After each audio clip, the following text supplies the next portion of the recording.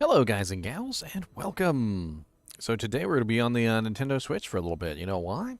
Because the lobby updates are here. The lobby updates are here. The lobby updates are here! That's right, boys and girls, guys and gals, chinchillas and chinchillaettes. The lobby updates are here, my boys. So we're on Nintendo Switch today. We're going to take a look at these lobby updates. I think that's the thing I'm most excited for, because the Nintendo Switch really didn't really work very well, because the lobby was terrible. Just awful. I'm going to hop into Kinship VC, see if anybody's online. What's up, Tanari? Tanari not here. Tanari AFK. Hey Ginger, what's going on? What's up, man? I'm at the other desk. I'm just getting some work done. How dare you get work done? Gotta get work done, sir. Alright, let's check out these lobby updates.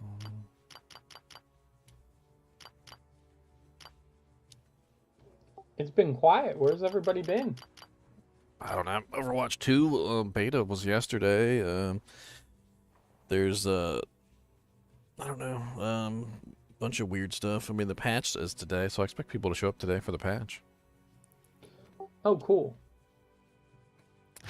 They made a huge fix on the lobbies, so the lobbies are now apparently not broken anymore, which is nice. Yeah, that helped. Oh, look at that! A beautiful list to choose from. Oh wait, no, that's the ladder. Never mind. So game creator, oh, game list. Here we go. Game list. No games found on the game list. Oh, wait, no, there we go. There we go. Took a second. The Paladin Angel, or the Fallen Angel. Bale 007. Let's join a Bale run, shall we?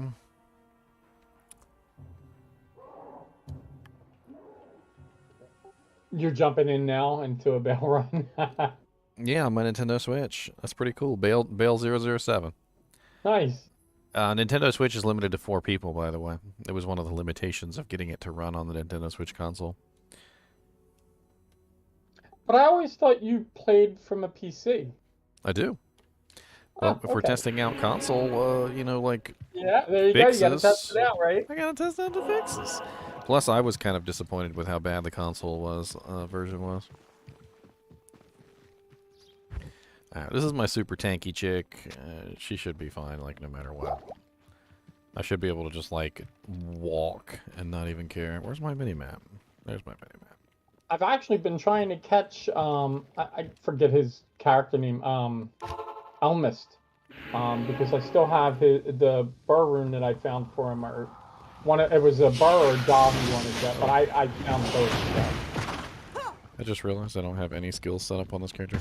I actually will be testing Whirlwind later, so stay tuned. The lobby updates were just the first thing that I wanted to test. That's all. Let's see here. There we go. All right.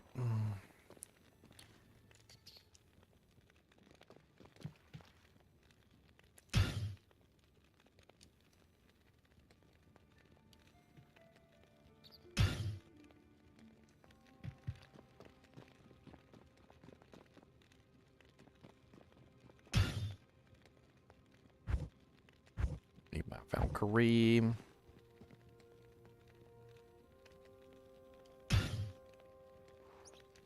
Yeah, Y is fine for that. And then I also want my infravision. Put that on the trigger. Not in town. Is anybody teleporting this thing, or are we just waiting in town like silly billies? Are we just waiting in town like silly billies? Is that what's going on? So we got one person in chaos, one person is in level 2. Oh god, I'm about to drop my items on the ground. Jeez, don't do that outside of a clan kinship game. Oh, I remember one time I literally walked out of town. I like almost died. I dropped my gloves on the ground, and then I died. And then I had to run back gloveless, pick up my body, find my gloves. Like, it was all in a public game too. There were some sweet gloves. Oh my god! Oh, I'd be using it. It was a mistake.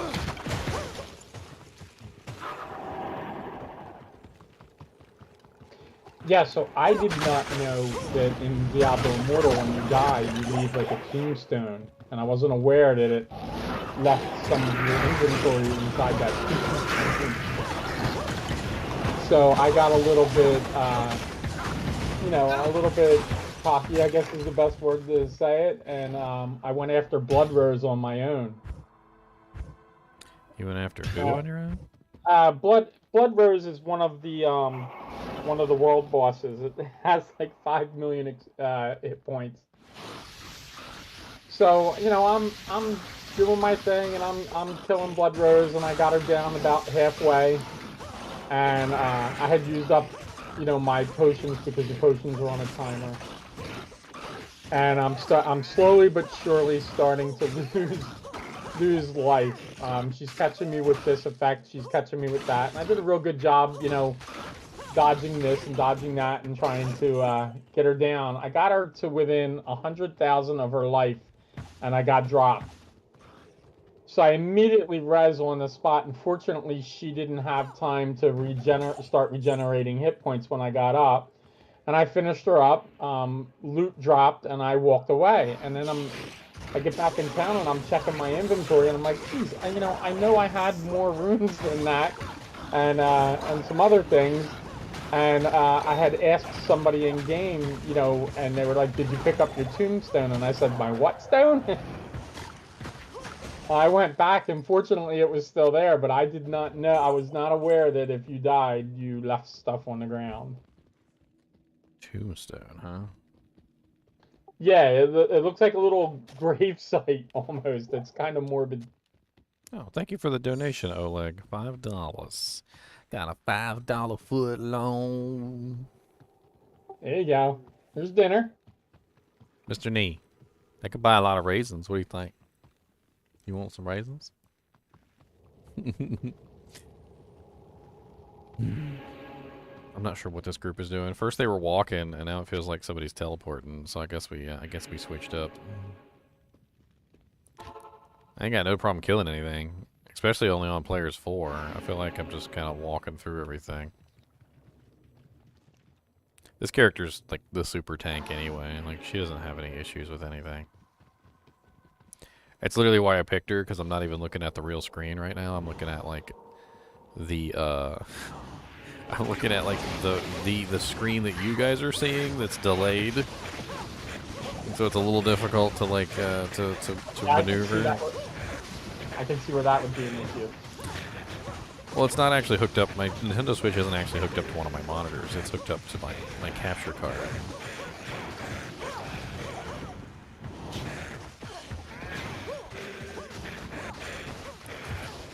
Forget. What's the button to swap sets? Oh yeah, click. There we go. There we go. Come here, buddies. Let me show you my my Breath of the Dying Ghost Spear. Let's see how you like that. That make you feel good inside? All nice and warm and tingly?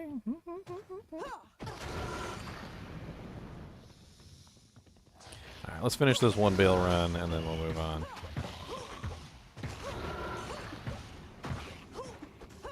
Oh, they already killed Bale? What? What? Did I join a run that was already over? Is that what happened? It looks like it. Well, I mean, at least huzzah for being able to join runs. Alright, let's leave this game. Let's take a look at this this menu again, because I actually really like. They also have a search function now, which been added to PC as well. So you can basically search for games by name. Of course, there's only like four or five games on the list right now. It's probably going to take a little while before people realize this new feature's here. But yeah, you can do filters. You can also put a name. Ping proximity. That's interesting.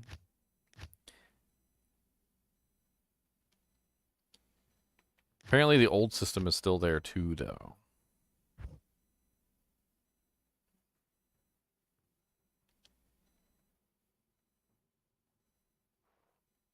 I mean, it's pretty self-explanatory.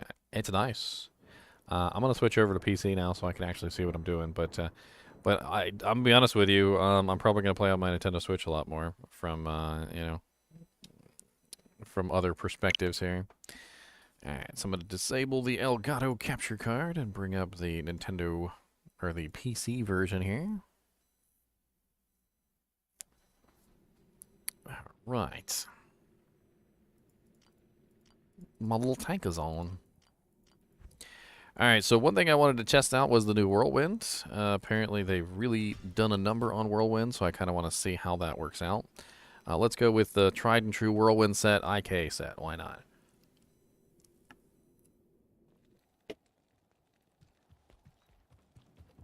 Apparently they really messed around with Whirlwind.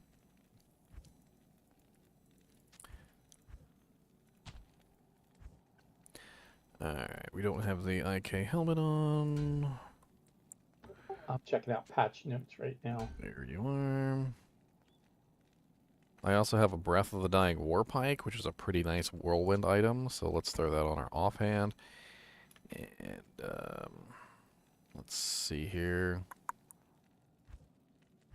I should have a random ring I can throw in there. Yeah, dual Raven Frosts, why not? Why not? I also have a Breath of the Dying Thunderball. Both of those will work really good on Whirlwind. We'll test out both of those. Why not? And I also got 2 Berserker Axes with beasts. You know what? Let's do dual Berserker Axes too. We'll play around with that as well.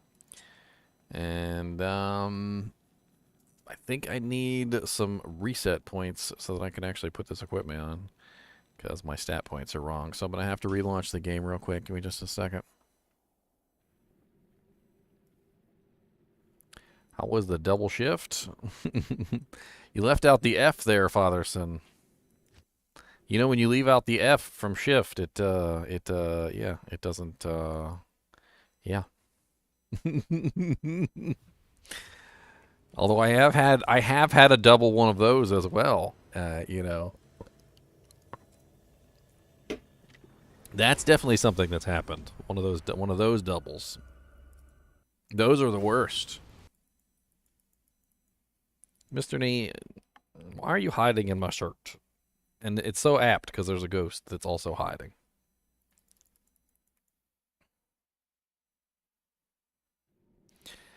Alright, let's take this IK barb out for a spin, shall we?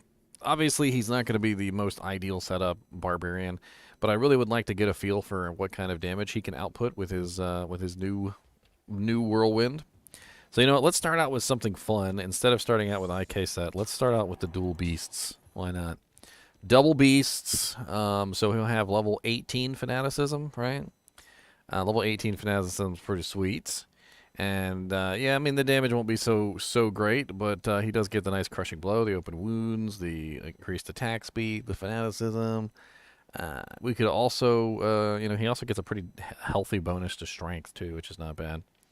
And then we're going to try out the IK set. We're also going to try out the Breath of the Dying Thunderball, and we'll also try out the Breath of the Dying War Pike. We'll try out all of them. Let me go ahead and reset him. And we're gonna, for right now, we're gonna max out his axe. We're gonna go ahead and give him 1 point in each one of these, and let's go ahead and stack up his Whirlwind. All right, max Whirlwind. So he's got level 26 Whirlwind. He's got level 26 Axe Mastery, and then we're also gonna give him the shouts as well. So let's just, you know, let's just go ahead and just pump up all them shouts. Doesn't really matter. I think that's pretty much it. Oh, $4.99. $4.99, $4.99. Now I got $9.99, boys. $9.99.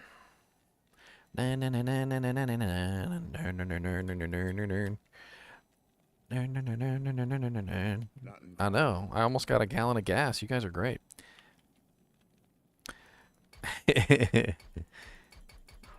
All right. Let's just go ahead and I want to make sure that I've got enough strength to wear this stuff without the set.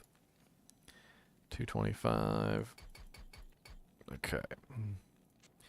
Where are my other IK pieces? I'm not wearing the rest of my IK set. This is weird. I'm missing the boots, the belt, and the gloves. Where did the boots, the belt, and the gloves go? I know where they went. I know where they went. The bunny foo-foo, little bunny foo-foo. He's the one that has them. There's a reason why he has them. It's because it's the only way to get like a maximum amount of plus combat skills for barbarian.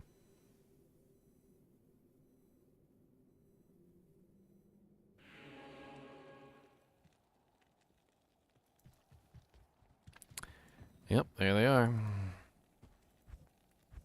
Mm-hmm. Mm-hmm. Mm-hmm. Mm-hmm. Mm-hmm. Hey, he's got some combat skillers. Let's take these two. No, not the personal stash. Take his combat skillers too. That way we can get a really good idea of his super whirlwind.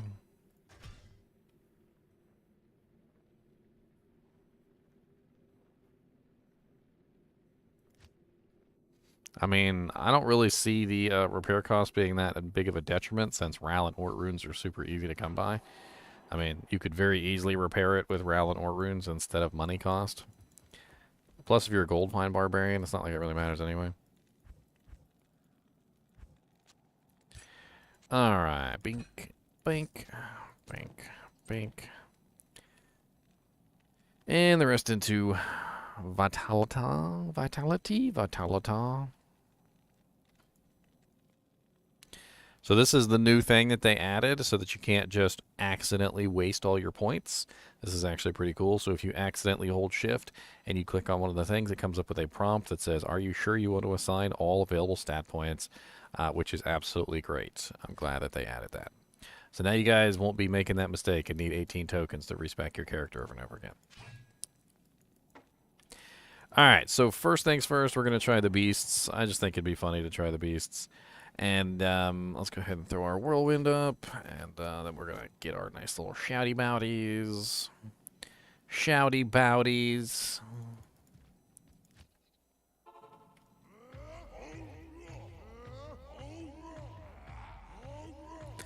Alright, so we're nice and buffed up. We've got 11,239 whirlwind attack rating. That should be plenty. Our attack speed should literally be through the roof with level 18 fanaticism, 40% on the weapons. We've got 30 or 25% on the gloves. I mean, I guess we could maybe like throw in some 1540s or something in the helmet if we really wanted to make this as fast as possible. We're probably past the highest breakpoint though at this point. Like I'm pretty sure we're past the highest breakpoint. I don't even know if we have. I don't think I have any jewels just laying around. Let me go ahead and grab these combat charms though, just for lulz. There we go. So now our whirlwind is at level 37, 230% attack rating, 210% damage. Not bad. Probably better off with Warcry skillers, but, you know.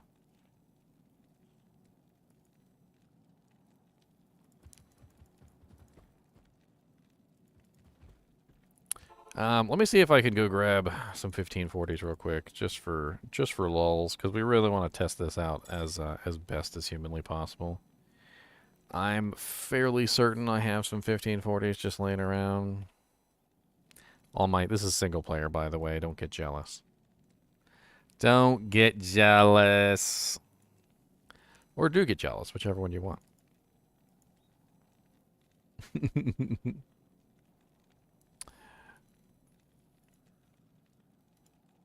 The reason why we're doing this, by the way, is because we want to see how this attack speed affects the items. So I need a couple pieces of gear that actually have some good attack speed on them. Otherwise, it's not really going to help me out very much. In fact, you know what? I'm going to go ahead and... there we go. Gems. Bink. That is not the right character to edit at all. Look at these. You know these sound effects in the background? You guys like these? Alright. Throw you away. Import item. I'm just going to import some 1540s real quick, and then that way we can have some fun, like decking out some items with IAS.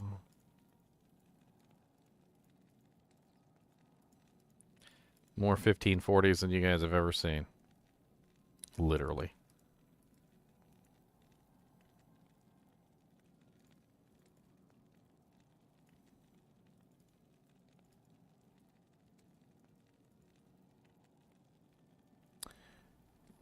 Why do we not have a treachery in here? Like, some of the stuff that's missing from these is really mind-boggling. There we go. All right, treachery. All right, we're saving that. I'm gonna throw him over real quick, and then we're gonna pull those 1540s and the IAS jewels and whatever, the treachery and all that stuff. We're gonna pull those over. Give me just a second. Copy and a paste. Alright, so we just need to quickly reboot the game real quick, and we'll have our 1540s and our treachery armor in hand.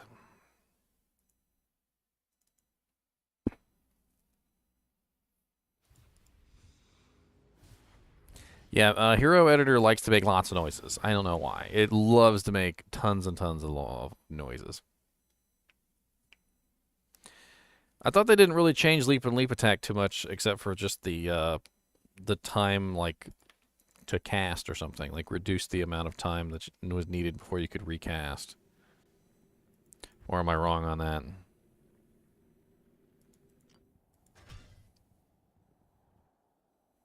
I found a 1527 yesterday. Good day. I was actually pretty excited by 15/27.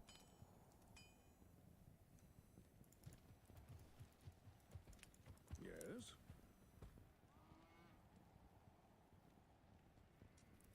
Alright, so there's the treachery. Bink. Here's all my little 1540s. I'm going to pull these in. There you go. More 1540s than anybody can shake a stick at.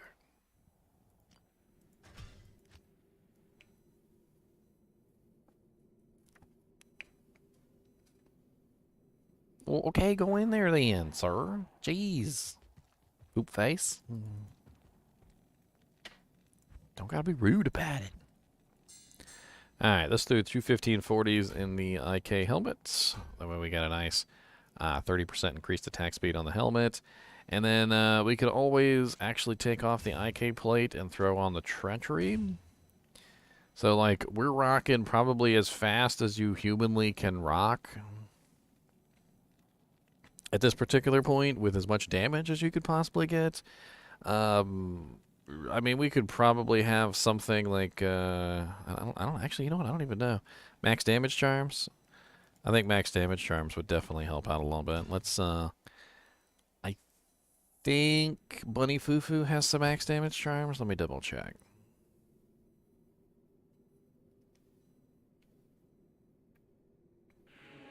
Little bunny foo-foo, hopping through the forest, scooping up the field mice, popping them on the head. He does not.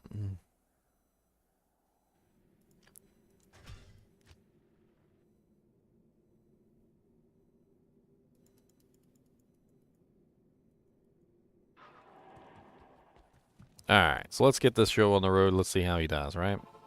Let me actually go ahead and let's bump this up to players 8 just for lulz.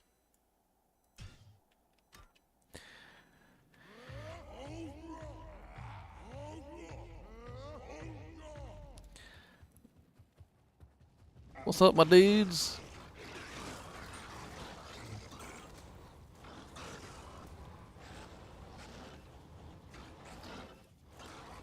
I have a sneaking suspicion that was players 1. Let's go down here to Shank. Shank shouldn't have spawned yet.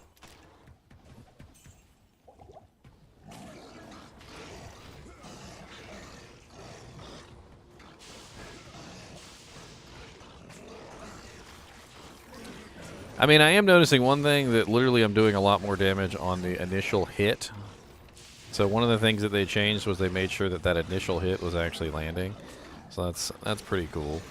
I mean, players 8, I don't feel like I'm hitting people with Nerf bats. This is 2 beast weapons. I'm assuming it'd be a lot better if I was running like a big hefty weapon.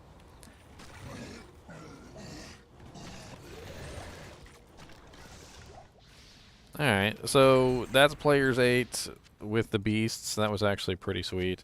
I'm actually kind of impressed with that already. Let's take a look at the...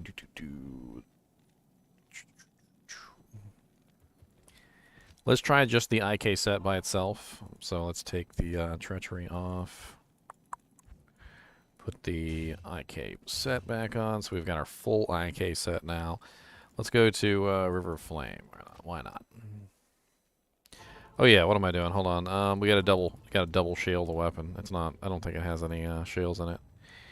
I usually have a bunch of shales laying around. There we go. Shale.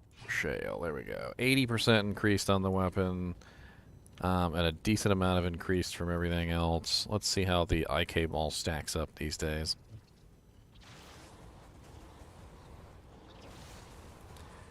I mean, I can tell that the number of hits that the maul is hitting is a lot more than it ever did before. Like, you can literally see the like the hits, especially when it hits multiple times in a row. It is doing very, very well. My attack rating is a little bit low though. You know what? Why is my attack rating so low?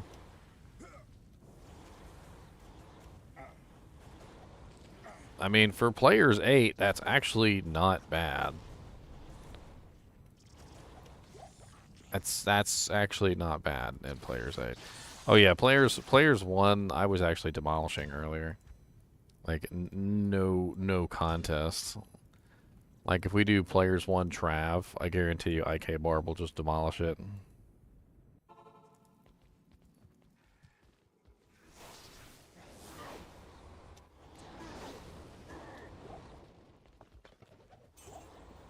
And of course, this is without a merc.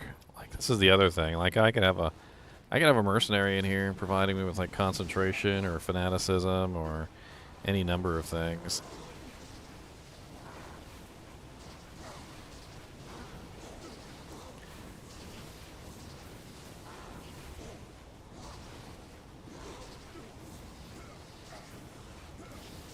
Look here, council members.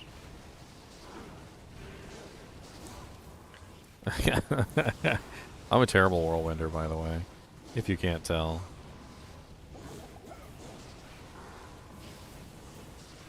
A little bit of amp damage would go a long way, too. I mean, he certainly doesn't have any issues surviving, but yeah, he's definitely having some issues actually killing things. You know what? Let's have some fun with this. Let's put on the War Pike. Are you guys ready for this? This thing is massive damage. Massive, massive damage. The 318 damage on the top end of the IK Maul doesn't even compare to the 1,254 on the Breath of the Dying War Pike. Let's see how this rolls.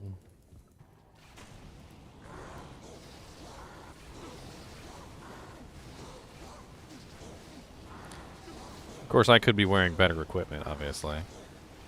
Oh no, they're killing me. They're killing me. Stop killing me. I mean, I'm definitely doing a decent amount of damage to them. I feel like I need to switch to Treachery to get more speed out of this War Pike, because the War Pike is extremely slow. Am I sure this is on players freaking 1? It feels like I'm doing a players 8 draft. They even hit really hard. The resistances are all capped. Oh yeah, I forgot they heal each other. That's part of the issue when you're doing something like this and you're trying to spread out damage among the council members. The council members just sit there and spam heals on each other. Why did I forget that? They literally just spam heals on each other forever. This guy's immune to physical.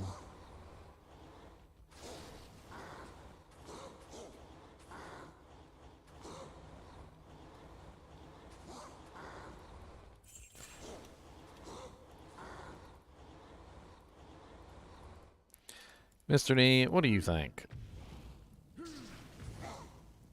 Let's see here. Concentrate.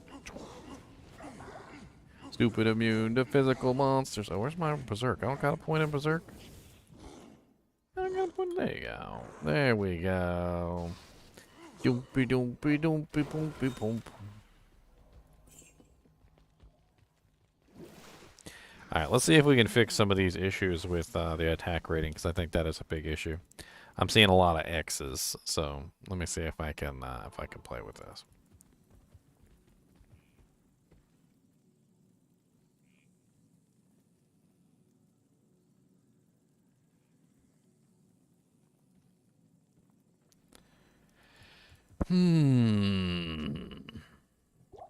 Alright, so let's reset him real quick. Let me throw the treachery on too so I get the attack speed bonus.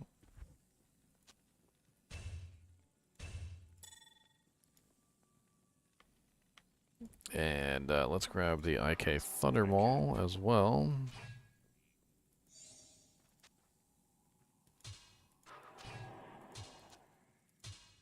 Or sorry, the Breath of the Dying Thunderball.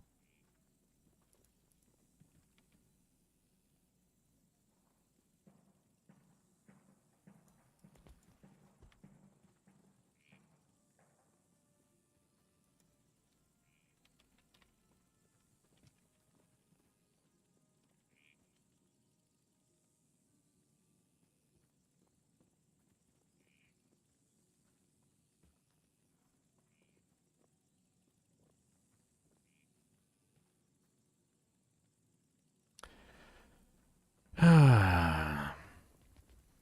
to see you. You didn't know until after, despite the fact that you have to read the kinship charter to get into the kinship.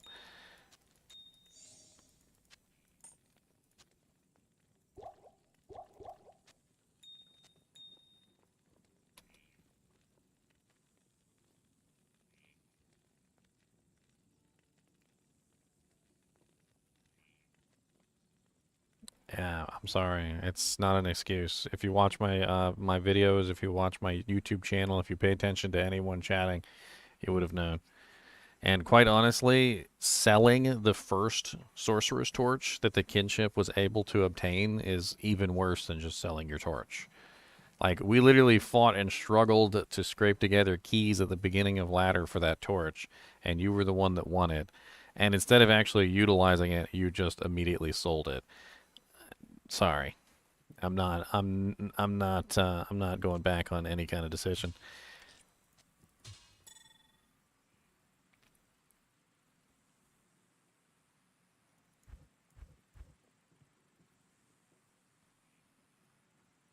You knew very well that was the first torch that our kinship was able to obtain.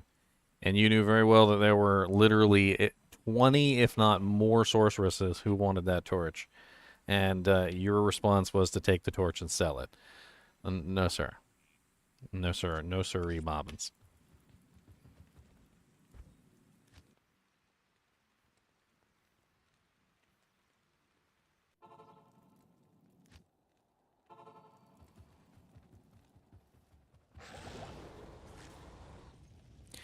Alright, so now we have the Thunder Maul.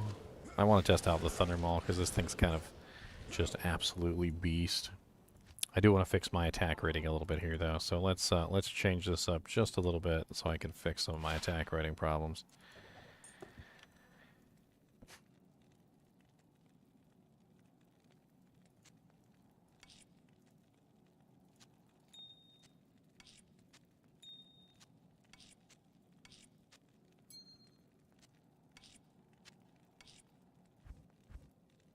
I'm trying to think if there's any like other piece of equipment I can throw on, but not really. My equipment list is kind of barren at this particular point. I'm already wearing 2 Raven Frost, which is literally 500 attack rating right there. And then also 20 dexterity too. It's a pretty healthy amount of dex and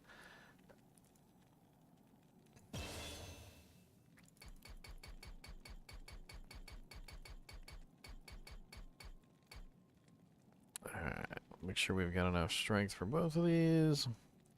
We're gonna stack up some vitality, why not? Let's go ahead and grab the Mace Mastery because we're gonna be testing out the Breath of the Dying Thunder Maul.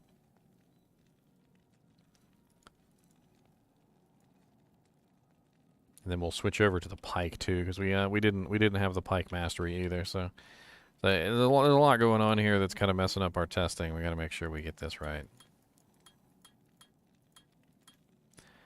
All right.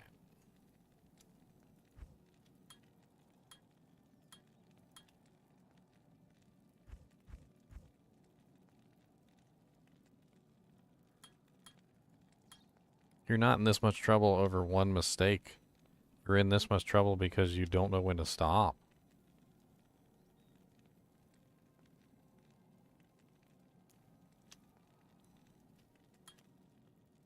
Like, you literally don't know when to stop. You're literally spamming chat right now. Why are you spamming chat right now? Why? What is the purpose of what you're doing right now? Like, you literally cursed out people in kinship chat the other day because I wouldn't G-rush your assassin. You deleted your sorceress, you sold your torch, you made a hardcore character, you lost the hardcore character, you came back begging for equipment after you sold everything that you had and basically just, like, abandoned the kinship. And then once you abandoned the kinship, you came back like a wounded dog with his tail between his legs, and then lied to us and told us that you deleted your character, when in reality you had actually sold your character stuff to fund the hardcore character and then lost it all.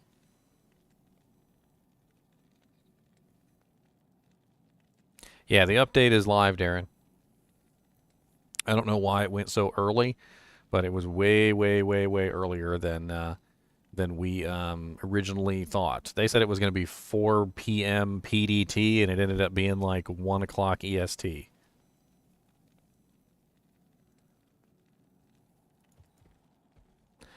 I gotta have some charm somewhere to like stack out this guy's attack rating a little bit. I feel like that would be like the least I could do to give this like an honest try. Let me see if I can find any kind of charms that I could put.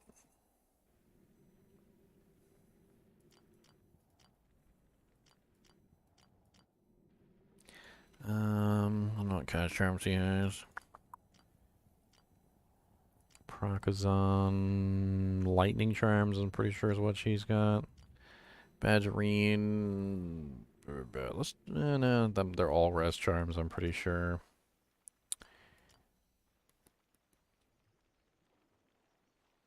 Let's check him. What's up, Killer Bee?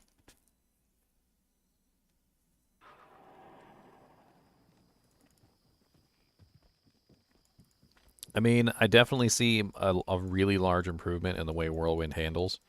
I noticed that it's attacking much better than it ever was before. Alright, so here we go. I've got some max damage life charms. Let's bring those over so we can get a good idea of this. These are 320/20s. So that'll help us out a little bit. Definitely something that you'd probably run on your definitely probably. It didn't help anyone, ho boy 9, ho underscore your boy 9. You're conflouting weirdness. Like, I literally tell you how things are, and you're like, no, that's not how things are. This is how things are. You live in your own, like, fantasy world. I don't know what to tell you, man. And if you keep just, like, spamming my chats everywhere I go on literally multiple platforms, I'm just going to have to ban you on every single platform. Like, you've got to figure out some sort of, like, reality inside your own mind. I literally tell you that I don't G-rush people, and I don't go through that process of forcing people past where they are. I literally tell you that the only reason they got their levels was because they were literally with me when we were doing chaos runs. I wasn't doing chaos runs when you showed up on your level 22 character. The same level 22 character that was level 22 for like 3 weeks.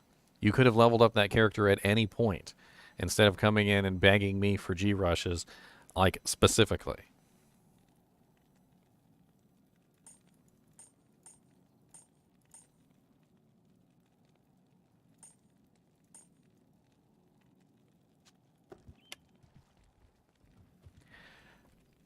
All right, 8,704. Still not quite where I want to be. I mean, but that's with maxed out Mace Mastery. That's with maxed out Whirlwind. That's with, I even got, you know, let's go ahead and use our shouts real quick, because that'll give us a couple more levels. Changed my passcode and locked you out. I am literally in an offline single-player game. This is what I'm talking about with you. You don't pay attention to what's going on. The only thing that matters to you, ho underscore boy 9, is literally yourself. Like, I could literally go through the process of telling you that I'm on the moon and I literally need some oxygen, and you would still be over there talking about how you can't get into the game, and I would literally be dying of oxygen deprivation, and you wouldn't even care that I was literally dying of oxygen deprivation. Because the only thing that matters to you in your mind is yourself. I am testing an offline character right now. You're not going to be able to get into my game because I'm literally in an offline game. So you're trying to guess the password to a game that doesn't even exist.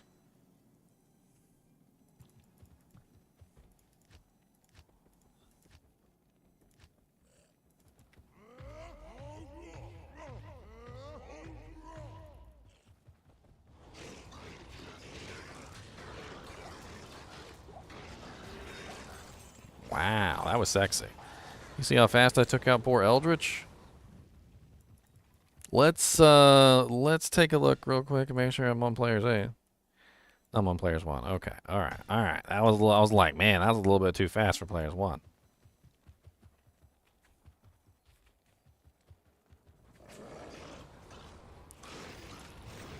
Here we go again. Let's read your statement again really quickly here, because you're saying some straight up lies, then how have I been loyal to you since day one? So since the first day of ladder, literally your group collapsed into nothingness, and you basically just left them all out to dry.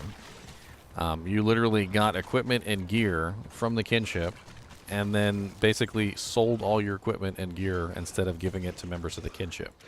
Like, if you wanted to make a hardcore character and you wanted to abandon the kinship, that's, you know, perfectly your purview, and I'm not going to tell you can't do anything.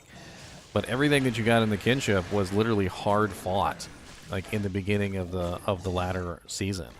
And you basically just said, you know what, screw you guys, I'm going to go do what I want to do. And then when you died and you lost everything, you came crawling back, which is probably the stupidest thing you could have done, because then you lied. And I didn't even really care that you lied. But then you came in here and told us that you lied, and that's just absolutely the dumbest thing ever. And then what really chafes my balls is literally that you continually lie over and over and over again.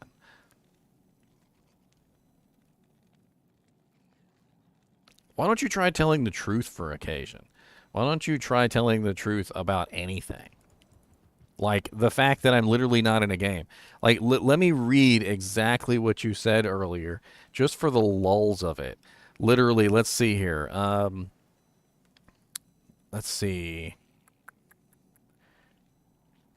I got you spam so much. I've got to literally like scroll up for miles to find it too.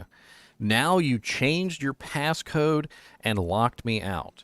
Literally, this is the kind of like dramatic nonsense that literally comes out of your mouth on a regular basis. Like, you don't even paying attention to what's going on. I'm literally like, we're offline, we're single player, let's test out some characters, right? Let's test out Whirlwind. But no, apparently I have changed my passcode and locked you out of the game. Number one, you weren't paying attention in the first place that I said we're offline testing Whirlwind. Number two, I didn't change any passcode, but even suggesting it is probably the dumbest thing I've ever heard in my life.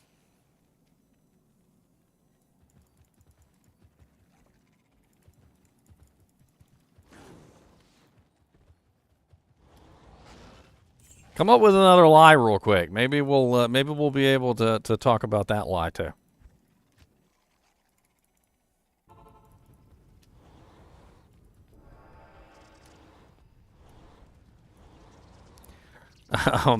Also, Anonymous, thank you for becoming a Ginger Gaming mentee. I really appreciate that. Sorry, I missed it in the silliness.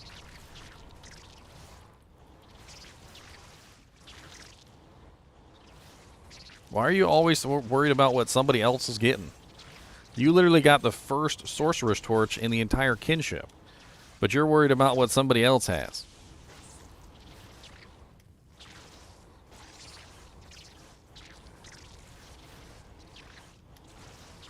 So players 8 with the Thunder Maul.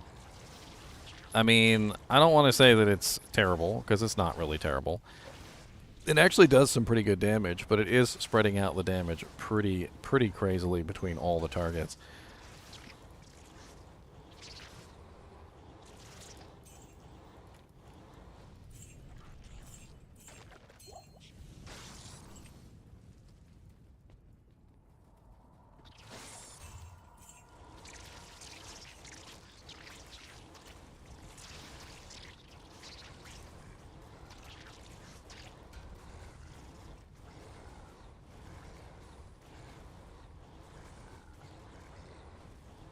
I mean, the Thunder Maul is literally the highest damage item that you could definitely use, and it is hitting a lot.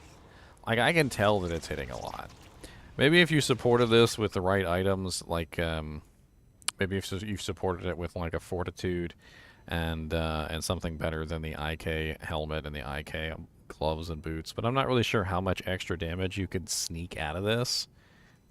I mean, it's like kind of in the low ballpark.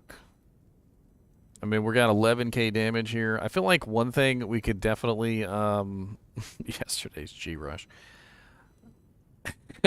You're just trolling him, aren't you? Because you know I don't G-Rush. But I appreciate the $5 though.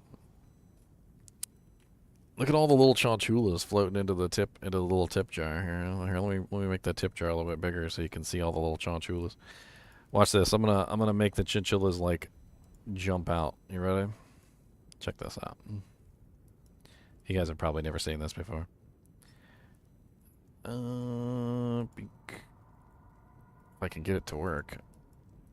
No, why is it not working? You're supposed to work.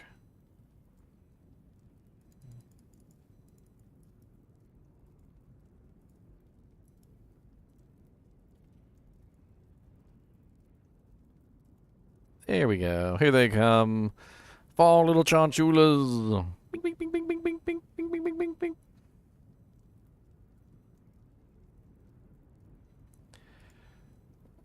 And you were not allowed to sell it. Like, you made a conscious decision to do the wrong thing. I don't know what you want from us. And now you're coming back and you're like, I did the wrong thing. Here, now G-rush me and level up my characters and give me some more gear so that I can take that gear and then sell it on forum on JSP as well.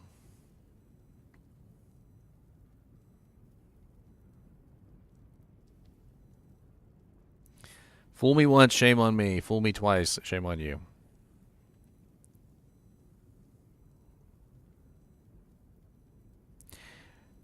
Let's see here. I want to try out the war pike with the proper skill setup too. So let's give this a try. You know what? Let's also just dump all our points into dexterity since we seem to have attack rating issues. I feel like if we dump all our points into dexterity, it'll simulate having like a good enchant and all sorts of other stuff. What are you doing, sexy Squiddy?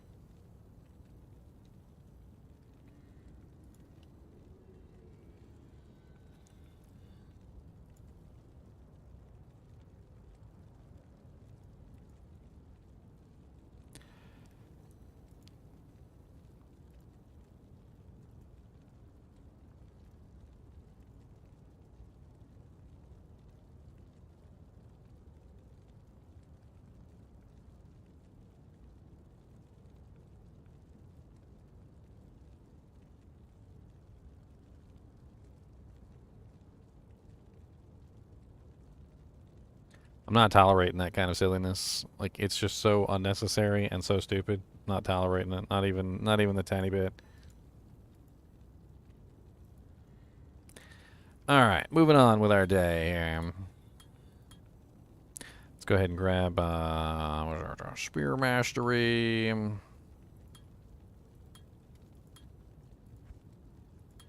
Grab our Whirlwind.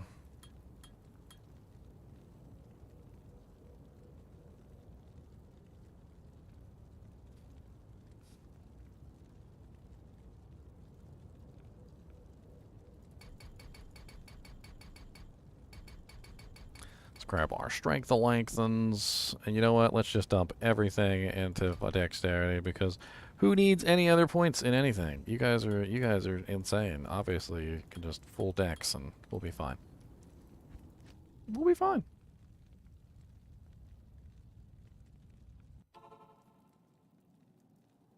Am I using a mouse and keyboard adapter for the Switch? Actually, I've never tried that before. This is actually the PC version I swapped back over a little while ago.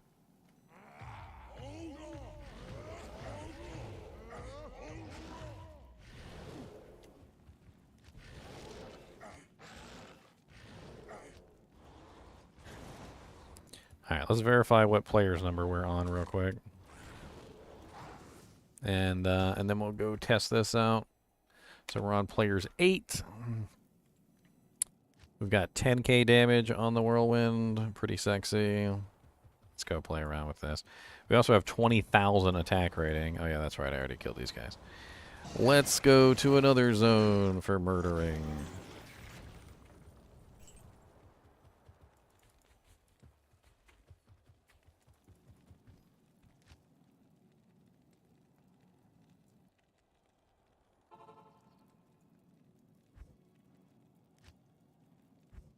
Let's try Halls of Pain.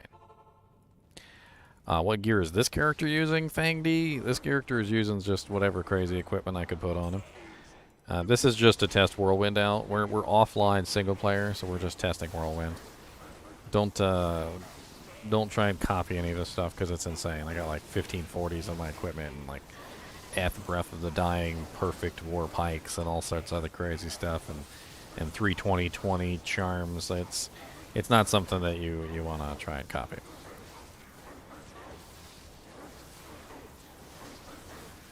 I mean, with 20,000 attack rating, I'm certainly not missing anything.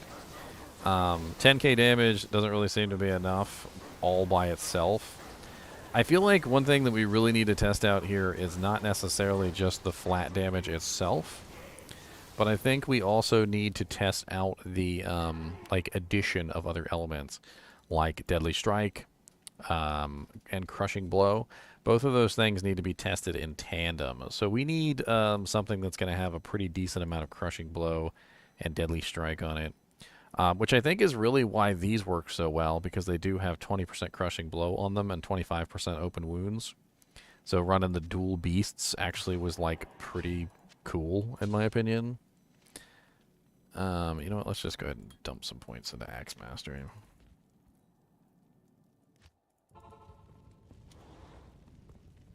Oh, you got your shirt, Barca?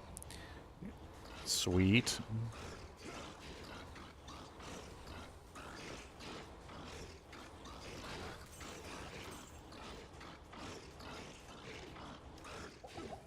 I mean, one thing's for sure. Attack speed definitely increases the damage output of Whirlwind insanely. It does seem like a Crushing Blow build would be really sweet with this. So instead of using Treachery, maybe Duress would be a better choice. G-Face would be a better choice. Things like that. I believe I have a lot of that equipment sitting around on a character. Let me go check. I believe it's on Test Amazon. I believe she has a lot of that stuff sitting on her character. Let's go check.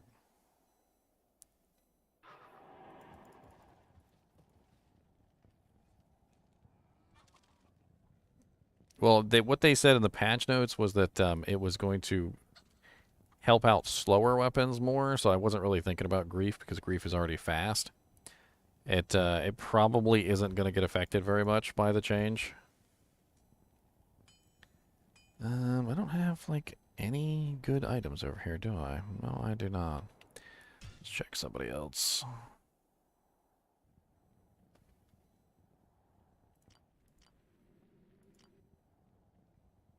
I've got so many characters.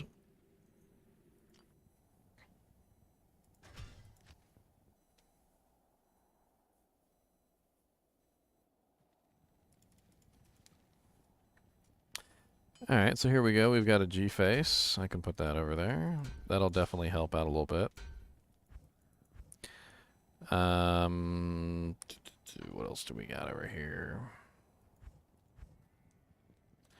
Treachery, Andy's Visage. We got Gore Riders. Let's pull those over. I mean, the addition of Gore Riders and G-Face could make a pretty big change. That's already very nice. And then I've got these really sexy 10% Crushing Blow gloves. Let's bring those over too. And then we got a High Lords. Let's bring that over.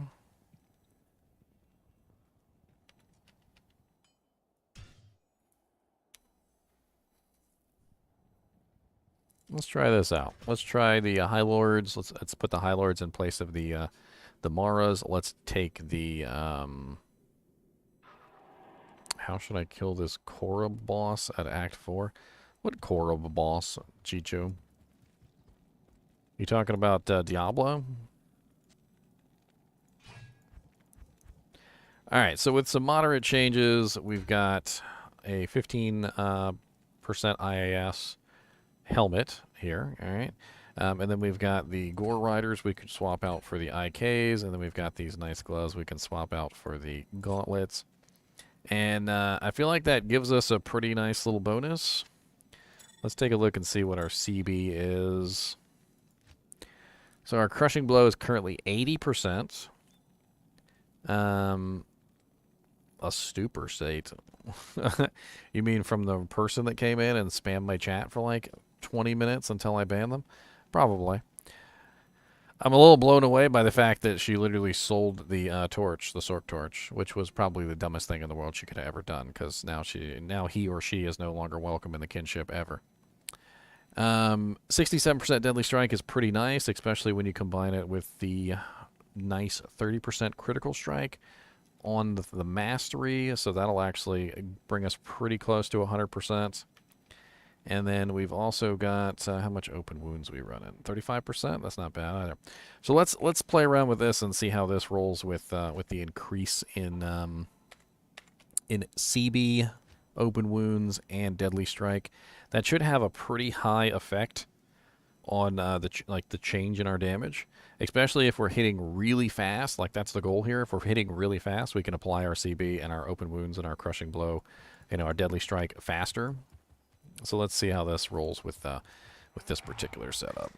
Hold on, I can't forget my shouts. I got like no HP.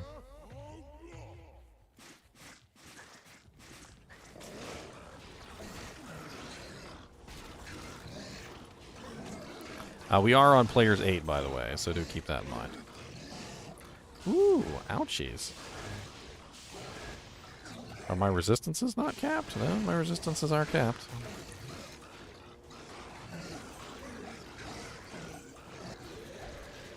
I mean, that was actually much better in Players 8. That was actually much, much better. Let's swap over to one of the other weapons. Which masteries do I have? I've got the Spear Mastery. Let's swap over to the Pike. Let's go to Halls of Pain real quick. Let's play around in here.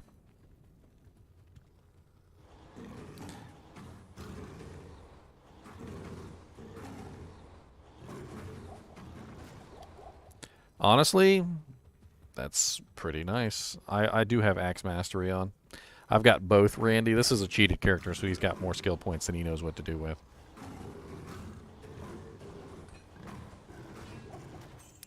I could literally just go bink, bink, bink, and I could literally do all the masteries and still have skill points left over.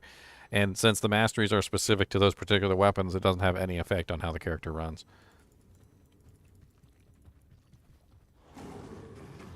I mean, honestly, Players 8, he is absolutely flying through these monsters.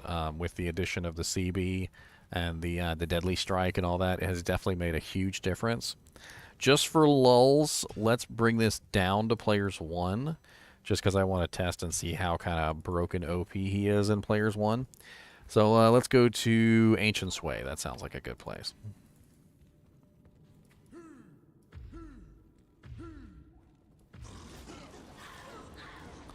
So Players 1, he literally walks through these guys in hell difficulty.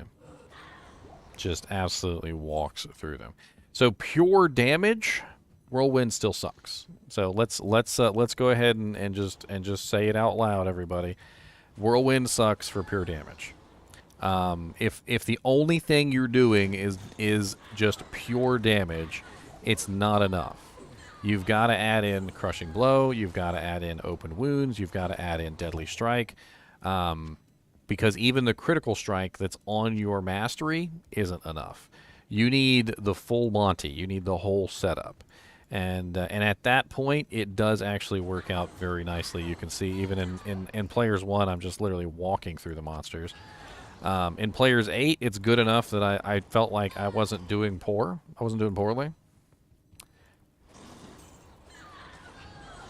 I mean, as you can see here, Players 1, hell, I'm literally just kind of murdering everything, like, with ease. Let's add in now the,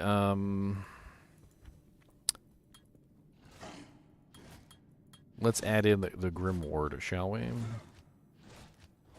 So we're going to test this one more time. I want to add in the Grim Ward. We're going to see how much damage we can output with the Grim Ward.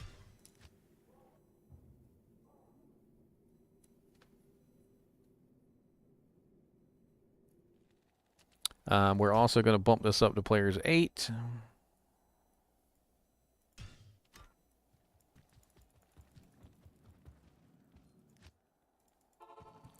Alright, and let's kill our first monster. Ow, you guys are ouchy. Quit that.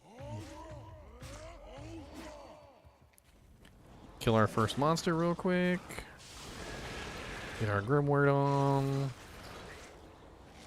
Just trying to kill one so I can make the Grimward. There we go. Now we've got the Grimward.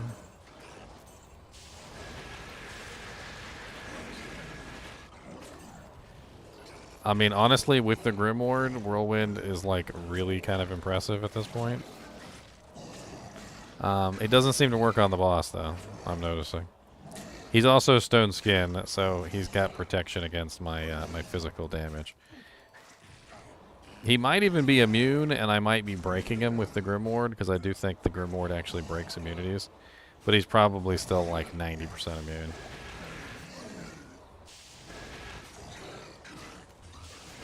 Everything else, though, is literally just melting if it's under the effect of the Grimward.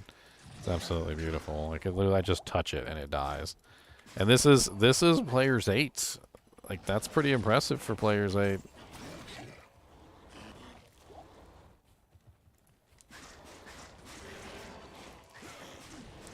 Ow, spike fiends are evil, especially ones that have evilness. You guys are evil. Nobody likes you.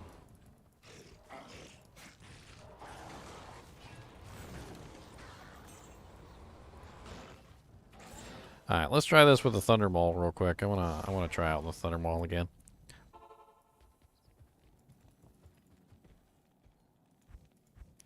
Where's my F Thunder Maul?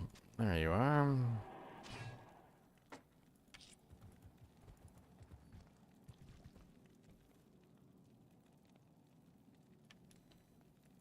I have a better belt laying around in here anywhere. A Snow Clash. That is not a better belt. That is a worse belt.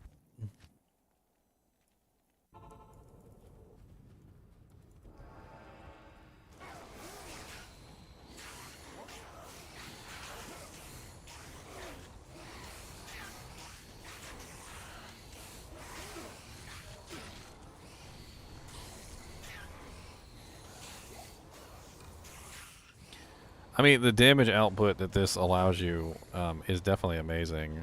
But as some people are saying in chat right now, you know, obviously things running away from you is not always the preferred method of interacting with those targets, especially if the area is really wide open.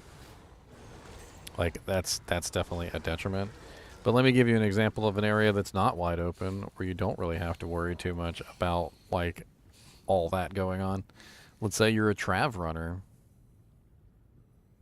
Yeah, Decrepify doesn't proc with Whirlwind. Whirlwind doesn't proc anything. You would need it on a mercenary to make it worthwhile. Let's say you're over here and you're killing the council, and you want to make one of the little corpses. Ah.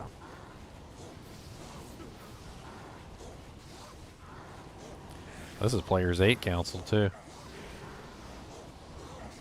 They might end up killing me. I don't really have enough HP for this. It's perfectly possible for them to kill me, especially with amp damage up.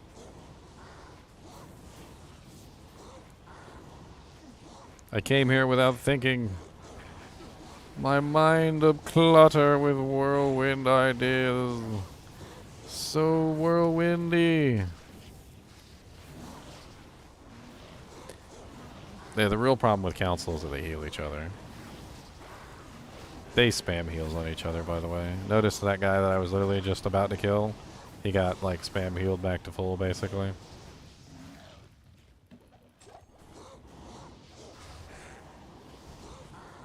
Spam healed. Will you die already? There you go. There we go. Now we got some effects. No. Come back here, Torque Ice Fist. You started this. You started this, sir. Got to be champion ghoul lords here.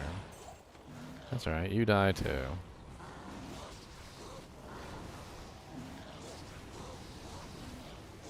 Yeah, Grimward with the new synergy reduces the monster's physical resistance by 120%. It's pretty massive.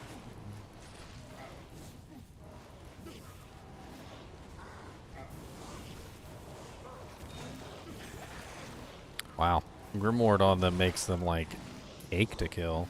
As soon as I got my first Grimward up, like, I was like, okay, bye, see you later, have a nice day. And of course, all the non-elite council members also spam heals on their bosses. So being able to fear the non-elite council members away from the elite ones is actually surprisingly useful. What's up, Geleb Flame Finger?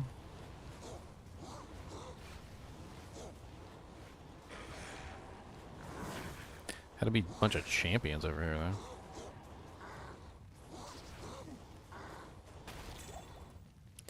Come here, champion Night Lord. No, no, no, no, no. You started this, sir.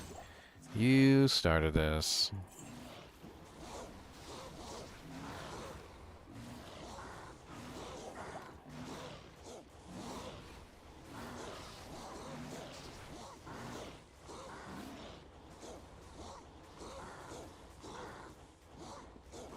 I mean, I feel like Berserk would have done a hell of a lot better than Whirlwind there, but, you know, if you're a Whirlwind Barbarian, you're a Whirlwind Barbarian. That's really all there is to it. One of the big issues with using Whirlwind on the council is just that it's a bad idea. Like, you want to single target monsters. You want to like when it comes to the council, because they're all healing each other, you want to actually like focus on one particular monster and take those one particular monsters out. Because if you don't, you're going to end up with a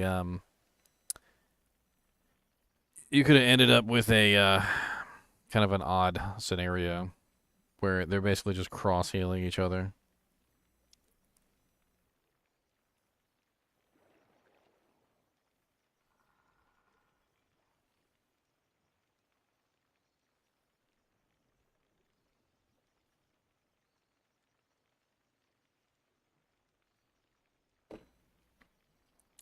I don't know if I have any griefs just laying around anywhere I could test with. I did actually want to test this, though, which I thought would be pretty funny.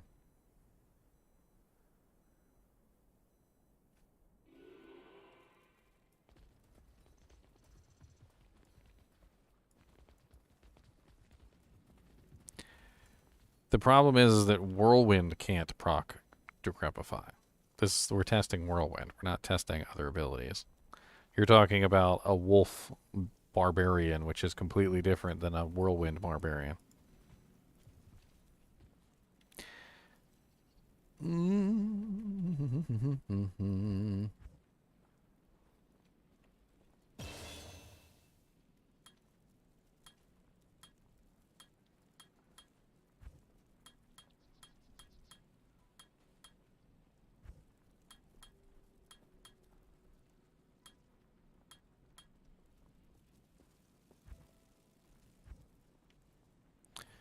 All right, boys, you ready for craziness?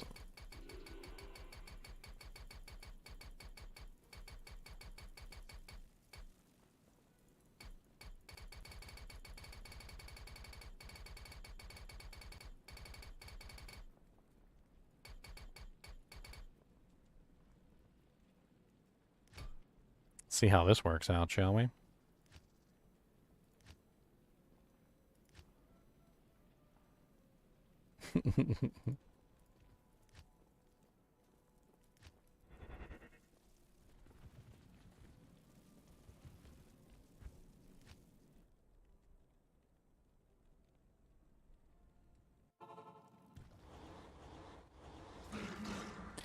I just wanted to see how Whirlwind interacted with the max speed barbarian. Just for the lulz of it.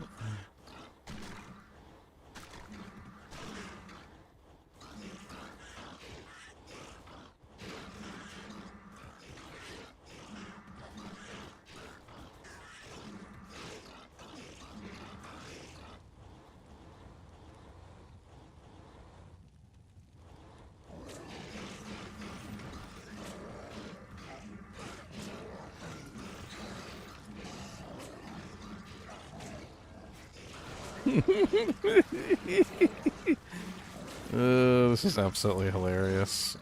Hey, you know, the blaze actually works out pretty nicely with Whirlwind, you know? Because, hey, look at it. Like, I'm going through the enemies, so the blaze is actually hitting all the enemies, you know? That's actually pretty cool.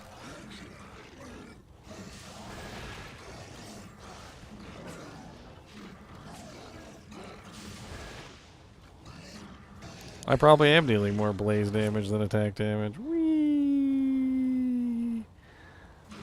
It's funny because the whirlwind seems to be running out. I guess because I'm moving too fast, like the whirlwind is just running out. There also seems to be this really awkward, like, kind of like thing going on where sometimes my character just kind of like doesn't whirlwind and he just kind of like moves. He like slides. Do you see him sliding? Like where he's literally just like sliding?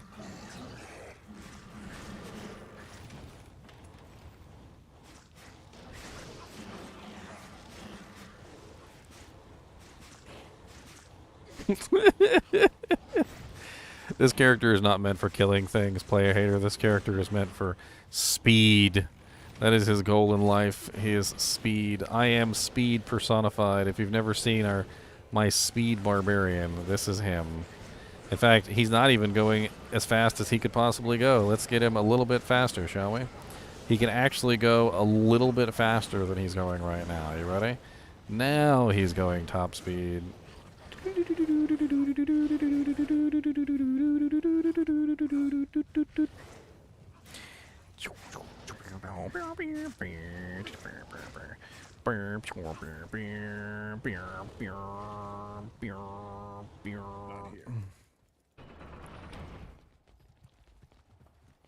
He runs so fast, the game has trouble actually loading stuff before he gets there. It's pretty funny. Like, I could probably reach Pendle before it actually even loads Pendle. What's up, Pendle? What's up, buddy? Walked past you and got through the door. You suck. What's up? You suck.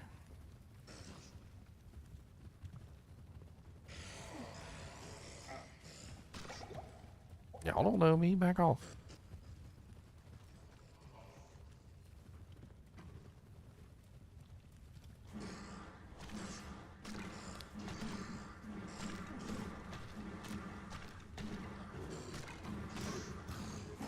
Blinding everything is certainly very funny.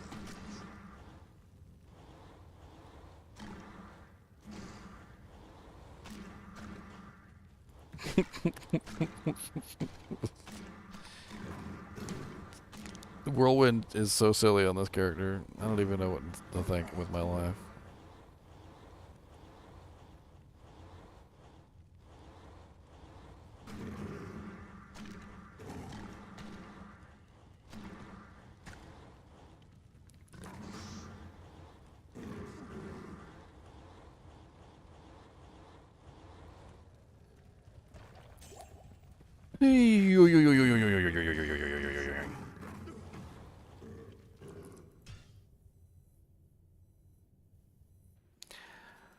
They also said they changed the way that like leap and leap attack worked. I'm not really sure what they did exactly, but I'd like to give it a try and check it out.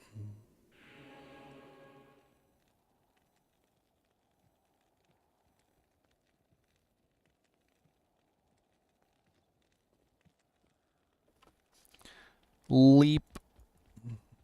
I'm pretty sure this was my like max damage leap barbarian at some point. Let's give him a Breath of the Dying War Pike.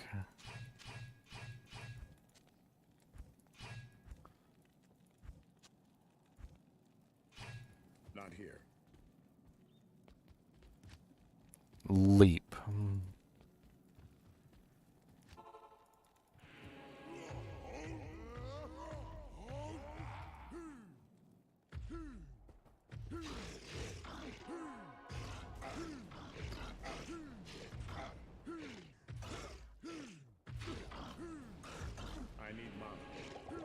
No mana, cause he's got the dang old mana burn, and all my mana is gone, and it sucks.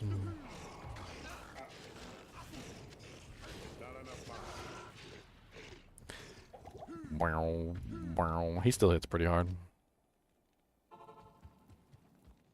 That's Little Bunny Fufu, by the way. Alright, you guys ready for this? Let's test out the cane identifying items in the cube, shall we? So I got one item outside the cube, and I got 2 items inside the cube. Can you do it, Kane? Can you do it? Successfully identified the one outside the cube, and the ones inside the cube. Look at him being a goat. Mr. NiNi is floating? He is indeed floating. How kind of you to notice.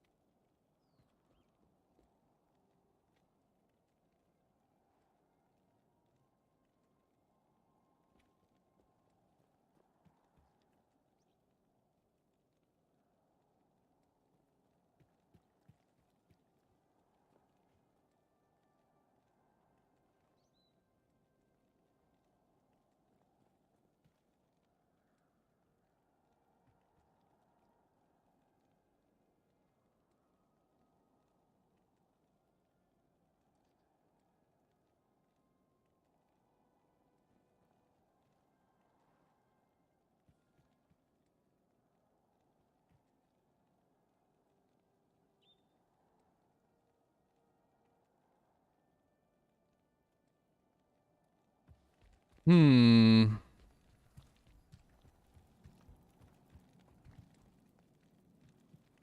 Trying to think if there's anything else I want to test.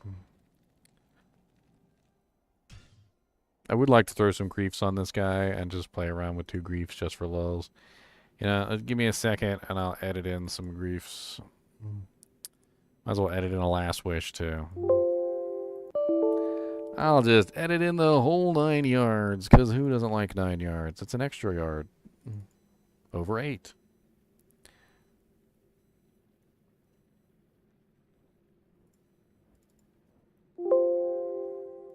Sorry about all the weird sound effects at the background. You guys just have to deal with it for a second.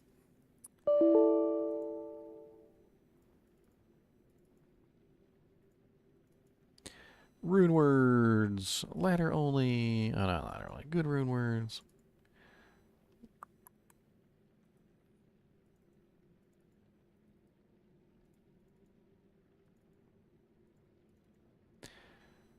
Alright, there's a grief. Copy the grief. Throw in a last wish. Why not? We're rich.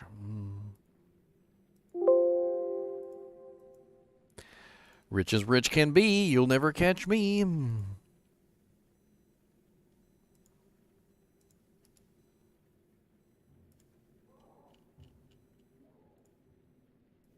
really interested in seeing if Whirlwind can be viable again. Ever since they've nerfed it a long time ago, it's just been a sad and sorry state. A sad and sorry state, my friends. A sad and sorry state.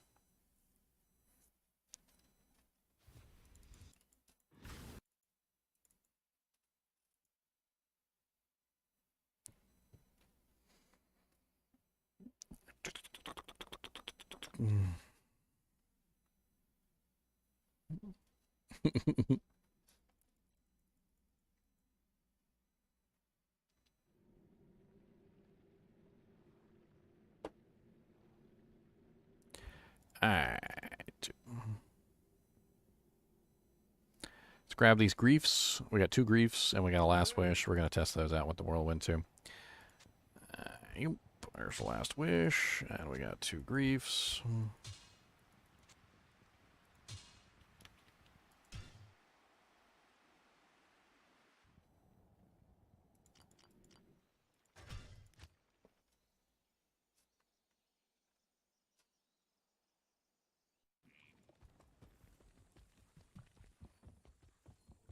Alright, so do keep in mind we're still on players 8. First, let's try out 1 grief and last wish together, shall we?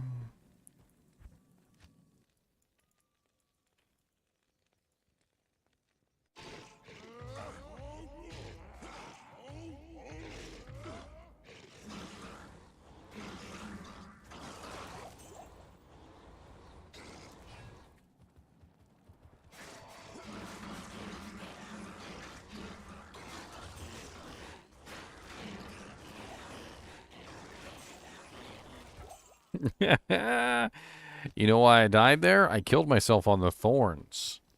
So if you guys are unaware, I'm attacking really, really fast. And the thorns damage, it really, really hurts. And basically what happened there is I was attacking so ridiculously fast that I killed myself on the thorn damage. That's absolutely amazing. That's pretty darn fast. That's I would say that's in excess of fastness. Definitely on the high end of the speed. Let's try somewhere that doesn't have thorny beasts.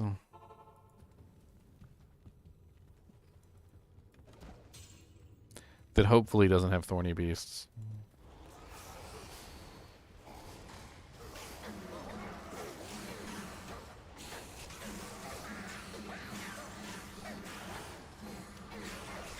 The poison is nasty. Did I not? I didn't shout. I was wondering why my HP was so low.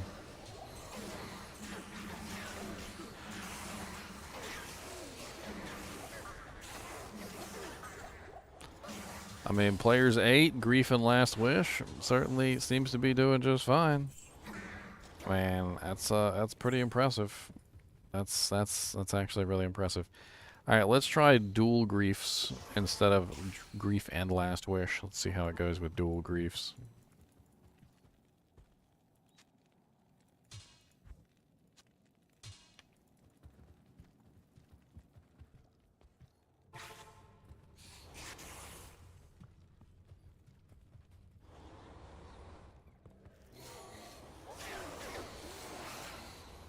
No blinding effects, which is sad. We lost our blinding effects. The blind effect is one of the few things in the game that actually can transfer through Whirlwind, because it's not a hit-on striking effect. It's just like a curse or something. Like that's basically what it counts as a curse. And my HP is certainly dropping a whole lot of it. That amp damage doesn't help your life pool, does it?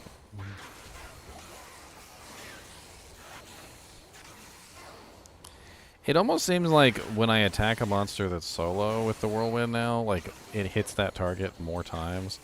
Whereas if I attack, like, a group of monsters, it spreads out the damage across all the targets. Kind of the same way that Zeal does. Like, literally to the point where, like, you know, if you're in the middle of a whole bunch of monsters, it takes you a while to kill monsters with Zeal because it spreads out the damage to all the targets nearby. Whereas when I attack one target, it definitely seems like all of the damage is going to that one target. So it's definitely doing a lot more to the one target than it is, like, the group.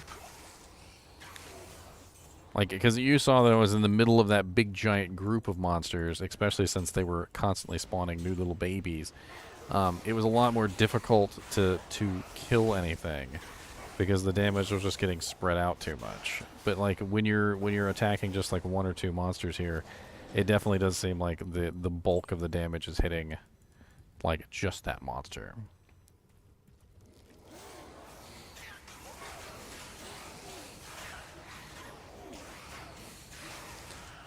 So, like, these monsters in particular seem to be absolutely horrible to fight with this because, of course, they're constantly spawning new targets for your Whirlwind to hit, as opposed to, like, this guy who's just by himself. So he gets his butt handed to him.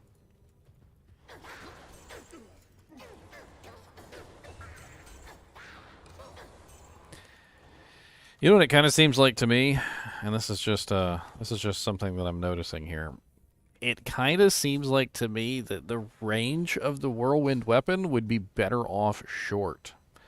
Like, every single weapon has its own range, right? So, like, the Breath of the Dying Thunder Maul versus something like the War Pike, they have two completely different ranges, right? The War Pike is like the longest range weapon, like, in the game. So when I'm using the Breath of the Dying War Pike, which seems to be missing for some reason. Where's my Breath of the Dying War Pike? What did he do? Drop it on the ground?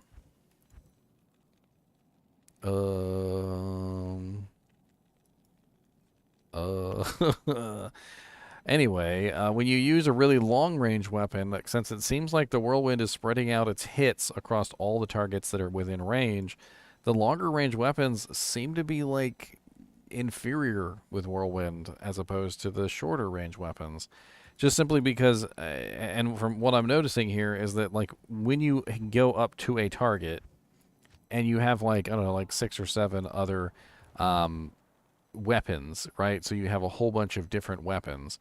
You know, the shorter weapons are hitting a target multiple times. The longer range weapons are hitting all of the targets multiple times that are with range. So the longer the range of the weapon, the worse things get. I'm kind of curious to see how, like, Flesh Ripper fanged knives would work. You know what? Let's go grab 2 Flesh Ripper fang knives. Why not? Give me just a second. I'm going to edit in some Flesh Ripper fang knives. So if you've never seen Flesh Ripper fang knives, they are absolutely amazing little pieces of kit. They have tons and tons of crushing blow and open wounds and all sorts of beautiful effects on them, and they're range 1 weapons, which is the reason why I want to test this. So what we're gonna do is I'm gonna import 2 Flesh Ripper fang knives. Beep, beep, beep, beep. I just kind of want to see if, like, when I'm in the middle of a bunch of monsters, for instance, if the Flesh Ripper Fang Knives kind of, like, finish monsters off easier, I guess would be the term. Because what we're looking for is we're looking for the ability to actually kill targets. Because dishing out damage doesn't seem to be the problem with Whirlwind. The problem with Whirlwind, as from what I'm noticing so far, is that it's spreading out its damage too much across all of the targets that are within range. And maybe restricting the range of the Whirlwind will somehow have the ability to allow us to finish targets easier. So what I'm going to do is I'm going to get 2 ethereal Flesh Ripper Fanged Knives for the extra damage. And we're going to go ahead and we're going to Zod them. That way they're indestructible, and we're going to play with that too. Why not? Alright, let me copy this over. And then we're good to go. Copy Poppy.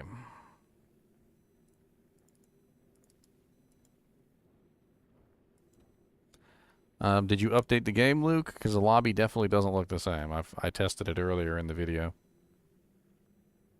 If you rewind, Luke, to the beginning of the video, you'll see the the Nintendo Switch version, and I go through the lobby and I play around with it. You have to go to the can't remember what the name of it is. It's the far right button.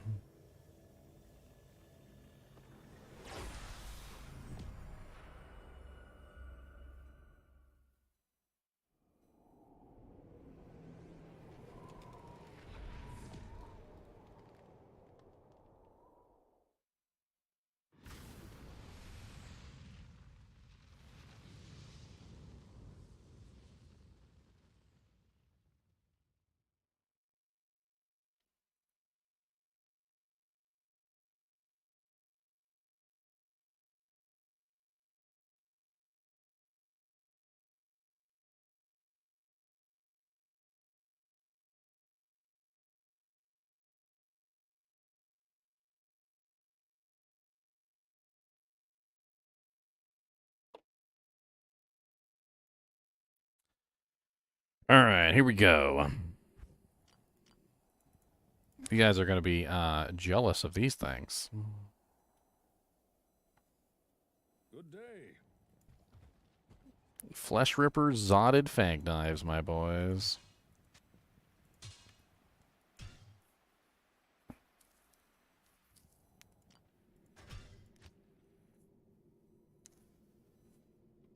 So if you guys are unaware of recent changes, let me enlighten you. So one of the things that they changed is they made it so that Blade Mastery is no longer Sword Mastery, and it also affects daggers. So we can use something crazy like the dagger now. The Flesh Ripper Fang Knife. My robot just turned on. No, sir. I have a little vacuum cleaning robot. I need to change the time on him. All right, so let's go ahead and throw these doojiggers in here. And if you've never seen the Fang Knife, the Flesh Ripper Fang Knife, it has 300% enhanced damage. It has negative 50% target's defense. It has 25% crushing blow, 33% deadly strike, 50% chance of open wounds, prevent monsters heal, and slows target by 20%. It's also a dagger, so it's the fastest base that you can get pretty much, and it also has ethereal here so that I can get extra damage out of it.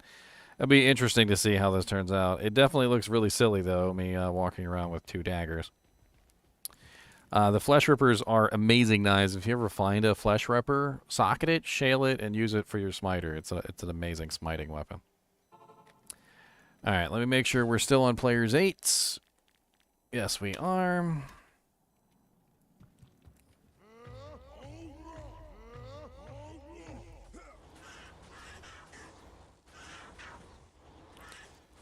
So my theory is correct.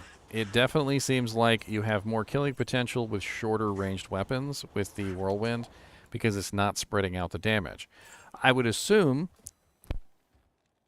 that if you were using a small ranged weapon, a long range weapon, and you were only fighting one monster, it wouldn't be as big of a deal. Of course, I got fanaticism. You guys are rude.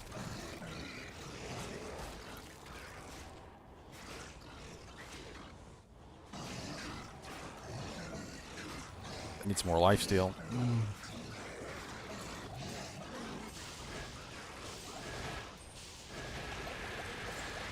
So these flesh rippers, in my opinion, just performed better than the griefs did. Like, I definitely feel like they performed better than the griefs did. Obviously I don't have enough lifesteal to sustain that, but I also have 430 points into dexterity. Okay, so you'll forgive me. I have 65 points into vitality. If I was building this character correctly, if he actually had the right points into vitality and stuff like that, and he had a decent amount of lifesteal, I don't think I would have died. Of course, he's got to be stone skin. All right, stone skin punk.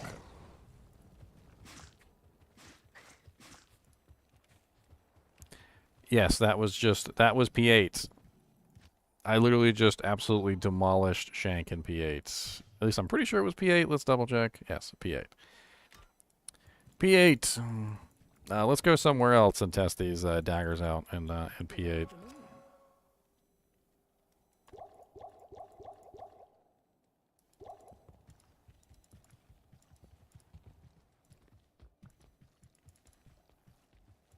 Honestly, it was extremely impressive. These Flesh Ripper Fang Knives are just amazing. I'm sure the negative 50% target's defense is helping him out immensely so that I'm not missing my targets. The Prevent Monster Heal, of course, is preventing them from regenerating, which is absolutely great. The Open Wounds is causing them to, you know, obviously bleed profusely, which is also very nice. And then the 33% Deadly Strike and the Crushing Blow is certainly nothing to scoff at either. Let's try Halls of Pain real quick.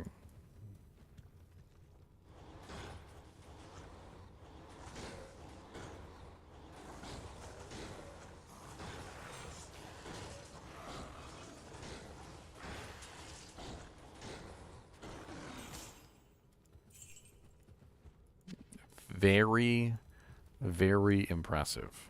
Very impressive. But you know what this means, right? This means that if you were to make a grief in an item that actually had a smaller radius or a smaller attack distance, it could be a different story. Let me actually take a look and see if there's actually anything else that you could make a grief into. So, bases. We're looking for a range 1 weapon, basically. And there's not a lot of range 1 weapons that I think also have 5 sockets, but let's take a look anyway. Alright, so 5 sockets. So no, there is no 5 range weapons that have, or 5 socket weapons that have a lower range than the Phase Blade.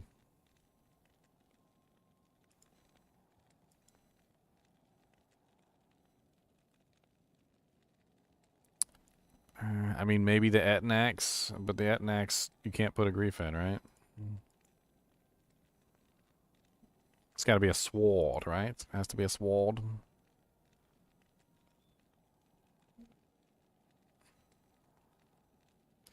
Has to be a sword. No, it can't go in an axe. So you could theoretically put it in an Etten axe, which does have lower range than a Phase Blade. An Etten axe could be an interesting choice. It's not going to have the durability that the Phase Blade does, obviously. But it seems like it would have higher killing potential because of the lower range. The Redeemer is probably a really low range item. If I remember correctly, what, it's a Mighty Scepter, and Mighty Scepters are range 1. Yes, they're range 1. So two Redeemers could be very interesting. That could be an interesting test. You know what? Let's test that real quick, shall we? Why not? We're testing things today with Whirlwind. Let's test one more thing. So now we're going to test out 2 ethereal zotted redeemers. How about that? Ethereal zotted redeemers. It's actually a really powerful weapon, by the way. If you guys have never played around with redeemers, they are. It has a grief effect on them, so they actually already have the grief effect. A pretty decent amount of it too. It's 120 as the cap on it, and then on top of that, it has really nice damage as well as some other nice effects. Redeemers are actually really high damage weapons, and they are range 1 weapons, so I'm actually kind of interested now to see how they might work out. Alright, so we're making 2 of them. We're going to go ahead and make them both ethereal.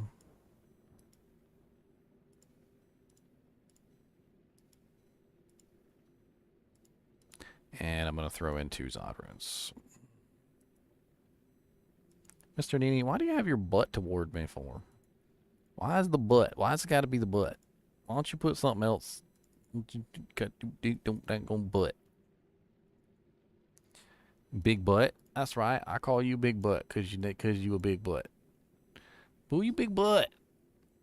Psh, psh.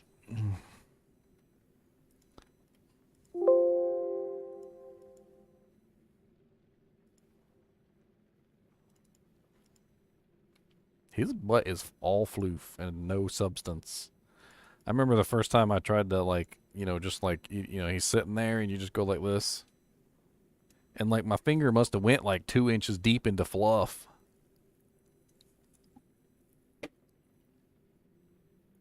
It's a lot of fluff.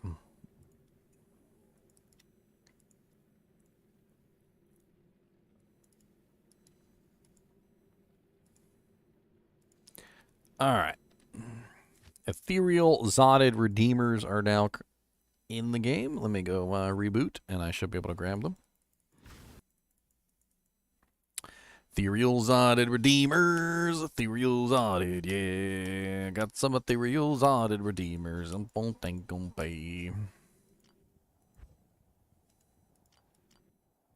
You feel like that could be taken out of context? That's why I said it the way I said it instead of the way I was actually going to say it. Alright, here we go. We got our Ethereal Zotted Redeemers. Pretty nice, fun weapons.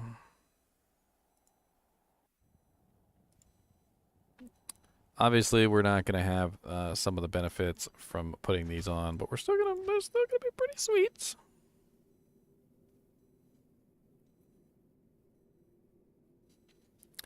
Anonymous, are you part of the Anonymous Hacker Organization?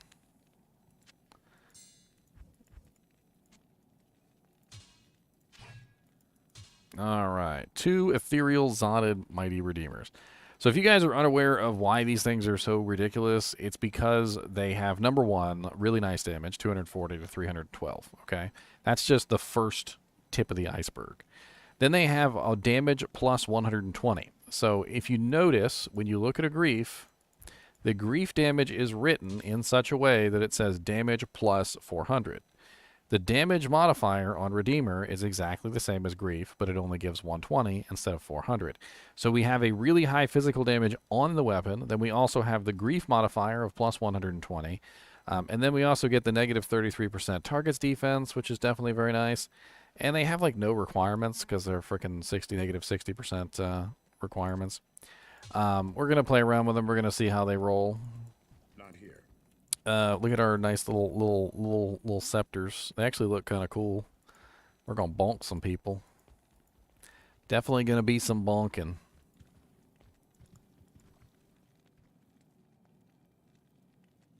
Yes, off-weapon IAS now applies to Whirlwind. That's what we've been testing this entire time, Ellen Weir. If you want to, like, maybe scroll back on the stream a little bit, you'll see we've tested quite a few items so far. Ethereal Thunder Maul, Breath of the Dying Thunder Maul, Ethereal War Pike, Breath of the Dying, Grief Last Wish, dual Zotted Ethereal Fang Rippers, Flesh Ripper Fang Knives, all sorts of interesting things.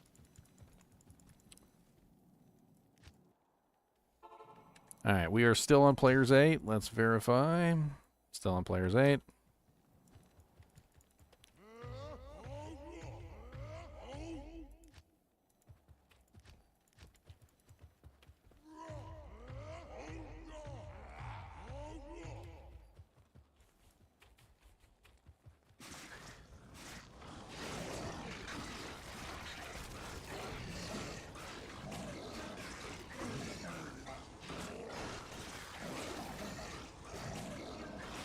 Oh god, I'm gonna kill myself on the spike fiends again.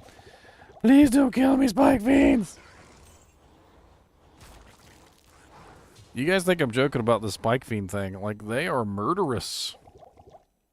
Murderous. The speed at which I'm attacking is just insane, and I'll start bumping up against their stupid attacker takes damage of numbers, and I literally just start dying. Because I'm hitting them like freaking 30 times as I go by.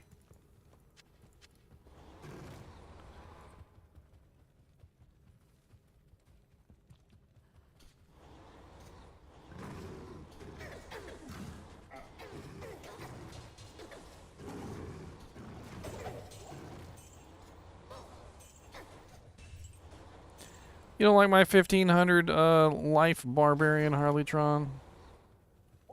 Come on now. Have I ever dropped a high rune while testing?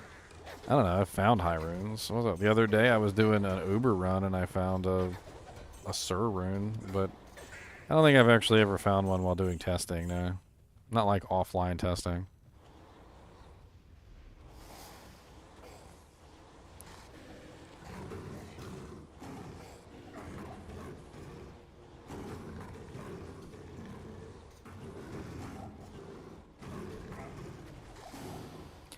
I don't know, these are pretty good too. Like for players 8, I think I'm pretty much handing these guys their butts. That's actually pretty cool. Like players 8 is tough. And for me to be walking through players 8 like this is pretty impressive.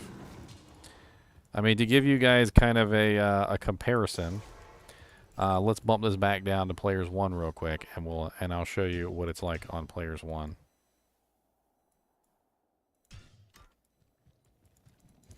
Let's go to a new zone because we got to repopulate players 1 monsters.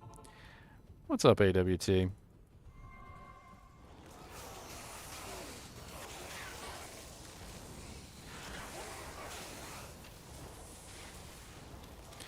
As you can see, players 1 absolutely demolishing. Like, no issue whatsoever.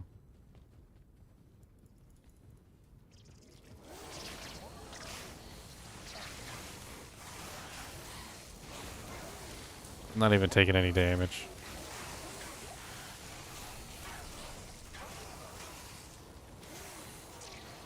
Oh, here's some champions.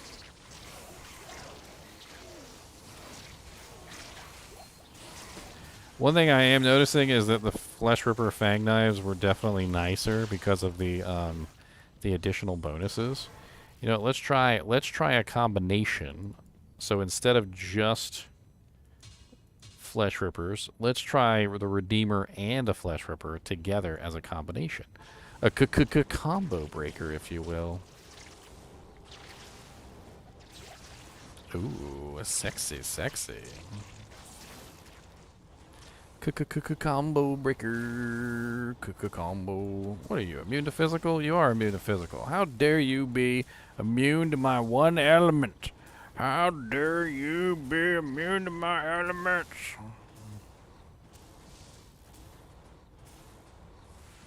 Somehow I'm still killing him, though, so that's impressive. Despite the fact that he's immune to everything I had, I'm still killing him.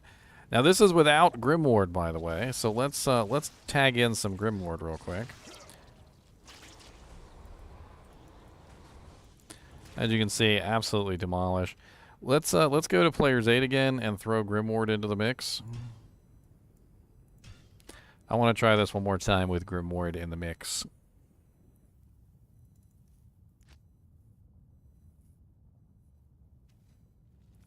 And yeah, we'll go to Trav too.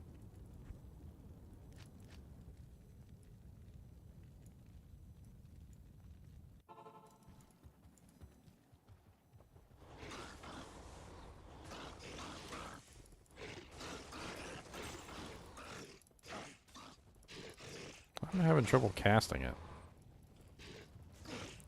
I'm having trouble casting the ability. I thought they made it easier to target corpses, not more difficult. There we go. Absolutely demolishing in players 8. It's glorious.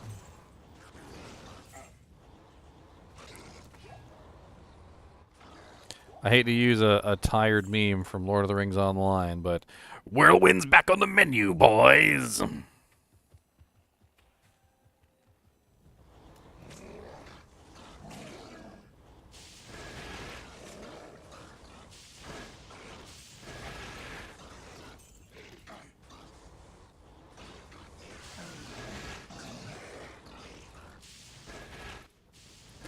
Why can't I... Man, they freaking broke it. Or do you have to be in melee range? Is that what it is? I think you have to be in melee range. Dude, look at how ridiculous I can kill things in Players 8 with this combo. Like, we tried all kinds of weapons. I mean, we tried Griefs. We tried, we tried Last Wish. We tried, Ethereal Breath of the Dying Thunder Maul. Ethereal Breath of the Dying War Pike. We tried dual dual beasts. I mean, we tried all sorts of interesting things, and I'm gonna be honest with you, it definitely seems like the Flesh Ripper Fang Knife and the Eth Flesh Ripper Fang Knife and the Eth Redeemer Mighty Scepter are definitely performing better than the Grief was. Like, don't get me wrong, I think the Grief was okay, but it does seem like the Flesh Ripper is performing better than the Grief for Whirlwind. And I think it has to do with a combination of the range of the Flesh Ripper is just so small, it allows you to focus your damage better on the target, just like with Whirlwind. And then on top of that, it's applying like everything. The monster's slowing down, the monster can't heal, the monster's got open wounds. I mean, it's got like everything in the world you'd ever want on it, including negative 50% target's defense. So it's literally like making it so that you don't ever miss a hit. I mean, the monsters basically have no defense when you use this, and that includes bosses, I'm assuming.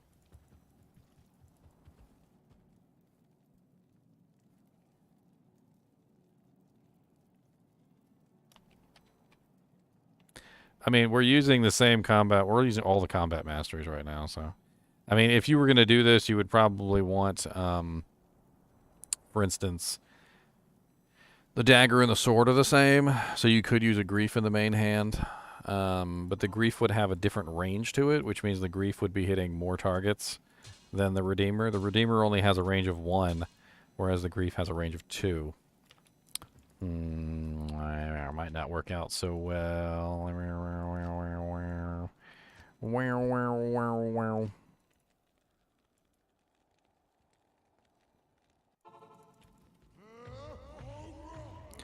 I bet you Breath of the Dying in an Etten axe would work really well.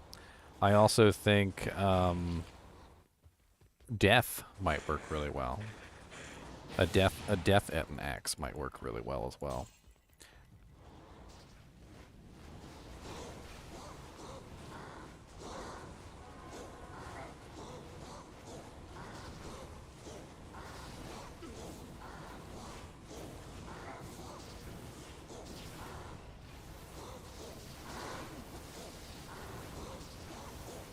Yeah, the damage is getting spread out too much with the Grief. It's just getting spread out too much.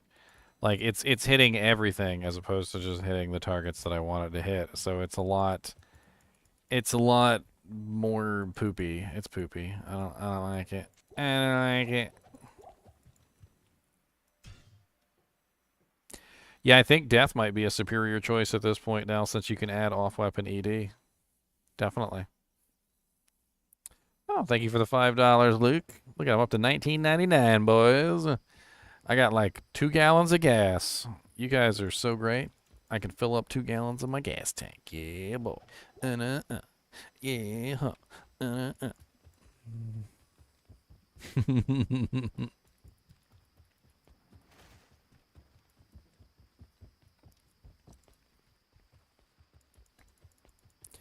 I'm kind of curious now if a Death at Nax would work really good with Whirlwind.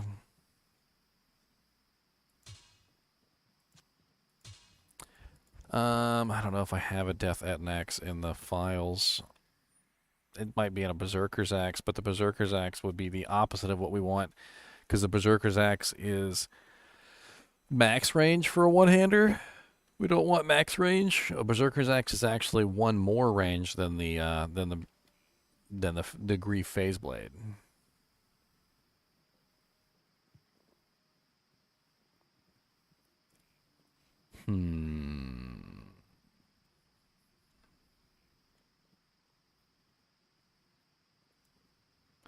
I mean, there definitely seems to be some things that you can do to make it work better, but it certainly seems like when you're using a weapon that has a more restrictive range, like the Flesh Rippers, it definitely seems to do better, like just in general. Like let's go to the Canyon of the Magi real quick just for fun.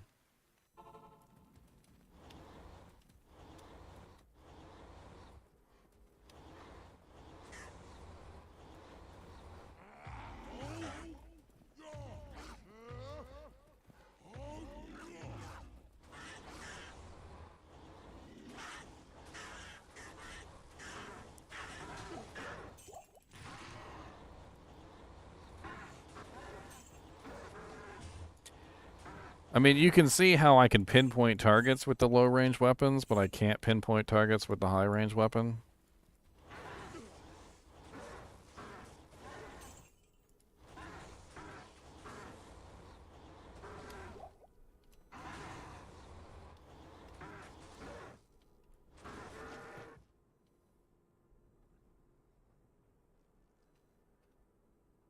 Oh, well, nice. You got a link to that post, Entaro? I'd like to see it. Did you say it on Twitter or did you say it on Reddit?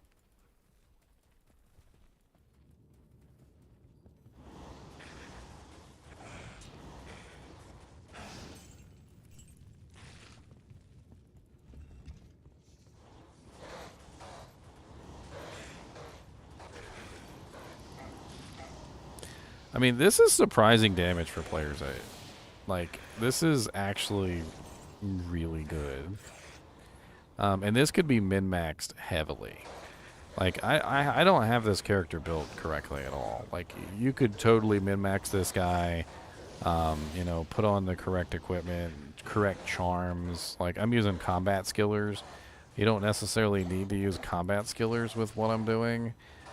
You could be utilizing other pieces of equipment, you know, like maybe do war cries instead of combat skillers, or maybe do masteries instead of combat skillers. I don't know. There's a bunch of different stuff going on. It certainly is interesting.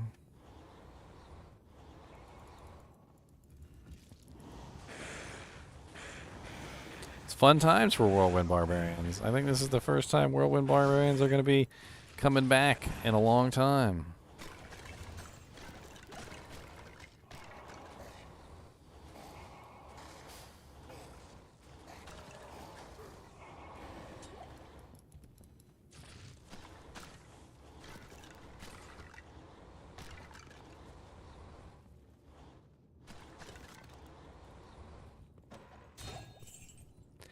All right, let's go check out the assassin.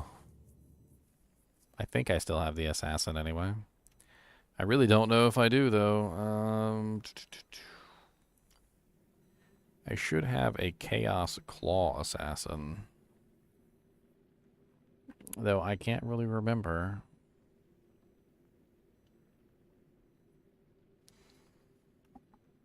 What I named her.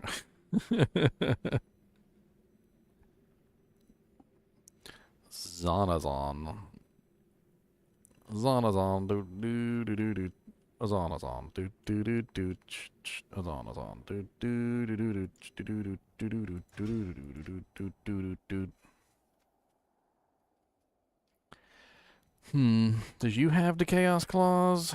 You do not have the Chaos Claws. You don't necessarily need more than 1 point in the Grimward, no. You need 20 points into Fine Potion, though, to beef up the synergy for Grimward. That's where things get interesting.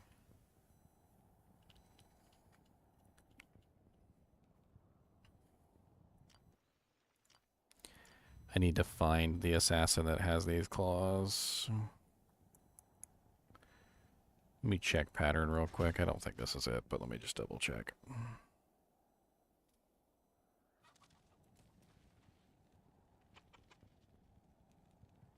Yeah, those are blood bites. Those are the pattern claws. So that's not it either. Don't worry, I know I have it here somewhere. Somewhere deep inside the dungeon where all my characters wait. Somewhere deep inside the dungeon. Or maybe it was something I ate. Not quite sure what I did with any of them. It's been some time. You guys wouldn't even like my song unless I made it rhyme. So sing it with me.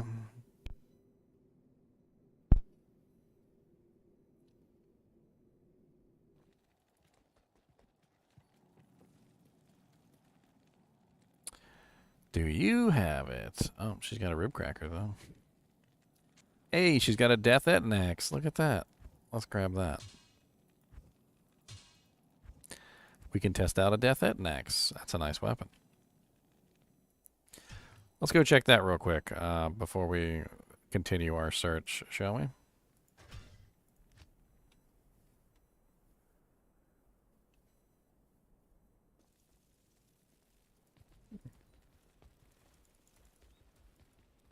I'm kind of interested to see if a death at an axe wielding barbarian could be useful. With all the attack speed increases and all the other things that have been going on, it should be quite interesting. We'll run it with a flesh ripper on the offset, and we'll play around with it, shall we? Death is a very unique one. It does have 49% deadly strike, 50% crushing blow, decent amount of mana steal. I mean, it's a very interesting item. Has a nice little bonus to attack rating as well.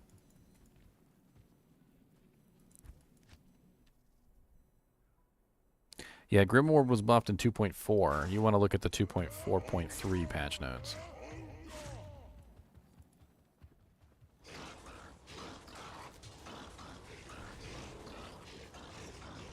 So first I'm going to run this without Grimoire. I just want to see how long it takes me to kill these guys without Grimoire.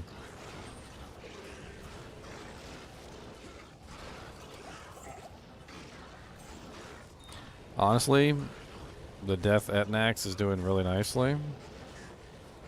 Even by itself without Grimoire. Of course, if I toss Grimoire in the mix, everything's going to die super fast because Grimoire really does make a huge difference.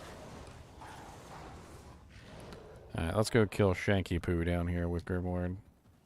Oh, never mind. He's got spike fiends. We'll die. We will die. Oh god, look at our HP just melting away. I hate them spike fiends, man.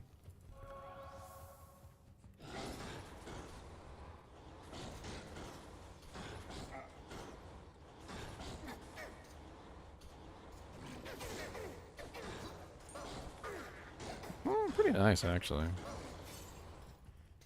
Get a little bit of Grimoire in there. Oh god, 1 HP. I'm melting!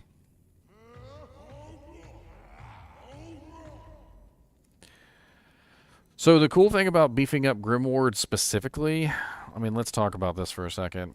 So Grimoire has a slow on it of 66% when you max it out. So even though it applies a howl essentially to all nearby targets, the really cool thing is that they're slowed, so they move like ridiculously slow while they're running away. So as long as they're within the range of the Grimoire, they're like crawling away from the Grimoire. You have plenty of time to kill them if that slow is in place. Now, if the slow is not in place, then yeah, you're going to have a little bit of a trouble with it. Which is one positive reason to put 20 points into Grimoire itself, because if you put 20 points into Grimoire itself, you get the very nice extra, slows effect, which helps, in obviously making a situation where you can attack the target without having to worry about them running like way off the screen before you kill them. So it's actually not a bad idea to throw some points into the skill itself. Now, once you get to an agreeable slows enemy level, I mean, you could probably back off at that point. You could probably time it with your plus to skills and whatnot so that it's, more accurate.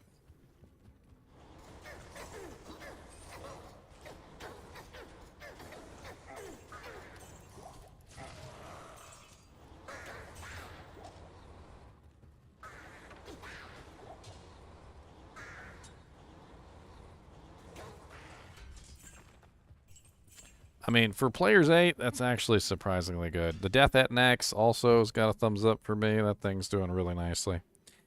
Alright, let's see if we can find these Chaos Claws.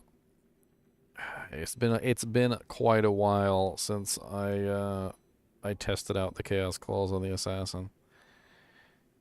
I'm pretty sure it was before the new rune words. I'm looking for any assassins. A Cirrus set, so that's not going to be it. Mulo Extreme. That's definitely not it.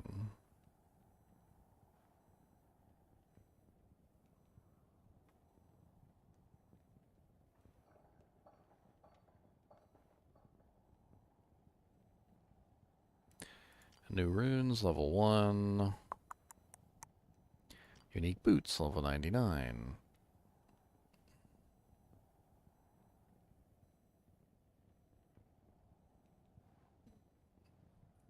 You know what? There's every possibility that this was during the public test realm. Let me double check in the public test realm file. Otherwise, I'm going to have to create a new set of chaos blades. Have I tested Whirlwind yet? Yes, a lot, Michael. A whole lot. We've been testing Whirlwind for probably the past, like, hour and a half. Quite some time. Alright.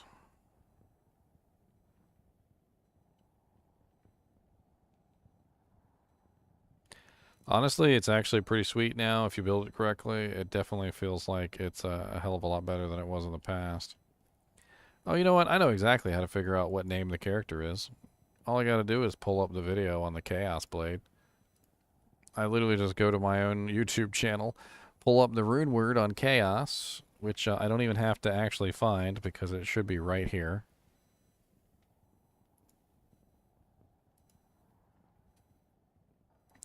Oh, I don't have it linked. What? I don't have it linked? Look at me being lazy. Oh, well, there you go. It's linked on that bot, but it's not linked on the Twitch bot.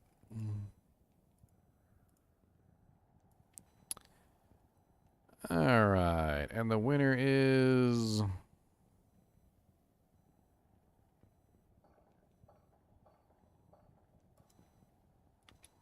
Natalia's set. Okay, so it's on Natalia's set. Which means it's probably the public test realm Natalia's set, not the one I have, because I already checked the one I have, and it's not there. So let me grab the Natalia set from the test realm. It's a nightmare keeping track of all this, guys. Alright, so the public test realm Nat set has been pasted in. Let me reboot so that she is activated. And then we're going to check out Chaos on the Assassin, which is the Whirlwind for the Assassin.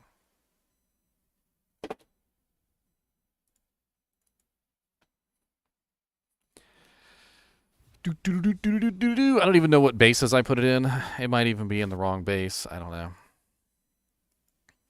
We will see when we get there.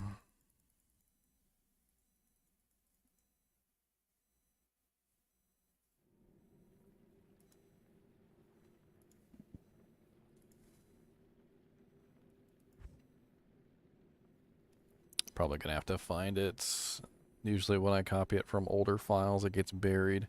Because everything that it's at the top is recent. So, like, something that I did, like, literally months ago is going to be buried pretty deep at the bottom.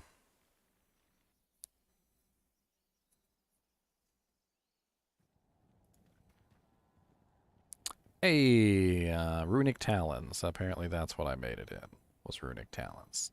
I don't know why. So it looks like I'm wearing Nat's set, so let's just give her some IAS. There you go, 1540, 1540, 1540. There you go, 45% IAS with 120% enhanced on her Natalia's. Let's throw a 15% in her Natalia's visage, and yeah, there you go. Look, see, nice and sexy. Alright, so she's got 2 Chaos Claws. She doesn't need 2 Chaos Claws. Where's her other... Where's her other gnat's claw? Like, what the hell? What, I just stole her gnat's claw, I guess. I guess she's running 2 chaoses. So be it. Alright, let's see how her skills are set up. Get her reset real quick.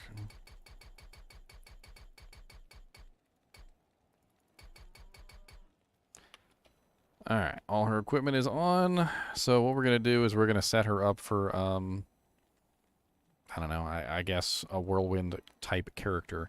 So one thing that I probably really want to do is get claw mastery. That's our first thing right there. And then we'll also grab burst of speed, because burst of speed is going to increase the speed of our claw attacks. Let's go ahead and throw the rest of our points into vitality. I believe we can claw block while we are in that mode, so let's go ahead and grab that. And also let's grab venom, so that we have a very nice venom coating on our weapons. And then we'll also throw in blade shield. I think that's a good choice.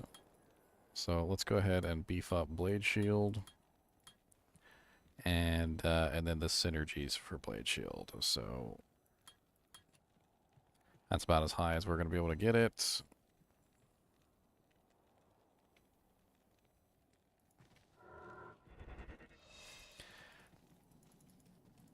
All right, our resistances are looking absolutely terrible.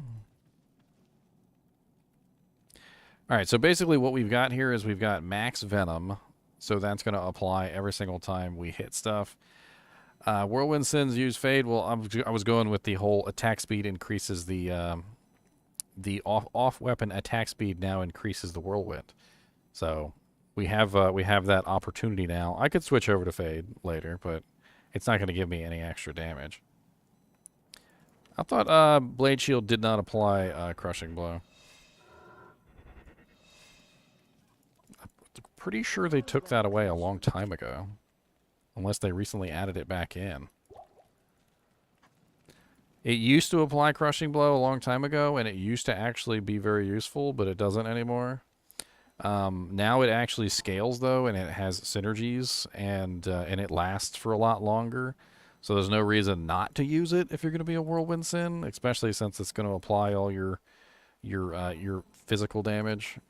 I mean, let's just play around with it and see how things go. I mean, as you can see, we've got the Venom proccing. And of course, I ran out of mana immediately. Do I have any mana steal? That could be an issue. Or is he mana burn? He's mana burn. Okay.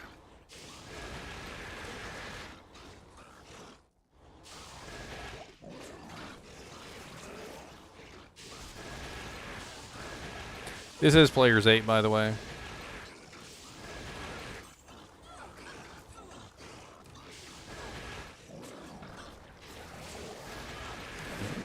Mana burn punk.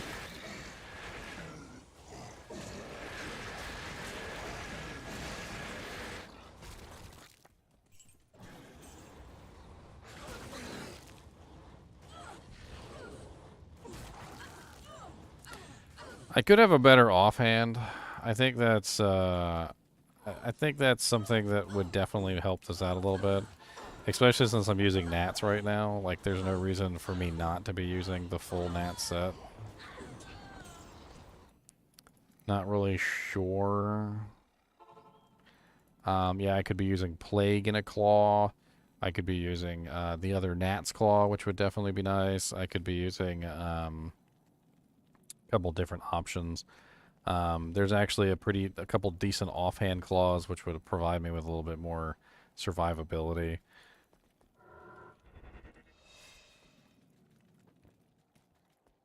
What is she wearing? She's got a Carrion Wind of her Dungos. Why does she got a Hellmouth War Gauntlets? Those are freaking terrible. Do I have anything else? Let me go grab those gauntlets real quick from my dude.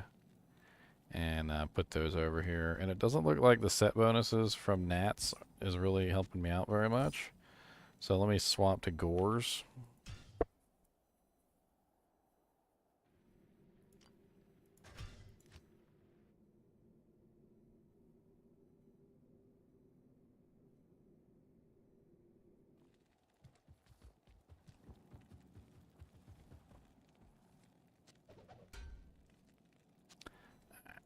Gores in here.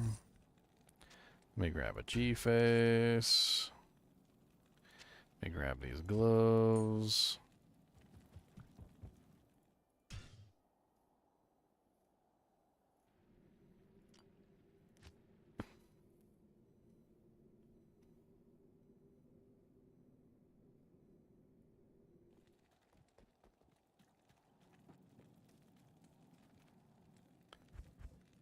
Alright, G-face. These really nice sexy gloves. Gore riders. And it looks like we need more dexterity, so we're going to have to reset this.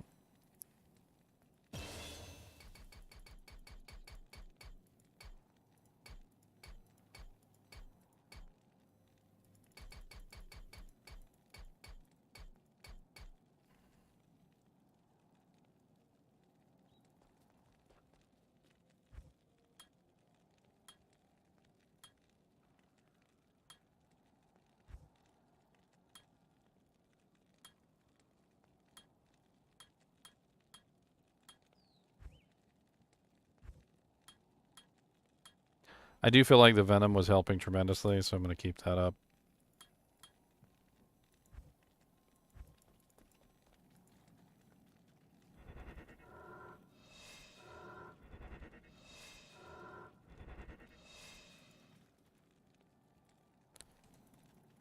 I also don't have any skillers or anything. I mean, you could go shadow disciplines with this. It'd be pretty sexy.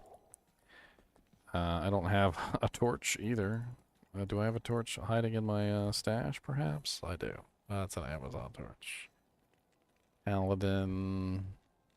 Amazon. So many Amazon torches. I mean, I guess a torch is better than no torch.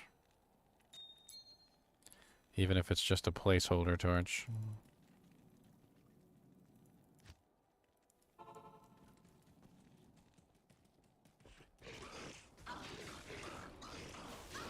Ah. I forgot my whirlwind left my bar. Hold on. My poor whirlwind left my bar. I was like, why am I not whirlwinding? Oh yeah, that's right, because I didn't reassign it on the bar.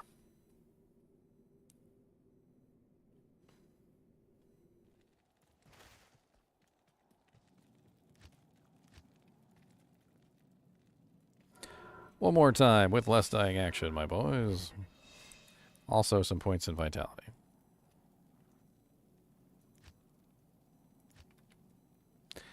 Actually, our attack rating for Whirlwind is really low, isn't it?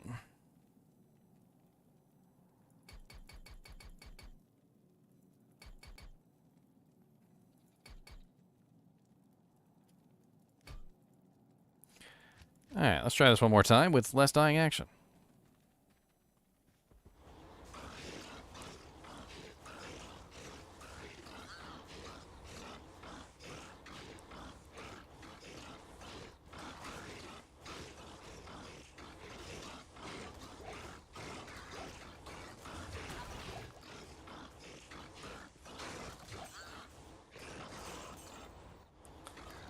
I mean, not terrible. I feel like that could be augmented heavily, seeing as how I have no charms, basically. I feel like shadow charms would work really good on her. It would increase the venom, it would increase the weapon block, it would increase the claw mastery. A lot of really nice effects could be had here with like a shadow disciplines slew of charms. I'm gonna be right back though. I gotta go to the bathroom. I've already been streaming for like 2.5 hours, and I gotta go do the pate. I'll be right back.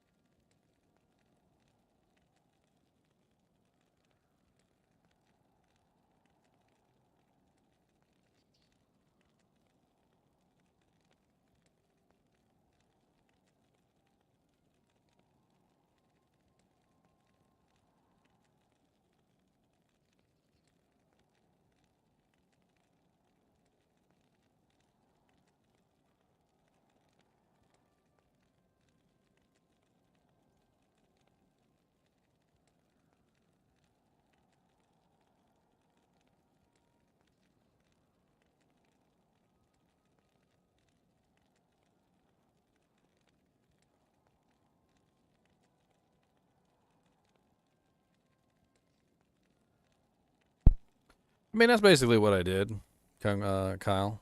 I mean, she has some pretty high deadly strike, open wounds, etc. She should be running 60% CB, 35% open wounds, 67% deadly strike. She's running some pretty nice numbers there, especially if you combine that with her crit strike that she has from the weapon already, or the claw mastery of 22%. Let's see how she does against some players 1 monsters, just to compare, shall we?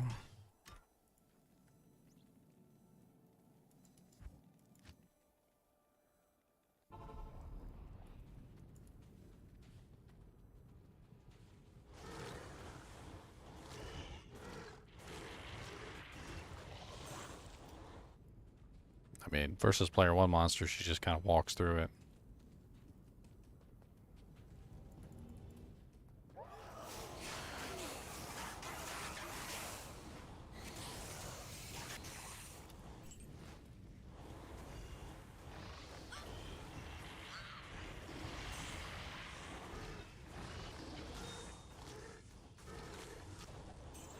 Depends on what you're building. Mastery GCs can be very good for barbarians.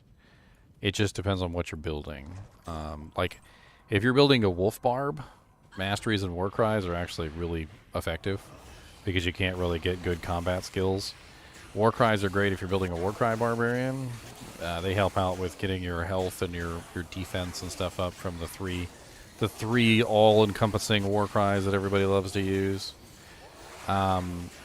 I wouldn't say that masteries GCs are useless. They're just more useful at specific characters. Just the same way that not a lot of assassins build shadow disciplines, but like for this particular character, shadow disciplines could be extremely effective. I mean, you got to think that shadow disciplines would beef up my damage with claw mastery. It would give me more weapon block with my weapon block ability. It would give me more burst of speed or fade, whichever one I wanted, and it would definitely give me a lot more damage on my venom as well. And then, of course, if I put 1 point into the Shadow Master or Shadow Warrior, I could get a little bit more use out of them as well, which is certainly not a bad thing.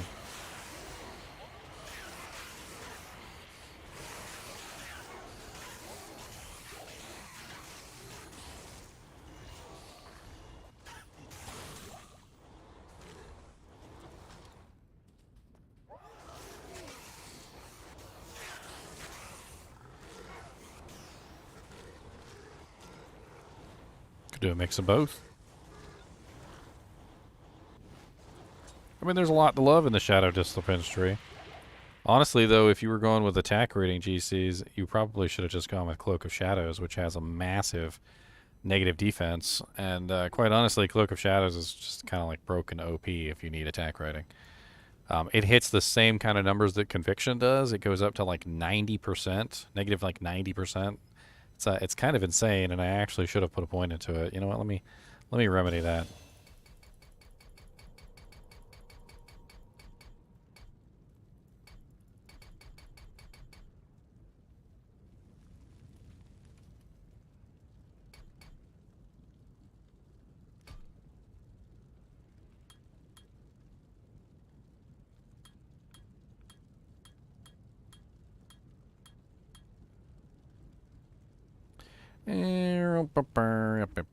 I actually really don't think I need like maxed out synergized blade shield. Let's just go with 22 blade shield, and then let's throw points into Cloak of Shadows and weapon block.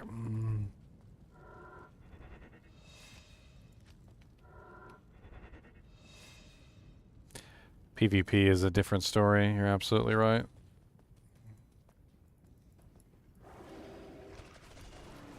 Oh, that's not what I wanted.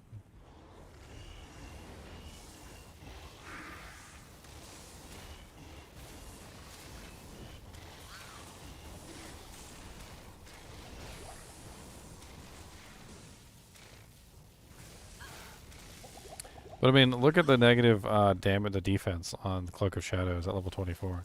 It's negative 84%. If I actually had any mana to cast anything right now.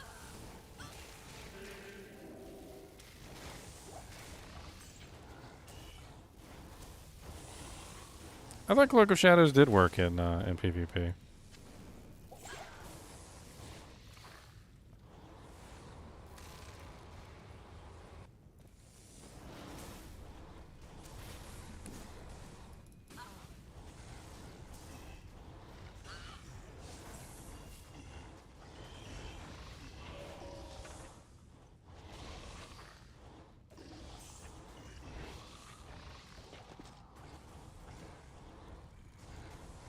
Cloak of Shadows does 3 things. It's actually more than just a one-hit pony.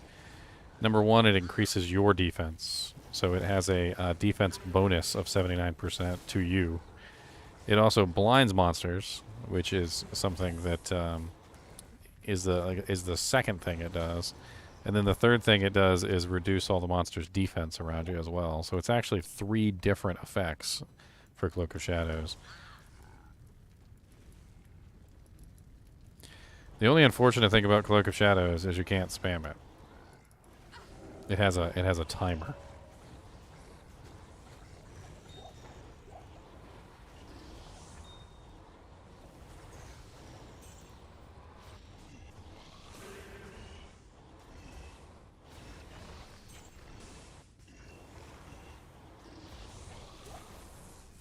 I mean, I'm gonna just conclusively say that Whirlwind is now viable, and it looks like you could actually build a Whirlwind Barbarian now, and not be like a drain on your teammates. It's going to take you a little bit. You're going to have to figure it out. It does seem like the shorter range weapons are definitely better, and just in general, it does seem like those shorter range weapons have a much better option. Somebody else mentioned Ribcracker. Let me double check and see what the range is on the Ribcracker. What's up, Chicho? You got something for me? What do you got for me, sir? You got me one of these beautiful liquid death drinks?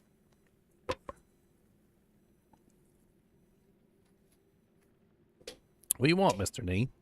You wanna take off like a little helicopter for everybody? It's a pew pew pew pew pew pew pew pew pew pew. It's a pew pew pew pew pew pew pew pew pew pew pew pew pew pew pew. Pew pew pew pew pew pew pew pew pew.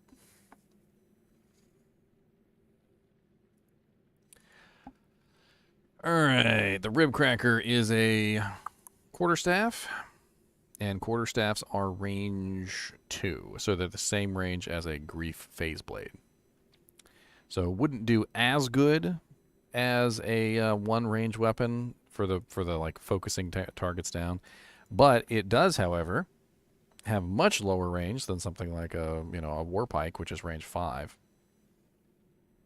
Could be interesting to try around with a ethereal Zodded Ribcracker or something.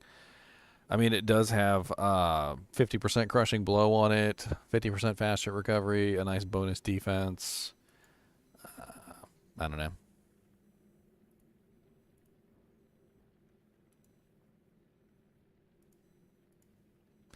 NiNi.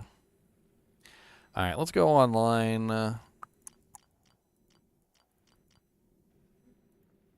To the Godzilla.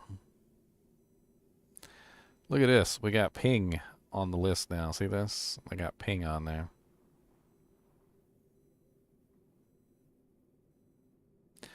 I don't think they worked it out to be set on weapon range. It's just that in my testing, I think it was really obvious that the lower range weapons were killing targets quicker than the longer range weapons, whereas the longer range weapons were spreading the damage out like Zeal would in a pack of monsters. And so it felt like the shorter range weapons had better killing potential because they were more able to focus on a single target rather than multiple targets. It's just the difference between spreading out your damage and not spreading out your damage. So we have a search function now, which is really cool. I'm actually kind of excited to try this. So let's try something. Let's try Vex. Let's just type in Vex rune. 2 ist for Vex, Vex Gull for Ohm, all for Vex rune.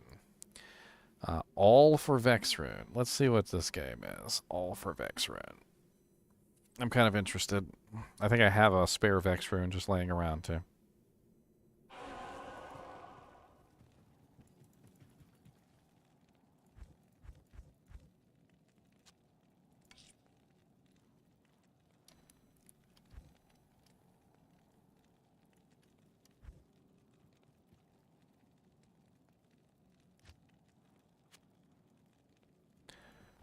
Ladder Season 1 has begun. Looks like my chat isn't working. Yeah, my chat isn't working. Boo earns, boo earns, boo earns, boo earns.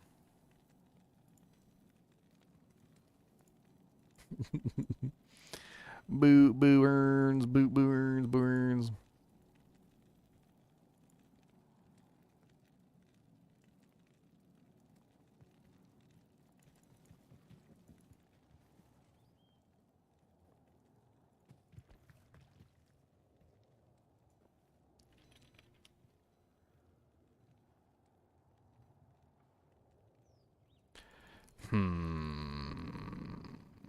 If I go into Act 1, maybe they're sitting in Act 1.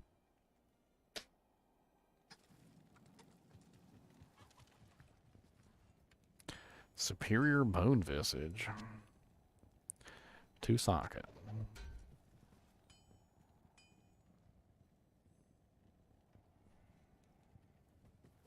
AFK for 10 years.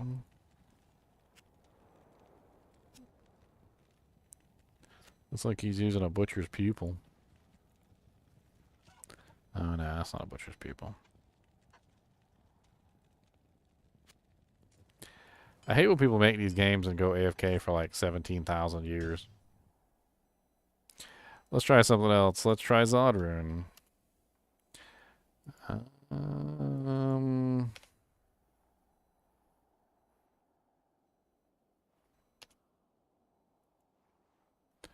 Refresh timer. What?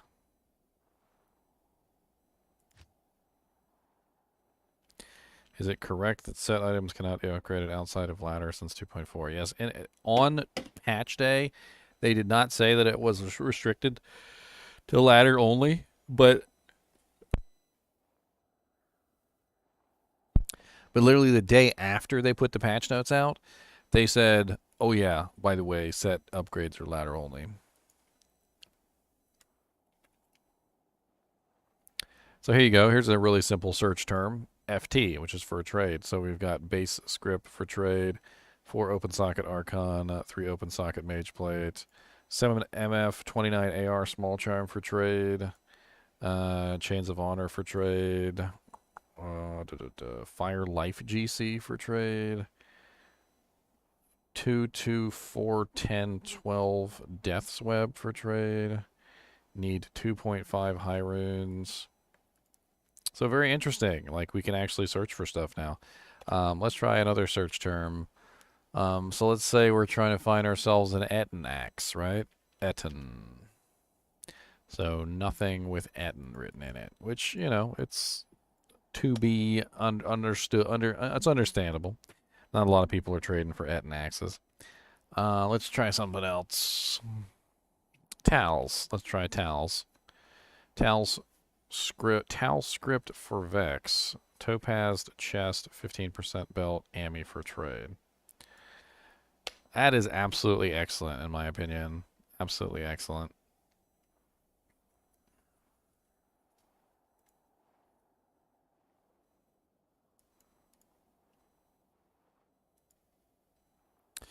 Let's see here. Oh, I see you in there, Inertia. You hiding in here? Hiding?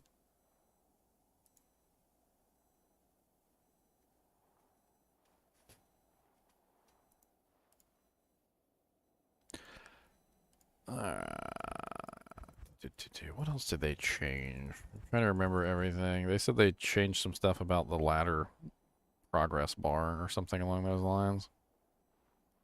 Apparently it was overlapping. That's weird. What? You've been talking this whole time, Inertia, and nobody heard you?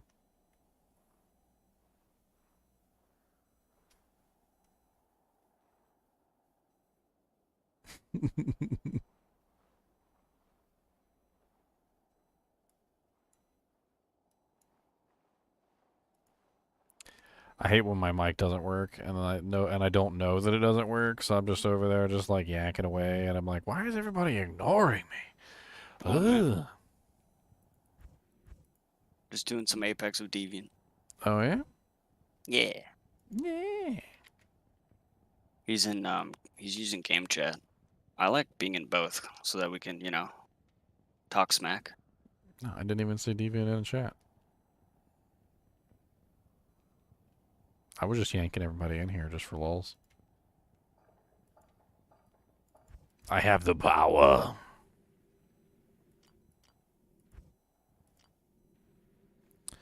Let me take a look at these patch notes real quick and see if there's anything else we can test out. They did a lot of changes to the Whirlwind ability. It's actually pretty cool now. Yeah. It looked really cool. I was watching, well, you saw me on Twitch stream. If you were talking about the number one here, notice that it's number one overall. So TO got number one overall, but then if you go to the individual classes like Amazon, Assassin, there's different lists for like each individual character class. And Llama did get number one for the Paladin class, but he did not get number one overall.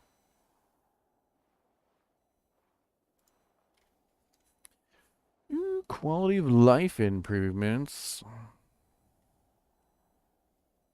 I kind of want to see this loot to cube option. To do that though, I have to go to. Oh, you know what I forgot to do? Actually, I gotta bind a button and open up the cube thing. Oh. I have to come try all the new stuff as well. Let's give that a try real quick. We didn't even think about that. Our brains are so wrapped around whirlywinds that we didn't even think about the amazingness of the button that allows us to open up the Herodric cube. It's just unbound. That did not work. Oh, I have to actually save it. Oh, that's so sexy. Hello. That is, it's almost better than the inventory button. Like, it almost makes me want to just, like, rebind the inventory button to the Herodric Q button. So that whenever you press the Herodric Q button, it opens up both windows. That is really sexy.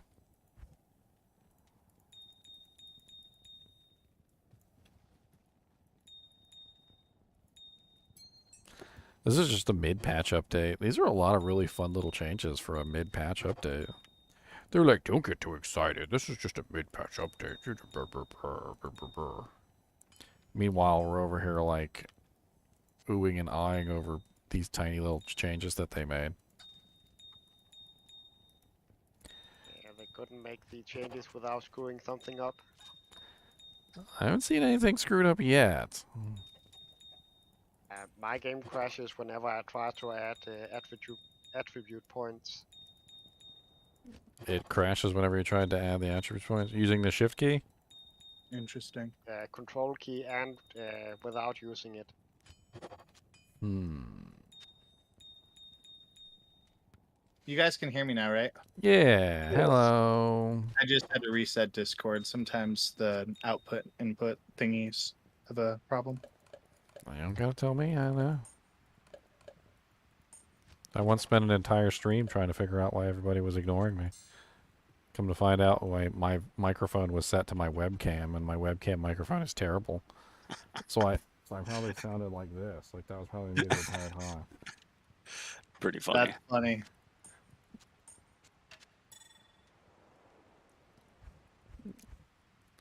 I was getting really upset too. I was like, why is everybody ignoring me? Wasn't on purpose. Well, I think what made it worse was that since the webcam microphone was so terrible, like people were probably really trying to hear me, and they could maybe hear me sometimes, but like for the most part they couldn't. So it was confusing me, I think, to like whether or not they could actually hear me or not. Whereas like normally if your mic doesn't work, you're like hello, and like nobody responds, and so you're like, okay, let me check to see if my mic works because nobody's responding to me at all. But sometimes people would respond to me, and it was like really confusing the crap out of me. Just one of those stupid things. I've ever since I started streaming with YouTube and doing like videos and stuff like that, I've just constantly run into these issues where the game, or where like Discord will just reset all my bindings for like the headphones and the speakers and everything. And like it's just like a constant struggle, like going in there and making sure everything is set up correctly. In fact, I bet you if I check right now. Okay, everything's still correct right now, but in the future.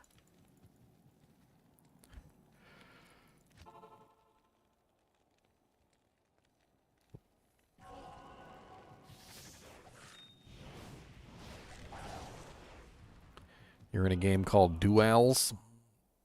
Duels? DNF duel? I'll come to some duels. Here, hold on. I'm gonna come poke people with my Zon. She's not set up for PvP or anything, but it'd be fun. It'd be funny. Oh, it said it doesn't work. Duels? A ladder character cannot join a game created by a non-ladder character. Sadness. Trade and duel. Ladder duels.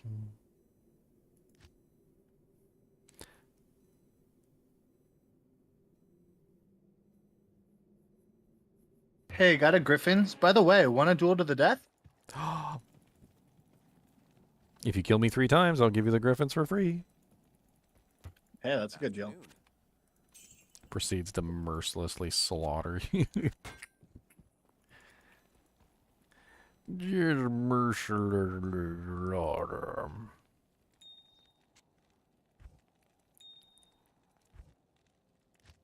Probably win this. It's gotta be an assassin in here. Freaking evil assassins.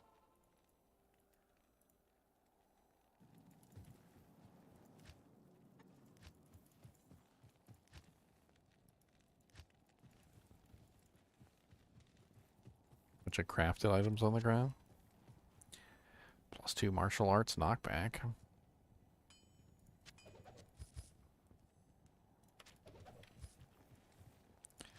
You want to duel? Okay, where you at?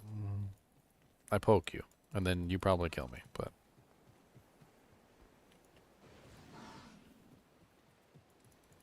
I poke. I poke. I poke, I poke. I'm good at poking. Not here.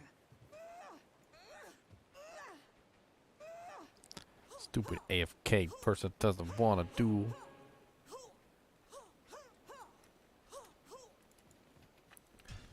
I mean, this search function is actually really awesome.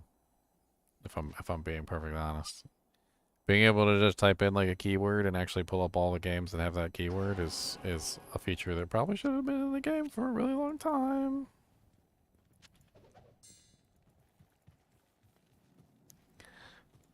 $95 sorceress and a 91 Amazon. Let's go. Trade and duel. Eh, eh, eh, eh.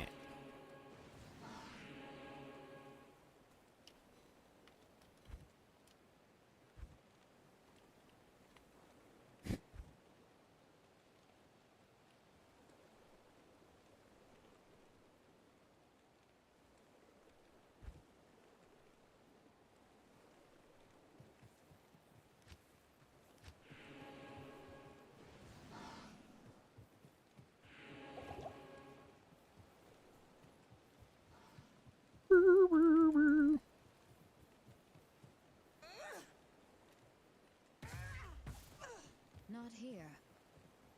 My poor Merkelurk.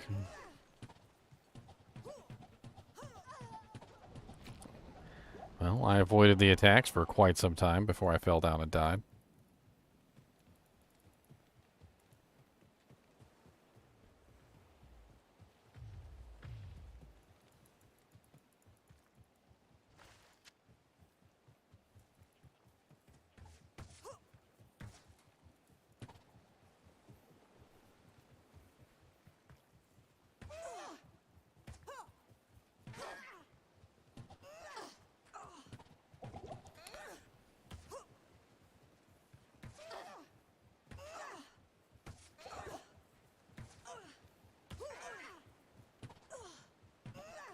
I need more faster run walk to actually catch people.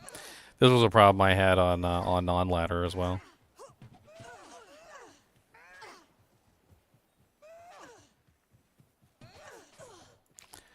I always had like run walk issues, which is pretty common. It's actually pretty surprising how not many actually.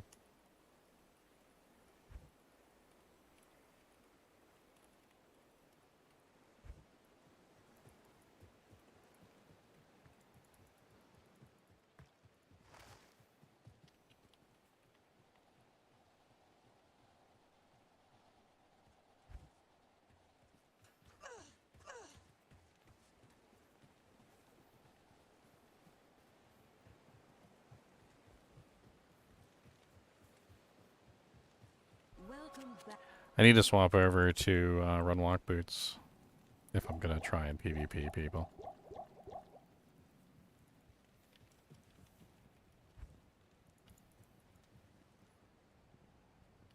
Got Count King hooves. Those will work for a brief period of time.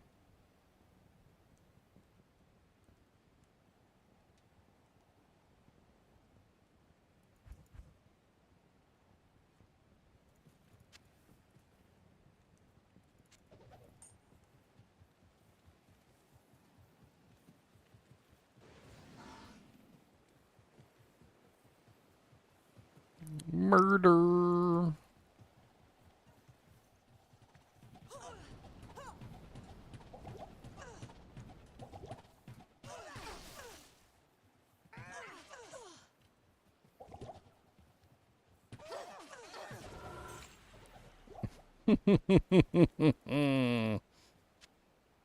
Still here.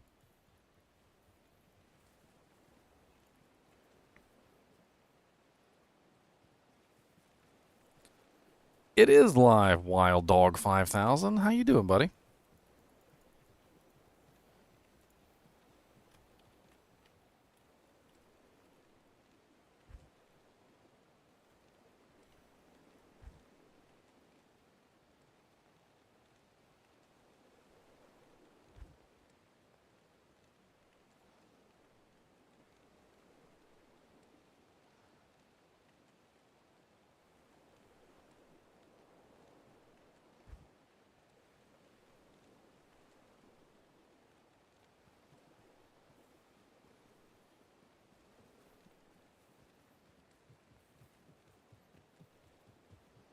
Just randos.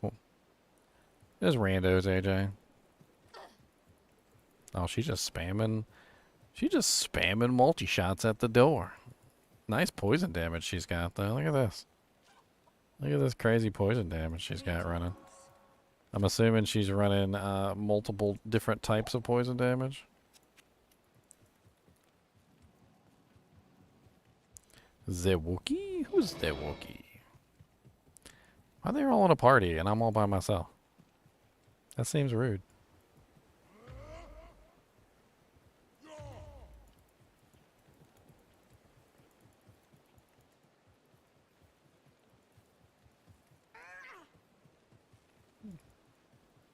You're gonna get $50 if I say ooh ooh ooh ooh ooh ooh. There you go, buddy. I said ooh ooh for you. Whirlwind is going to be a monster in PvP now. Definitely. I was actually just thinking about that when I saw him use Whirlwind. I'm like, you know, Whirlwind is probably going to be pretty impressive in PvP at this point.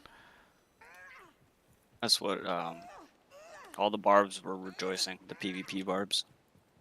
Although I also noticed, and this is just something that happened to me while I was testing out the Whirlwind, the what's it called? Thorns? Thorns is going to be a direct counter to Whirlwind again, just like it used to be back in patch 1.07. Like, I literally tried to Whirlwind through some Spike Fiends, and literally when I Whirlwinded through the Spike Fiends, I immediately died. Like, my health was, like, almost gone completely with one Whirlwind through them. And Spike Fiends don't even have that, like, crazy, ridiculous attacks. Like, you know, like Thorns attacker takes damage of. It's just like straight attacker takes damage off on those guys. I wonder if she would fare a little bit better with the shield out versus Whirlwind, because it's so many hits. And I think it would be a little bit better with the shield out, although I'm not going to put out the kind of damage that I would like. Probably not summon my mercenary either.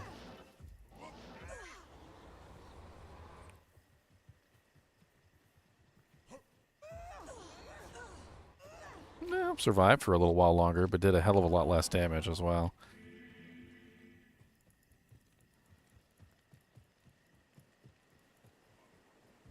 Yeah, this new Whirlwind is going to be sexy in PvP. I think you're going to see a lot more Whirlwind barbarians in PvP now. Definitely.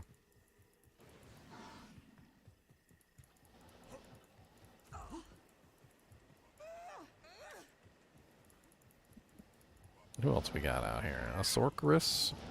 A Sorceress? What's up, Sorceress? Firewall, ouchie. Don't burn me.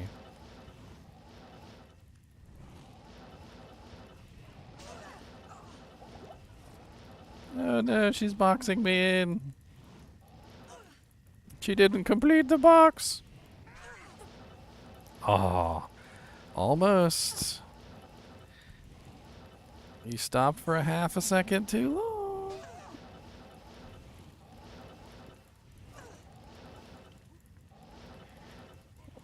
Firewall PvP is kind of boring. I was just running away from firewalls while I'm looking for an opening to attack her with. Although she's a energy shield sork, which is really nasty. It's really quite nasty. I don't even know if I have enough damage to overcome the energy shield that she's running. 95% ES is pretty nasty, even versus the kind of damage I was putting out. When I was testing this character out on ladder before, or non-ladder, she had trouble with energy shield sorks. It would take like 2 or 3 hits before she could burn through all their mana. And in that time period, it was enough for the energy shield sork to pretty much like take out everything that was left.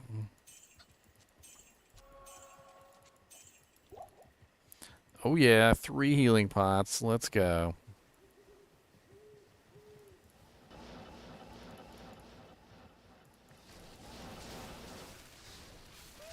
Aw.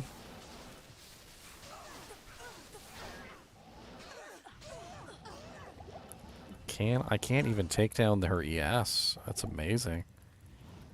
Like, the amount of damage that I put out is pretty high.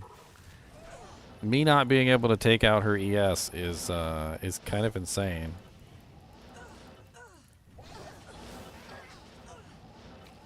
Well, we got her down to 10% health.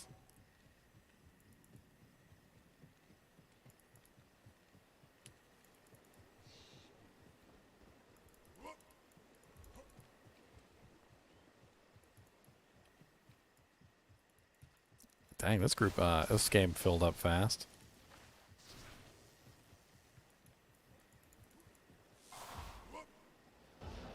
I'm not aggroed with some of these people. Here we go.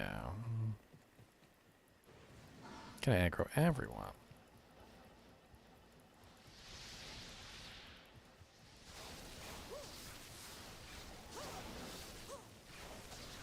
Oh, one of the lightning bolts actually hit me.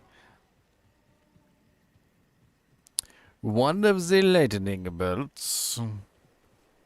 That's the thing about relying on your avoidances. So your avoidances are pretty sweet, but as soon as you get hit, it's over.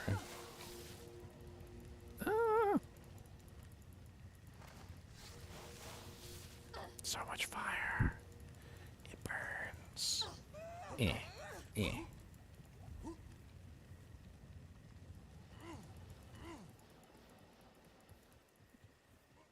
Still your full juvies. You don't need those.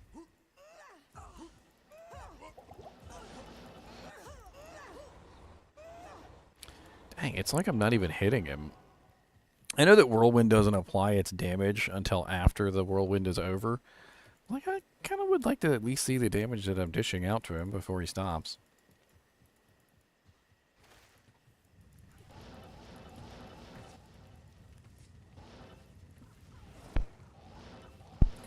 ES orcs are so powerful in PvP, though. Like, the amount of damage that they can absorb is kind of insane.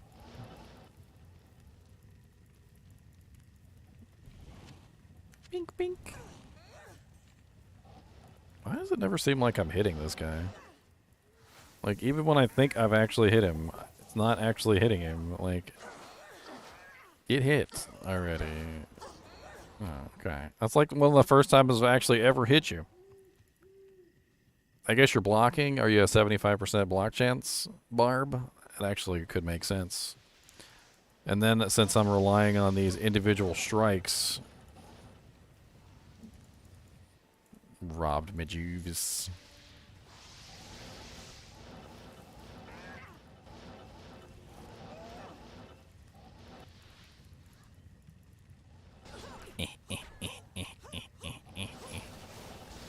Hey, I was just attacking the air. That was rude. Attacking the air, you just being rude. Rude.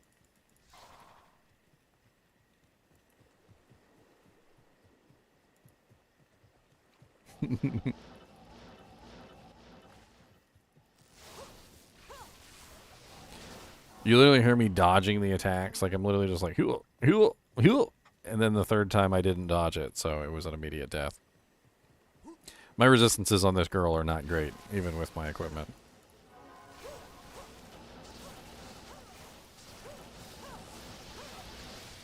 I literally dodged every single one of those lightning bolts. That was glorious.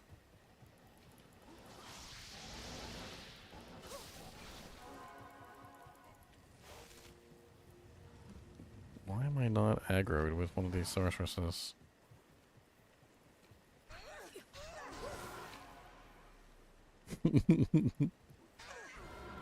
Don't be stealing people's gold. Thief.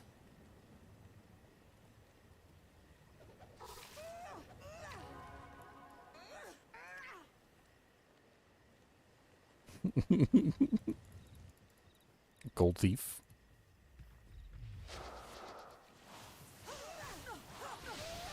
Oh, nice damage on that ice attack.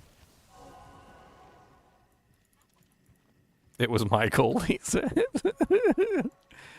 I don't know whose gold is whose gold. I put all my gold in the stash. It's easier that way. We don't have to worry about it.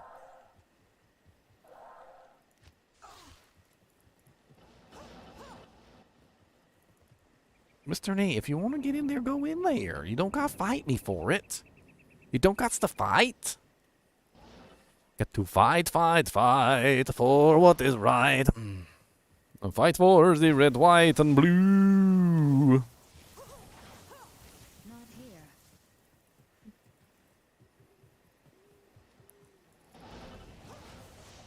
Ow. Yeah, this is the same exact problem I had on my non-ladder girl, is that literally my resistances were garbage. Plus, we're literally PvPing in hell, where my resistances are even more garbage. I need more resistances. More resistances. Alright, let's play with some other stuff, shall we? So what other things can we search for? Let's just type bail. Alright, so bail runs. Look, we got a whole slew of bail runs right now. That's kind of cool. We could look for chaos. I got sea bales. Apparently there's a limit on the number of times you can search, which is kind of odd. So we got chaos runs, iChaos for you, chaos bales. What else could we search for? You know, we could search for like 3 open socket or 3 OS. The delay on the search function is a little daunting. It's kind of a long delay too.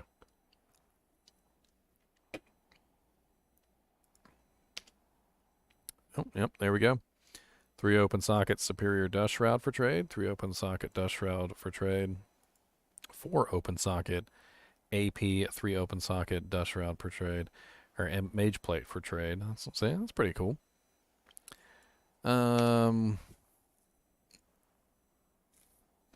Let's try torch. BRGS torch, looking for P torch. DM your offer and stat AFK. Zon torch for 1719 D torch. Yeah, this makes it really easy to do a little bit of searching and kind of like find trade games and stuff. Like I could probably just type in trade. Yep, we got trade and duel, four trade, trades here, trade 0005. We could also type in free. I bet you there's a whole slew of games that are literally free games, right?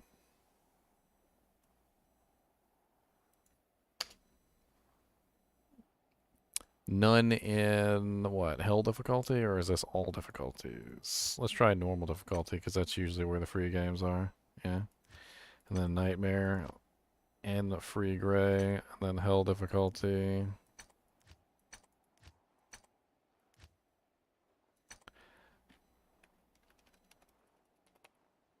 Console lobby list crashes game failure. Hasn't been my experience. My experience so far is that it works. I mean, I can open up mine and show you. Of course, let me open up mine and watch it fail horribly, but you know, let's give it a try, shall we? All right, so here's my connection interrupted, of course, because I like logged out in the middle of loading a game.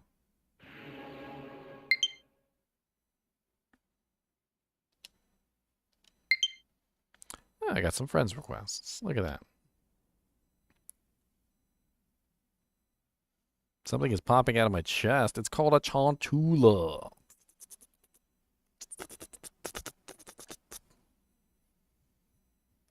Don't be mad at my Chinchilla. By the way, if any of you guys want to shoot me a friend's request on Nintendo Switch, there's my friend code. I'm going to leave up on the screen for 5 whole seconds. There you go. Feel free to pause it and go and type it in if you want to shoot me a friend's request. Speaking of, do I have any friends trending? What the hell is that?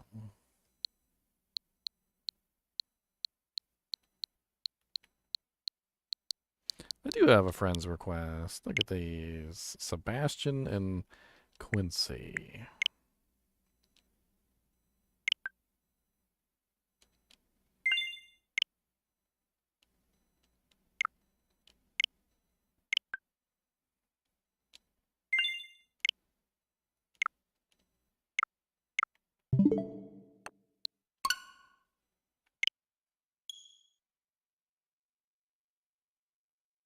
Why are you staring at me like that?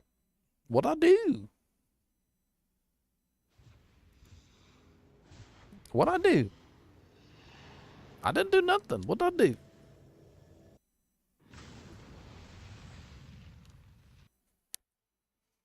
What did I do, Mr. Nee? What did I do, Mr. Nee, nee, nee? What did I do, Mr. Nee, nee, nee? Mr. Nee, nee, nee.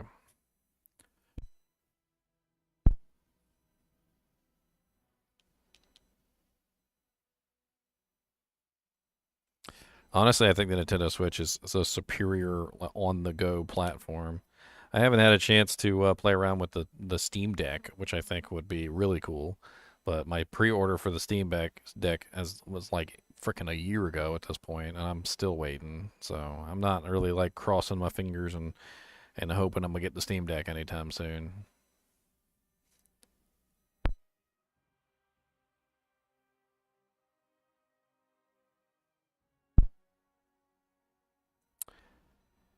Hmm.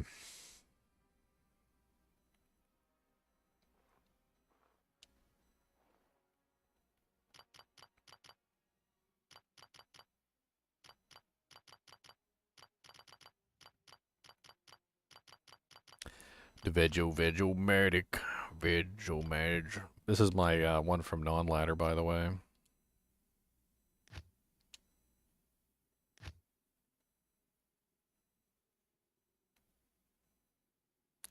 Cowtown 5. Cowtown 5. Cowtown 5. Cowtown 5. Cowtown 5.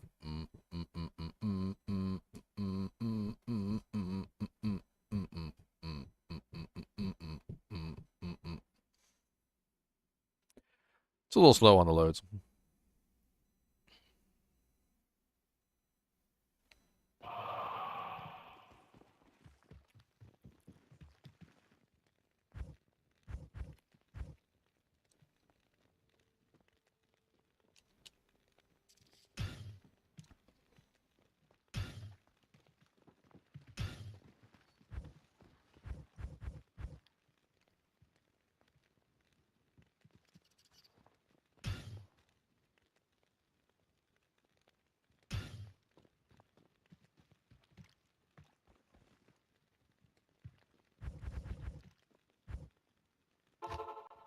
Boom. I'm streaming on like multiple different platforms. Red Dragon. I'm streaming on YouTube. I'm streaming on Nintendo. I mean, on Twitch. I'm streaming on Facebook. I have multiple stream potentials. Multiple. Looks like everything's already dead.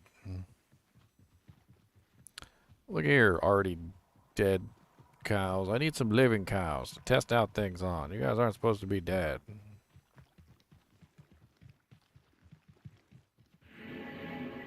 How's everything dead? Come back to life. My shadow is behind me. That's right, the shadow. The shadow knows. One whole cow I found. Die cow. He does give me a buff. He watches my back and stuff, so, you know, increases my defense and evasion levels. He'll start squonking if he hears something. Or he'll panic and run in my shirt, one or the other.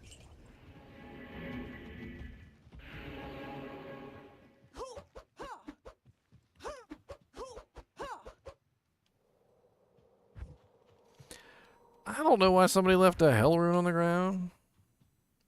It is whack. It's a whack-a-doodle, whack-a-doodle, whack-whack-doo. It's a whack-a-doodle, whack-a-doodle, poo-poo. It's a whack-a-whack-a, whack-a-whack-a-doo.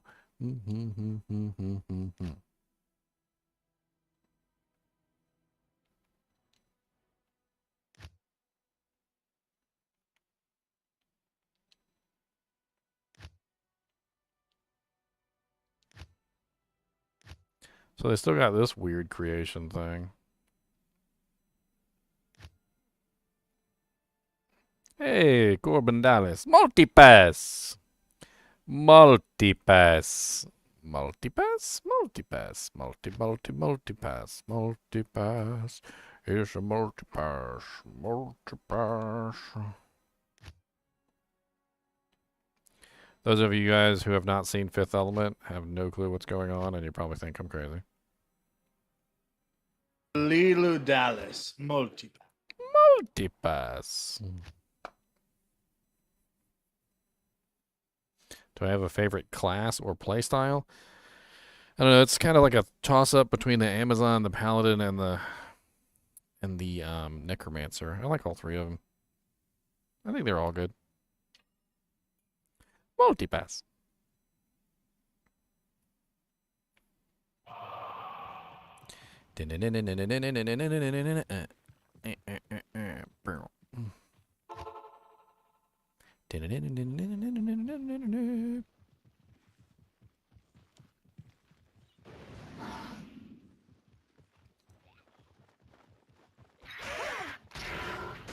Just back off me, son. You know me. Come over here and die.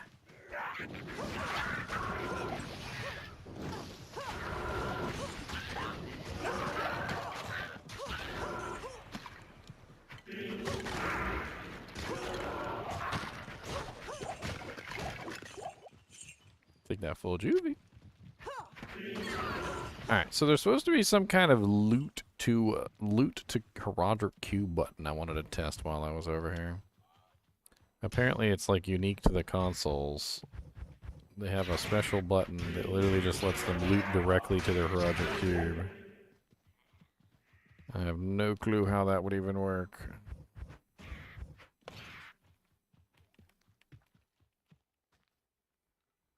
Swap sticks. I did Player 2. I spent the whole first 2 hours of a video testing out the Whirlwind Barbarian and the Whirlwind Assassin. If you want to check that out, you might want to rewind a little bit because I'm not going to spend another 2 hours testing it out. I can give you a quick moral of the story, though. The moral of the story is that it's definitely worth using now, and the shorter range the weapon seems to be the better effect. So, like, I tried out Flesh Ripper Fang Knives, and those things did, like, super well. I was kind of excited about that.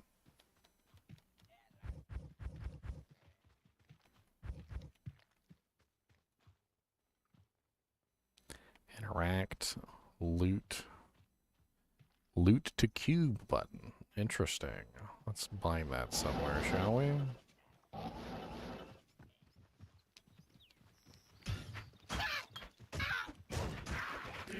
Okay, so supposedly we should be able to loot something directly to the cube now.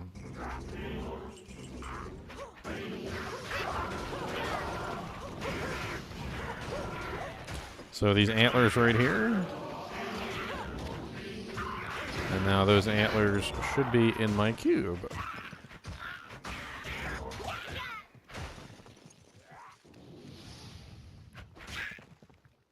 Hey, look at that. That is pretty cool. A loot to cube button is definitely a big advantage for the console players. Because the console players always have this issue where, like, you know, like on PC, you open up both your inventories and you can just drop something into the cube, so it's not that big of a deal. But obviously, the console players don't really have that option of opening up both inventories and then dropping it into the cube. So it's pretty cool that they gave them the option to just loot directly to the cube. It's a nice little quality of life change.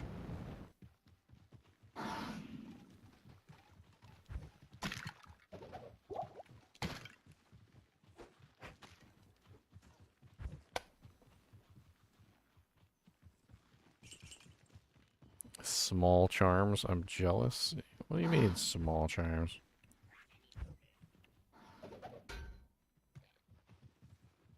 Let's see if somebody else got the leg. So I can be lazy.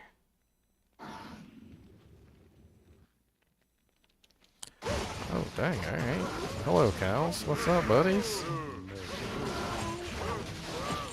Come on down to South Park and meet some cows of mine. Friendly hell bovines everywhere. Gonna shoot you in the face.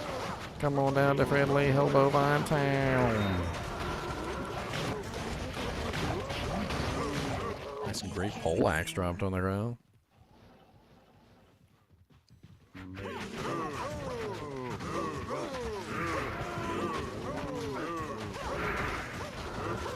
I can't carry.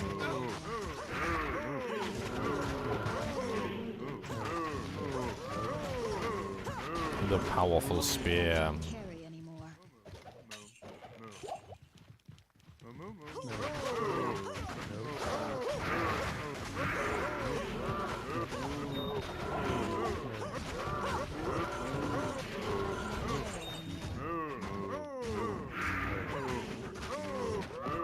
can't carry anymore. Lobby updates on console are straight garbage. I don't really know what you're talking about. The lobby updates on console seem absolutely amazing. It's not a cat, it's a chinchilla. It's a Chinchilla. The Chinchilly Chanchus.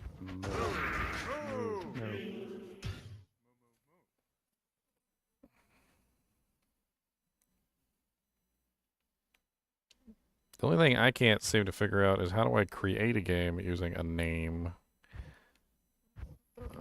Because I want to create specifically a game. I see join public game, which shows all the public games that are currently made, which definitely works just fine. But how do I create my own on this list?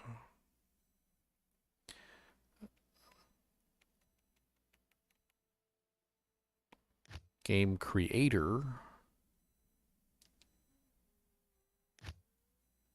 How do I choose to create a game? Is it in the other, maybe?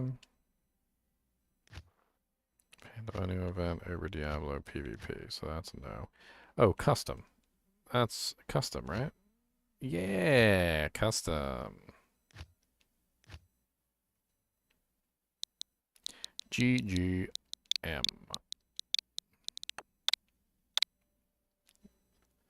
Hell difficulty. Create.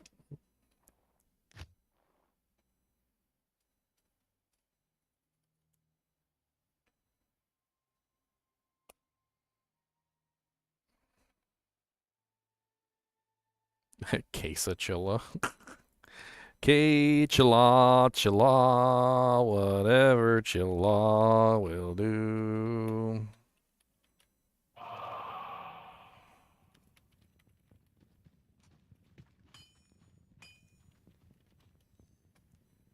So yeah, you can make your own custom games now. So definitely pretty cool. So it's pretty much the same as any other lobby, right?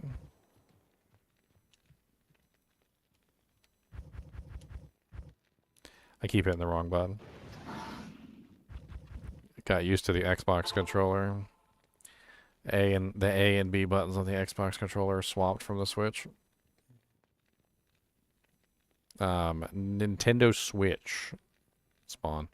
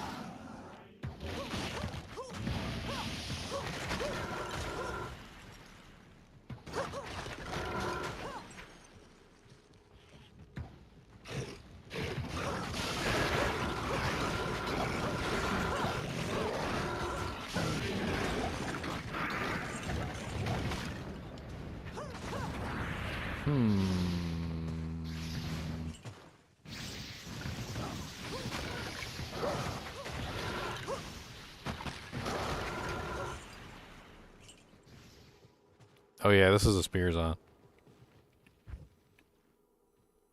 You guys have no, that's the same spear that I'm running on my ladder character too. It's a very, very effective weapon. Vernos lead. Of course, she has other things going for her too. I've got a couple really nice weapons on spears ons. They're very fun to play.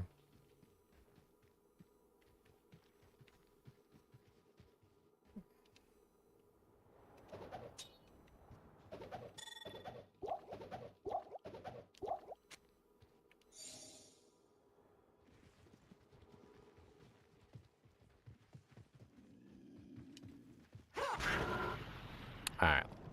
It seems like it's working okay. The loot to Roger Q button is pretty sweet. Looks like you do have to bind it though, so that's interesting.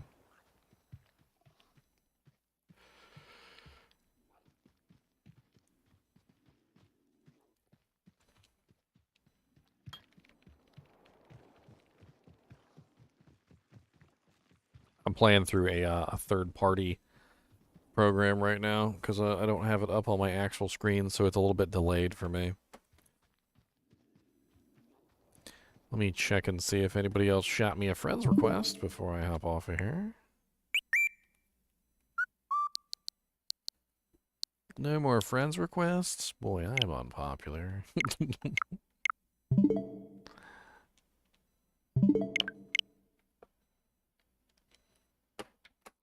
Bink.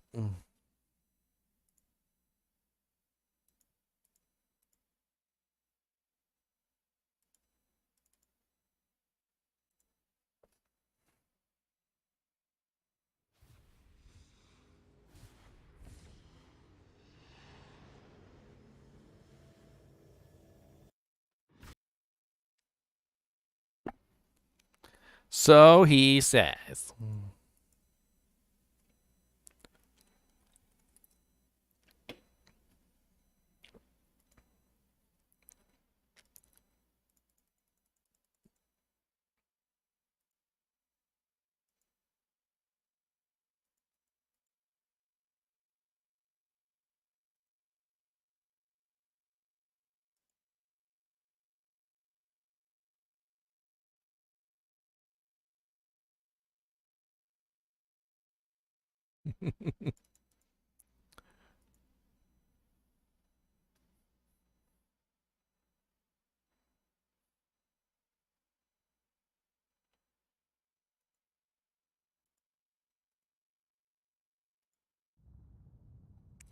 Friendly neighborhood mentor.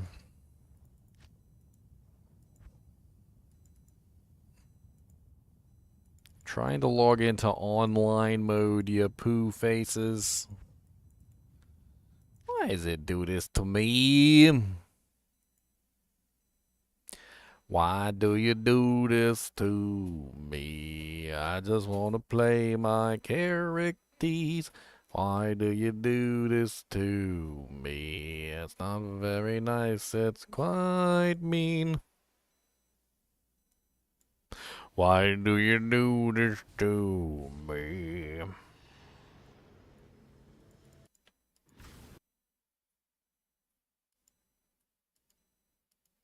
I'm not on the console anymore. I'm on the PC. I switched. Should be able to tell a noticeable bump in graphics.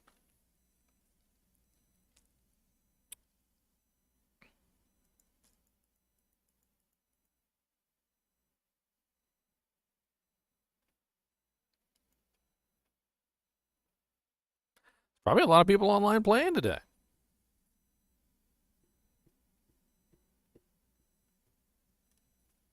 Boom, boom, boom, boom, boom, boom, boom, boom, boom, boom, boom, boom, boom, boom, boom.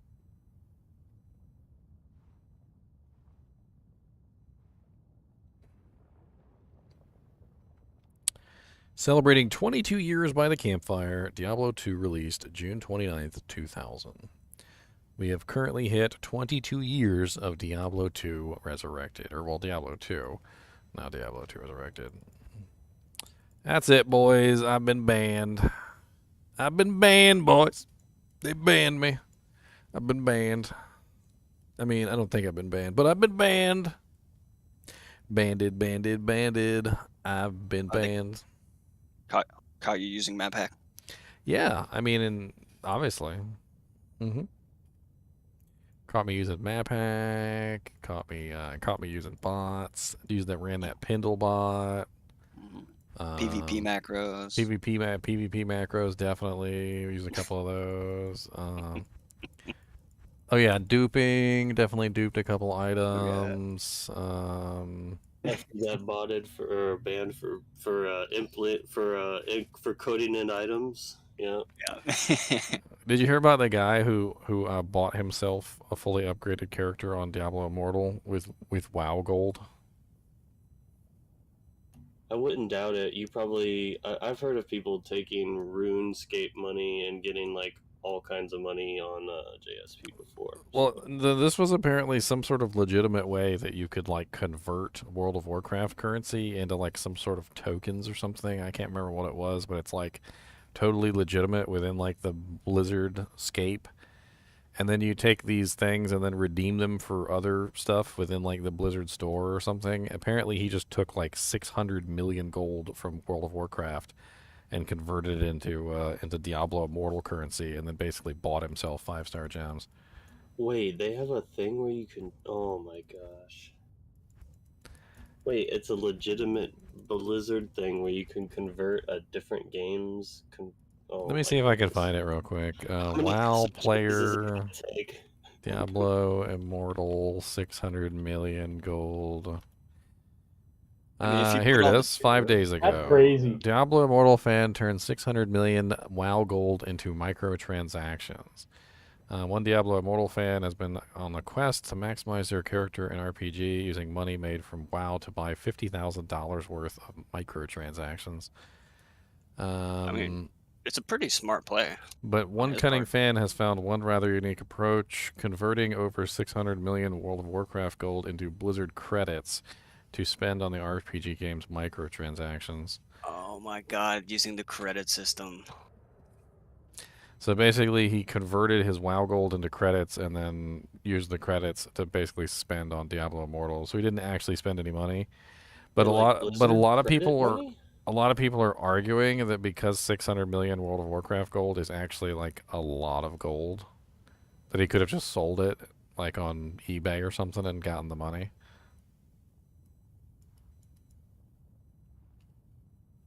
I have no idea. I just remember I used to play with this guy that played a lot of RuneScape, and he was like, "Hang on, let me go sell some gold," and he ended up getting like a bunch of money on JSP. So I don't know how that works. Here, I'll link the article in chat if you guys want to look at it and laugh. Is Diablo still down?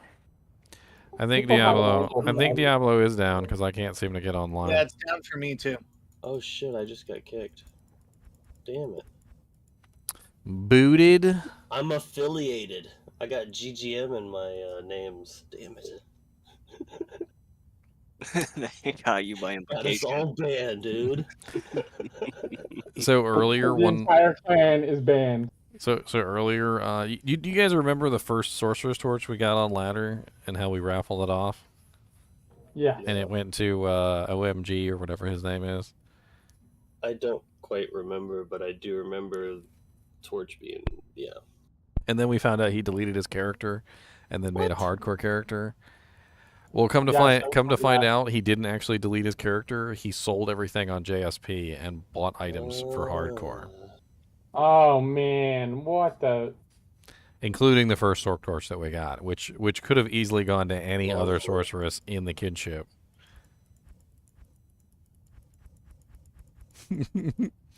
Nice guy. And every single time he was like, it Who just was kept that? getting. Every single time it just kept getting worse, and then he was like, oh no, totally, just give me another chance. Like, I know I burned down your house, but totally give me another chance. And I know I kicked your dog a couple of times and he might have died, but give me another chance. And then I know I accidentally stabbed your wife in the chest, but give me another chance. And it just kept getting worse and worse. Like, it just, like, every single time he turned around, there was another horror story. And I'm like, why does it keep getting worse? Who is There's, this? there's It's- a team watch. player right there. Watch, it's the Monarch guy's alt account. Oh. He's coming to get revenge after all of these months. You The took my monarch, so I sold yours. The Monarch. The Monarch Now I'm gonna guy. double. Oh, that's funny. I feel like we're gonna have to crack down a little harder next season because there's so many more people than there were at the start of For the kinship? of the ladder. Yeah, like there's so many more than there were at the start. Oh yeah, next kinship. I mean, next ladder, for the kinship, it's probably gonna be insane. I probably have to Yeah. appoint a couple more captains. It's definitely gonna have to be filtered a little bit more because there's been quite a few people that have pulled crap like this, or that one guy that came in and was like, "You're wrong. You're teaching all these people blah blah blah blah blah." Dude, that Curse, was curse. Beard, and he's been here since the beginning, and I don't even understand what he was high on that particular day. You were talking about SOJs or something, He and was how Diablo has a high chance of dropping them in Nightmare, which he does. well, it might not be normal, the best normal compared to difficulty. Oh, that's right. That's right. Yeah, but regardless, it was like he's like, "Nah, Andy is the best in Nightmare," or whatever his like argument was. So here's what I figured out with his stupid argument. So number one, he was playing offline, and you've gotta remember that in offline mode you have the same map, so you can farm Andy really fast. So he was thinking about it from a skewed perspective because online you can't farm Andy anywhere near as fast as you can farm Andy offline, because when you farm her offline, you literally know exactly where the stairs are, so you just teleport directly there. Whereas if you're farming online, you've got to find the stairs every single time, and sometimes it can be a pain in the ass. Whereas normal Diablo, in a situation where you don't know exactly where Andy is every single time, it can actually be faster. Diablo is always static every difficulty, so it doesn't matter. You know exactly where he is, you know exactly how to spawn him, and in normal difficulty, if you're having trouble spawning normal Diablo and killing him, then something's wrong. Yeah, that's why the keys are the same spawns. Like, all the keys, they always spawn in the same spot. Oh, and then Act 2 is a little different, but and then on top of that, he was going off of players 8 Andorial numbers, which were completely different than like anybody else. Like anybody who's going to farm Andorial 1,000 times isn't doing it on players 8. Yeah, online. Like, yeah, unless you've got 7 other people who want to join your 1,000 Andariel runs, it's probably not going to happen. I guess you could do like night. I don't know. I don't know how cows work anymore. I remember cows used to be broken, like really broken. Like, but they've changed it now where I feel like you have to be level 23-ish to get XP from them. If I could find any information on this. Server's going down. First, let's take a look at the official forums. Look for some blue name posts. 2.4.3 hidden change to Whirlwind damage AR. 2 hours ago by Pez Radar. Let's take a look at that. Something snuck in. Apologies. We are amending the notes with this bit. Whirlwind improve the skill at lower levels. Starting damage is increased from -50 to +30%. Damage per level has been increased from +8% +8 to +5, or reduced from +8 to +5, and starting attack has increased from 0 to 50. So it no longer has that horrible penalty to begin with. For That's the pretty longest interesting. time, yeah. That's why the dual gladiuses were so good when you first got it, because that eliminated that penalty pretty much. I just Dual tested like bloodletters. I just tested like everything, and you know what worked the best in my opinion? It was dual ethereal fang ripper, flesh ripper fang knives. Really? They were freaking. I They could were see- murdering. They were murdering Did things. you tried bloodletters? I tried dual griefs. I tried grief last wish. I tried breath of the dying war pike. Breath of the dying thunder maul. I even tried dual beasts with fanaticism. You should try bloodletters at level 30, because level 30 is when you get whirlwind, and then those bloodletters can give you 3, 3, and then I think 4. I think it's 3, 4 on a perfect bloodletter, right? Let's go over to. You get 3 whirlwind and 4 to mastery, sword mastery. So you could get 8 to sword mastery and 6 to whirlwind at level 30. That'd be a good test, I think. I think level 30 dueling just changed forever. Well, just saying, like, that'd be a good test because that's its first level, and just to see what the negative penalties, that's why the bloodletters are so good, because it gets rid of that negative penalty pretty quickly at level 30, you know?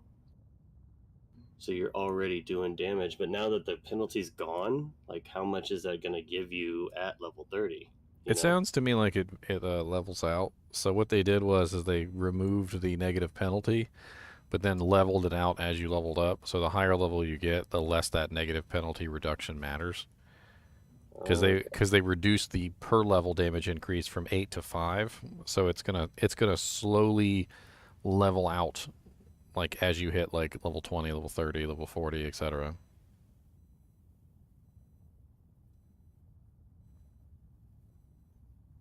So it definitely would have an advantage, I think, for the lower level characters, the ones that might not get it very high. So now, essentially, a low-level whirlwind barb is pretty good if it's got 2 gladius, whatchamacallits. What are they called? Damn it! I just said the name. Bloodletters. Yeah, bloodletters. Yeah, those were always like a cool item, but like it was just like a starter item, and then it like fell off really quickly as soon as you were able to put on IK, in my opinion. Let me see what else I can find here.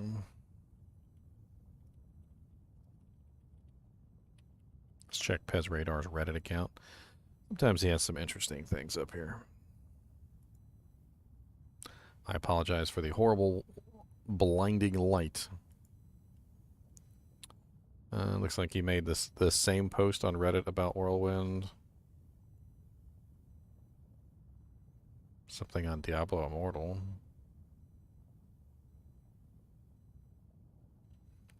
So nothing recent on Reddit.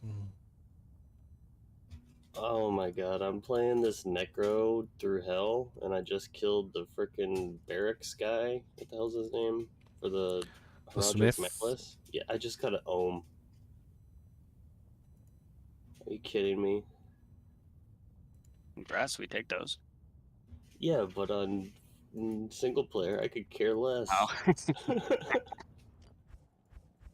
Alright, let's What? try reloading the game real quick and see if anything else works. But it does look like Battle.net might be down. Oh my gosh.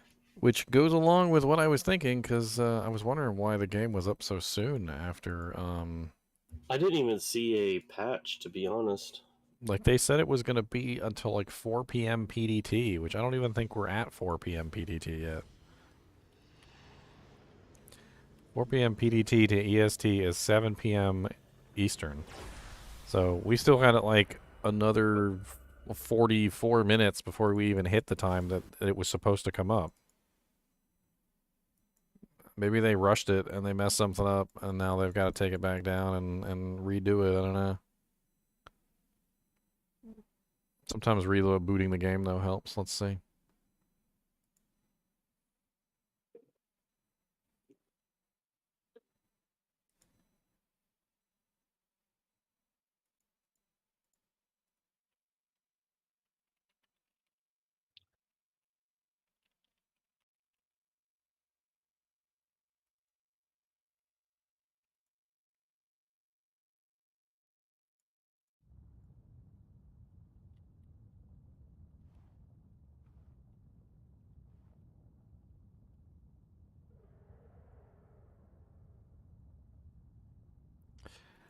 Well, looks like online is offline for a little while.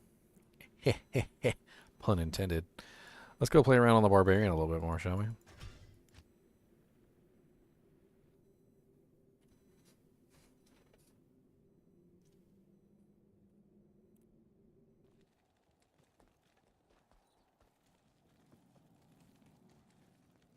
The Barbarian. Give me that. Give me that. She had angelic wings on. I thought she had high lords on. Oops.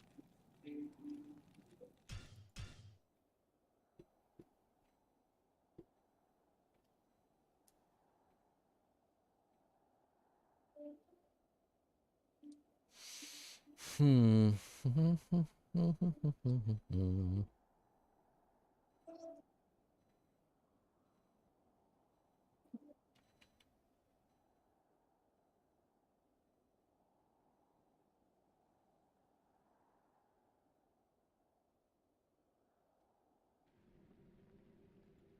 the hell just happened?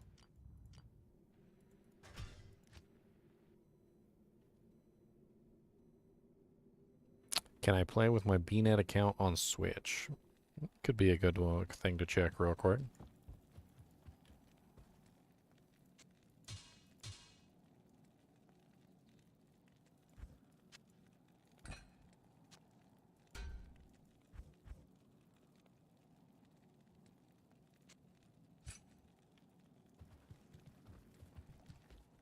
I mean, since this one's not online, I can always just bring it up and test it.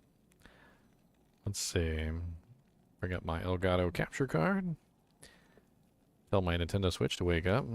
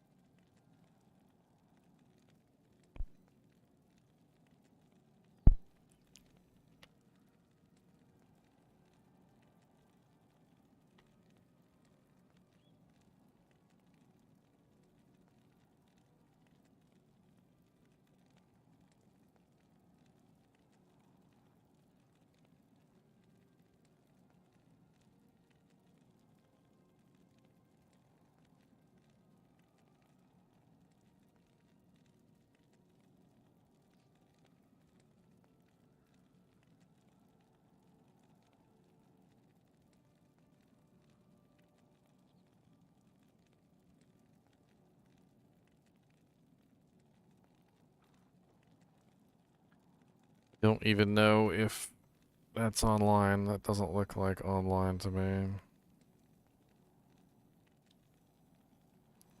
Oh, that's offline. So yeah, the Nintendo Switch is offline as well.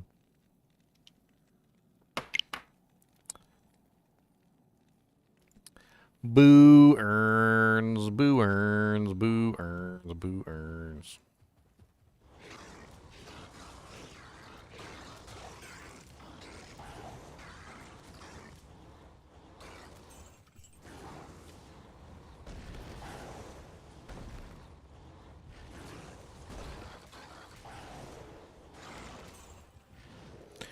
Whirlwind's kind of OP. I mean, I was able to do well even in Players 8, but, like, realistically, most of the time you're probably not going to play above Players 3. And honestly, it does, like, pretty well in Players 3 at this point. Like, let me bump it up to Players 3 just for lulz.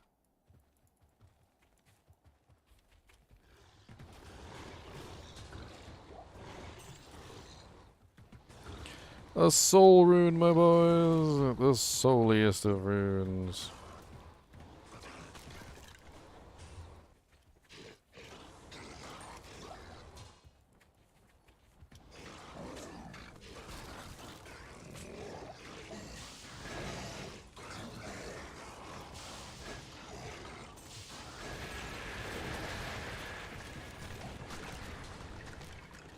Dang, freaking might aura, boys.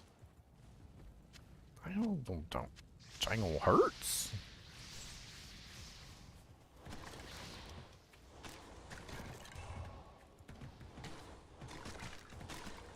Oh, no problem, Chad.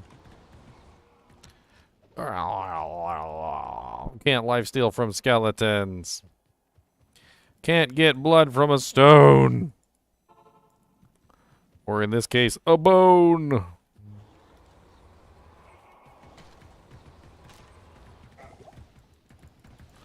Give me my body.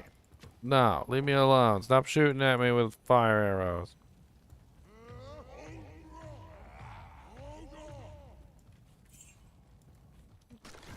Die. Maggots.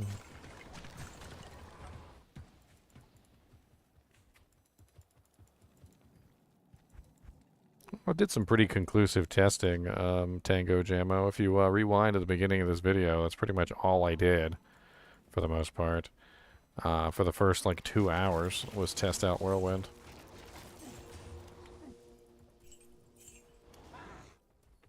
No, we only have 50 health left. No. Get away from me. No.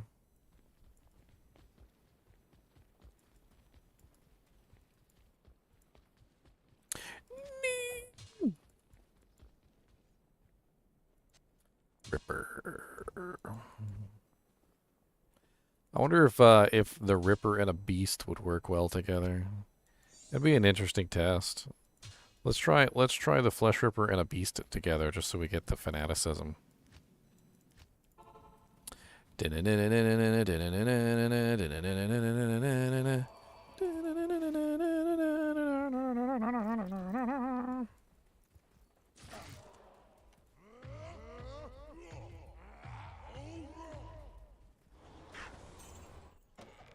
Alright, let's put the Beast on in place of the Etnax.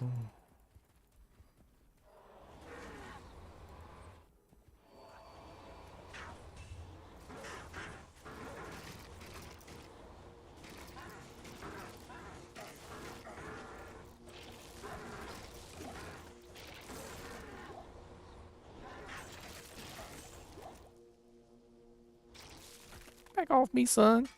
You don't know me. That's without, that's literally without the Grimward, by the way. The Grimward makes it so much faster. If you pop Grimward, everything dies super duper quick. I do need more life leech. These are not optimal builds. I would never even say they are. Usually it's just me chucking a bunch of items on a character to test out something real quick.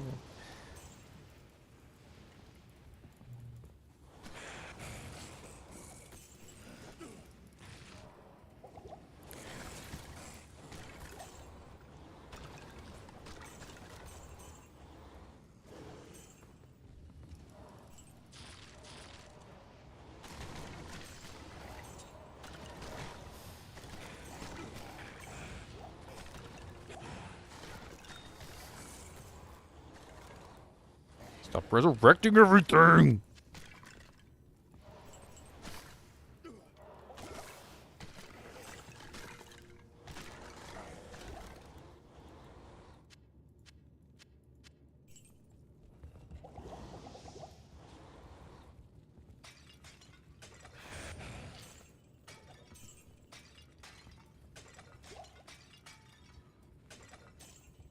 Kicking everything. Y'all don't know me, I'ma kick everything.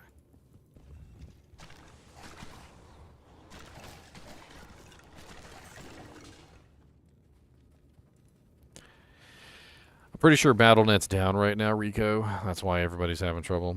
I'm on offline right now. That's the reason why I'm able to play. Hey, look, we got somebody on Facebook. What's up, Sean? Yeah, it looks like BattleNet's down right now.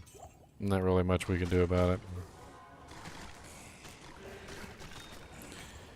We can just hope and pray.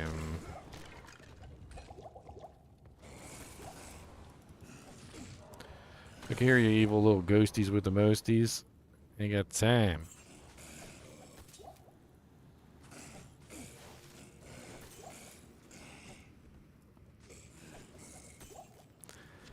I'm kind of curious how Breath of the Dying would do with this. Like, I'm honestly even thinking like double Breath of the Dying. Or even just one. Even just one for the Life and Mana Steel. Seems like it would work out really nicely with this build.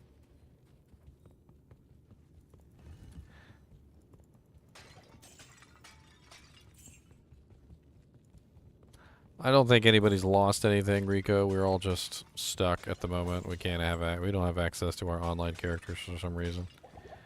Probably some sort of fatal error on Blizzard's part. I've been checking to see if they update anything, like letting us know, like, you know, hey, our server spontaneously lit on fire, and everything will be back to normal in a few hours. But I haven't seen anything so far, so...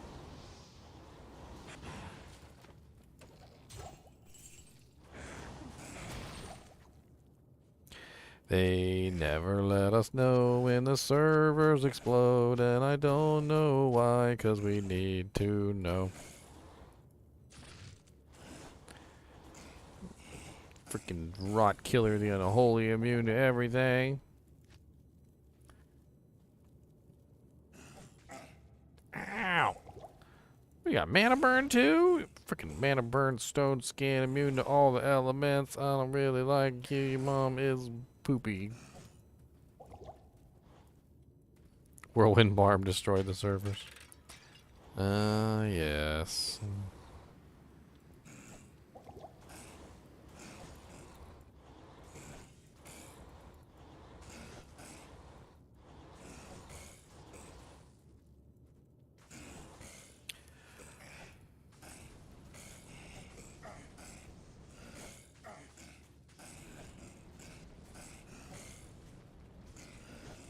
Hey. Immune to physical, but he still died. In pain and torment.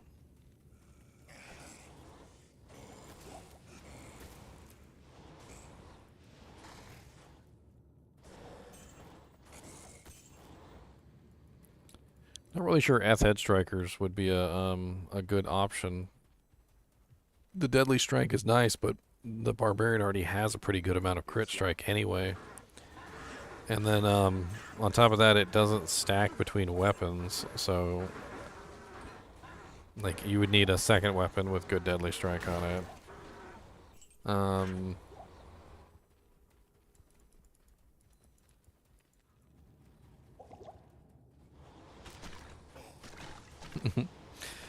You know, back when Diablo 2 was still in its infancy, Diablo 2 Resurrected, and it hadn't launched yet, I was streaming footage of the game so that we could all talk about it and stuff and have fun, you know, in our agony, so to speak. And people used to come in here on a regular basis and they used to yell at me and be like, "How come you're online? I can't get online." And it always used to just crack me up. Like everybody's a detective Everybody is a detective, I tell you what. They be like, but how you do and me not do? You know, you can no cheat me. You tell me how, or I report. I report right now to Jesus himself. We're all offline right now, Jay. It's I don't know what's going on. I was gonna check it again in a minute here. In fact, I seem to be stuck, so might as well be now.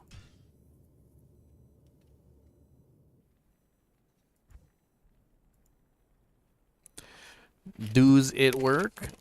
No. You want one of these cookies? You're just gonna make a crumb pile. That's all you ever do is make a giant crumb pile. I don't even think you eat it. I just think you crumble it up in your hands, and that's it. What do you want? This cookie. Look, look. Look at this little cookie thief. Look at him. Look at some. No, no, we're going to zoom you out real big. We ain't got nothing better to do because the game don't work. So you're going to be our entertainment. You want this cookie? Do you want this cookie? Do you want the cookie? Do you want... He said, come here, cookie. Come here, come here. Oh, you ripped off a whole piece of the cookie, you thief. Well, you didn't get the whole cookie. I still got part of the cookie right here. And if you want the cookie, then you're going to have to steal it from me. Dang. Ripped it out my hand. All right. Just ripped the cookie straight out my hand. All right, now we're going to zoom in on the cookie eater because why not? Y'all don't need to see me. This is all about the cookie. There you go. Yes, that's our Chinchilla. He sits with me all the time. His name is Mr. Nimoy. Mr. Nimoy, the Chinchullas. I'm going to take your cookie. I'm going to take your cookie. I'm going to take it. You don't need this. No, you don't. No, you don't need this. Give it. You don't. There's like whole chunks missing from the cookie, you crummo. Look at all these crumbs all over me. It's crumbs everywhere. Are you even eating it? Because judging by the size of the crumb pile on my shirt, I don't even think you're eating it.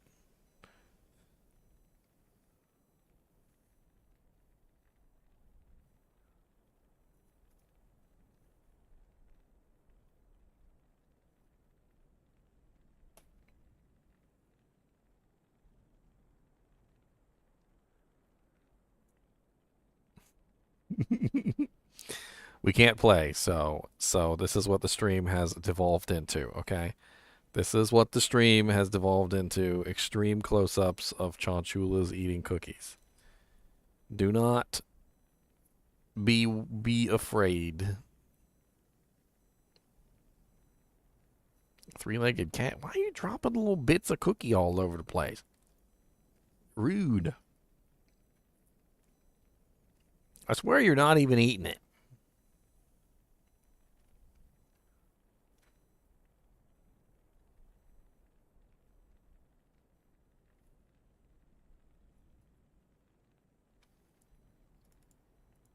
I'm going to exit and reopen Diablo. See if anything changes. I'm also going to go over here and check the forums again, see if there's any post about the downtime.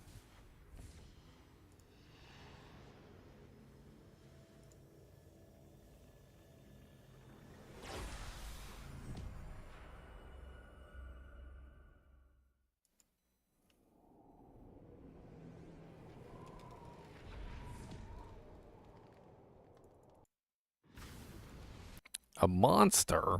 A monster, Tango Jammo. Mr. Nee, did you hear that? He called you a monster. You want me to beat him up? I'll beat him up for you if you want me to beat him up.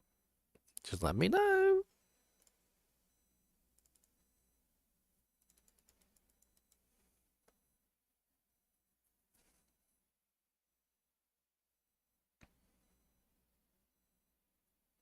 Crunch, crunch, crunch, crunch, crunch on the cookie. Crunch, crunch, crunch, crunch, crunch on the cookie. I shouldn't even be giving him cookies, but he literally will snatch them out of my dang hand. He like, boy, if you don't give me that cookie, I'm gonna take your life. Okay, I will rip your very soul from your chest, and you will have nothing. Nothing.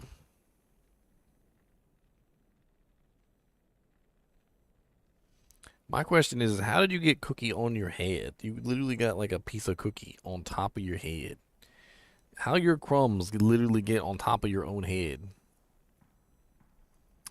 When did I start streaming on Facebook? The other day. I don't know, a couple days ago. I think it was the Overwatch video was my first one.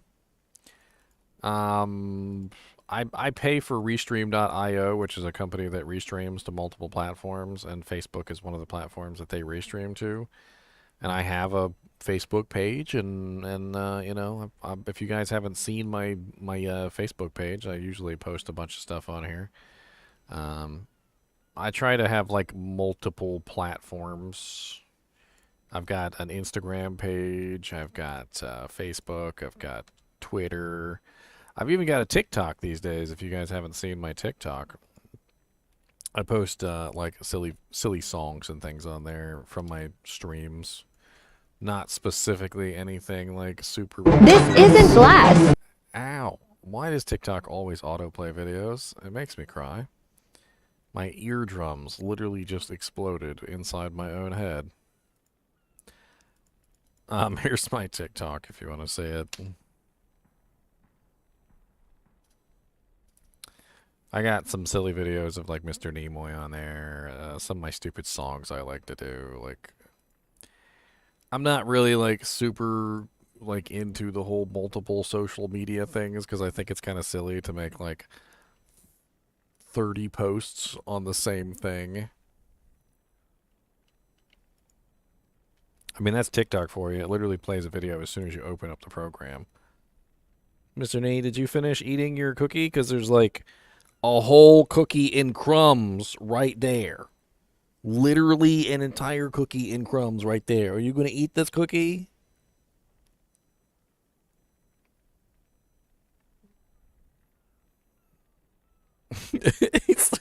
he's no. It's a get it away. I don't want crumbs. Crumbs are for peasants. Peasants, watch this. You guys ready? You guys ready? Boop. And disappear to Chinchilla. 8 pounds of cookie crumbs on my shoulder. 8 pounds. Cookie crisp.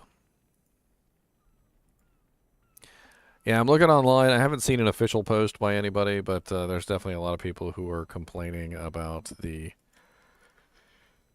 inability to log in. No official word, though, from anybody. Let me go check a look on Twitter real quick. Sometimes they post stuff on Twitter about the issues.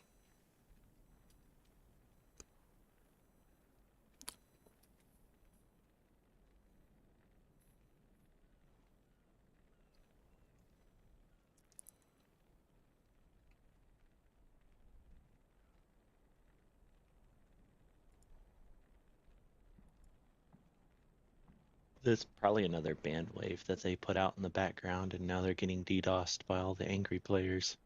Good. I mean, that's what always happens. Almost every single time that we've had like server issues and stuff like this, it's because they're getting DDoSed from hell.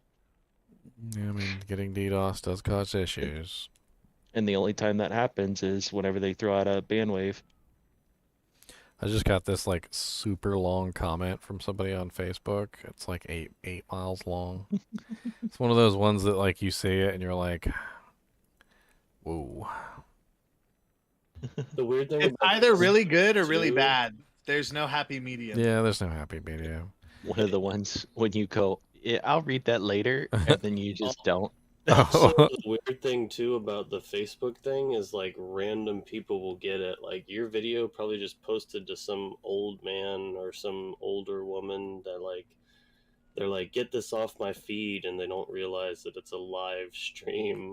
Like, I don't know. Alright, so this guy, he said, hello, my name is Connor. I occasionally watch a few of your videos on YouTube for Diablo 2 and enjoy the way you break things down. I have a question that's an issue I encountered with my Phoenix Strike Assassin. I thought maybe it would be worth making a video about explaining why this happens. So basically, I intended to use 2 Plague Claws on my character, along with a High Lord Amulet, so I could have over 100% Deadly Strike on my level 91 character.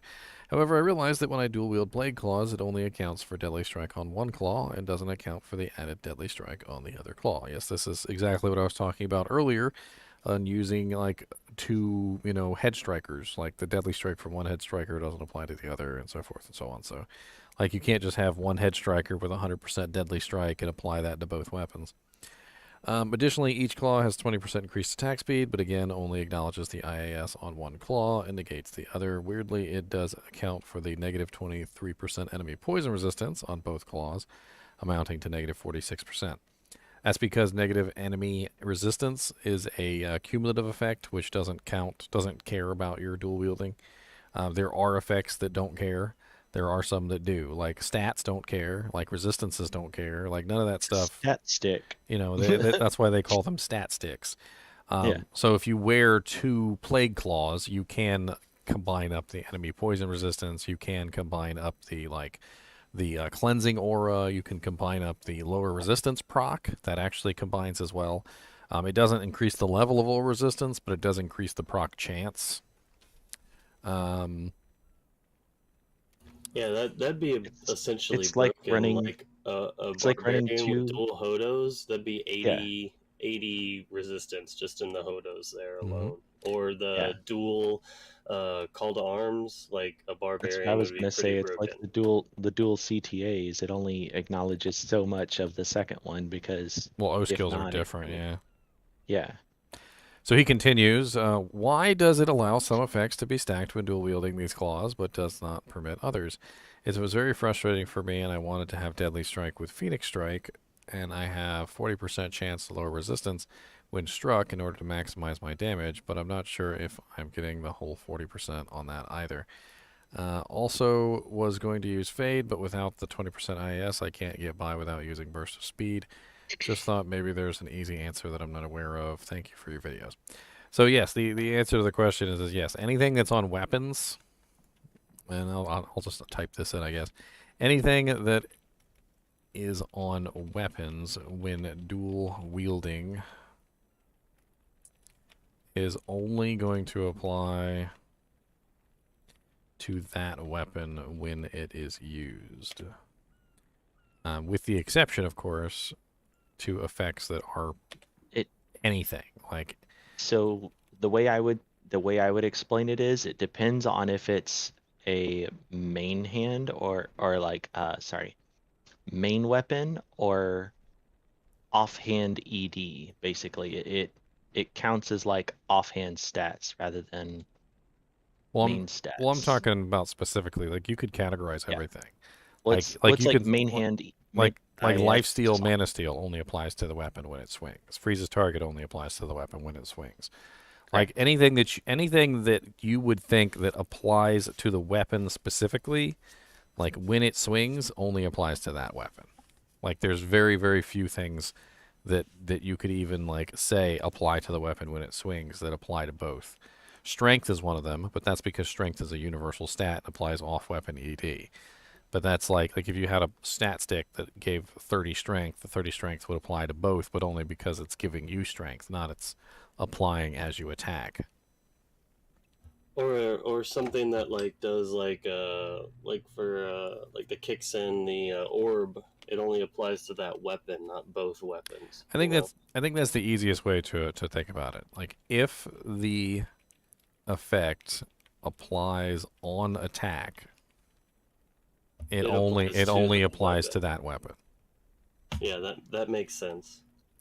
I was saying it's like main hand IAS versus offhand IAS on like Whirlwind Barb, for instance, which they're fixing, but well, I mean that always applied both. It was just the IAS on your main hand only applied to your main hand, and the IAS on your offhand only applied to your offhand.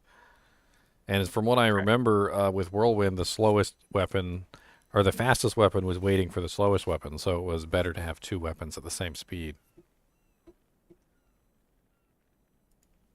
Before it never recognized any off-weapon IAS. Like it didn't matter what you used in your offhand. Your offhand was just Well, that's because basically a they also stat fixed statement. that bug where if it was broken, because I think that had to do with it too. If it was a broken weapon, it would They apply fixed it that. like other people are thinking.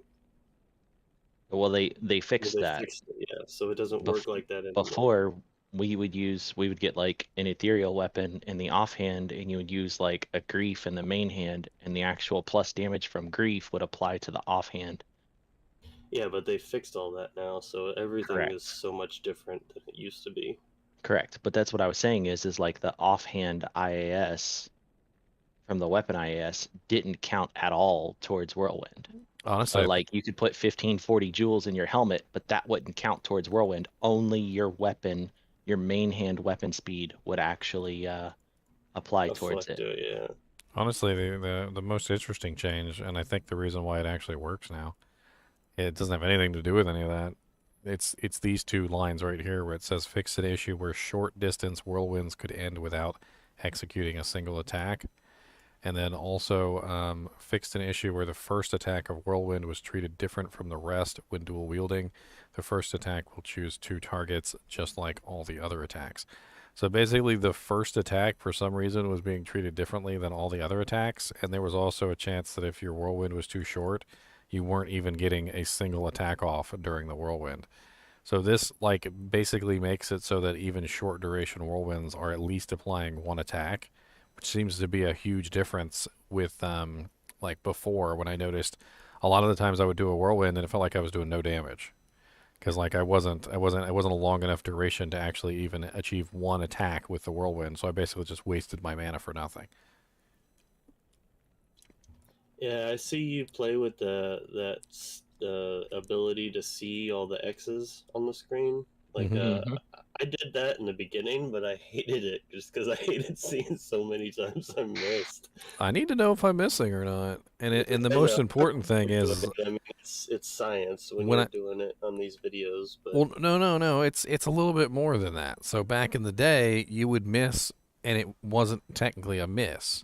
you didn't know, but like So you there's knew, but you didn't. no. Okay, look. When you miss an attack in Diablo, there's multiple reasons why you could potentially miss an attack. Number one is the monster might not actually be near you, so you could be desynced. So sometimes when you're trying to attack a target and the monster's not actually near you, you'll swing, but he looks like he's near you, and you're missing the target, but you don't know that you're not actually swinging at the target. It just looks like a miss. In those situations, X's don't appear because you're not actually attacking the target. There's also other issues where you can miss your target where it's not technically a miss either. And that's why the X's are so important for me because I like to be able to see, number one, if I'm actually missing, and if I see the X, at least I know that I'm actually hitting the target or I'm actually attacking the target. Yeah, I guess. And there's been a lot of times in my previous playthroughs of Diablo where literally I'm trying to zeal and nothing's happening, and I can't tell whether I'm desynced or whether I'm missing or whether what's going on. So it's like a reassurance to me. Like if I see the X's, at least I know I'm within range and I'm actually hitting the target. Oh, I thought it was just missing period is when it showed you. No, it's Okay. only showing you if you actually swing at the target and that the swing is a miss. Okay, on the target, not just like. Okay, I thought if you just like held shift out in the middle of a field, you'd see those X's. No. I just No. haven't used it, to be honest.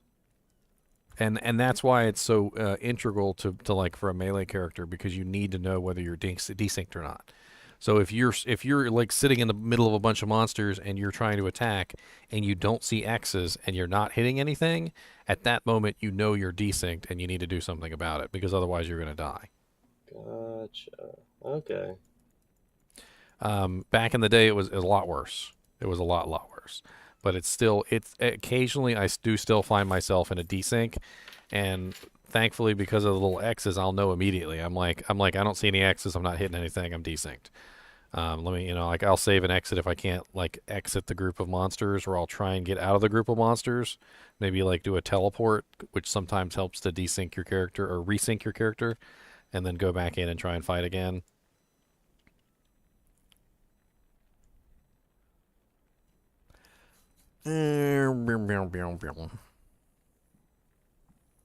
Yeah, I've only actually played a Necro and a Amazon this ladder. I did play the Fire Hydra Sork when they did the patch on ladder, when we all did that like makeshift ladder reset. It helped though, didn't it? Yeah, I mean, it got me to learn that the Hydras are actually pretty good. Like, to be honest, that'd probably be the Hydras would be a really good Nightmare and Dario runner. Like, no joke, like crazy. Practice ladder is a little difficult though, because of course you have all these people coming in with Yeah, all their items. with all their items. They're like, oh, hold on, let me get my full Saigons Ravenclaw. I'll give a Shaco. I'll give myself all this then, since everybody else is. There ain't no way you found all that. Well, some people have trouble with the idea of self-restriction. I mean, hey, that's why a lot of us are fat, right? One more taco, please. Hey, excuse me? One more taco. Why'd you gotta make a fat joke? I mean, I was making it about myself, though. I'm just kidding. This is my name. I was making it about myself. Yeah, I'm guilty as well. Just one more. People are so weird. Like, I get these weird comments about stuff sometimes, and I try to explain, like, why I do things the way I do, but people don't want to listen. It was like, when I tested to see that the mana burn bug was fixed, I needed to test and make sure that it was actually fixed. And the mana burn bug is, like, ridiculous. Like, even a hit as low as, like, 50 damage was essentially the equivalent of, like, 12,800 mana burn. So to conclusively test mana burn was fixed, I needed to, have a mana pool that was large enough that you can actually see whether or not the mana burn was fixed or not. Because, like, if a monster runs up and hits you for 10 damage, and then it gets multiplied by 256, that's 2,556 damage, or 2,560 damage. It's a lot of mana damage. And if I don't have more mana than what that represents, then I'm not going to be able to reliably test it. So, of course, I cheated in a character with the highest mana pool, imaginable, because I needed to be able to actually see whether or not the mana burn was applying, like, the full damage or not. And, like, I keep getting these comments like, your test is not correct because you used a cheated character. Use a character that has real equipment and blah, blah, blah, blah. And I'm like, do you realize that? I'm like, do you realize that a character, like, if a monster hits you for 1,000 damage, it would be the equivalent of 256,000 mana burn? Like, it's pretty difficult to test that kind of numbers with a character who only has, like, 1,000 mana. It's like 100 mana or something, or 200 mana. Yeah, no wonder it's all gone. I still into that. Yeah, it's been fixed a lot more, but, like, depending on what character you have, and you go against some, like, souls or ghosts, it's or 1-to-1. That's got crazy mana burn. Yeah, your mana's gone. Well, it's 1-to-1 now, so at least it's 1-to-1. So if a character hits you for 1,000 damage, at least it's 1,000 mana burn, whereas before it was 256,000 mana burn. It's stupid. If a monster hits you for 50 damage now, at least it's just 50 mana burn. 50 mana burn times 256 is 12,800 mana. Like, nobody has that much mana. So, of course, you gotta, like, get a character who has ridiculous mana to test and see if that kind of stuff is fixed. Yeah, even an energy sword could not have, like, that high of mana. I mean, maybe that high. Roughly about that high. The thing is, like, let's say, for instance, they told you mana burn was fixed, right? Then you go on your paladin who has, like, 200 mana, and then you get hit by a mana burn character, or a monster that does 200 damage to you, and he takes all your mana away in one hit, and you're like, mana burn's not fixed. It wasn't really a good test. It wasn't really a good test. You need to get. The lower the mana, it still was better, because instead of taking life away from you, they were taking 100 mana versus 2,000 mana. It wasn't broken in my eyes. I don't know. It's definitely better now. Instead of hitting you for, like, max damage, they were taking 100 mana versus taking 2,000 life or something like that. and all that takes is a quick potion chug, and you got plenty of mana again. Oh, mana burn is one of the reasons why I don't like to have only juvies, because like when you fight a mana burn monster, the easiest way around them is just to chug a couple mana potions and let it slowly regenerate up. And if you do the opposite, which is where you chug a full juvie, your mana does go to full immediately, but then as soon as they hit you again, your mana would go right back to zero. So at least with the super mana potions, it would slowly go up, and even if they hit you, it would only take away what you actually had. It doesn't take away what the mana potion is restoring. So because this is an older game, I don't think you can actually go to 20,000 mana, Shalem. I think I actually tried to test this out, and like it doesn't go much higher than like I think it's like 12K or something. There's some sort of somebody did a video where they did it with life.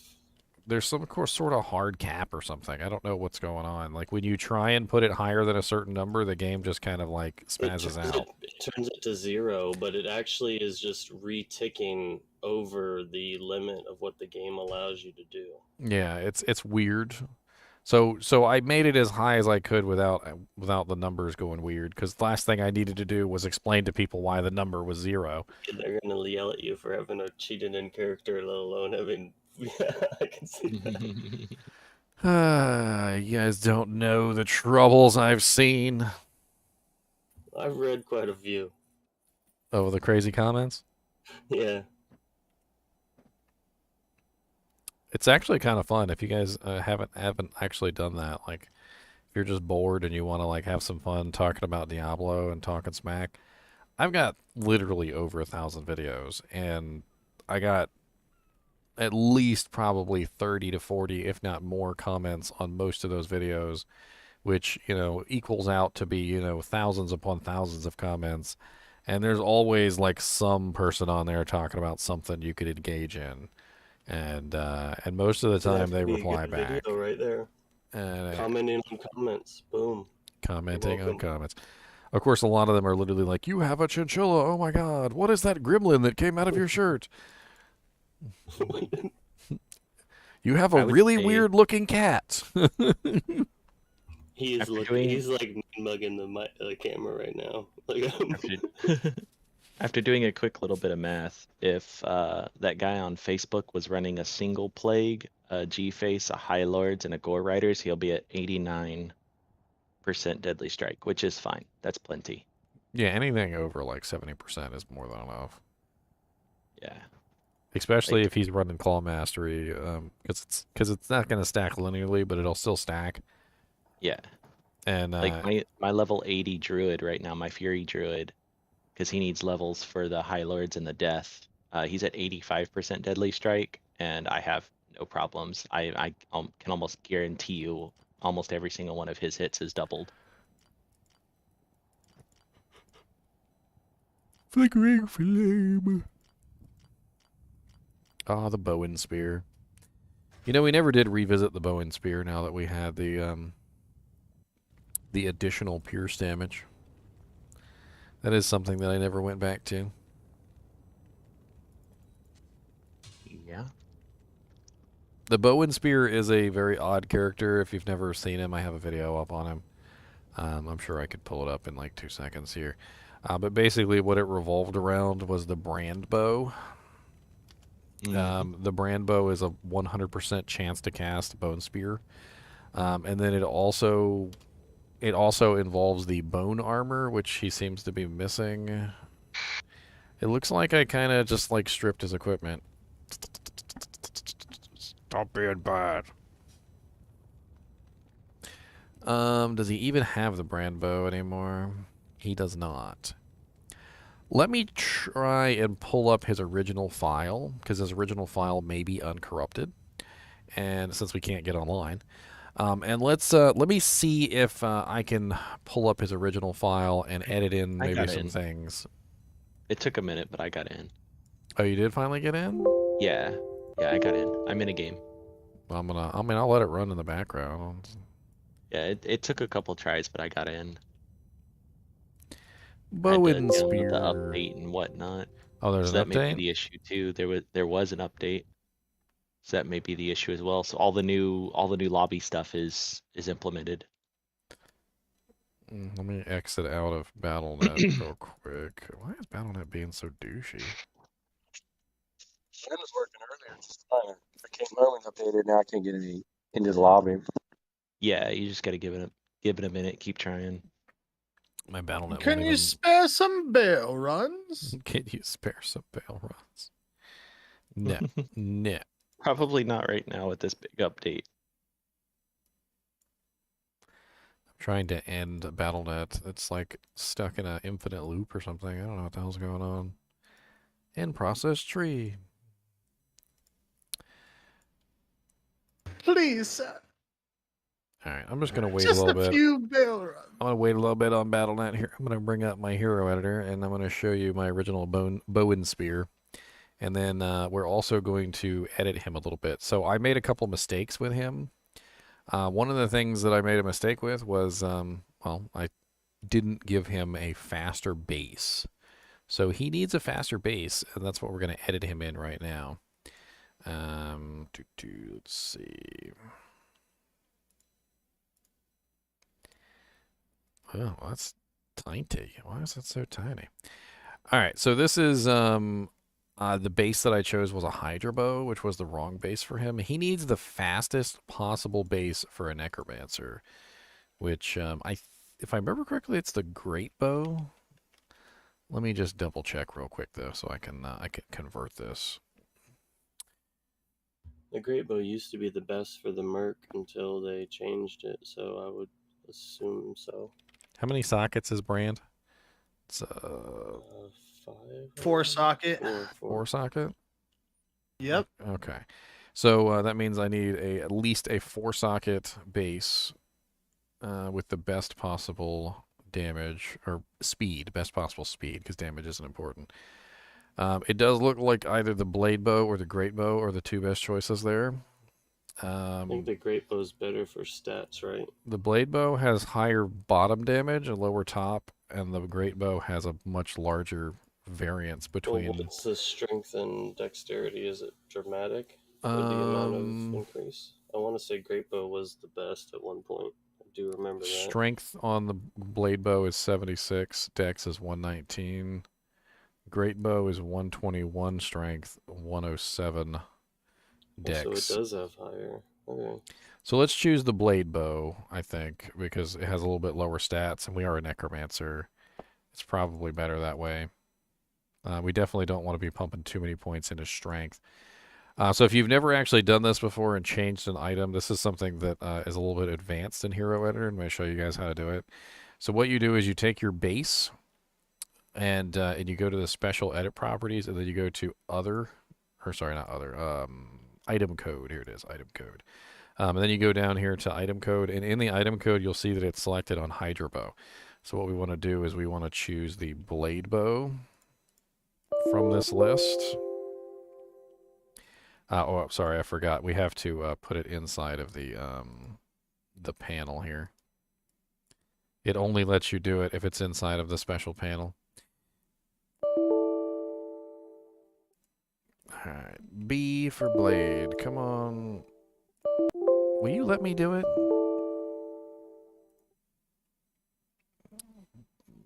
So many error messages. I apologize. Alright, then you need to make sure that the sockets are correct, because a lot of the times the sockets will get messed up.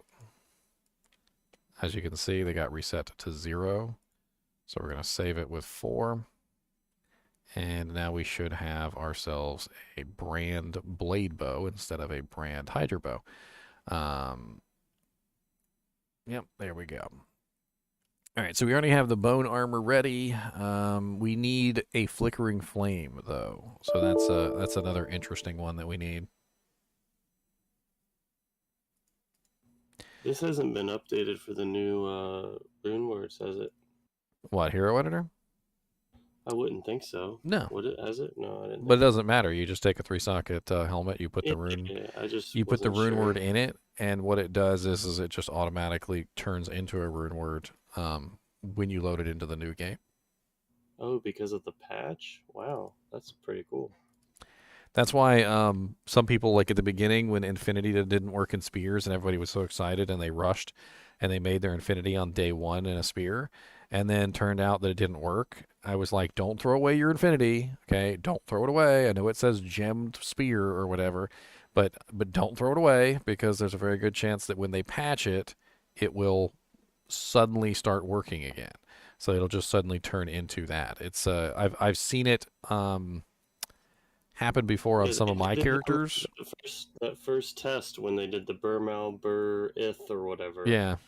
And people still did it, and it was not working at that point either. Yeah, but then once they fix it, it should have automatically just became the correct item. Yeah, but even then, like, even if you actually made it correctly, unlike they had it. But my point wasn't that I was, worried about like them making it correctly or anything. What I'm saying is that if they had thrown it away, it would have been a waste because it would convert back. Basically, just hold on to it. Don't throw it away. Demon head. Here we go. 3-socket demon head. That'll work just fine. So the reason why we're redoing this is because we've got some changes. So number one of the biggest issues that I had with this guy was he didn't have enough pierce.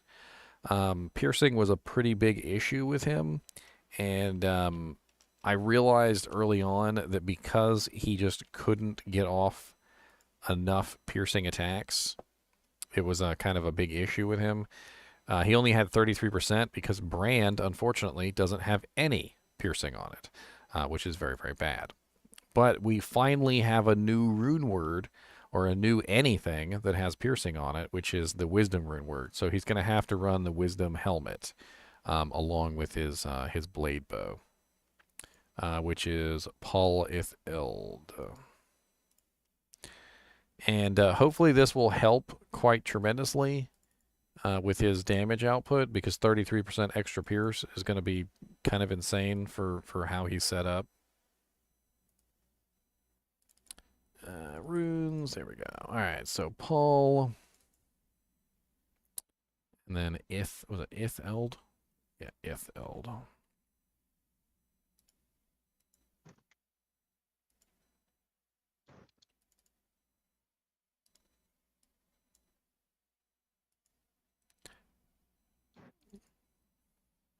I think the other issue is that I never gave him any charms either. Like, what kind of charms would I give this guy? Let's go ahead and give him a torch, because it doesn't look like he has one.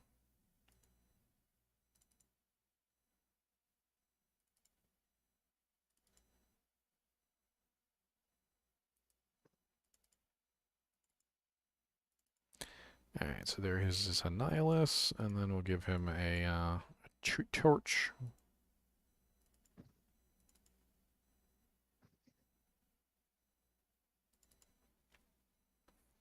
The Chinchilla is indeed floating.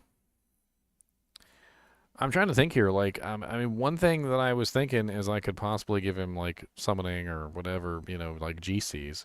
But wouldn't it be better just to give him, like, I don't know, like elemental charms or attack rating charms so that he can actually hit? I mean, he might have an issue with attack rating. Does Brand have ITD on it? It does have ITD on it. Okay, so that makes the attack rating not such a big deal. The plus to skills isn't really too big of a deal either, because it doesn't have any effect on the bone spear damage. And then I mean, maybe you could go with summoning just so you have.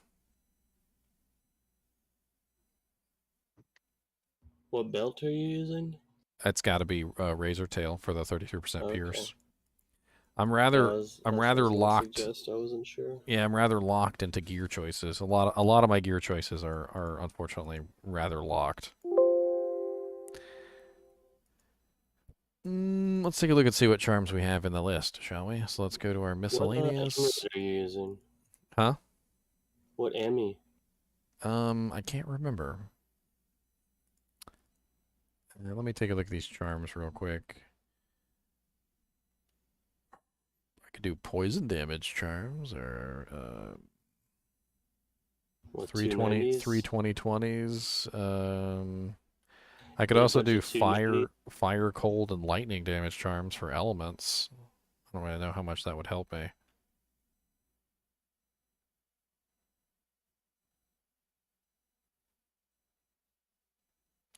Let's do 320s. Like, I feel like a little bit of extra physical damage wouldn't actually hurt anything. Do you need any more IAS? Probably. Why don't you get like a 15 and then like maybe some random magic or something? Nothing crazy like a 1540 or anything, but like maybe a 15 something. There's a wisp projector on. Why does he have a wisp? Let's replace that with something else.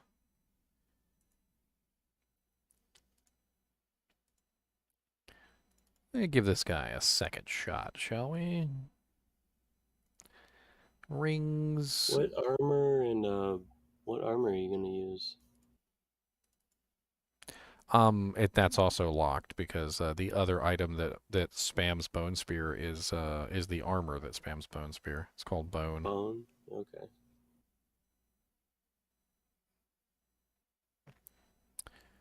You know what? Let's give him a full Kathos wedding band. Could come in handy for him. So it looks like he's using a High Lord's Wrath for the increased attack speed. And he's got lava gouts on, which he doesn't necessarily need lava gouts on. I could maybe replace those with something else. Give him a demon limb instead, and then IAS would still be good though, right? Why don't you do like some 20 IAS with some random like CB or something on him? Yeah, something that, or maybe even like a skiller like on it. You know, some random skiller like multi-shot or something.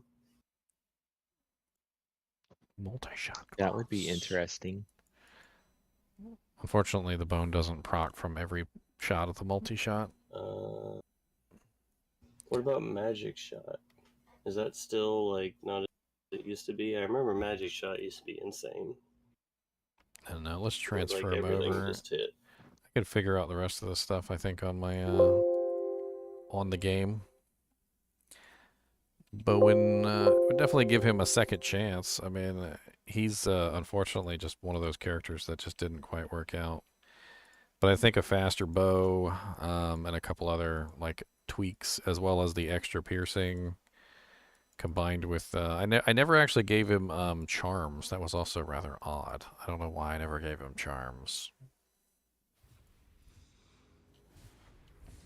I feel like when people do build guides and they like cram like 50 of these crazy ass charms, it's like that's what made the character so good, you know, sometimes. Absolutely. Like a lot of times it'll be like, oh, I got infinity, I got this, that, and the other, but then I got all these 7 magic finds or 5, you know, this, you know, it's like, with that many all res charms, yeah, you're gonna be pretty good.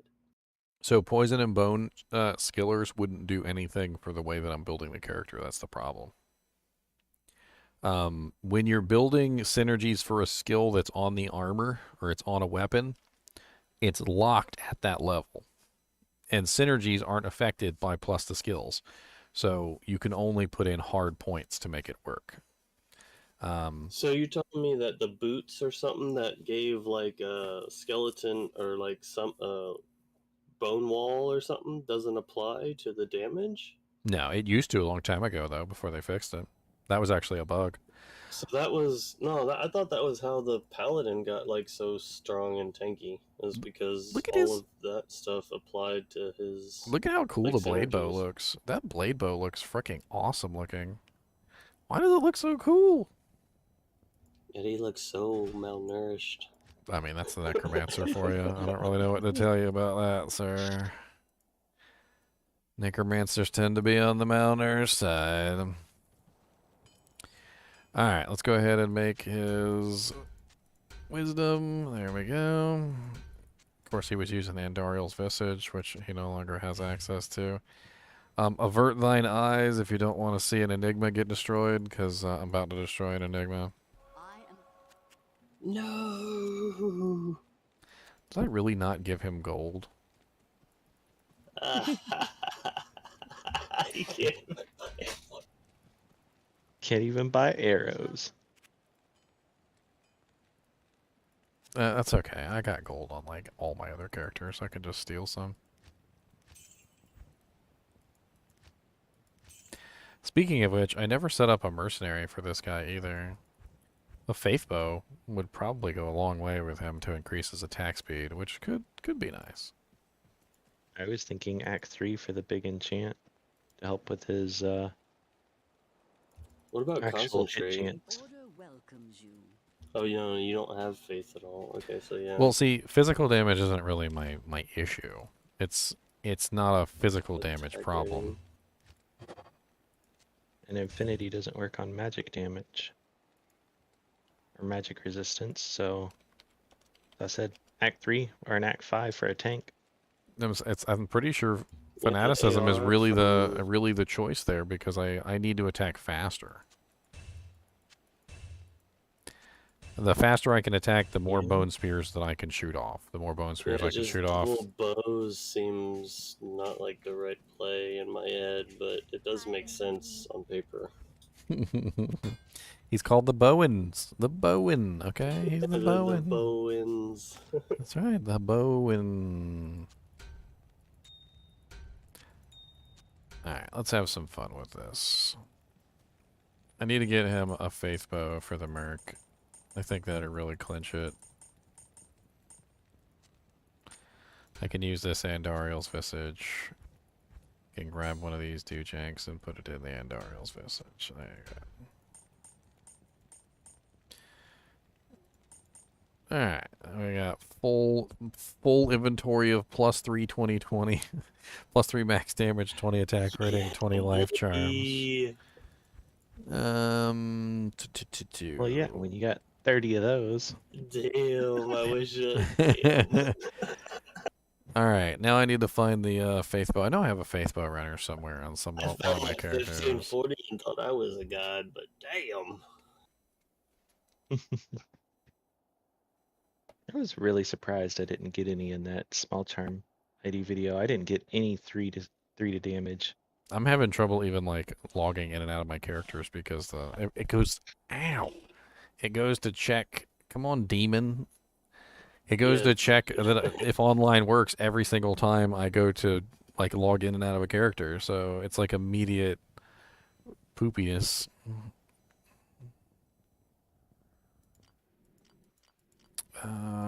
Let me just instead of actually trying to search, since the loading time is like absolutely god awful, let me just go ahead and edit one in. It'll be easier that way.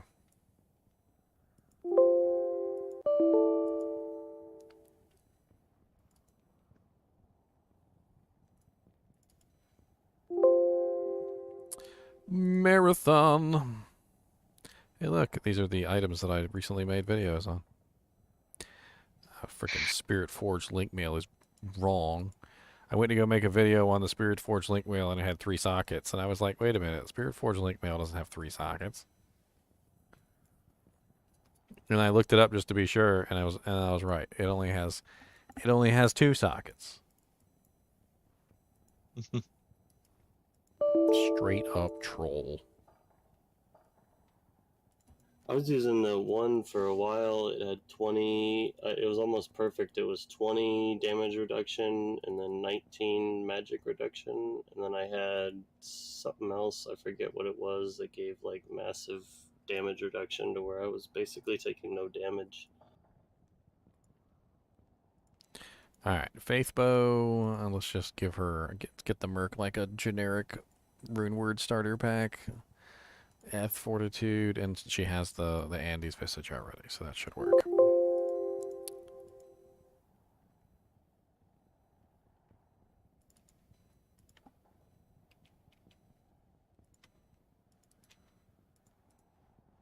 Yeah, I haven't messed with the Act 1 Merc really much this new patch, because that's crazy. You can put basically the same stuff you would have had on your actual character on her, aside from like the ethereal stuff. Like, Yeah, she's gonna be they updated her insane so she now. could use actual bows, which is pretty cool. Yeah, when are they gonna do it where the actual spear skills apply to Act 2? I'm not sure they're gonna do that. The Act 2 Merc's already kind of OP. Yeah, but now they gave them the Last thing ability we to need use is spears, another thing that makes the Act 2 Merc even more OP, and nobody wants to touch the other Mercs. The whole goal of True. the patch was to make it so that people would actually play with the Act 1, and the Act 3, and the Act 5 Merc. And I think But now it they've leaves succeeded. question. You see a lot more Act 5s, you see a lot more Act 3s, and you see a lot more Act 1s, just in general. I mean, yeah, you still see a lot of Act 2s, but they definitely achieved at least what they were trying to do, which is a lot of people are using other mercenaries. Yeah, I I use agree. almost exclusively the Act 1. I like I'd the Act say 5 number 4. now, to be honest. It's nice that they can wear barbarian-only stuff. Like, I don't know, that's what kind of drew me to it again, to be honest. All right, here we go. Let's go. 1, 2. I'm actually kind of curious whether this guy is actually going to work out now with the increased Pierce, the changes that I'm making to him. He's only level 1, so I don't think it's going to be that great. I got it. Who's level 1? Your character. That's just the mule that I got my items on. Oh, okay. That's just the muley. I thought you just made that character and forgot to level him up to 99. The muley.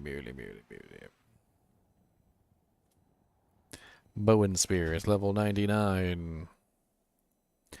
When I tried him before, he actually sort of almost worked, but it was just quite not enough. So hopefully with the changes, it's better. Let's go with Claudia. What's up, Claudia? I'll put that to good use.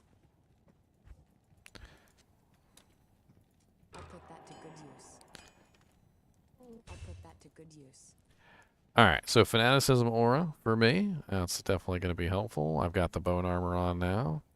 Definitely nice. Actually, I want to swap out these gloves with those really sick gloves that I crafted on the other character.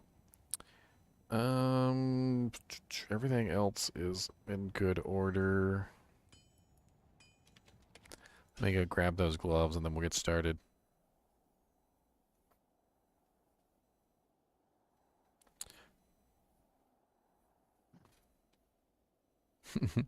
Make an iron golem at a last wish. There you go. That's how you cap it out even more. Let's go, boys.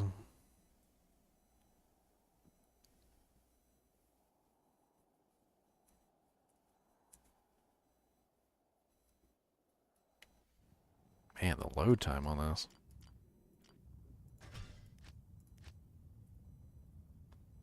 I mean, it loads in quick, but it loads out really slow because it checks for online capability every single time it loads out. I guess I don't really need to check and see if I can get online if it's going to check every single time I load out.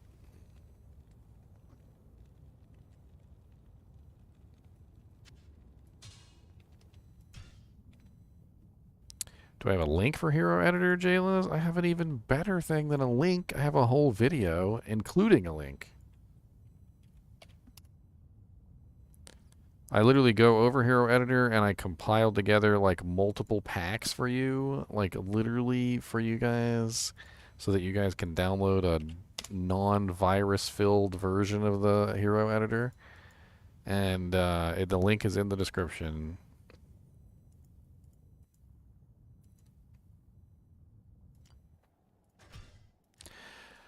Alright, this should be it. We should be ready to actually do some testing on this guy. Do I have a link for the video for the link? Only if you're on Patreon. If you're on Patreon, I might give you that. But if you're not on Patreon... Oh, I like your stats now. Nice. What stats? No, never mind. Just keep going. What are we doing? Alright, So now we need to respect this guy. So You let's. also get 10% extra magic find if you sub, and Oh yeah, that yeah, was yeah. good to 10% know. extra magic fine when you sub. That's right. Don't forget. And members get 20% extra magic fine. Yeah, why do you think we've all been finding such good stuff? All right, so how does this work? Well, the answer to the question is it's weird. So what you have to do is you've got to put in the synergies for Bone Spear, but not anything else. It might seem kind of odd, but that's how it works. So when you put in the synergies for Bone Spear, you don't actually build up Bone Spear itself. So we're going to go ahead and we're come down here and we look at Bone Spear, and Bone Spear says 8% magic damage per level from Teeth, 8% from Bone Wall, 8% from Bone Prison, and 8% from Bone Spirit. So we're going to put in capped Bone Spirit.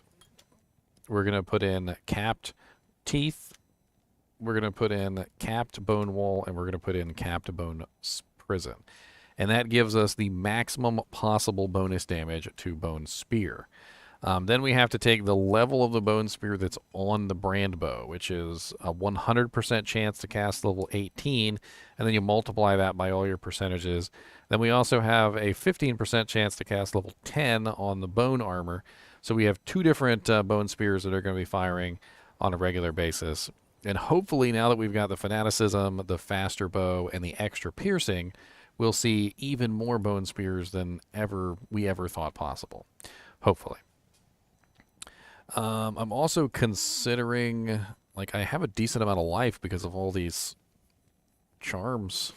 Let me just go ahead and put in enough life so I hit, like, 1500 HP, which I feel like is a pretty decent number. And then we're just going to dump everything else in the decks, because why not?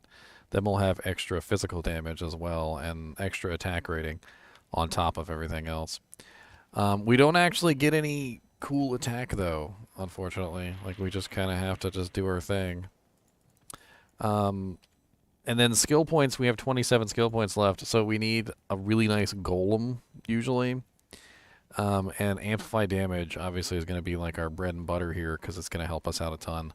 Lower resistance doesn't help us out any. Decrepify might help us out a little bit, just simply because it'll help us like keep the monsters away from us. But I feel like amplify damage is probably going to be the only one that we're really going to be able to use. So let's just go ahead and throw at least 1 point into amp. Then we need a really nice golem. We're probably going to do clay golem because he's the cheapest and the easiest of the lot. So we're going to put 1 point into the clay golem. We're going to put 25 or 20 points into golem mastery, 1 point into summon resist, and that leaves us with 4 left. I'm not really sure what we want to do with our remaining 4 skill points. We might hold on to them for a second. Alright, let's summon our little golem.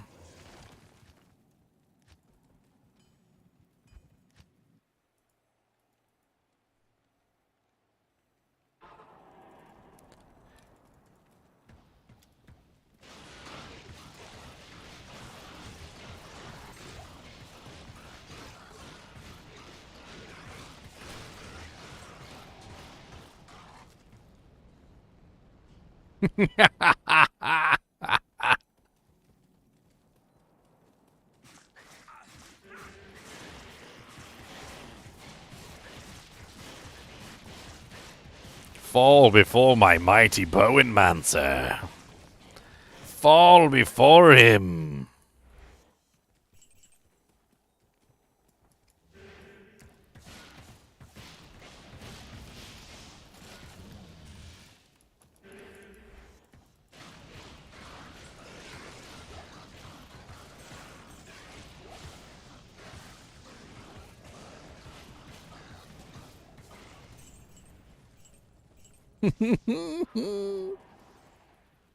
Dude, he's doing pretty good. He's doing pretty good, boys.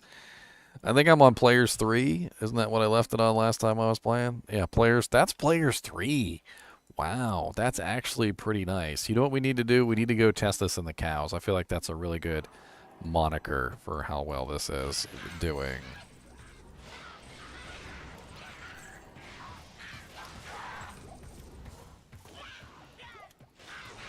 Oh, Lord, Father Son. That's actually pretty impressive, to be honest.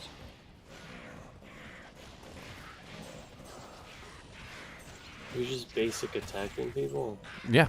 You know what? Let's do this for fun, shall we? So I'm actually going to record this video. You guys are going to be part of history. I'm going to record the video right now. YouTube. And I'm going to start my little spiel and everything, and then Hi, Mom. and you know what? I'll even put comments up there. Hold on, so you guys can yak during the middle of the of my little spiel. There you go, right there.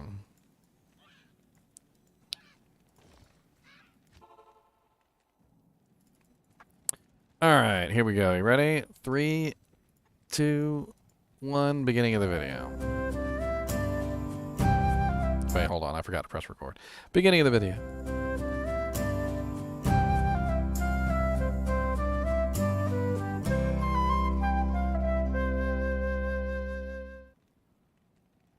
Hello, guys and gals, and welcome.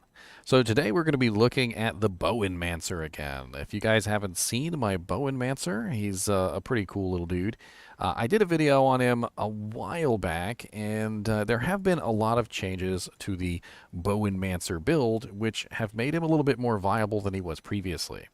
To go over some of those changes, number one is the massive piercing bonus that we get from the new Wisdom rune word, which enables an extra 33% piercing that wasn't there before.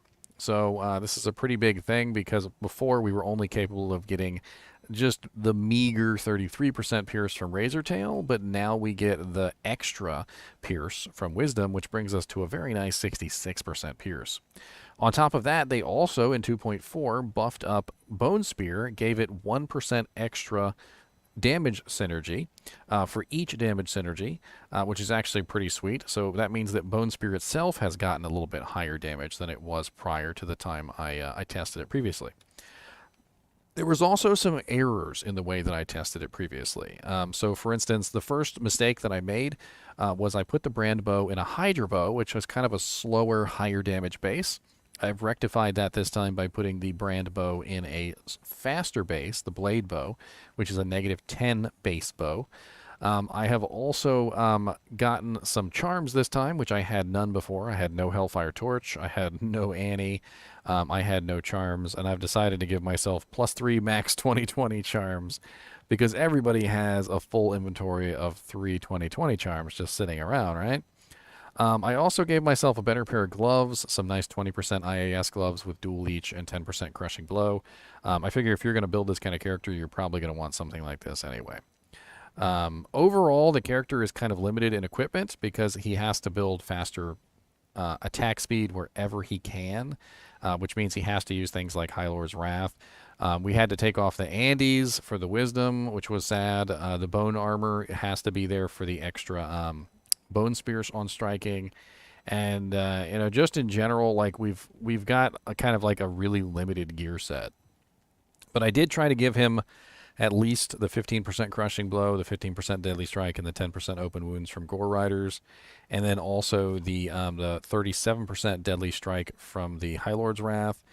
And then, you know, he also gets the 10% crushing blow on the Soul Touch Vampire Bone gloves. So he's running some interesting statistics, and he's definitely built a lot better than he was before. And what I want to do is I want to take him into the cow level, and I want to see how he rolls in the cow level. So let's go grab the leg real quick, shall we? Oh, also, previously I didn't have a merc for him either. So I gave him a Fanaticism Mercenary, because that's obviously going to increase his attack speed, which is obviously going to help him out a ton, because the faster he attacks, the better.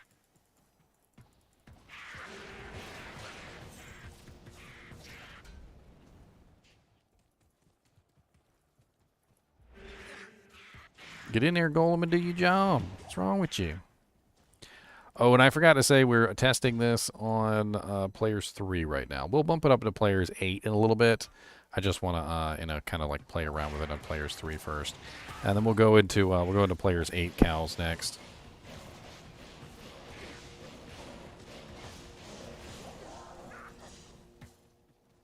I mean, this is definitely the better, more optimized Bowenmancer.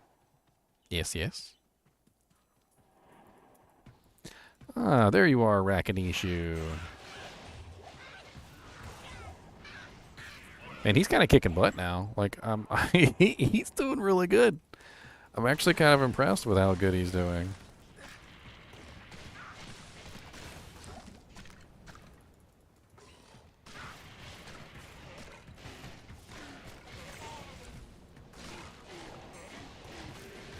What's up, Grizzy Busy?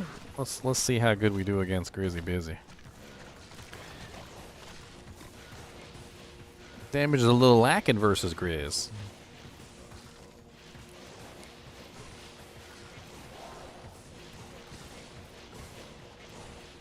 The torch is the old torch, Mimi. So I don't know if you guys are aware of this, but the old torch before they nerfed it was 25% chance to cast level 10 Firestorm instead of the meager one that we have now.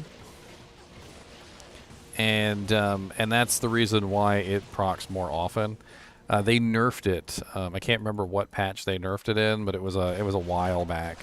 And when they nerfed it, they brought it way down. Like, I think it's like 5% now.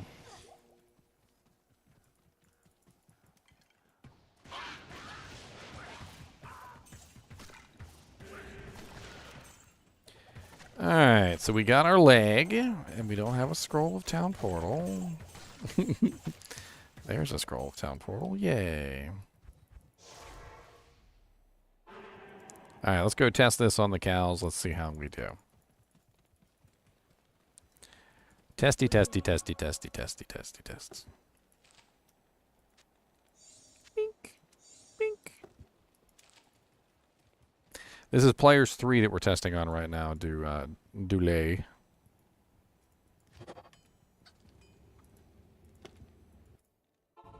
Alright, into the cows we go. Oh, right to the Cow King. What's up, Cow King?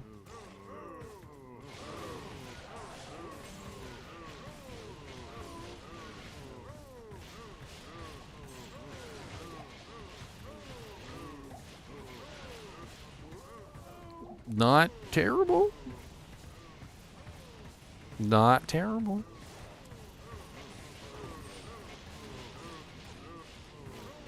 Oh, the torch does hardly any damage in hell difficulty anyway.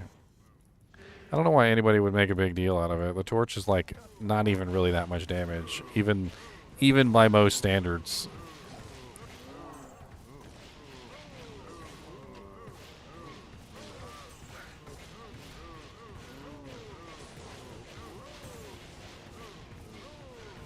So Players 3's cow is not like super duper duper fast. But you know what's cool about being a necromancer? I can do this.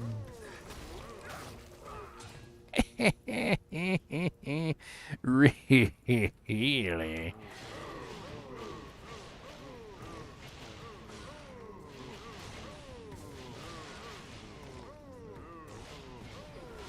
That's right, Golem, do thine duty.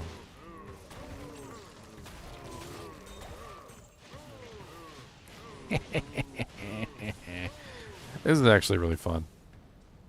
I'm not gonna lie. I'm having a blast with this guy. Everybody group up on my golem right there. Like, get in there. Get in. Oh no, I'm running out of arrows.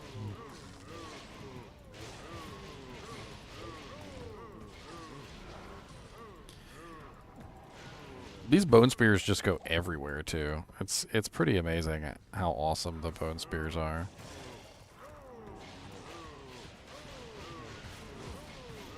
Just constant, never-ending bone spears that are shooting and hitting everything. The damage is very spread. Like, I would never say that the damage isn't spread, because it is very spread out. Like, because the bone spears are piercing, they're going through multiple targets. The multiple targets are hitting other multiple targets. Every single time the bone spears go through and hit more targets, it's just spreading out the damage even further and even farther. It's kind of the similar issue we had with Whirlwind earlier today, is that we noticed that, like, as you Whirlwinded, you were hitting, like, everything.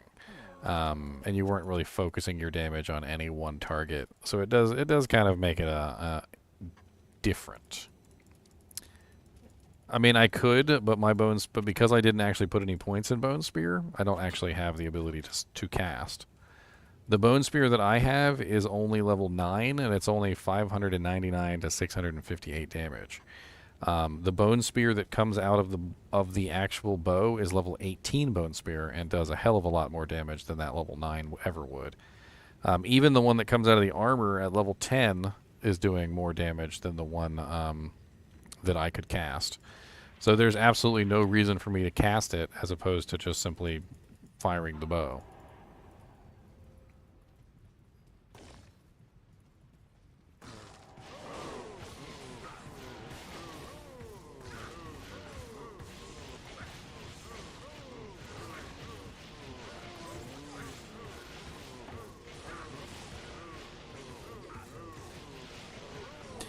It's also very hard to get an accurate grasp of what's going on, because I do feel like there's just like you can't really picture how much damage I'm doing, because like as I roll my mouse over, you notice like every single cow is about the same amount of HP down, because the bone spears are hitting everything. Like as it pierces through, it's hitting like every single monster. So there's a really big difference between like looking at one monster's HP go down and then realizing that every single monster in that line is also going down by the same amount of HP. So I get pretty crappy single target kill speed, but every monster's dying at the same kill speed, so it's actually not too terrible. I'm also doing a little bit of physical damage in there too, which is kind of surprising.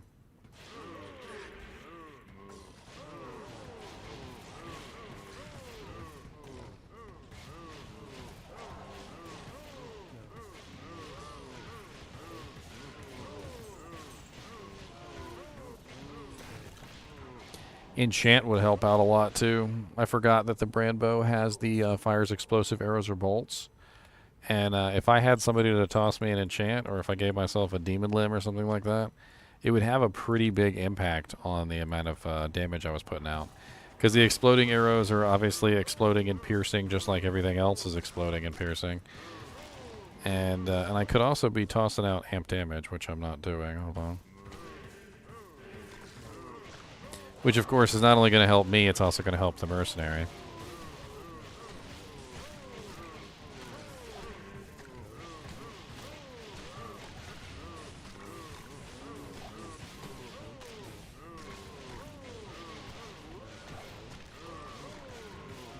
And my thing is like at any time I could toss out some corpse explosions and murder everything as soon as I'm actually like got some bodies on the ground. And I can get bodies on the ground pretty quickly.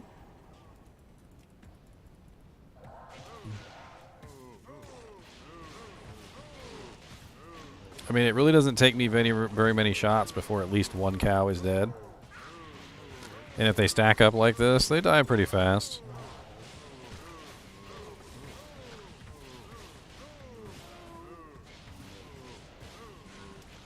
Alright, so just for lulz, because I want to see this, let's check and see what it's like on Players 1. We're going to do this one more time on Players 1, and then we're going to do a kind of a more, dramatic one on Players 8, obviously, to see how terrible he is in the same situation on Players 8. So let's go grab the leg again. Grab the leg again. Come on down and grab the leg again.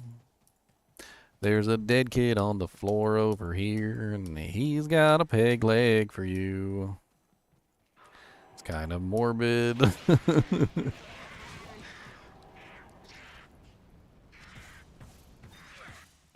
Yeah, we're all having troubles, Alan Moore Jr. I think everybody is. My physical damage isn't even really that high. I would like to somehow sneak in extra crushing blow on this. Like, I think it might actually even be worth it to take off the bone armor for the second bone spear proc, just so that I had a little bit more crushing blow. It might actually work out to my advantage. There is an item with cast on striking poison explosion, which is rather interesting. The only use of which I could imagine is to, like, get rid of corpses. I imagine it would be really good at getting rid of corpses. So in my previous testing, Kyle, I found that army spread out the monsters too much.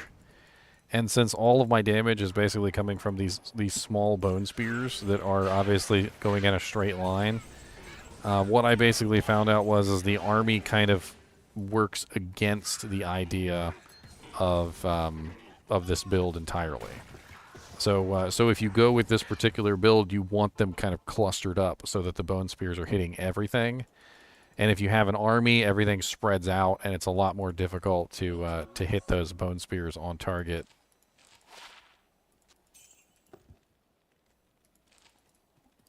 All right, so this is players 1 cows. Let's play around with this, and then we're going to go to players 8 cows.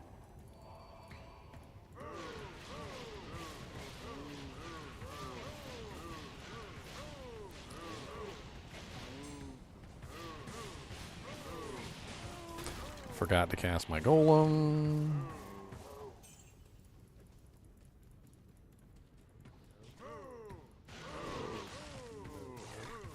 It's not still broken.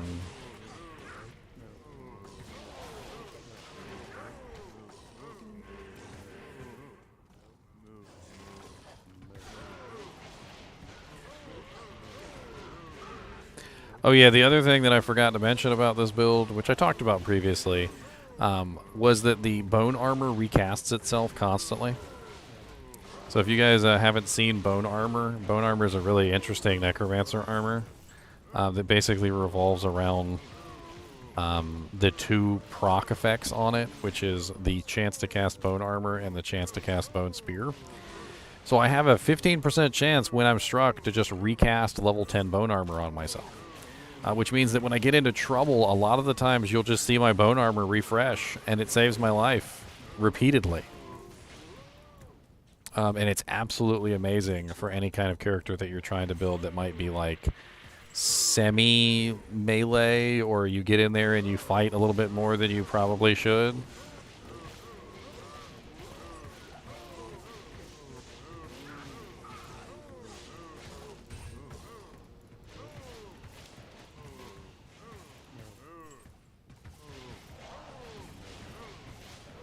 All right.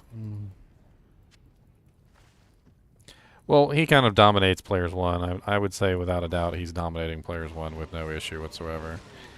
Even when I forget to cast amplify damage, he's still hitting like a Mack truck.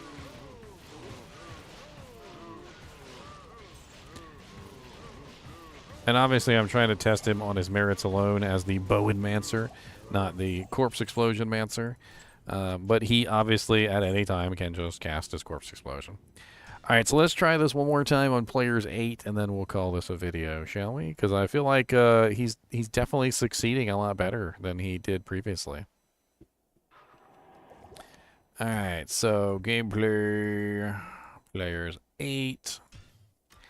I do have a feeling he's going to struggle a little bit in players 8.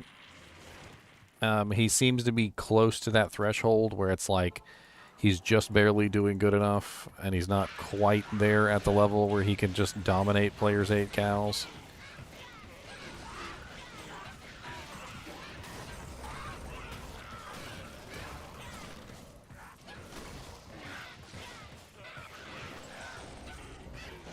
But I do have these, though, which I had totally forgotten about.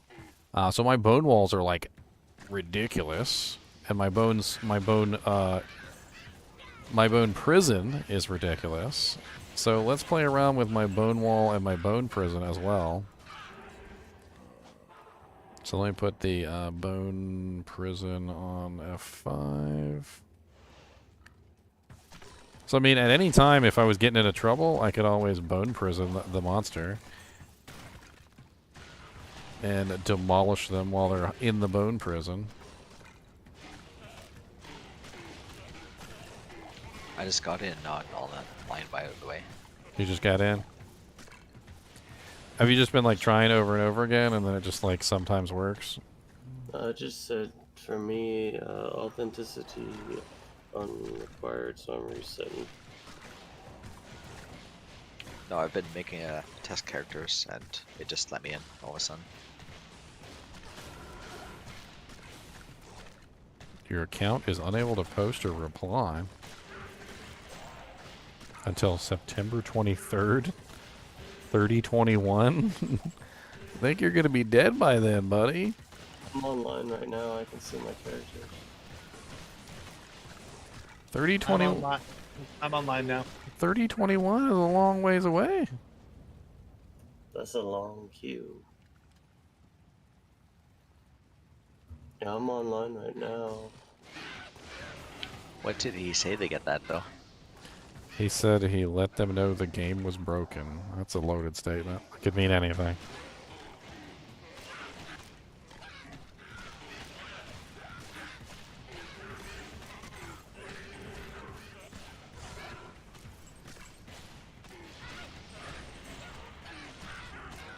Honestly, this character's not doing like too insanely bad for players 8. I mean, granted, he's still just getting where it's lag, but it's kind of cute. I feel like he'd be really fun to play in a group. Just like run around shooting everything with a bow. Like, a ton of other auras would be insane. The game's list is so colorful now. Yeah, I'm in a match right now. I'm in a private game I just made. Pink colored dots for each game. It's a delicate balance that bans is. Like, obviously, you don't want to ban your entire player base, but you can't just let people do whatever they want either, because then the player base just disappears on its own because nobody wants to play.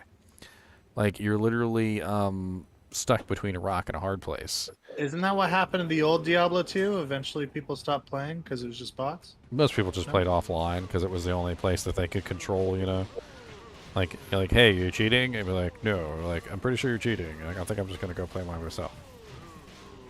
The only reason I ever played back, like, recently was, like, I would play maybe, like, 3 or 4 weeks after the ladder would start, and I would basically just find a 4-socket armor, or an armor that I could socket, you know, in the socket cube, and I would make a crazy OP strong 4-socket armor, and I'd sell it for, like, a burr, just because people would pay a burr for that, you know?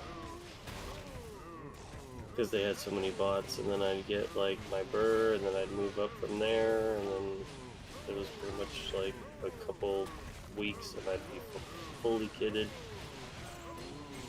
Plus, they had all the bots running chaos and stuff. It was like no problem to level up all by yourself. That wasn't bad. Which made it like lame, but like I don't know, like. If you were playing by yourself, it made it, like, tolerable, I guess. Plus, like, people had everything. Like, if it wasn't a perfect version of what you were looking for, they would give it to you, basically, for free. It was worse before, but it's still like that now, yeah. I don't know, I couldn't stand that mentality. I wanted to min-max it in like a week or two, but like I enjoyed starting this ladder and everybody working together, and like you'd post an item and it'd be like, so and so, I know you need this, and then like when they'd get on, they'd be like, oh my god, thank you, yeah. Like when we found the first Titans, and literally just like the first person, our first Javazon got the first Titans that we found. It was like super ecstatic. After that, and it was like, all right, let's all join this guy and just buff him up. And right now, if you tried to like give somebody those same Titans that we found on like day 2, like they would look at you funny and be like, it's not F and it's not perfect and it has bad lifesteal on it, and like there's no comparison to like the amount of excitement that you have versus that crap. Oh, it's not perfect. I use my non-F ones more just because I still do the same damage with Lightning Fury. It's only the physical that changes. I'm trying to figure out where my knockback is coming from. Apparently I have knockback, I just don't know what's on it. Is it that on brand? I don't know. Maybe it is. Yeah, I think Brand has it. No, wait, what's your bow? Yeah, I'm running Brand. That's like the main component of the entire build. Yeah, it's not a cheap build, but it is pretty cool though. Like, it seemed to be working very well. I mean, even in Players 8, it's not doing terrible. You know what it kind of feels like? It kind of just feels like you're like a Bone Spear Necromancer, though. I've actually built Yeah, some I was- bone spear necromancers. Somebody said in the chat it was like a makeshift. Yeah, but if you Furies wanted to be a on or bow whatever, version, a little bit. there you go. Like, I really like bows. Well, here's the cool thing about it, in my opinion.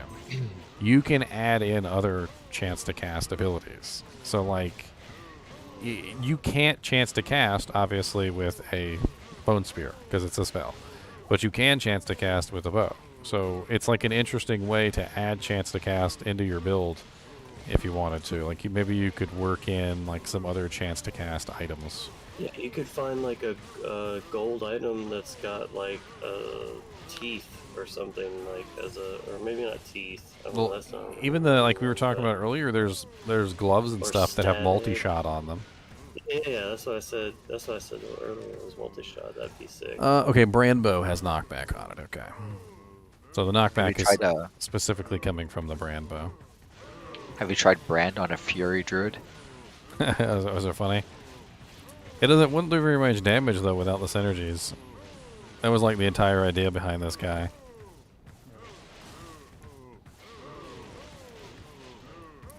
Alright, well I think this is pretty conclusive that this works. Players 1, he dominates. Players 3, he does fine. Players 8, he can do it, but it's not like super fast or anything. Like I feel like he doesn't have an issue doing Players 8. He's not struggling, he's not dying. But he's not doing it so quickly that, you know, like you would consider this like a optimal Players 8 build or anything. But I feel like he'd have a lot of fun playing him in a group. Like he'd be kind of fun to play like with 8 other people. And I think that's pretty much the end of the video. So I'm gonna do my outro here. As always, thanks for watching, guys and gals, and keep watching.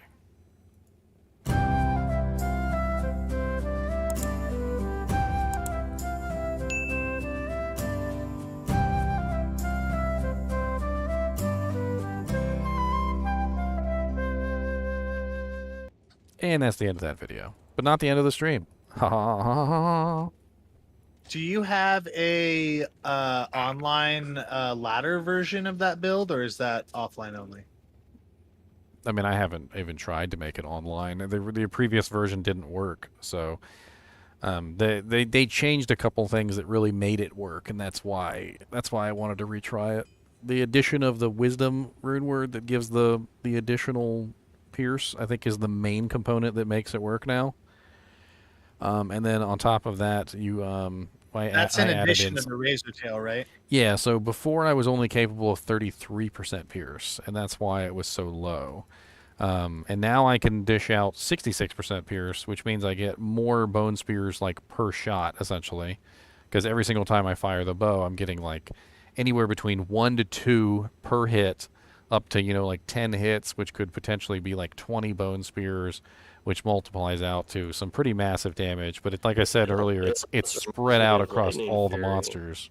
Except for magic damage version of Lightning Fury, but you're using a bow instead of a jab. Mm-hmm. It's pretty exponential. So the more targets you hit, the more damage it does. That's why when Kyle was like, "Why aren't you using an army?" and I'm like, "Well, the army spreads everything out, and I don't want anything to spread out. I want it to kind of condense so that every shot that I fire does more and more bone spears." Would concentration help with that magic damage more? No, it only does hammers. Okay, it's only hammers. Yeah, it's a weird skill. Yeah, I was about to say, it's basically like a Fury Zon, but instead of lightning, you're doing like magic bone damage. There's not like a whole lot, like a super whole lot that kind of, I mean, you're definitely beefs not up bone proccing it spear. like a Zon would. It's mainly speed, and that's why I went with a faith bow in the first place on the Merc, so that the fanaticism makes me go faster. Like the more times I can attack per second, the more bone spears I can get off. I mean, there might be some other ways you could potentially like add in more damage. Like maybe you could put in items that have like procs for like Poison Nova and build like Poison Nova synergies, but there's really not like a lot of points. The unfortunate truth about Bone Spear is that Bone Spear just has way too many synergies.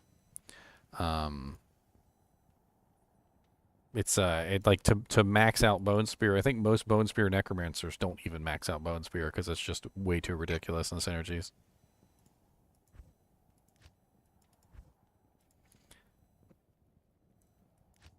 Yeah, you normally just go off of your synergies because they give a guaranteed percentage versus, well, it depends. I know bone armor, you're better off to put 1 point into bone armor and then go into its synergies. It isn't anymore, but yeah, you're still better off getting the bone wall. But yeah, hard points in the armor is the same as synergies now. Oh, okay.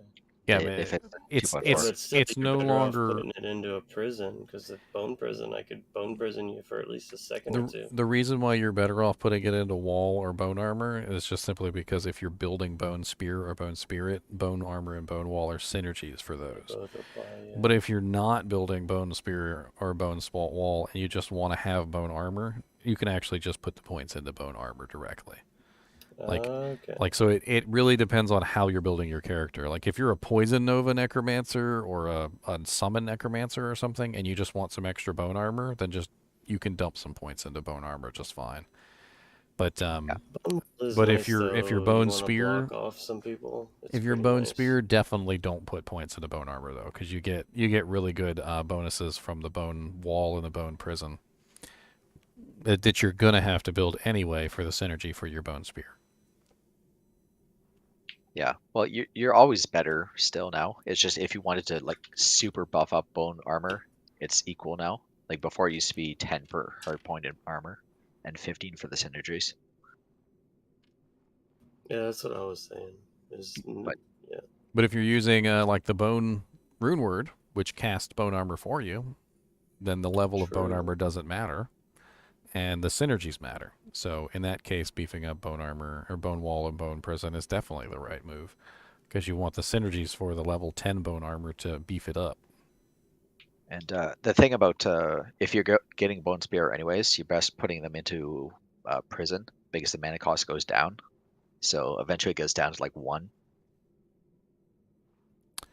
All right. Well, I did finally manage to get in. I don't know how many of you guys managed to get in, but I got in. So I spent 2 tokens respecting my burb the other day because I screwed up, and now I'm thinking if I want to do it again just to try Whirlwind for a bit. First 6-digit gold pile I've seen in a long time, 107k. Whew. A single gold pile. The singlest of piles. Like, did you see the late patch note they added? Like, they actually buffed the scaling. Like, 1 point Whirlwind is super buffed now. Like, almost 3 times as much damage. Yeah, they it was I posted a picture of it in Vital Chat. I'm kind of tempted just to try 1 point and see how it does. Because my Zerk's, like, I'm single target only right now. You don't really get that much damage boost from Whirlwind. I mean, there's even people who might actually tell you that putting 20 points into Whirlwind is probably not a good idea. I mean, it's off weapon ED, and I think what does it cap out with like at like level 25 or 30? It's like 280% or something. So it's less damage. Rating. Yeah, the attack rating is definitely important, but it's less damage than like laying of hands. Like if you put a pair of laying of hands on, that's literally the same amount of damage, if not more, than you're getting from the skill.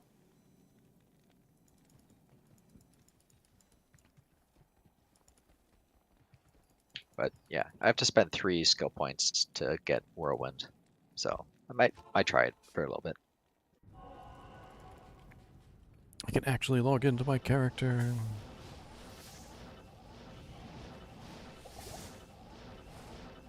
My bow and mancer are so expensive though, with even the faith bow in there even made it more expensive because now there's another jaw rune in there.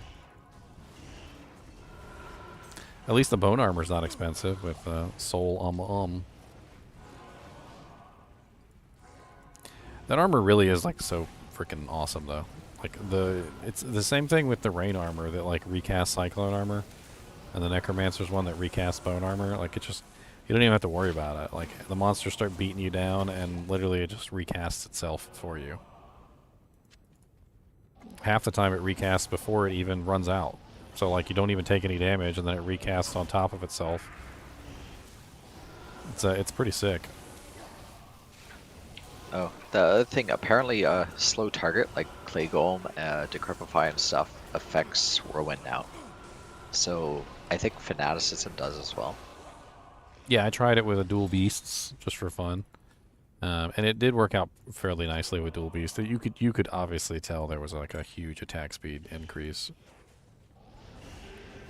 Well, before you used to use chill, so you'd stay on target longer and get more hits in, but now that will also slow your attack speed.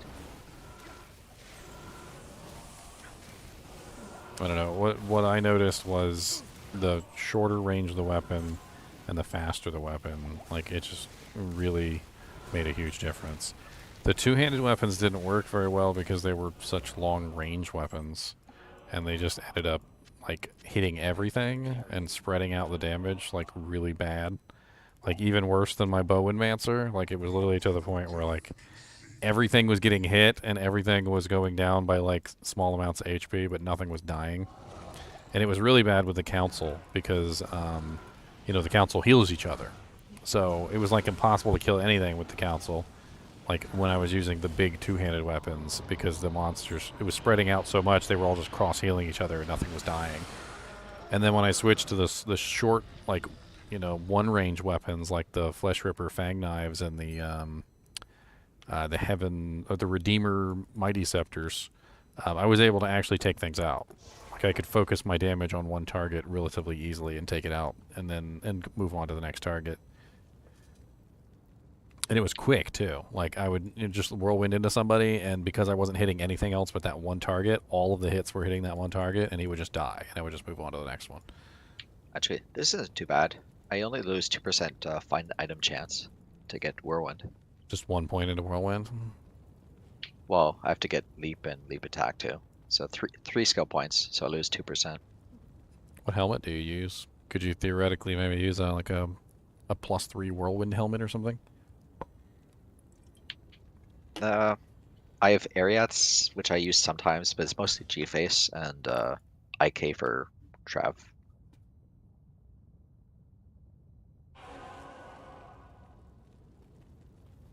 But yeah, you can't really beat the G-Face. That was almost a good amulet.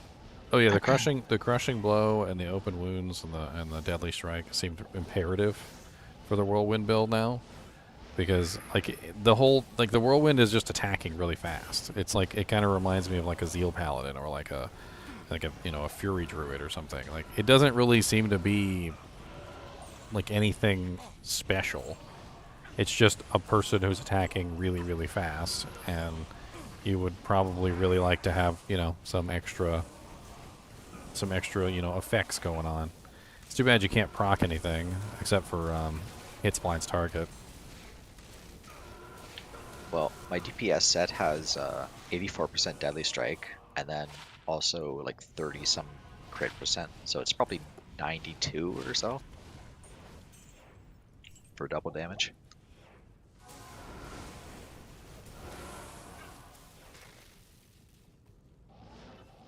I just finally got on, yeah.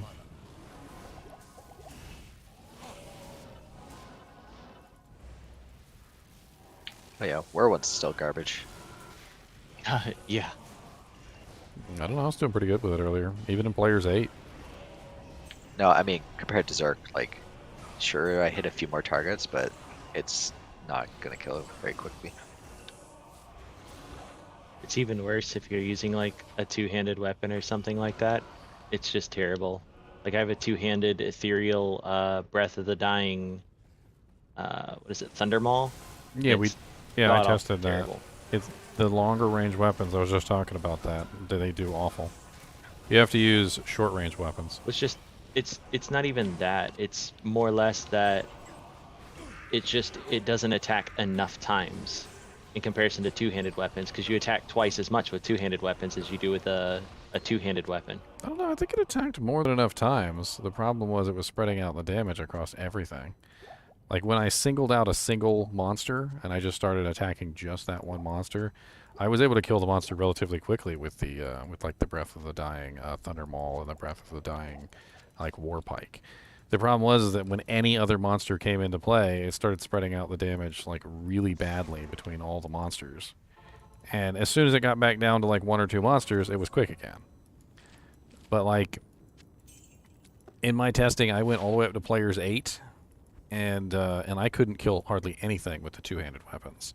But when I swapped to like dual griefs or like Grief and Last Wish or the dual redeemers or the dual flesh ripper fang knives, like I was killing things in players 8 very fast. And then I threw in Grimward too, and I was literally just rolling through players 8 like it was nothing. But the only monsters that even stood any chance against me were the ones that were like stone skin, physical immune.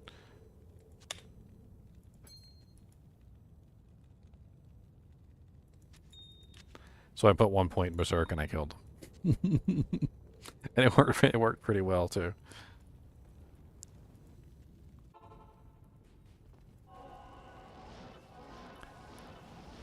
I mean, I did all of it on live stream, so I mean, if you want to take a look, you can see how quickly I'm killing things. And I try to make it readily apparent when I'm in players 8, when I'm in players, 3, when I'm in players 1, etc. But players 1 was like, I felt like I was in nightmare difficulty. Like the short range weapons, I literally just rolled through everything and everything just died. Yeah.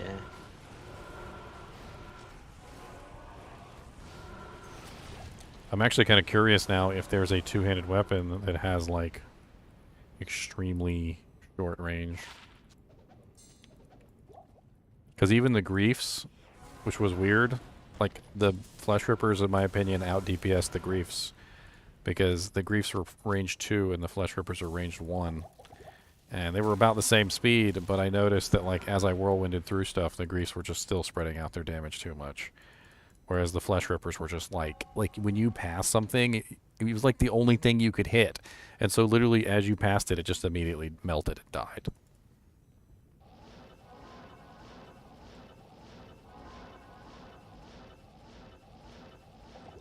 The other big issue is mana. I didn't have too much problem with mana, unless I came across the mana burn monster. But usually you can fix that just by simply going with like damage taken goes to mana stuff, so that way when they're hitting you, you're getting your mana back. Oh, I also tested the Death Etnax because the Etnax is a one range weapon as well, and it worked really well. The Death Etnax was actually pretty sweet. A Mahim Oak Curio. I think I already have one of those in my inventory. Sazabez. Well, looks like I'm going to spend 4 tokens on my barb in 2 days. Why? Because I got to go back again. I'm getting my 2 points back. Oh wow, freezing arrow charges. I didn't even know that was a thing. Mm-hmm. Yeah, it's pretty cool. Bunch of junk from Diablo. Found an Eth flesh ripper last night, father-son. Congrats. Those are pretty sweet. That's nice. You can use them without even putting a Zod rune in it. What you do is you use them on a Blade Fury Sin. Blade Fury doesn't break durability, but like Blade Shield and whatnot do. So you can use them on like characters that don't break durability. I think Kick Sins don't break durability either. It's a pretty neat one. But obviously, if you're going to use it on a character that actually wants to hit things with it, you're going to have to put a Zod rune in it to make it worthwhile.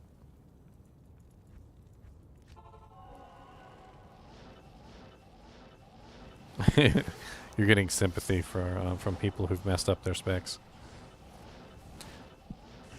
He said, dude, I messed up my spec a few times at Discord guy. That's your name, at Discord guy. Yeah, it's not that big of a deal. Like, tokens are pretty easy to get now. I really try and plan out all of my builds beforehand, and I usually have either 1 or 2 respecs left over depending on the character. I need a token if anyone has a yellow and a blue. I've got a red and a green. An extra yellow. Farm some math. Like, it's the Mephisto token essence that one has. I got a bunch of reds. Nobody wants to farm Mephisto anymore? What? No, Yeah, not, no, no, not my now. character. We're beyond Mephisto farming at this point. Like, at ladder start, we weren't picking them up because we're getting them all the time, and now no one wants to farm them. I picked up all of them. I usually hung on to every single one. There's no reason not to hold on to essences. Late game, you're not really farming those guys anymore. You're farming more Diablo and Bale. I mean, I generally just don't farm Mephisto anyway, because he's kind of a pain in the butt to get to. I would prefer to do like Hell Diablo to Hell Mephisto. Yeah, Mephisto's really good for Titans. Like, I got tons very early on. I think it's like 1 in 500 or something. Gotta be that one monster with Holy Freeze. They like question your whole life as soon as you see your character blue. You're like, cannot be frozen? Like, did I take off my Raven Frost? Do I have to fight him? That's why I absolutely Monarch. Oh, well, you just why do you guys always target my merc? You guys are rude. They don't like him. They say he too strong. They're mean.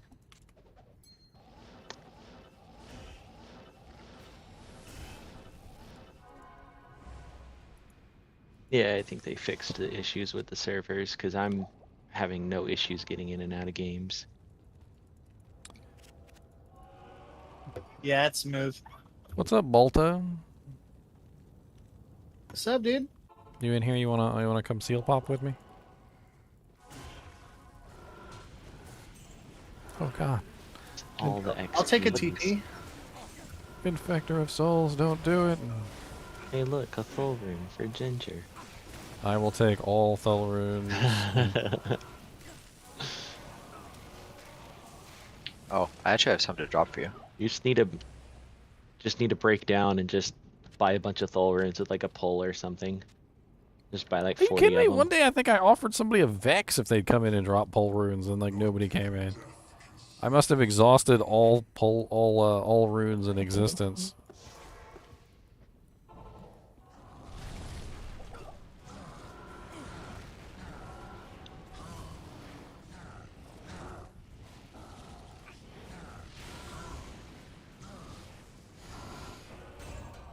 A gnarly staff.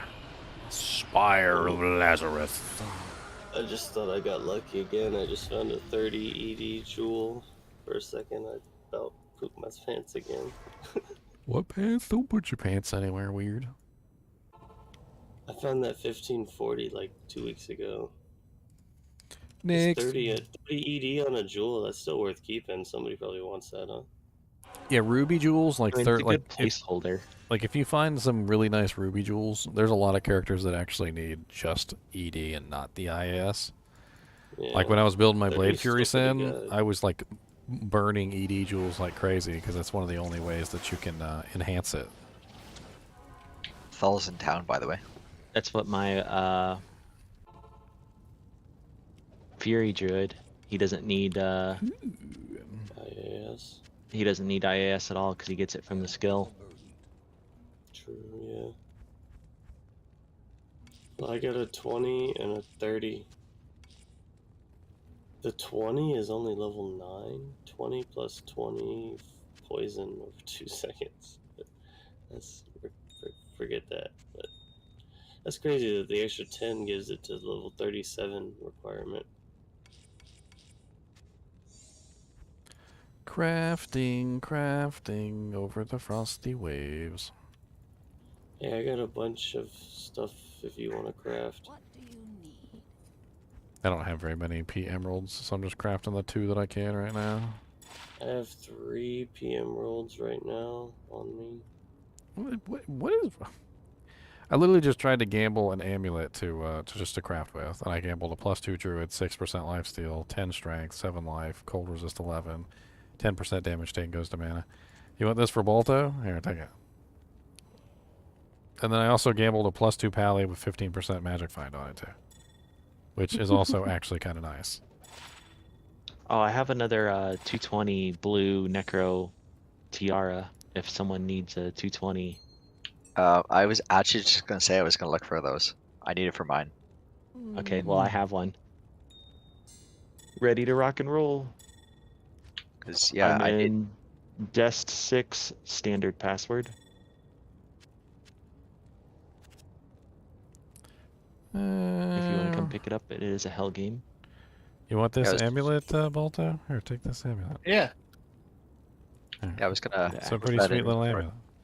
I also crafted a freaking really nice all-res ammy, but it doesn't have any skills on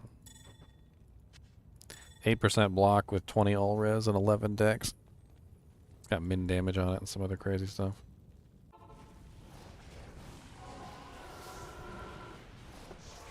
I have a really nice Amazon one as well. I got 2 to Amazon, 8 leech, 20 all res with 52 poison res. Is this a rare? It's just magic, right? Yep, just the blue. That's exactly what I needed. I know. Now you just gotta hope you get lucky on the Lars that can get 2 sockets in it. Do you want a Sork one? Oh, do I want a Sork one? Yes, I do. That is exactly what I wanted. Nice. I Because only yeah, I have a 1 to cold skills with 20 FCR. Bolto, don't die. because I just gambled that the other day, and I was wishing it was a necro. I got really close to a good one. I got a 1 to Amazon skills with 20 FCR, 21 strength, 13 all res. Oh. My Amazon one is 20 faster wrong walk, 2 skill, and I double socketed it with my S jewels. Oh, so nice. Yeah, I have a really weird necro one as well. There's no FCR on it, but it's 2 to necromancer skills with level 2 teleport charges on it. Well, if you wanted like a super budget tilly. I'll have to show you my Pally one.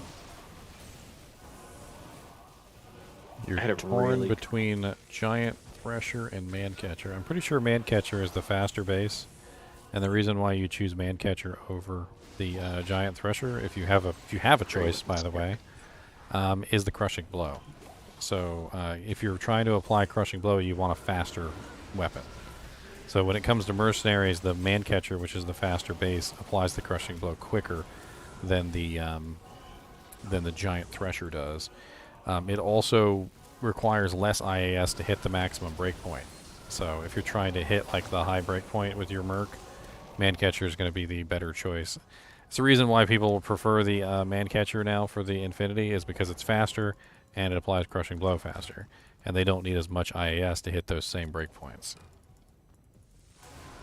Which means that you can sacrifice a little bit of IAS for something else, for instance. Like maybe instead of using Treachery, you might use Duress for a little bit more Crushing Blow, or you might use Fortitude for more physical damage. Or you could put on something like Guardian Angel Templar Coat to make him tankier so he doesn't die as much. That way he gets that nice 10% or the max all res increase. There's a lot of different options for your Merc, a lot of different combinations. And the reason why picking the faster base works better is because you open up your options a little bit better, and you can choose your gear, easier. Apparently game chat's not working, so I just posted in Discord. A totemic mask.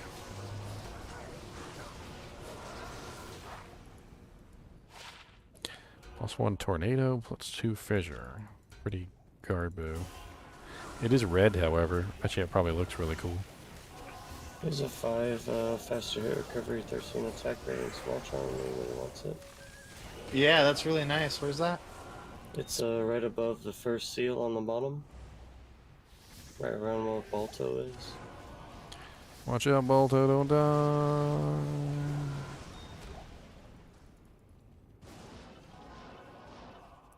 It's right here where I'm standing. Yeah, right here. Not even death can save.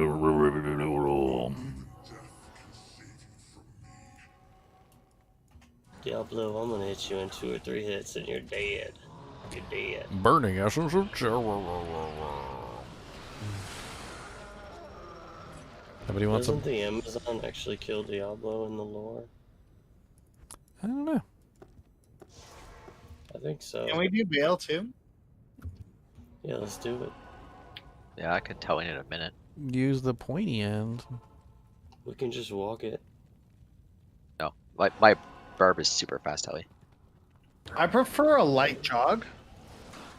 A light jog-alog. Yeah, it involves max faster run walk, and then you just stay on walk. Mine just revolves around. Oh, somebody's got lower res. We used to make fun. We used to make fun all the time at school. Be like, look at my fast walk. They'd be like, oh, you moved your arms too quick. That was a run. Like you had to walk as fast as you could without like appearing like you were running. All right, let's go.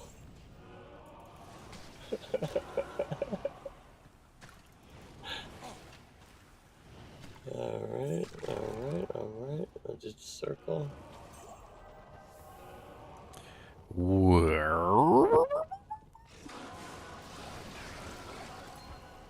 A ring. Nice. We got souls and snakes. It's a faster cast What's ring up? with magic fine. Always a nice combination. That's amazing. It's only 9% magic fine though. Too bad it wasn't 90%.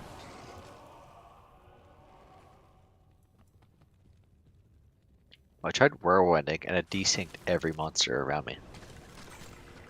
Oh, I also came across something interesting. So I put Whirlwind on Sanic to Hoojhag. And basically what I came across was, like, I hit everything that I passed by, but I only hit, like, everything once. Whereas it seemed like when I was on the regular characters, I was hitting, the monsters multiple times as I passed by. So speed definitely does still have a like an effect on how Whirlwind works. Oh yeah, you want to move slow. Yeah, thrones up. You should see the Sanic the Hoojhag though. Like I literally Whirlwind and I'm just like everything has been hit like one time. It's like bop bop bop bop bop bop bop bop bop. But just one time. Yeah, you hit every 4 frames at max speed now. You know that my freaking Sanic the Hoojhag is so fast, it's ridiculous. He was even desyncing. Like he would get to the point where he would be spinning, and all of a sudden it wouldn't look like he was spinning anymore. Like he would just be like not spinning. Like he would just kind of like be moving mid-spin, and then like he was just kind of like floating across the land. It's funny.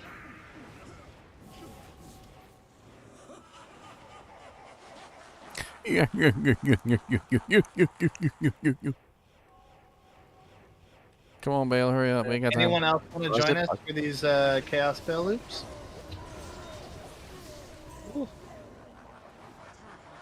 I still want to go for max BO. Need to get a bunch of Warcry goers. I think we figured out I can get up to 56 with my helmet. Was it? I thought it was 54. It's 54 with +2 from Skill Shrine. Ah. Because I'm like one of the only people on ladder with the 6 BO helm, so kind of have to get it maxed. I mean, if you're gonna go all the way, go all the way. Dude, I have the best helm on ladder. It's 6 BO with 5 shout. Twisted shout. Ethereal monarch of simplicity. Yep.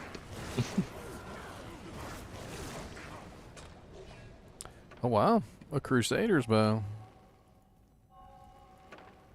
And a freaking Wraith Flight. I don't know if it changes. It's 200 ED.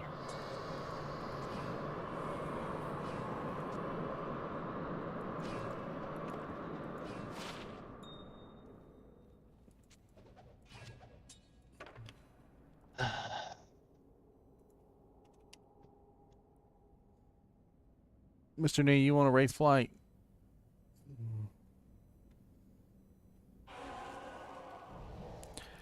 The Crusader's bow is the eagle horn, right?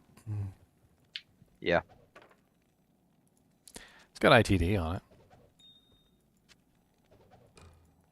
And, well, it's like 400 ED at high level.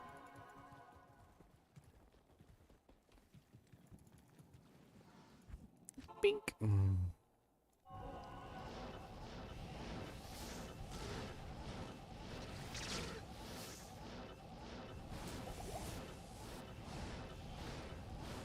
I'm so tanky, I just teleport into the middle of a group of monsters. I don't even care. Fighting that pack. Pack of Travancore with Might Enchanted. What was it? They were Might Enchanted, there was Holy Freeze, and they were cursed with Amplify damage. Like, nope. Not fighting that. Well, my thing is I got 75% block chance and pretty decent defense, so most of the time it doesn't matter. As long as I don't move, like, they have trouble hitting me. It's when you panic and you start running. They usually just teleport out. Yeah, but they rip my merc to shreds. I'm on my gold My fine merc bar. usually lives pretty good. It's usually when I'm not trying to keep him alive, or like when I'm trying to keep him alive. That's when he's usually dying. It's weird. He's like, oh, I'm behind you, and the group of monsters is in front of you. He goes, hold on, let me jump in front of you like the bodyguard.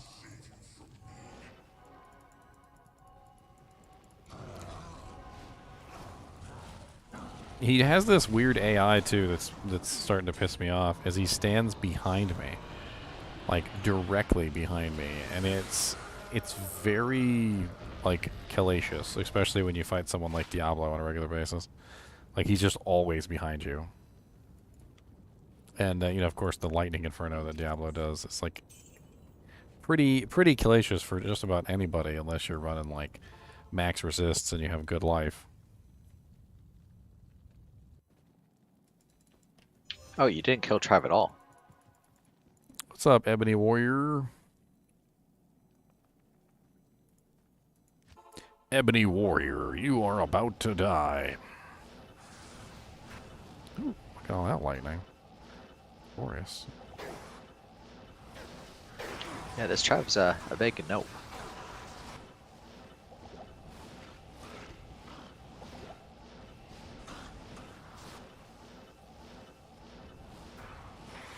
My teleport is just so slow, it's like a really old metronome.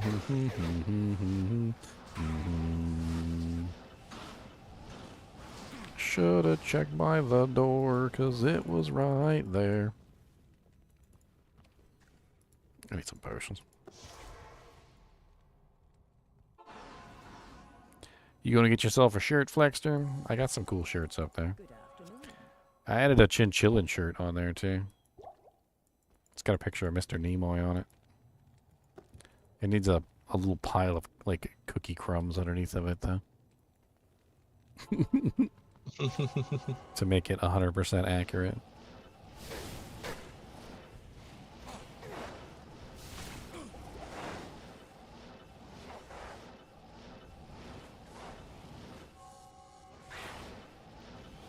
Oh god, dolls.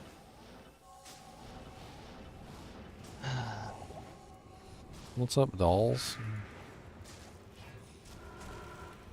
TP, I can help if you need it. It's up. Yep. Anyone still want ICAM Mall? Some people might want to use it for testing with Whirlwind. Now that they've fixed it. I didn't really find IK Mall to be that great. Like with the new Whirlwind modifiers. I know they said in the patch notes that the slower weapons are supposed to be like better with Whirlwind now, but it definitely doesn't feel that way.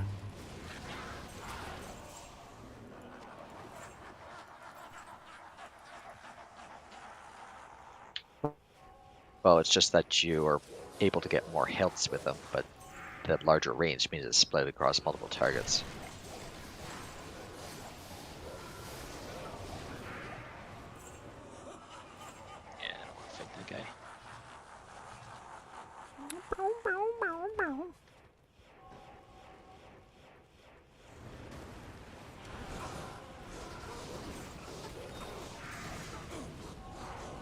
Hey, a ghost spear. Oh, it's not Ethel. And it's one socket. Troll. I think I have one. I think I have a 6-socket one. I've got one. I just, I always look out for the bases because it's a really good Breath of the Dying base.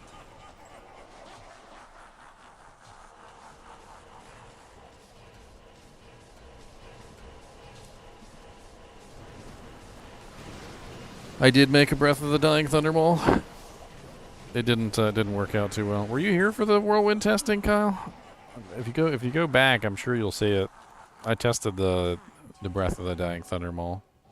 Should we all leave right before so you get the most experience? I mean, if you want to, it's up to you. Yeah, I'm down. I ain't fighting nobody.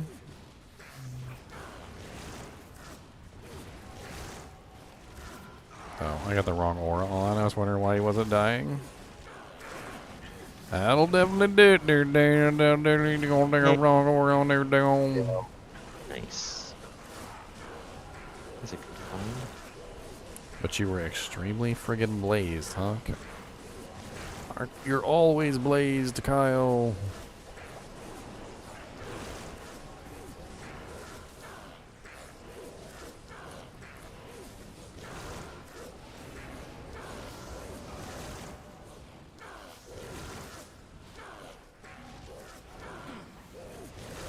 That's my first decent find from Council, too. Yeah. I just found gloves with level 1 poison nova charges. I didn't know that was a thing. Yeah, there's a lot of cool things that can spawn on gloves. But I think that's the first time I've ever seen it. I've been trying to find some like really cool gloves that have like multi-shot charges on them. The best that I've found so far are 20% IAS, fire resist 10%, level 3 multi-shot charges.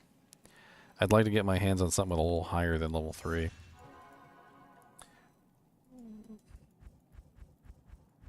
Obviously with 20% IAS too. Obviously, I don't want to like give up everything just to have some multi-shot charges, but like the general idea is to have some really cool builds with like a bow essentially,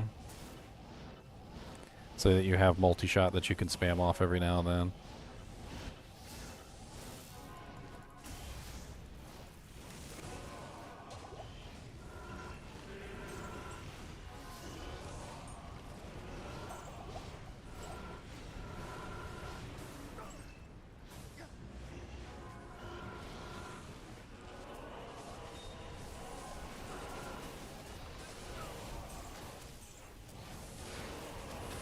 I did not try death in a slow two-hander weapon. The only reason I tried death was because it was in the Etnax, which was the one-range weapon. Because as per my testing, it just seemed like the one-range weapons were just doing the best. I even tried to see if you could potentially make a grief in a one-range weapon, and you can make a grief Etnax. I just don't know if that's actually going to be any good of a weapon. It's going to break all the time. Whereas the death is, indestructible at the very least.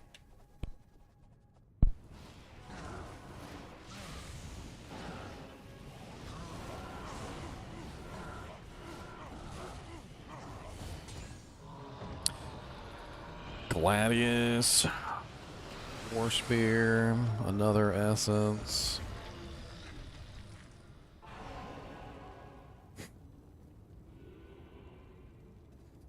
You gotta go to the bathroom, sir.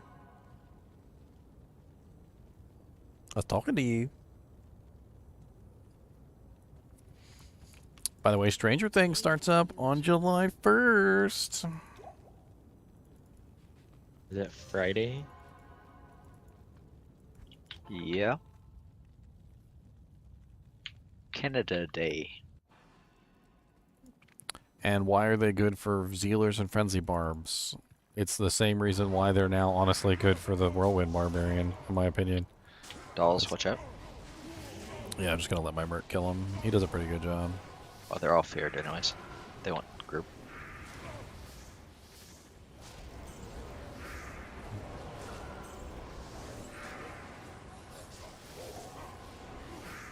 My aura kills them most of the time. I have to watch out because sometimes it'll kill them in like in quick succession.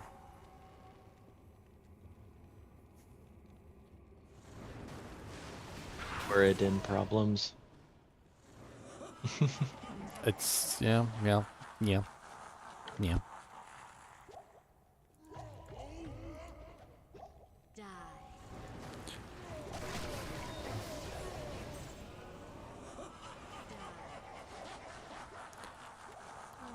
Oh yeah, public service announcement. Make sure you bind your you have to bind it. It's not automatically bound.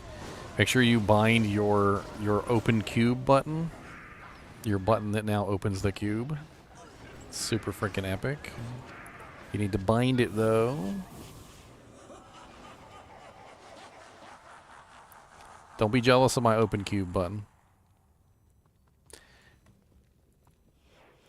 Won't be long before literally like we'll have had the open cube button for so long that like we'll just forget that it's not a thing, and like one day we'll like go back to an earlier version of the game and we'll be like, where's my open cube button, damn it? This is garbage. Who lives like this?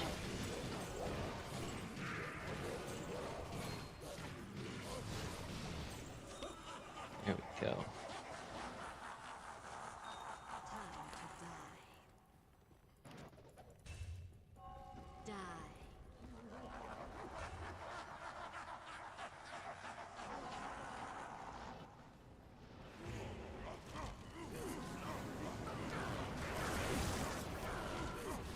Oh, we got like 4 wins today with Deviant. Nice. Yeah, ranked up to silver almost 2. Sweet. Yeah, very nice. He just had to hop off and go to bed. He was not feeling well. He's got a whole family to take care of. That makes anybody not feel well.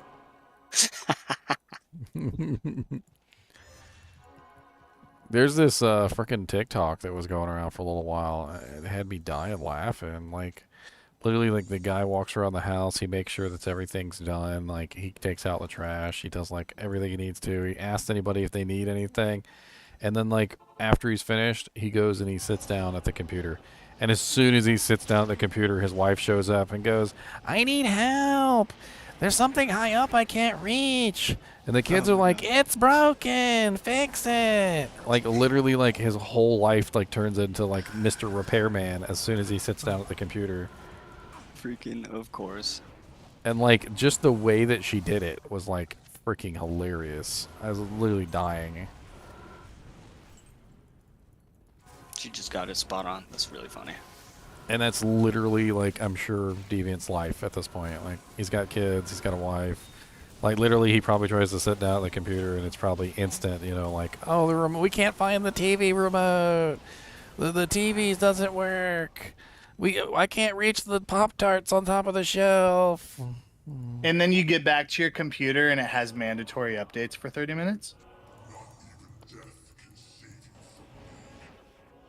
I gave you. There are some thulls in Act 4 by the stash. Hey, somebody was actually asking for this earlier. They're like, I've run such and such 10,000 times, and I have not found a single Kugogashaku. And I'm like, they're actually not that rare. We find them all the time. You know what? I'm gonna message this person right now. Yo, is this any good? Wait, how do you text? Okay, never mind. Watch him tell me he's an offline single player.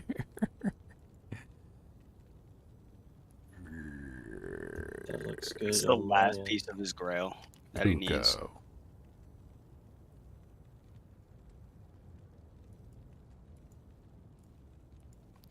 Kuko.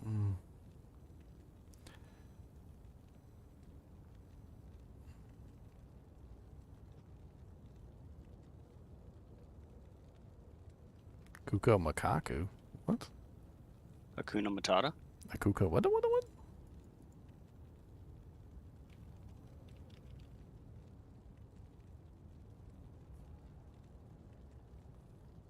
I can't even remember what video he posted on. Like, it gets insane. Well, when you have like 500 videos. 1,500 videos, actually. Exactly. Oh my Exactly. 1,500, sir. Oh, is that all? I'm Just approaching 1,500. 2,000, okay? Just 1,500. I'm Oh my approaching goodness. 2,000. No big deal. Just 1,500. No big deal. Oh man.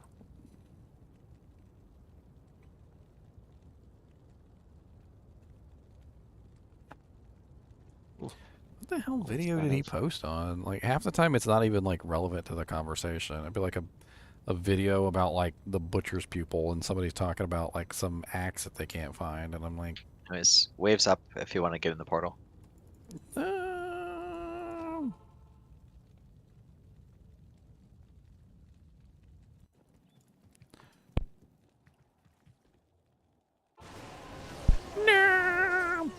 Moochie XP, what?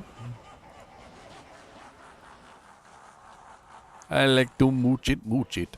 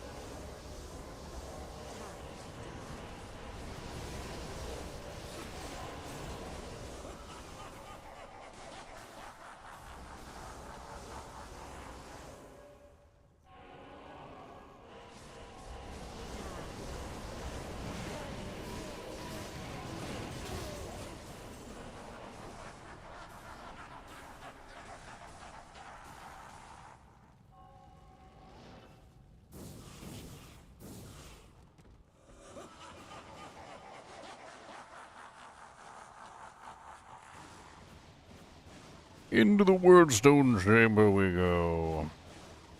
Or I would if the stairs weren't blocked. Die, die, die. Time to die.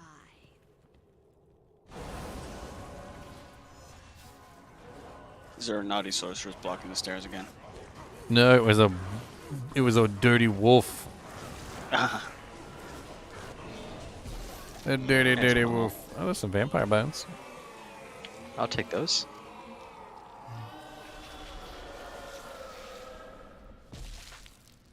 Did you get those dolls? I did indeed. I need more P emeralds, but I'll work on it. I got P emeralds. I'll drop it in this next game. I gave him like 15.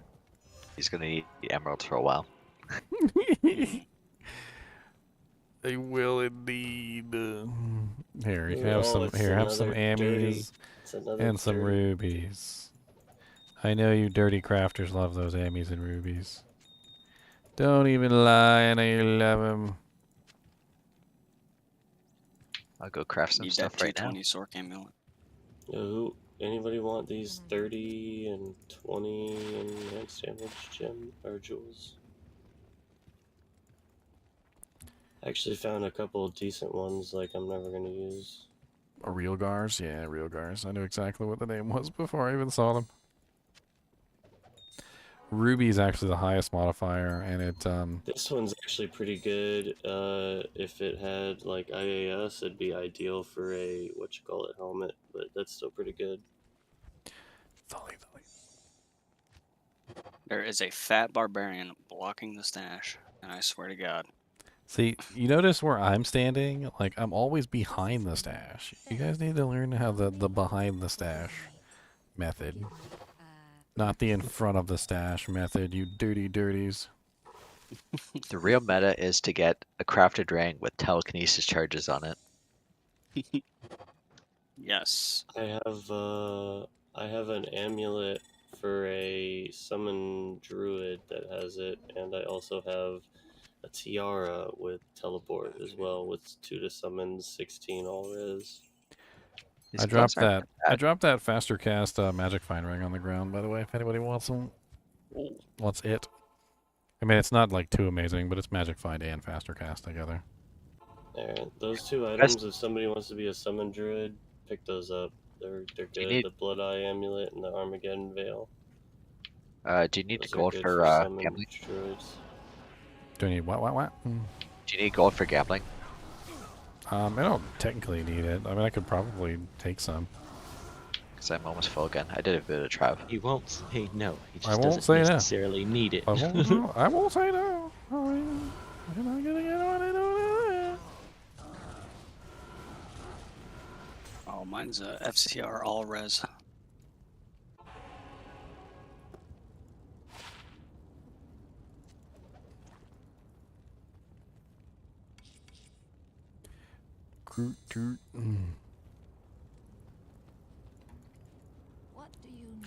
What do you need?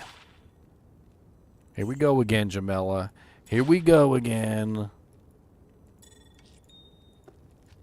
Never high. How's your day? Exactly. Just Always what do you need? Always what's with Jamela. Yeah, well, an interesting one.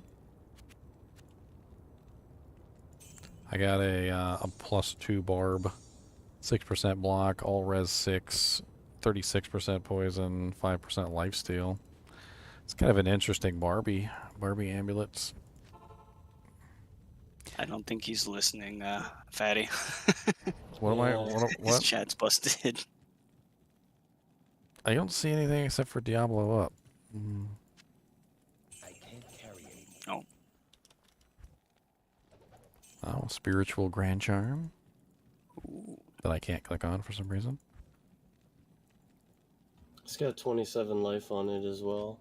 I never thought chat was so hard to like do correctly, but apparently it is. I see a Thul rune.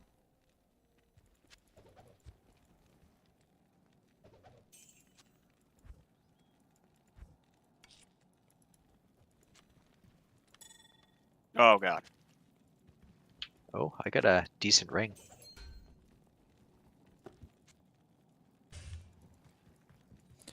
We slaying demons, boys. I guess Where'd he go? that Oh, doesn't work. How may I be of help? Balto's over here grabbing up all this gold. If you're gonna drop the gold, I'm gonna pick it up. Because I will take everything you Unless you have tell me to got. stop. Are you He will Balto? take Trade with me. absolutely I got everything you a have. shape-shifting Grand Charm with 27 life on it. I'm the Zon. That's goated. Yeah, that's what I'm trying to give you.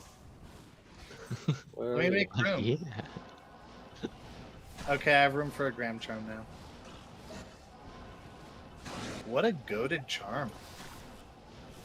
Wow. It nice even little- matches my set. Even more goated. Yeah. Nice little melee. Wait, can you guys see the chat? Yeah. Okay, because it's not working for me. My chat is working, but I like am having trouble clicking on things. I have to hit enter and then I can click on them like when it shows up on the left-hand side. I can click on some of them, but not other ones. I don't know what's going on. Oh, I'm not getting the messages at all. Does anybody have a Raven Frost? I don't know if I have an extra one laying around. I only have one. Unfortunately. I think I might have one. I'll have to check my mule when I'm done gambling. It's not very good though, if I remember correctly. It's kind of low. I just need it because I switched a piece and now I have no frozen. I get frozen now that it blows. Yeah. I know it's Pretty really sure I it's have a really 12 long on in the hell too. Like a lot of people forget like how bad it is in hell difficulty. But like with the Zon, it's so bad. it lasts like do anything. forever. Actually, yeah, this ring is an upgrade for me right now. The Doom Knot. The Doom cannot. What's that? I just found that off Neelathag. Oh my God! I have an amulet for you. Where are you? It's ridiculous. Wow, where are you? Are you having fun floating back there, Mr. D? I'm just gambling the last of my coronets.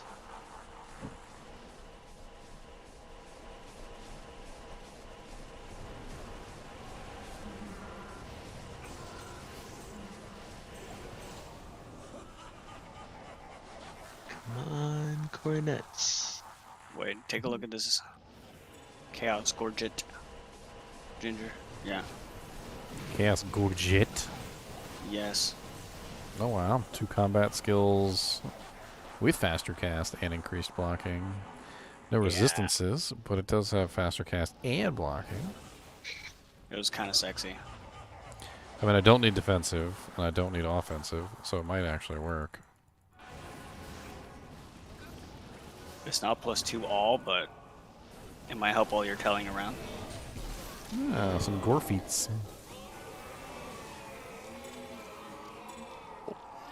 Come on, man, where are these silly coronets? And my resistances actually don't drop that much. I just lose my poison res. I don't know how that's like one's on 30 faster run walk for low level. Is I that dropped okay? a lot of items by the stash.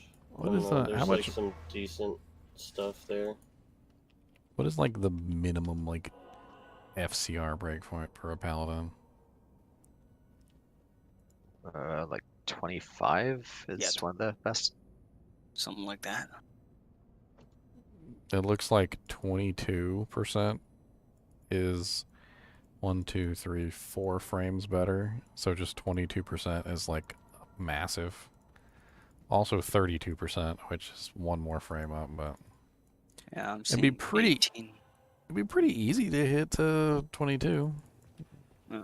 I'm seeing Yeah. 18, 30, 18, yeah. 48. Look at all these amulets on the ground. Oh, wow. Yeah, there's actually 3 decent pally ones. Like, not great, but they're better than probably Nothing. most. Yeah. That's a decent little necro one there. +2 with 9% faster cast. Wow, that's a really nice barbarian one. +2 barb, 10% faster cast with all res 18. That's pretty solid. That's not bad. Some decent ones on the ground.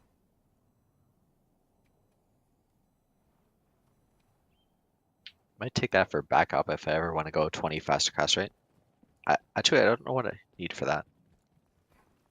I was thinking that'd be good for like a singer, like just straight up Warcry barb. I don't know. You definitely hold on to that barb one. I'll stick it in the stash if nobody wants to hang on to it. Yeah, I was gonna hang on to it, but I saw there was a barb here and I just dropped it to see if he'd want it. And if nobody wants Zan, it, I think, is running some ridiculous blocking amulet, if I remember correctly. No, that's not my necro. On my barb, I just use High Lords because it's impossible to beat. Did this turn into an impromptu swap game? Apparently. That's how it works. Alright, I'll be right back. I need to go to the bathroom anyway. I think Mr. Nee probably has to go tinkle too. Preemptive tinkle. Yeah, my necro. Whew. My necro amulet is worth like 80 some dex or something.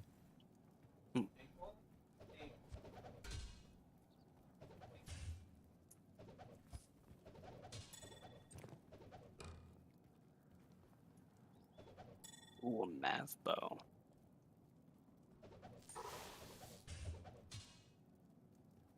What else can I kill?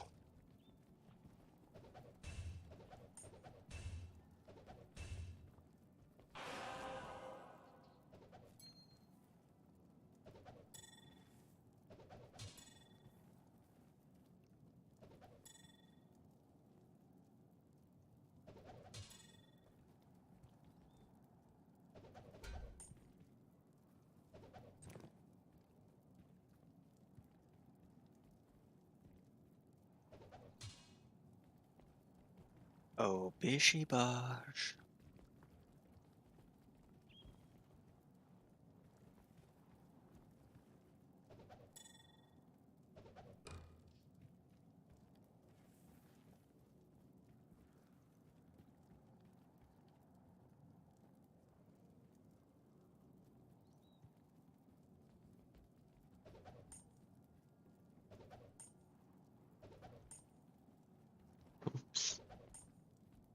I just found my next CTA base. Nice. It's not Eth, but like it's still pretty sexy.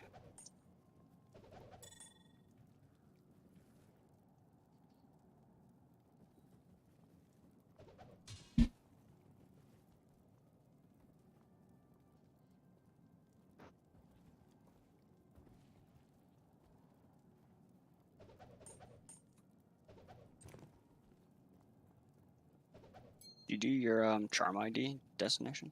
Yep. Ooh, is video All up? three videos should be up. Ooh.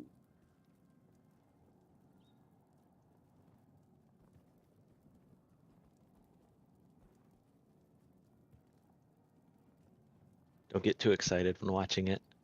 Okay. Oh no. Yeah.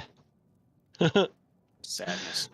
Yeah. We did Which better one? on the first. We did better on the first run with just 100. I mean, I got a lot of useful stuff, but nothing like crazy. I was very disappointed. What are you But disappointed in? Better. we do have a conclusion. Okay. And we have a decisive, I guess, opinion For what? for the small charm farming. Yeah, I shared your Yeah. video. Did you get some views? Yeah. As soon as you shared it, like 2 hours later, it went from like 3 views to like 100. Yay! The power of social media. Right? Watch this. I'll share it again. You ready? I got 3 videos up. 3 videos. 3 videos. I did the nightmare, the hell, and then an overall conclusion.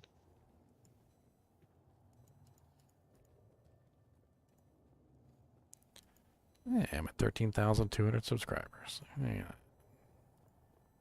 There you go. 13K, that's awesome. So if you guys haven't seen it, actually, you know what? Why don't you explain your videos real quick? So initially, I did a mass farm, with a lot of help from Squiddy. Actually, we did 100 small charms from nightmare cows, and we got quite a few good ones. So, I actually had 2 weeks off of work, so I was like, let's try and run it again. So I was like, let's do 100. And then me and Squiddy got to talking, and we're like, well, let's just do 140 because we'll just fill up a full mule inventory and stash. And then we're like, let's just say whatever, and let's go to 280. Let me make a second mule. We'll just go to 280, and then we'll do 140 from nightmare, and then we'll do 140 from hell, and actually compare the two, just to see where we're at and everything like that. And yeah, so I did the nightmare ones. Majority of those were actually farmed by me, and majority of the hell difficulty ones were actually farmed and donated by kinship members. So we were able to get the hell difficulty ones farmed out a lot faster than the nightmares. But yeah, that's basically just me and Squiddy wanted to really get a decent sample size of small charms from nightmare and hell and just compare the two of them, even though they should basically be rolling the same. But we wanted to get a good comparison video. Yeah. So the conclusion was what? Nightmare? The conclusion was straight up nightmare because it's faster to farm, and I actually got better stuff overall from the nightmare than I did from the hell difficulty ones.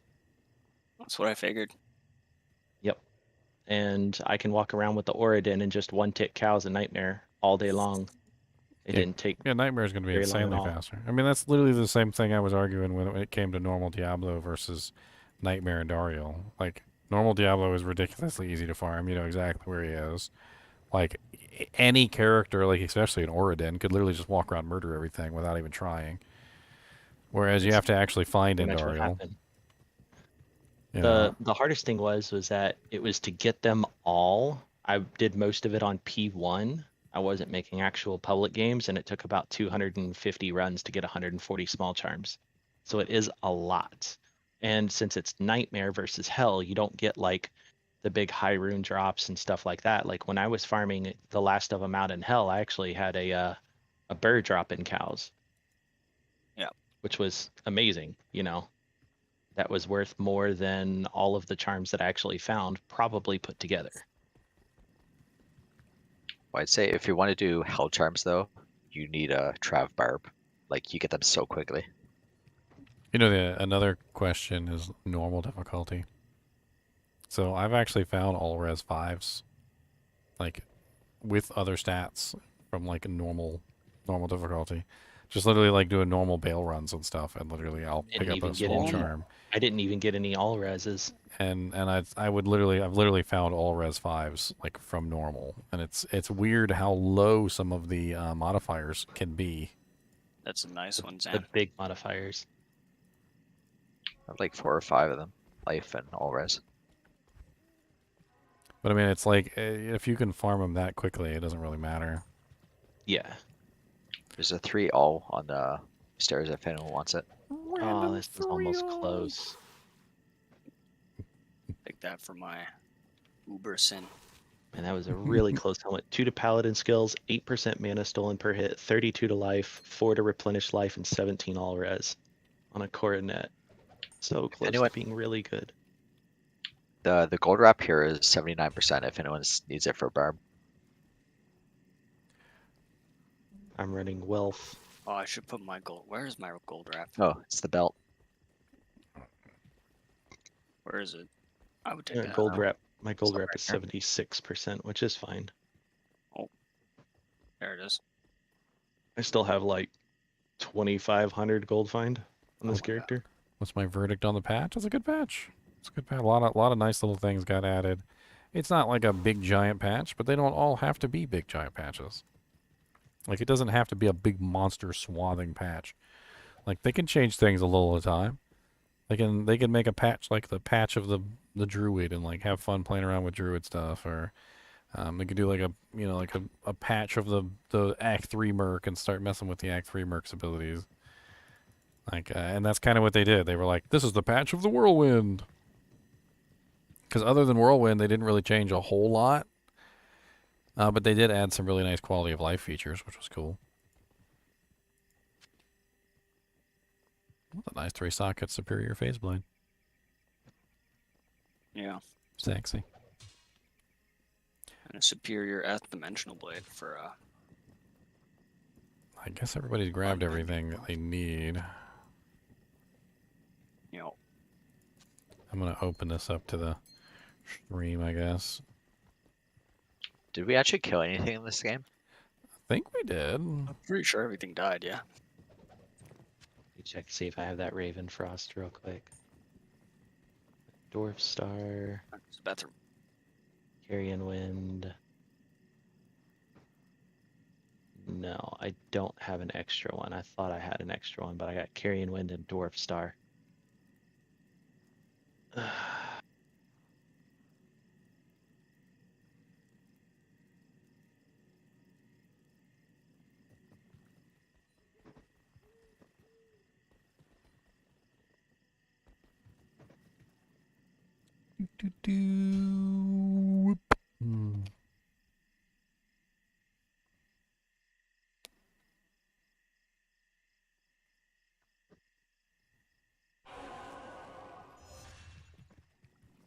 Finding more EXP.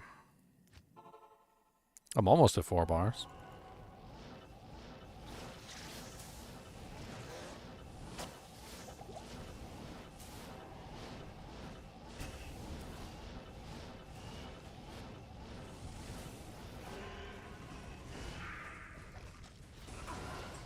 I have a bunch of 15 IS jewels if someone needs them. Just plain 15 ISs. Yeah, I've been holding on to weird ones. I still got my 15 IAS +3 max, +3 mana after each kill one that I found. Which I think would be great for a Javazon. Someone dropped a 1523 ED in a swap game, so I threw it in my G face. Not bad. Not bad. I've got a 40 ED with 7 max damage jewel. kind of neat.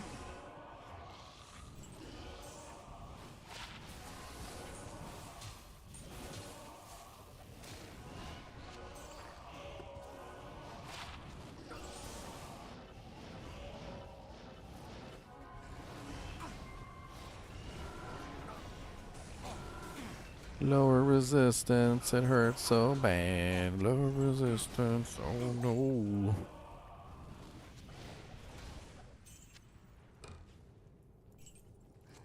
I have an Arm of King Leoric if anyone needs it for a summon necro. Found one of those the other day too. Can't remember if I gave it away or not. Ow, your fire hurts. Why are you so rude? Do we have a summoning druid in kinship? I've got like 4 skillers that I really haven't need to seen go a to single someone. one, and I would assume that if somebody makes one, they're probably going to get decked out. Probably. Ow. I know someone had one, but they're probably not active.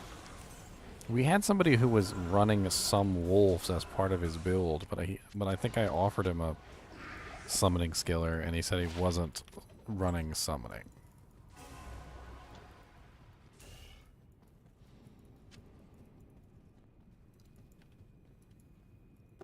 Apparently, he was just running the wolves like it's like an extra thing, like just like on icing on the cake kind of a thing. A little bit of defensive stuff. I mean, they spread out damage. I mean, they're certainly not terrible to have around. That's for sure. Ooh, cute little ring here. The Doom Coil. The Coil of the Doom. It's kind of all right. Oh man, these boots, if they had a 3rd resist, even then, they're still pretty nice.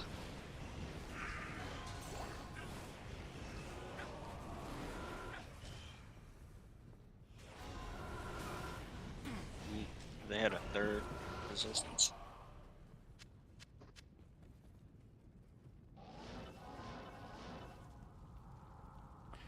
Not even death can save you from me.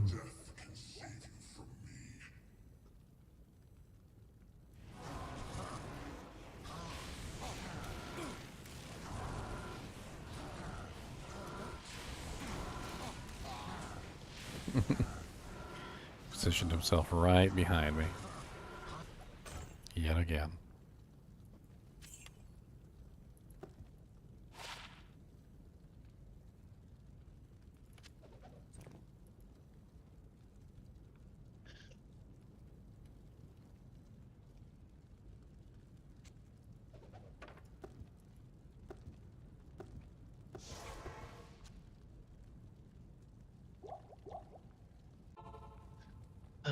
Well, I guess that's it for me, guys. I gotta start getting ready for work.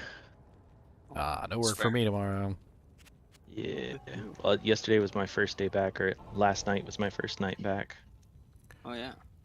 So. Back to what? Back to my security job, my work. Oh, sounds like you need a Nintendo Switch, sir. I had I had a acute gallbladder failure, so I was in the hospital for like 6 days, and then I've been home for 2 weeks. Oh, dang. I couldn't lift, push, or pull anything over 10 pounds. So being a security guard and whatnot, where I may potentially have to get physical with someone, not a good idea. Even still now, it's still not a really good idea, but... Gallbladder. Did they remove it? Yeah. They removed my gallbladder. Oh, you got a lifestyle change ahead of you. Not much. So, I already have several other like stomach conditions, and really, yeah. Okay. Yeah, really the only main difference now is I have to monitor fat and cholesterol intakes. That's like really the only change. Like beforehand, I couldn't eat spicy foods and like nothing deep fried. Let me tell you a quick story before you log off. You'll get a laugh out of it. Yeah. So as it turns out, chinchillas do not have gallbladders. It's like a genetic thing. Okay. They just don't have them. So they're, unlike squirrels that have gallbladders, they're incapable of like digesting like fats as well as other animals are. And I would often see the squirrels eating specific seeds, stuff like that. And in my mind, I thought that they were the same. So I gathered a bunch of the seeds and I brought them inside and gave them to the chinchillas. And unbeknownst to me, that because they don't have gallbladders, like the seeds that they ate, that they gobbled down, like very quickly and gleefully, they didn't have the bile to digest them properly. So they basically turned into gas and they got all bloated. And like they were literally like little chinchilla balloons. And I remember like he was just kind of laying there on his side and he was not having a good day. And I remember I touched his stomach and literally he farted. And that's like, it was just, and I looked it up on the internet later, and I was like, oh, okay, chinchillas don't have gallbladders. They can't properly digest, like, foods rich in, like, high levels of fats and things like that, and apparently it causes gas. And but if you had seen the chinchilla, like, laying on its side looking like a little chinchilla balloon, you would have died laughing. Oh my god. And they literally just had gas. It was just really bad gas. They were all farty. And for the next couple days, they were just farting all the time. And I think I remember I like tried to give them one of the seeds later just to see if they would eat it, and they wouldn't touch it. They learned. Like said, nah, we're good. They were like, oh no, the gas was pretty bad. There you go. Funny story. Yeah, I have IBS, diverticulosis, and acid reflux disease. So the trifecta of stomach issues. And the doctor was like, yeah, your gallbladder's probably going to fail in like, 10 to 15 years, something like that. Yeah, it made it a year. Yeah. Unfortunate. Yeah, but all the other issues seem to have been getting a little bit better from the gallbladder removal, so I'm kind of curious as to how much issue the gallbladder actually was for the rest of my digestion system. Yeah, well, I mean, you still will make bile without a gallbladder. Your gallbladder actually, I don't think actually makes the bile; it stores the bile, which is kind of weird. So, like, you still will make small amounts, and you can still eat small amounts of fatty foods and stuff. It's just you won't have the large amount stored up, like when you decide to gorge on like peanuts or something. Later. Yeah, you pay for it later. That's the main thing. I can eat whatever I want. I wonder if there's some kind of additive. I wonder if there's some kind of additive that you can eat that would assist in the digestion of fatty foods. As long as you're not oversaturating your system, you should be fine. Well, I mean, that's like, kind of like the biggest thing. I mean, like, there's a pill you can take for like lactose intolerant people. Like, there's like there's different kinds of medicines for different kinds of like stomach issues. I wonder if there's one out there that's like that would allow you to eat, like a bag of peanuts with relative ease if you wanted to. Oh, it sucks. I can't have popcorn anymore, and that's actually one of my favorite snacks. Really? Why popcorn? I don't know. Butter? Butter and salt, I guess. I don't know. You can make popcorn without butter. Yeah. Because popcorn is just carbohydrates. It doesn't have any fats in it, really. That is true. Very true. You could make it with different kinds of oils. Like coconut oil is a very healthy one to make popcorn with. I wonder if that would qualify. I love popcorn, so I'll like science engineer a way for you to still have popcorn. Yeah, it's pretty much what it is. My favorite food's pizza. Now I'm like super limited on like how much of it I can actually eat. It's like 2 slices, maybe 3 on a good day, and like that's it. Like then I have to wait a day or 2 before I can eat it again. It takes me a week to finish a pizza off. Totally not medical advice in any way, shape, or form, but my mother also had her gallbladder out, and I don't think she ever watched what she ate a day in her life. Yeah, you just deal with it. That's the thing. I can eat whatever I want. Just, there's consequences for eating the wrong things. And like, she was just constantly eating, I think, the wrong things. I don't even think she ever cared. At a certain age, I'll probably do the same thing. Like, I don't care. I'm eating.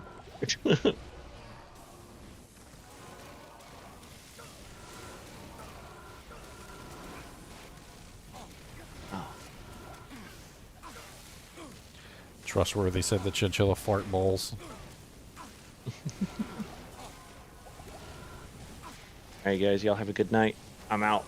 See ya. There.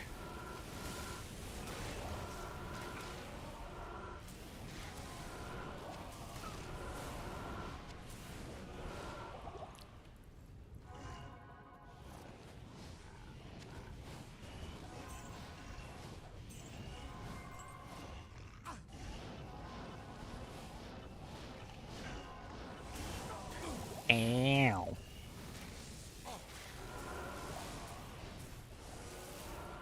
Alright, porch delivered. Congrats to Tranquil. Well, the monster's still alive. Freaking Diablo spawning.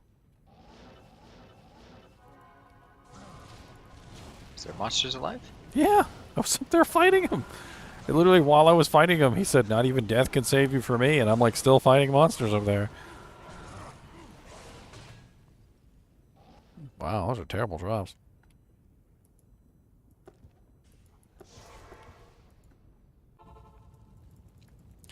Diablo said, "Nah, fam, you killed me too many times tonight. I ain't getting you nothing mo. I ain't getting you nothing mo."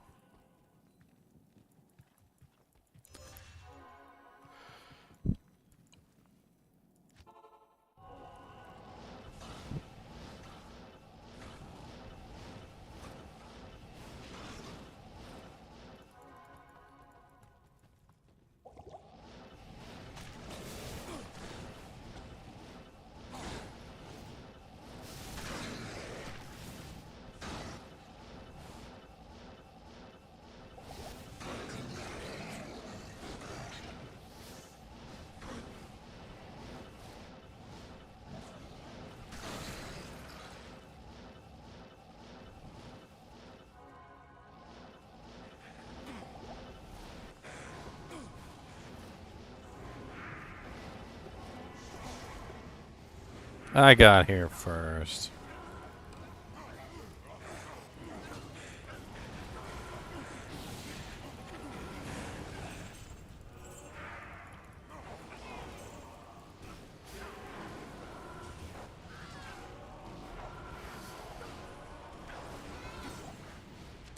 Look, another soul rune. Give soul runes and you shall receive. Oh, there's stuff here.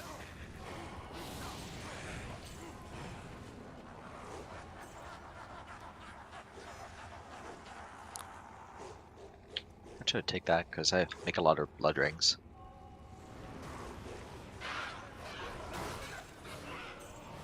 And I've made a couple sexy blood rings. I think the best one is the one Deviant and I made, though. Well, I make them for faster cast rate and all res because they have strength and life all the time. Yeah. I doubt I'm ever gonna find a ring better than the one I got. I think his sold for 15 burr. What was that? Y'all seen this ridiculous thing? It was a duelist ring. Yeah, I've seen your ring. Your ring's amazing. I have a 10 all res one with faster cast rate, but it's missing AR. But yeah, his was AR min or max damage. I forget which one. I think it had FCR on it. Well, it had to be min damage then. It It was had like 15 burr. It had a. It was like a 6-point ring or whatever. You can try and find it. I posted a picture in Discord.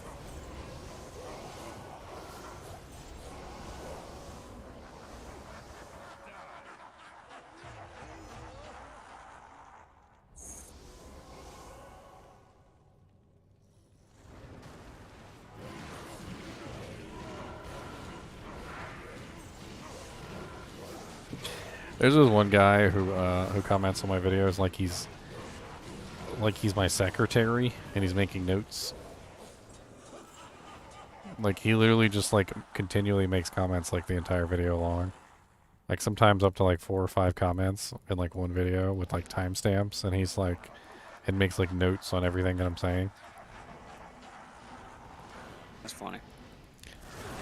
458 puts that one at 1098 after enhancements at level 60, and ethereal at 1554 after.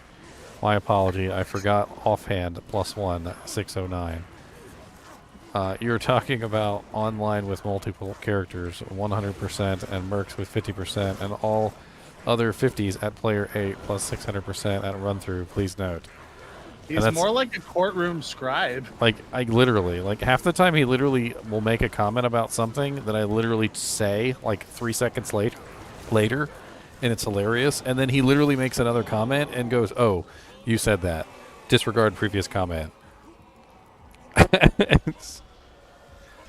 It's really weird. I think my brother even mentioned it one time. He's like, do you know you have a guy who just, like, he's like a court, he just comments on everything? Like he's like your secretary or something. Can't remember exactly how he put it. And I'm like, yeah, I know. Yeah, it's pretty useful for longer streams. Like a lot of streamers have people that do that. I wish. Maybe one day, a long time from now. I'm still relatively new at this. Every now and then somebody will make some really weird comment like, this is why you don't have as many subscribers as you should have. And I'm like, dude, I've been at this for like a year. Like half the time when I do research on the subject and I talk to people about like how long it took them to get their subscribers, like 99 times out of 100, it literally, like I'm so far ahead of the curve, I can't even explain it. They're like, you have that many subscribers after only that amount of time? They're like, wow, you're doing really good. Like most people I know, like it takes them like 2 or 3 years to get that number. So I always laugh when I get those comments.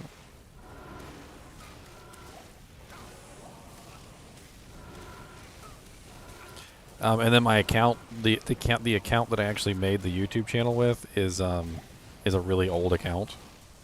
I just converted it into the YouTube channel when I decided to make this channel. And like one guy like looked up the original age of my YouTube channel and was like, "You've been going for like 16 years and you only have such and such number of subscribers?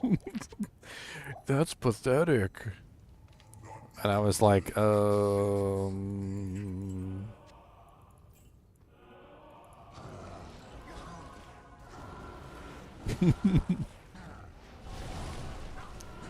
It's really difficult to explain to some people sometimes.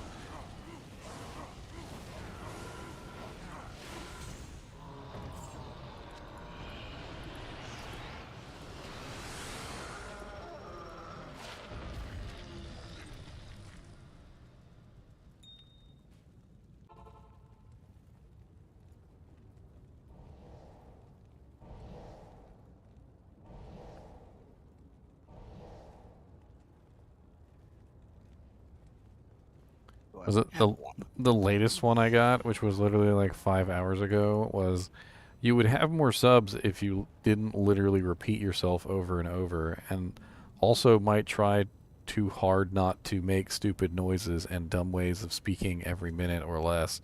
I don't know, in my opinion only, the weird talking can get pretty cringy over time. You heard it here, boys.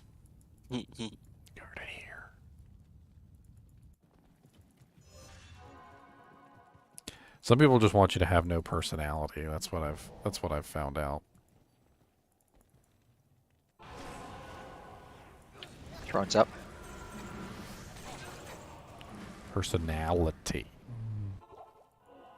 That's funny because I think the most successful streamer is XQC. He makes funny noises all the time. I've been dealing with it my whole life. I let it roll off my back like water off a duck. Like I literally had a girlfriend who absolutely loved, this was one of my ex-girlfriends, by the way. She absolutely loved Weird Al Yankovic. Like, she was freaking in love with the dude and absolutely loved the songs that he sung and how he made fun of stuff. And if you've watched my stream for any period of time, you know I do the exact same thing all the time. I make fun of songs, I make up my own words. And some of them are pretty good, I gotta say. Like, sometimes I get some pretty crappy ones, not gonna lie. Like, I do some pretty terrible ones. But I've had some pretty good ones too. And I think I remember I turned to her one day, like when she was making fun of me for making up another song, and I'm like, you like Weird Al Yankovic, right? And she's like, yeah.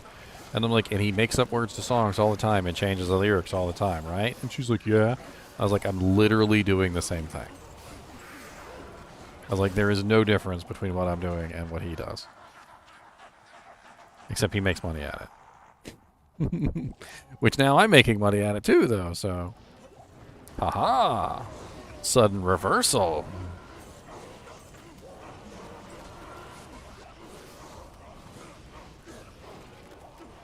Now, I used to get, like, comments like this. People would come up to me and be like, you know why they sing that, right? You know why they sing that, right? And I'd be like, no, why? He's like, so you don't have to. And I'm like, ooh, burn. And then I would keep singing it anyway. I was never daunted. Or when somebody says, hey, who sings that? And then you tell them the name of the artist that sings it, and they say, let's keep it that way. Hey, yeah. That's why I sing my own songs. Then the answer to that question is me, bitch. Who sings that? I sing it when I feel like it. Me.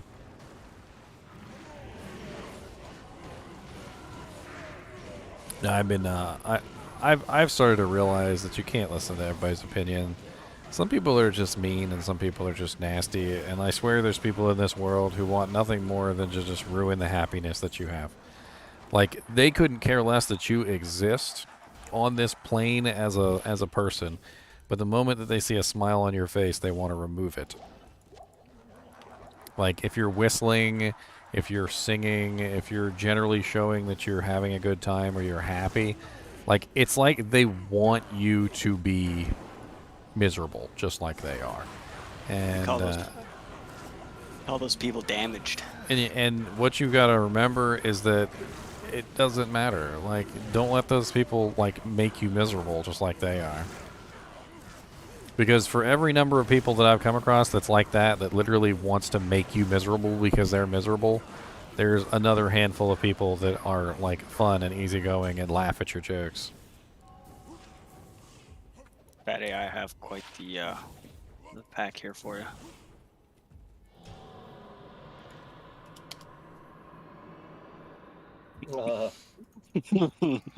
The pack-a-lack-a-lack-a? Oh yeah, there were like, I don't know, like 100 cows in here. Group them all up, my boys. Group them all up. And I'm giving them fanaticism too. Heard. Yeah, I feel like I'm wasting so many jabs, but whatever. I'm just throwing so fast. I can do that with my barb too, because I can taunt them all into one spot. I was just charging around.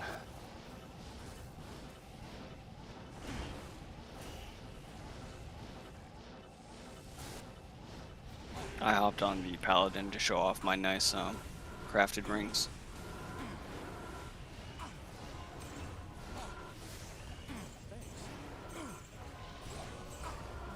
Leave my mark alone, suckers. I got time for your shenanigans. Ooh, a superior faceplate. Ooh, 5-socket, 9% enhanced. That's a grief base right there. Not a bad one either.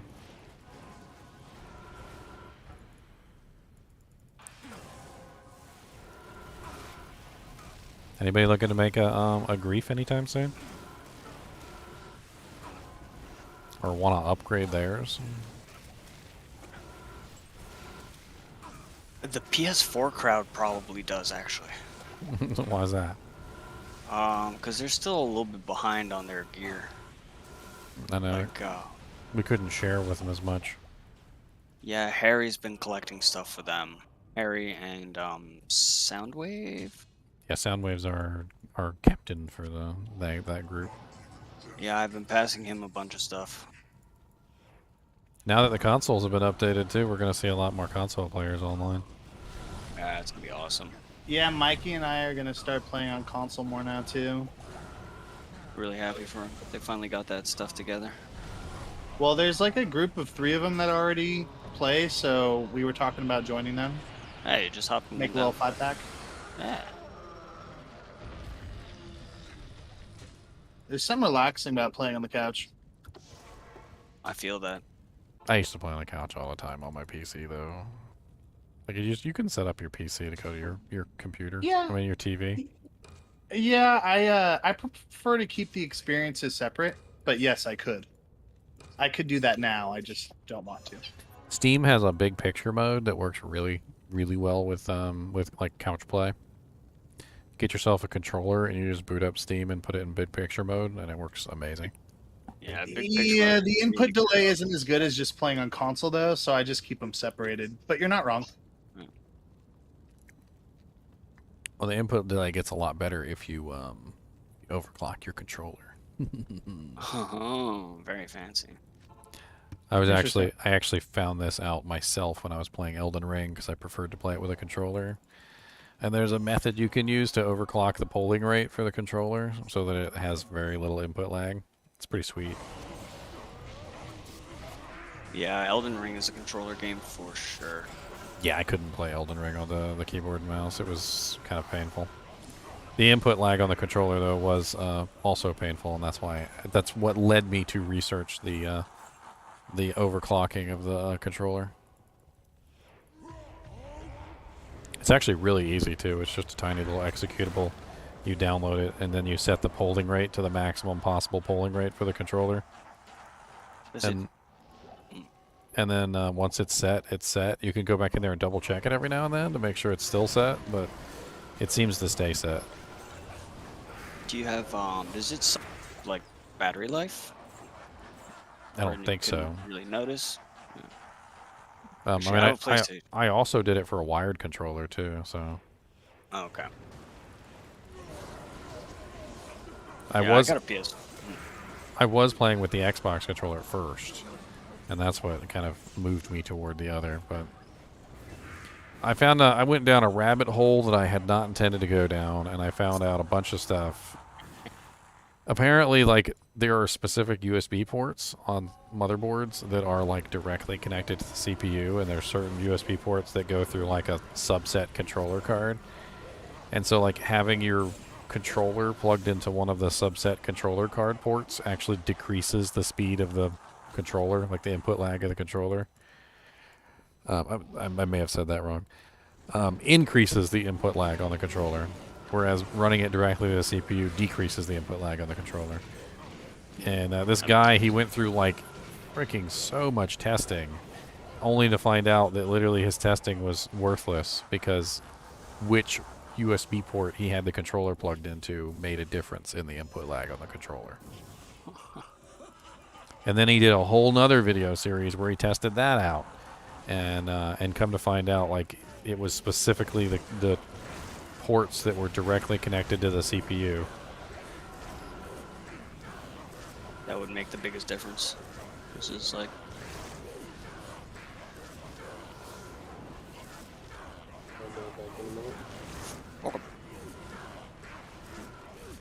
I heard somebody talking and they sounded really loud.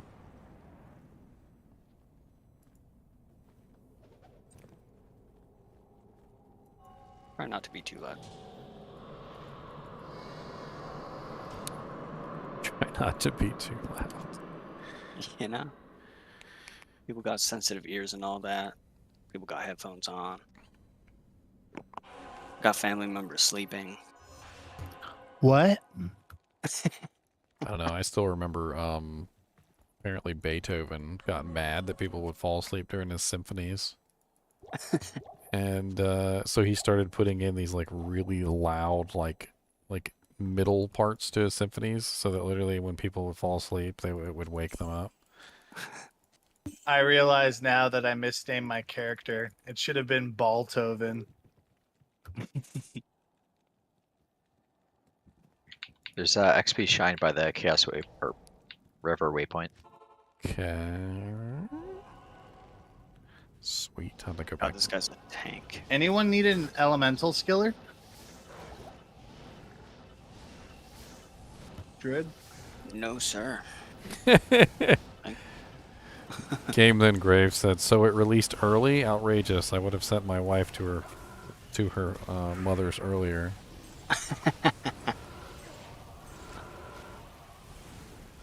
Outrageous.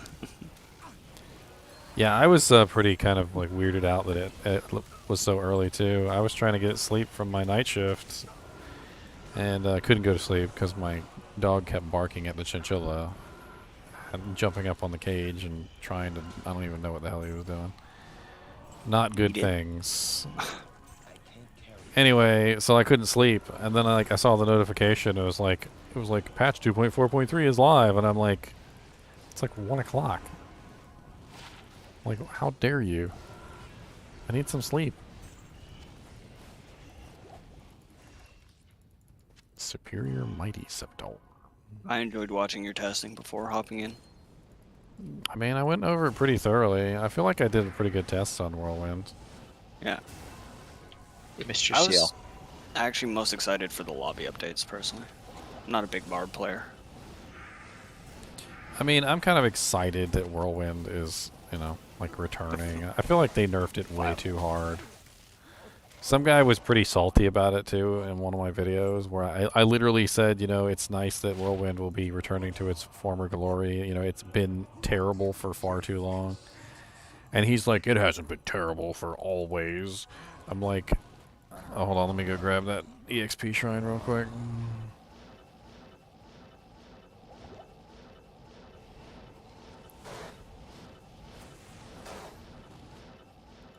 It's just like all physical builds are so gear dependent.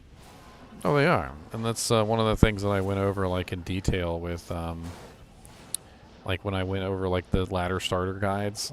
I'm like, the barbarian is a very, dependent character on his equipment. As like, and there's no getting around it. Like, there's very few builds that you can do on the barbarian that don't like strictly rely on like what weapon you're using or like grief. Like, yeah, I mean, it's bad, but it's not like you can do anything about it, and you can kind of mitigate it by doing a find item barb, because then you can find your own gear, but you're still limited on what you've got.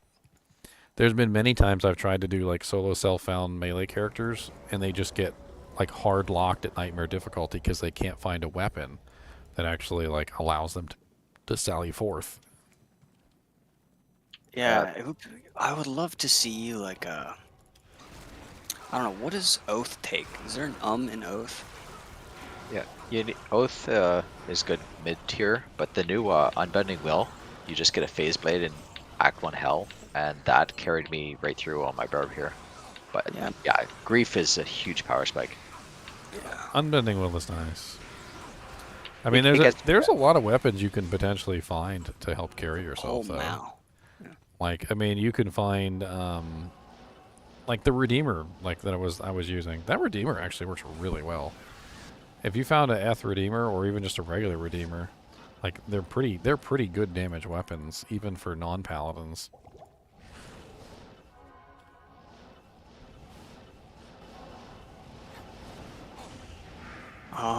What's his name?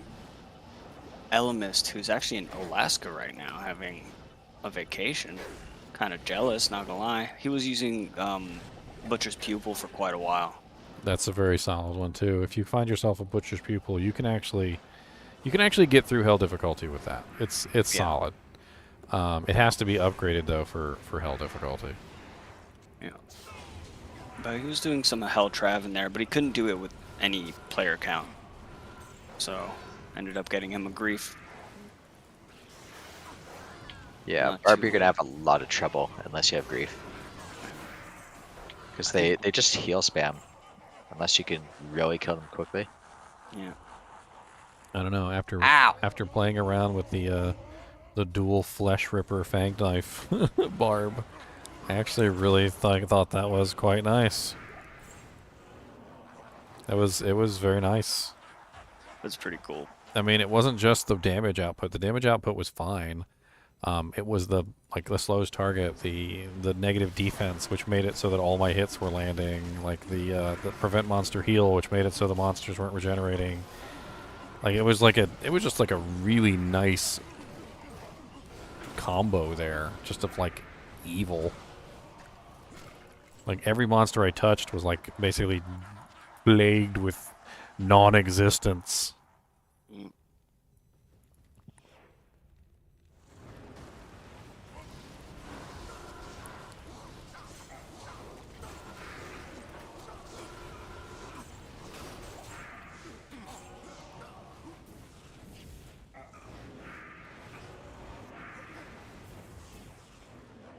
Yeah, I made 1999 today on my stream.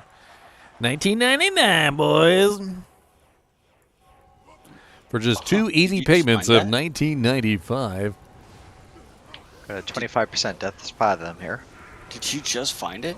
Nice. Yeah, I dropped in here. Sweet. Wow. I think that's worth a raffle, no? I mean, if you don't need it, I know there's a couple sorceresses that probably are going to look at that thing. Yeah. I think my brother's actually running a cold sork. Well, It's a yeah, it's really probably cool raffle for the people that are running Stork still. It's up to you, my dude. You wanna hold on to it, or who wants to do raffles now? It's still mostly me and Deviant, or Ginger too, I guess, but we tried to take that off of your plate. It does take up a lot of time. Like It's a lot nice. the whole first part of my stream was just like dedicated to raffling off items. It's a lot nicer with the bot, I'll tell you Wait, that. your brother has a cold sork. Why don't you give that to him? Yeah, we could just do that, right? Yeah, I don't care. He might even be watching. He'll hop in and be like, I could use that. Dude, that is a sick piece for a cold sork. Yeah, the cold skill damage is great for them. It's much better than Estudas or the lightning and fire sorks. Yeah. I have Nishudas as well. It's just not as good, that's all. I heard Yeah. that charm drop. Mm-hmm. One max 710 fire.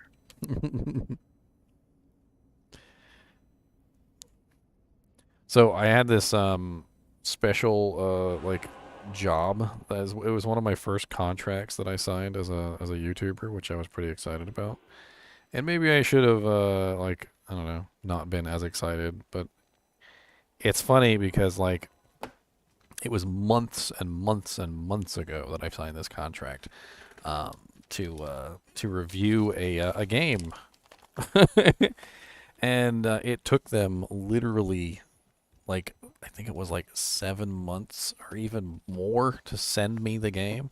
I finally got it.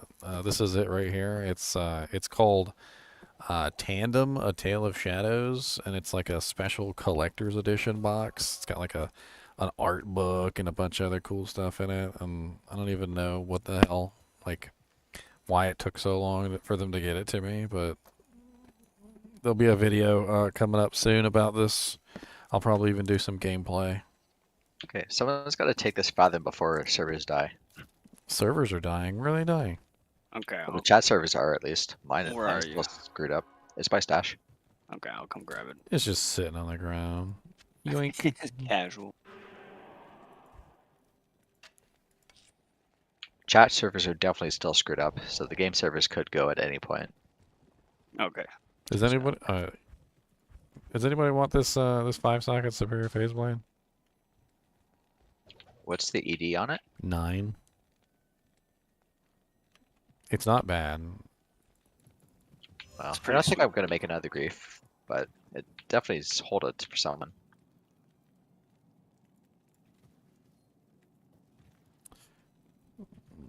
Did we already do this game, or is this a new game? New game. I'm losing track. It always happens. I've always had this theory that like your brain is capable of storing like massive amounts of information, but like when the information is really similar to like the previous information that you had in there, like it kind of like skips corners. And so like when you do the same repeated task over and over again, your brain starts to just like compress them together. You know, like driving to work. Like the first couple times you drive to work, you remember like every single time you drive to work, and then like years later, like you could barely recall one particular instance of driving to work. They all just kind of mesh together in one giant mega memory. It's like the same thing when you're running the same run over and over and over again. It just starts to all bleed together. At least we have numbers on our games now. That's the only reason it works. Oh. 3% faster run walk. Isn't there a unique pair of gloves that have crazy poison res?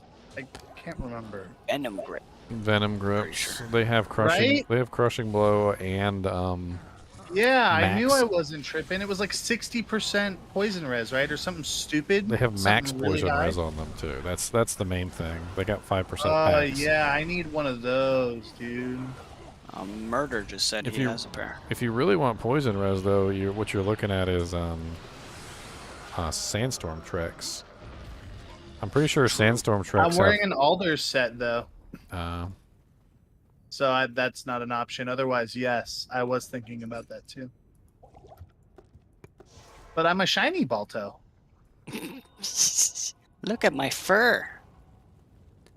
he takes them fish oil pills. My fur's so He shiny takes it shiny glows. pills. Anyone want a T-Gods? Yes, T-Gods, please. T-Gods are great.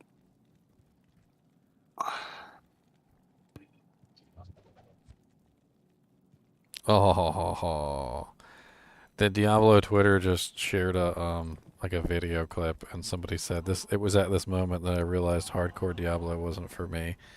He literally made the portal for cows, and you know how like the cow portal can often appear directly in the cow king's little area. Yeah. Yeah, well, it was right in the cow king area, and the cow king was extra fast with fanaticism, and it literally just swarmed him and killed him in like a half a second. Like he literally spawned in. It was like feeding frenzy with piranhas, and he was instantly dead. And this was hardcore, so no getting back up. Yeah. Yeah, I've gotten charged by some extra fast fanaticized cows before. It's your fault. You don't go max block in hardcore. I'm pretty sure he was using a shield. I'm looking at his build here, like in the video, and it looks like he's using a Gurks, a Hodo. I think he might even have a shaft stop on. I'm not even sure. It's hard to tell. Thrones up. He definitely died really fast, though.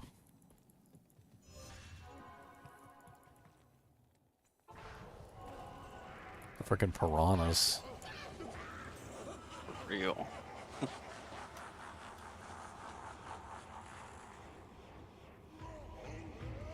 What am I congratsing on, Game Jinx? He said congrats, Ginger, and I'm like what did I do? Was it for the game thing? Congrats on what?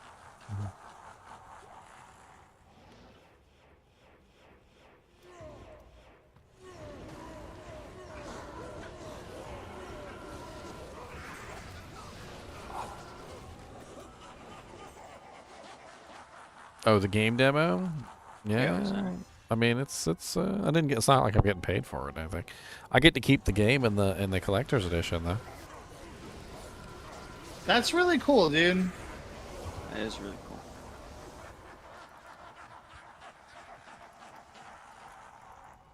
Oh, sadness.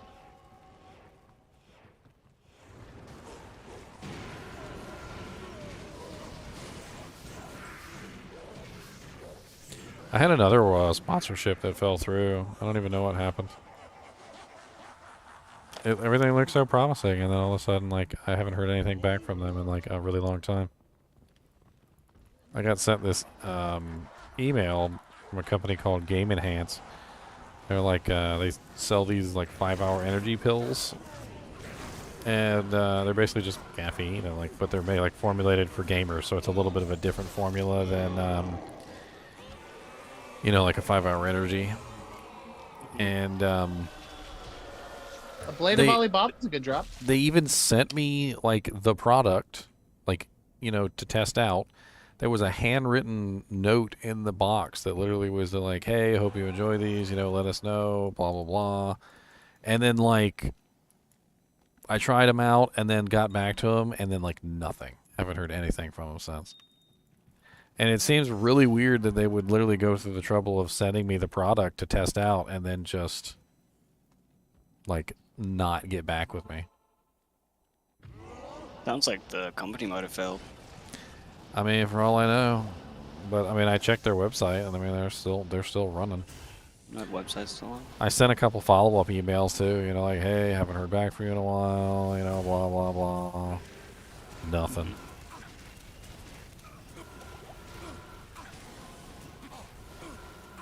It was disappointing too because I really like the product. You know, you don't always have a situation where like somebody wants you to sponsor a product and it's actually a good product. It's something that you like, right? Like, hey, sponsor our piece of crap.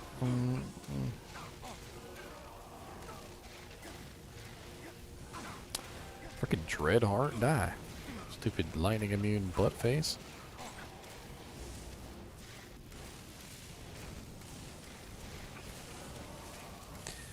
Honestly, a lot of people don't like coffee, that's the thing. So like 5-hour energies and stuff like that, that's why they became so popular. People would like the caffeine fix, but they don't like coffee or how it tastes either. It's like Red Bull. Where's the boss? Man, Red Bull works though. Like holy. I don't know, like I was trying to find his buddy, he like spawned outside the lava pit or something. And then a foul rune dropped and I got distracted.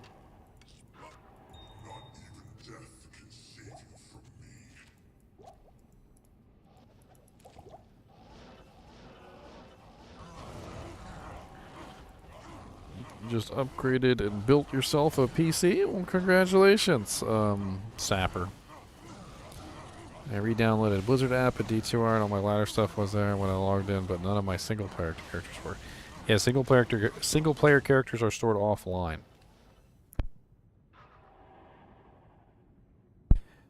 Are your single-player characters stored on a console, or are they stored on, like, a previous computer?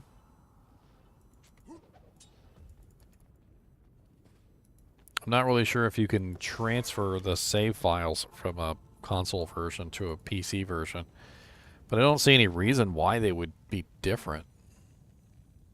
If you could somehow recover those save files from your console, if that's where they are, you could probably transfer them over.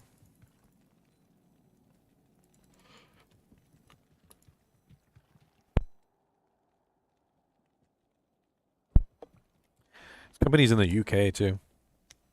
The package says Royal Mail on it.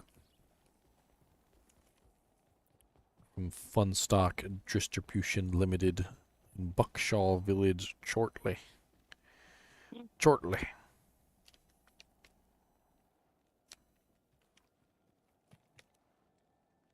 It's funny, my girlfriend was like, she pulled the package out and she's like, "You got a package?" I'm like, "Oh yeah, well who's it to, or what's it from, or whatever."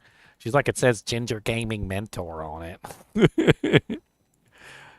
I'm like, "Yay." It's kind of cool. Thrown up. She just was interested because I told her I had a package, another present for her.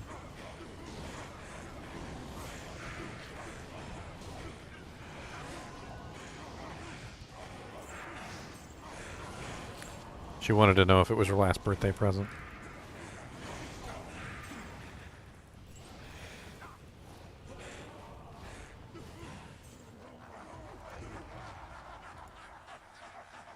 No, it's just drugs. English drugs.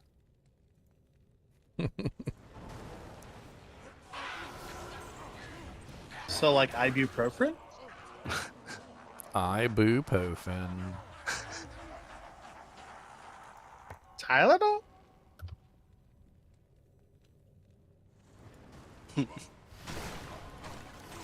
Anything by was it Procter and Gamble?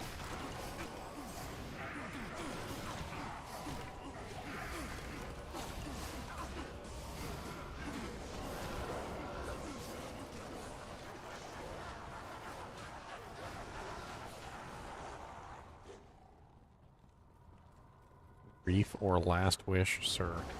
Himley Norden, I don't know what you're asking. I mean, grief or last wish for who? How about I be the little girl on the taco commercial? Why not both? ¿Per qué no los dos?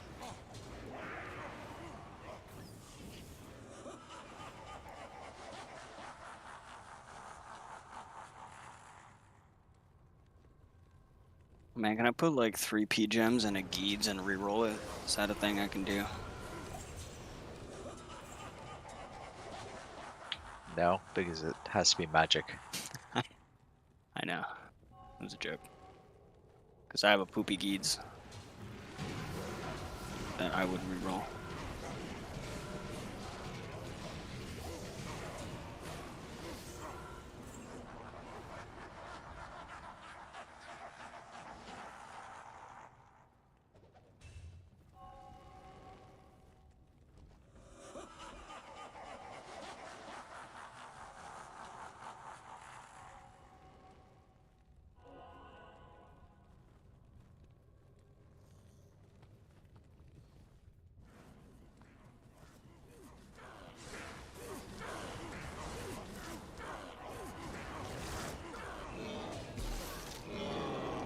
Ancient sword.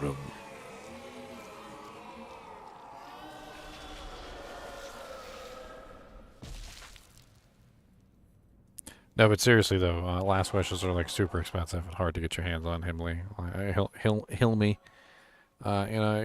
You can just get a grief a lot easier than you can a last wish. Maybe one day, when you're rich.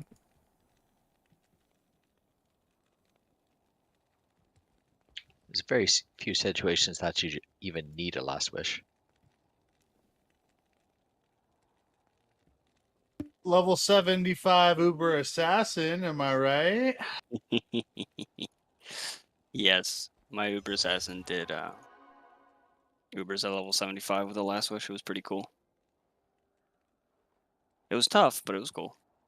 Remember when I found that perfect base the day after you made it? The day after, yeah, I was really happy. Who needs bail runs when you got a last wish, am I right? Go straight for the Uber. It would add some resale value to it, I guess, but I don't plan on selling it. So next season, you're making a week 1 last wish. Let's go. Yep, gonna sell everything on here, and then buy everything. It'll be perfect. Yep. Take all the fun out of ladder in a single day. It'll be great. Yeah, you'll get a major dopamine hit day 1 and then ruin the rest of the season. It's perfect. Exactly. You know what the silly thing is let's say like day 1 you did buy everything. There'd be no one for you to play with. Like it would take a really long time for everyone to catch up to you. Yeah, what are you gonna do? Like solo chaos? That's fun. Isn't that the beautiful irony? The only thing that's left to do is solo, which is exactly what it would have taken to get it in the first place, which is what you wouldn't do, which is why you bought it. It's all dramatic irony to me. Especially when people come in and they're like, "I'm bored. My character's level 99 and I've got all the equipment in the world and I don't like playing the game anymore. I'm bored." I'm like, "Well, stop rushing to the end." Yeah, starting fresh is fun, dude. Everybody's always rushing to the end.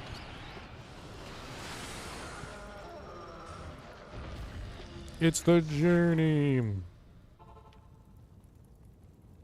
The journey. Not journeys. That's a store. It's the climb. It's the climb.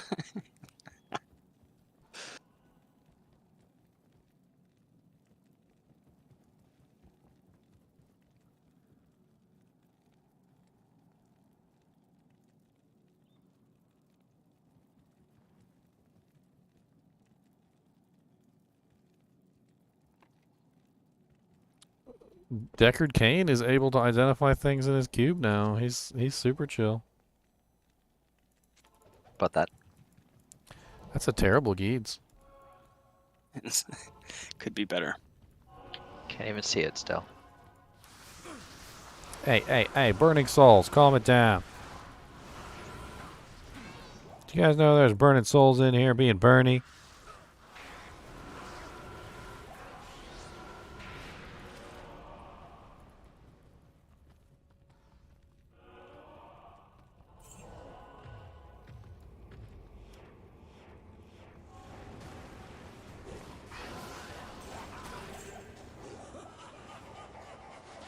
Come on down to Burn It Town. Oh, yeah, oh, yeah. Come on down to Burn It Town. Oh, yeah, oh, yeah.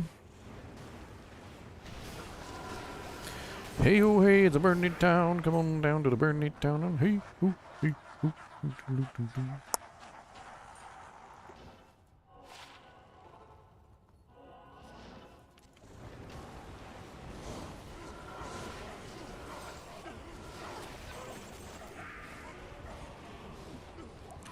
Depends on what kind of Amazon you are, AWT gamer. The answer to that question is, you know, if you're an elemental damage zone, plus skiller charms is going to be your best bet. If you're physical damage zone, then it's a different story. Like, physical damage zones don't get as much benefit from plus to skills as, like, a freezing arrow zone, for instance. So freezing arrow zones tend to go full bow and crossbow skillers, where something like a multi-shot or a strafe zone is, it might go something else like max damage charms.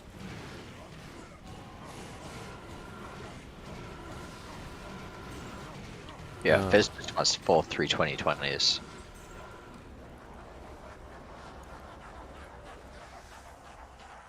Which is going to be extremely expensive. I mean, strafe is interesting, trustworthy, because you don't necessarily have to beef just the physical damage. Strafe is really proc heavy, so you can focus on getting a lot of proc effects as well too, which actually do pretty well. I have a video up on my Procazon, which it literally just has like all the proc effects on it and handles players 8 hell kind of surprisingly well for somebody who's just like spamming everything in the world. Poison damage charms are pretty good for strafe too.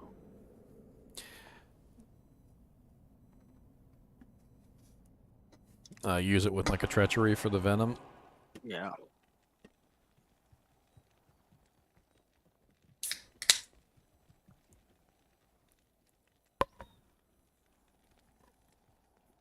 Can you fire facet the alders for Fireclaw? Definitely. Pretty sure. That's what I was thinking, but I wasn't. I've never done a druid before. It seems like it could work. Are you doing a Fireclaw druid? Well, I just put a point in it to try it out. I think so. Does alders come with sockets as well? Yeah, almost all of them come with sockets, pre-socketed. It's pretty goated. Right. The weapon's 3-socketed. The you can upgrade the weapon too. That's goated. It actually does make the weapon better too.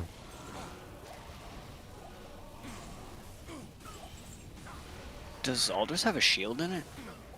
Or is it just a no? No, just it's a not 3-piece, shield. right? It's the helm, the armor, and the weapon, right? And the boots. Yeah, boots, chest, headpiece, weapon. That's it. What are you using for your belt? Right now, string of ears. It's a good choice. Grand Chamois. Why is there monsters? Got the venom grips on to help solve the poison resist This issue. has happened multiple times. They're literally still monsters after those seals are popped. So weird. Hey. To test that later. Stop being mean to my merc. Lock us in a cage, it'd be rude.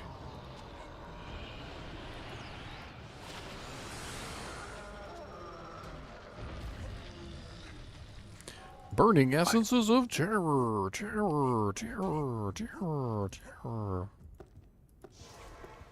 This Sunday only at the Hampton Coliseum.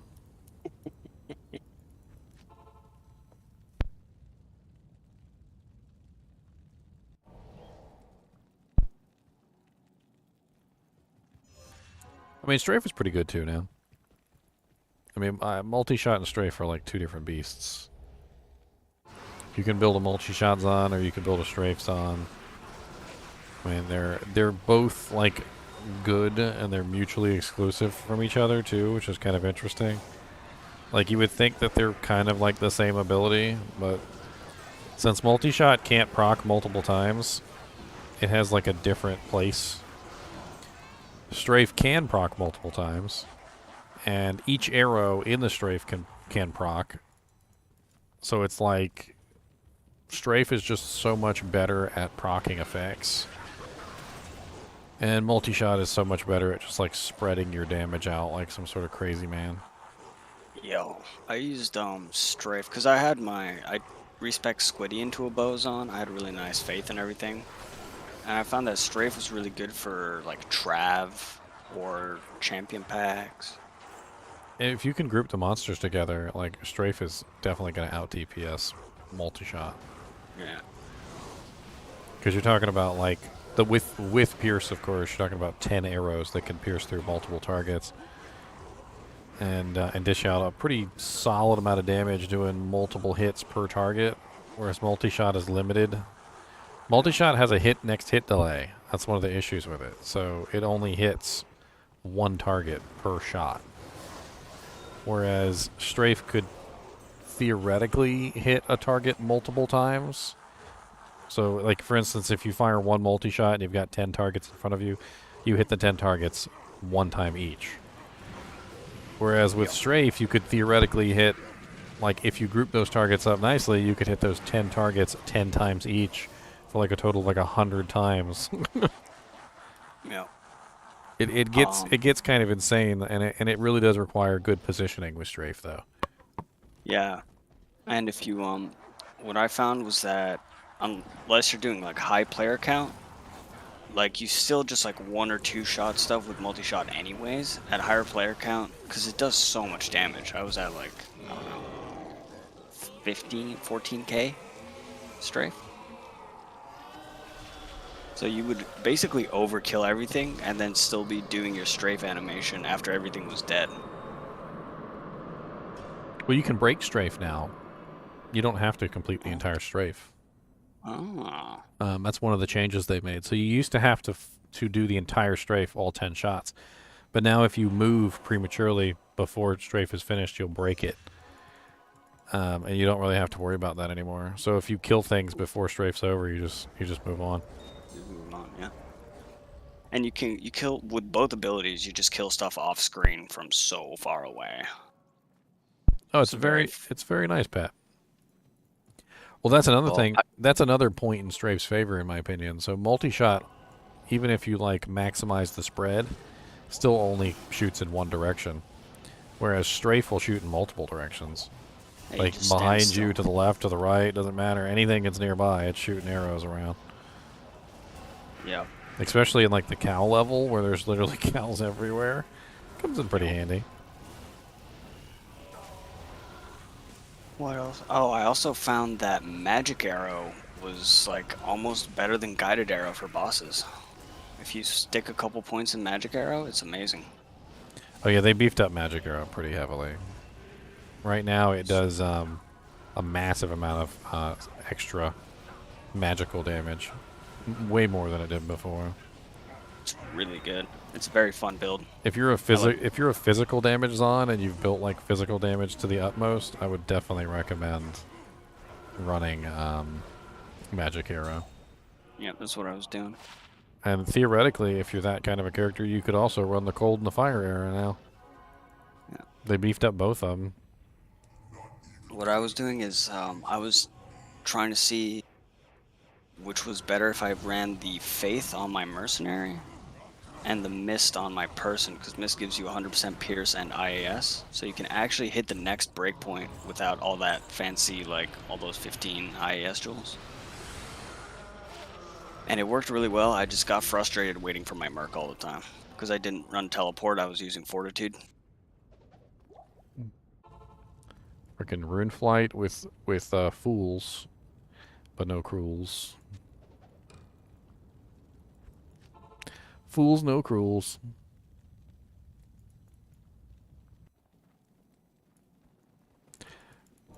It does like 67% magic damage now, I think, when it's maxed out. Like it's a lot more than it ever was before.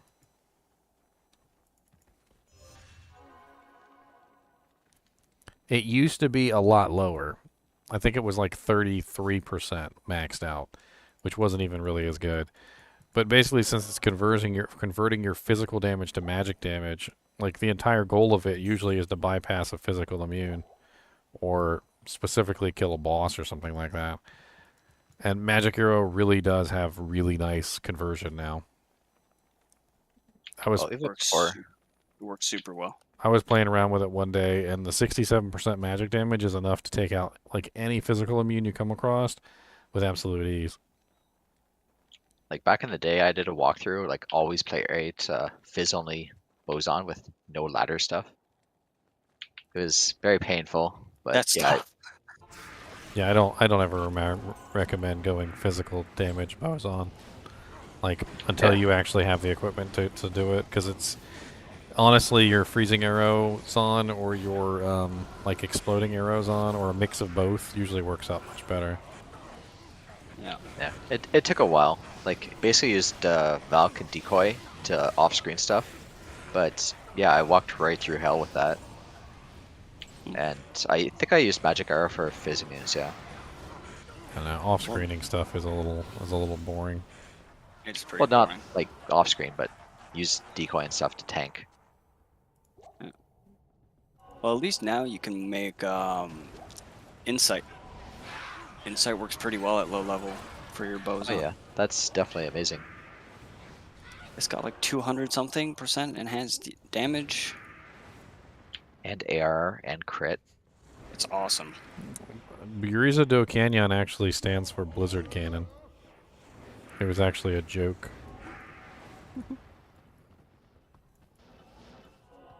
We still got a monster somewhere, or do we bug him? Looks like they're bugged. Hey, Pierce guided arrow was great. I wish they'd bring that back. Oh god. How can we bug them? There's nothing to bug them in here. They get bugged on everything. Could be he could be a raven for all we know. It's the druid pets.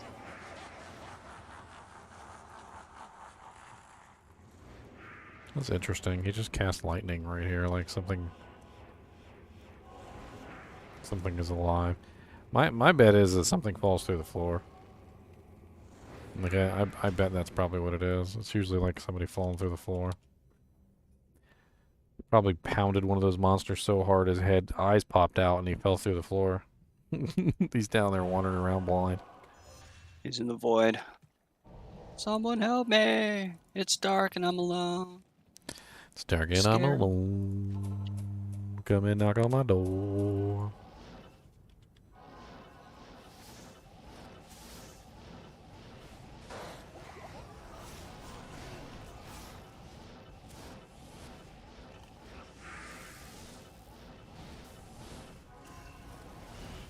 Oh, what a lovely fire shrine.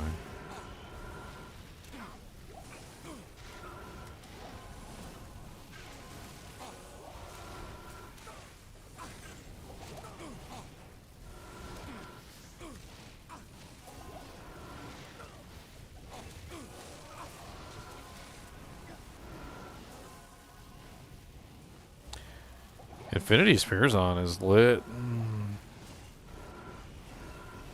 I mean, if I like just had the runes laying around, that could be a very fun way to change out my spears on.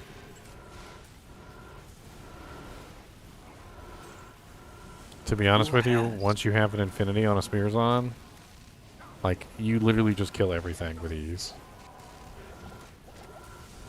I need to talk to Boomstick. I think. Oh no. Lower resistance. You guys need help in there? I tried to teleport away too. It was too late. Zan, do you want to throw a TP? Oh, he died. I can't see it in chat. Yeah. I can clear it. Okay. That sucks. Wow, yeah, he smacked me pretty hard. Yeah, I don't know what's up with that guy. He's hitting really hard. I went from 1700 health to 14 and I popped a full juvie. And then I went from 1700 to 14 again. He hit me for like 1650 damage twice in a row. Like back to back. Well, he just hit me for 2.5k and I have max DR. Yeah, I don't know what the hell's going on with that Infector of Souls. And that pretty much clears out most of the XP I've gotten today. But yeah, it's safe now. I'm just watching from my corpse.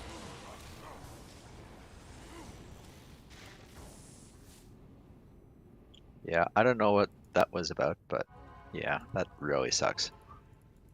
Yeah, he hit really, really, really hard. You can watch it on the replay. Like, my health literally went from 1739 to, like, nothing in a heartbeat. I popped a full juvie, went back down to nothing, popped another full juvie, tried to teleport out, and then I was dead. I don't know if the amp was on me, but like he definitely hit me for like 2.5, 3k. It was a lot. The shimshar. The shimshar. That's one of the reasons why you'll see me play a little bit more cautiously. It's not that I can't kill these guys quicker. It's just I don't want to risk losing all of my progress.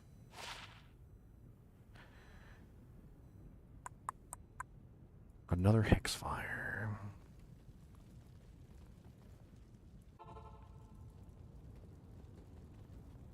Like, I'm even built for this. I'm max block. I have 58% DR to overstack. And yeah, I still almost died to him. Dude, he just did way too much damage. I don't understand what was going on. I should look what his mods were. Why is my fire resistance lower? I bet he was like now? might or extra strong. What is up with that? I Something checked like it that. earlier. I was at 74%. Now I'm at 54%. I don't really think that would have made a big difference in fighting him. Yeah, I'm pretty sure it was his physical damage that was getting through.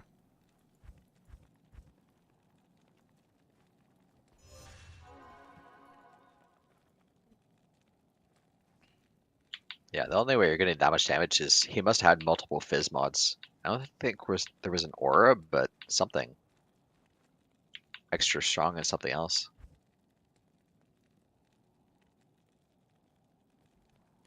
The hell did I put that amulet in?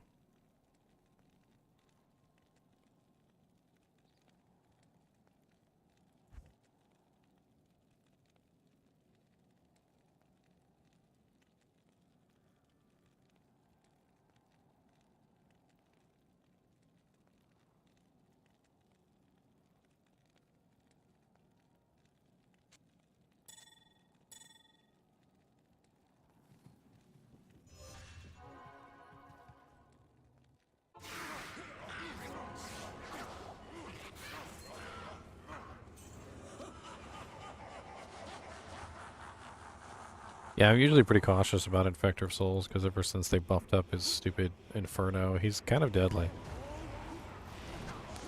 Depends on what kind of mods he spawns with, but, like, there have been occasions where he just smacks really hard. Well, we're also on P6, so that gives some damage percents too.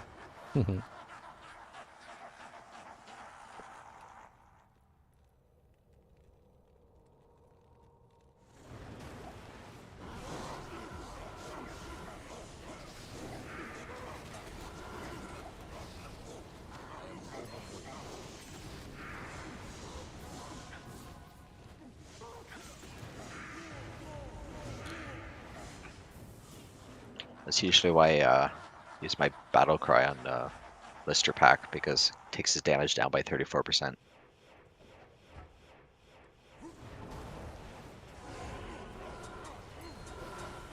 I don't know. What I usually do is try to desync them.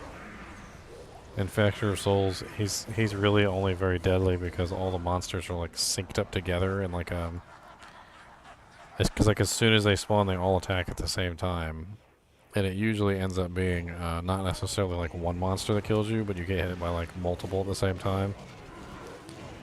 So usually, if you kind of draw them out just a tad bit, it desyncs their hits and makes them less deadly. And that's usually why the person that they spawn on top of dies, because like literally it's the entire pack hitting you at once on that first rotation. But I did draw him out, and that was the interesting thing. I wasn't even fighting that many at once. I think it was like 3 Infector of Souls and like 2 of his pack. thought I had drawn him out nicely. I mean, he hit harder than like Uber Izzy. Yeah, he did. I don't think Uber Izzy's ever done 1,700 damage. Oh, crazy.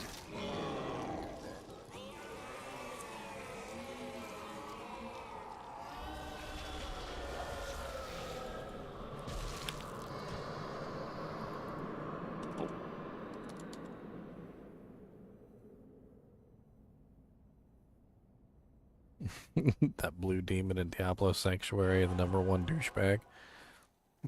Yeah, that guy. I guarantee you, Infector of Souls is probably the #1 like death for hardcore characters. I bet you. I was sure it you was go recognition. do the ghost guy then. Because I feel like one of the main ways that people die is they stand like on top of the seal, or somebody pops the seal when they're not ready, and so you end up with somebody super dead. Thought it would be like normal Endario, you know. I don't know. He's extra fast, so he always rushes on top of the caster classes that aren't prepared for melee. I think that's like the biggest thing. It's like anybody that's not really a melee character, the first time they fight Infector of Souls, it's like guaranteed. You're like, oh, okay, well, I guess I'm a melee character today. Because you can't kite him. Like, it's impossible to kite him. Unless you've got a good tanky, like, you know, like a golem or something like that, or a really tanky mercenary. He's coming after your butt cheeks.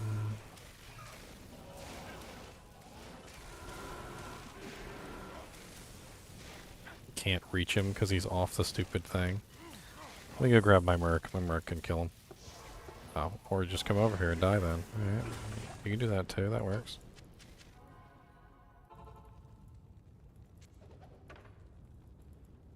Come on, Flux.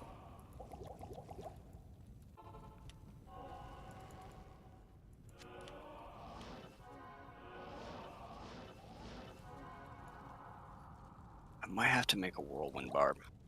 Nah. Don't do it. I have a death in a Colossus sword already waiting. An ethereal Colossus sword. Nice.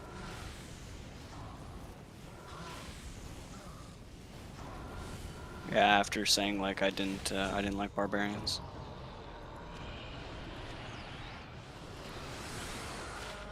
Hey, Whirlwind's kind of fun. That's new. I have to try it. Impossible. It's definitely completely changed from before, that's for sure. I can't tarry anymore. Ooh. Anybody else got that song from Stranger Things stuck in their head?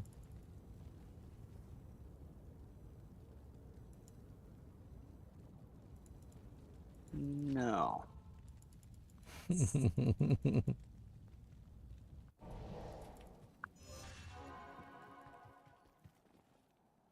I'm gonna reach fruition, dude. That small charm is freaking goated.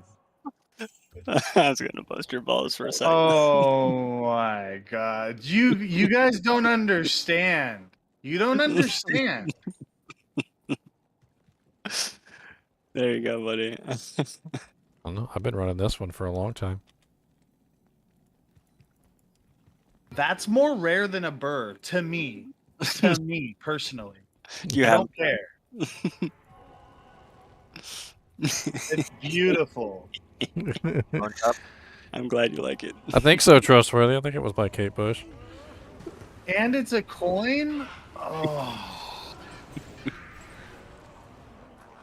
It couldn't be better. There's a... I mean, technically 9, 10, and 11 would be better, but no. It couldn't be better. Yes, but I didn't find what 9, 10, or 11, so that's what you get. I was talking to Dest about this earlier. If it's 6% or higher, it has the potential to be BIS. Yeah. It I'm depends guessing on what it's else faster you want. run rock. Well, because the 5% all res that's just the lazy fix, you know, just throw in a bunch of all res and fix the problem. But Yeah. target solving Jade is Talon. more highbrow. Yeah, exactly.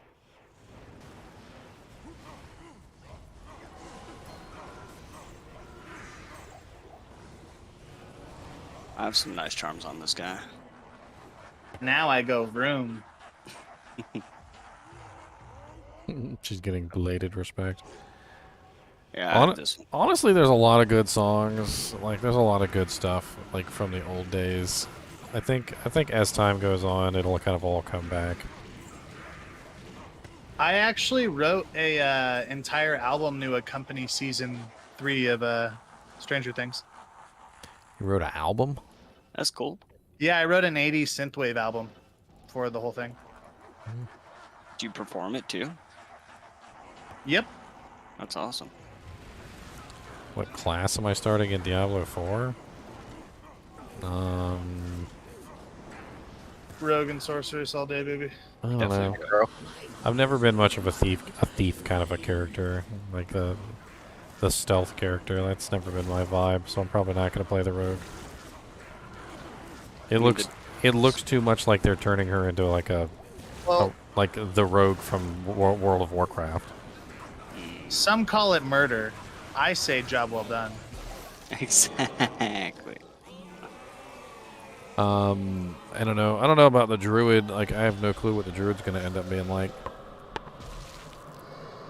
He looked pretty cool with the like dismount jump attack thing.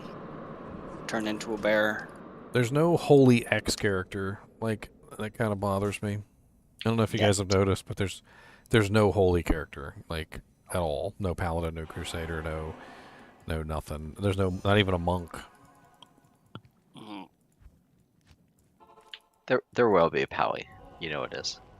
He's gonna be a DLC character or whatever, expansion. I don't know, the way they're making the classes, it makes me feel like they're kind of trying to avoid all the previous classes. I mean, the rogue is from Diablo 1. You know, the druid is from Diablo 2. The necromancer's from Diablo 2 and 3. But like, they avoided the monk, they avoided the paladin, they avoided the crusader, they avoided the witch doctor. They avoided quite a large number of characters. Yeah, there's no assassin. No Amazon. I mean, the rogue is, I guess, kind of like the Amazon, but as soon as you start adding in dagger abilities, it doesn't flow the same way. Yeah, like the demon hunter with daggers on top or something. Kind of feels like. I mean, you saw how they represent it. There was a skin in Diablo Immortal, and literally the skin for the Diablo Immortal character showed a picture of the demon hunter, and the demon hunter had access to both the assassin and the Amazon skin. So they consider the demon hunter to be like a mix of the assassin and the Amazon. Yeah. She kind of was, but there were no like javelins.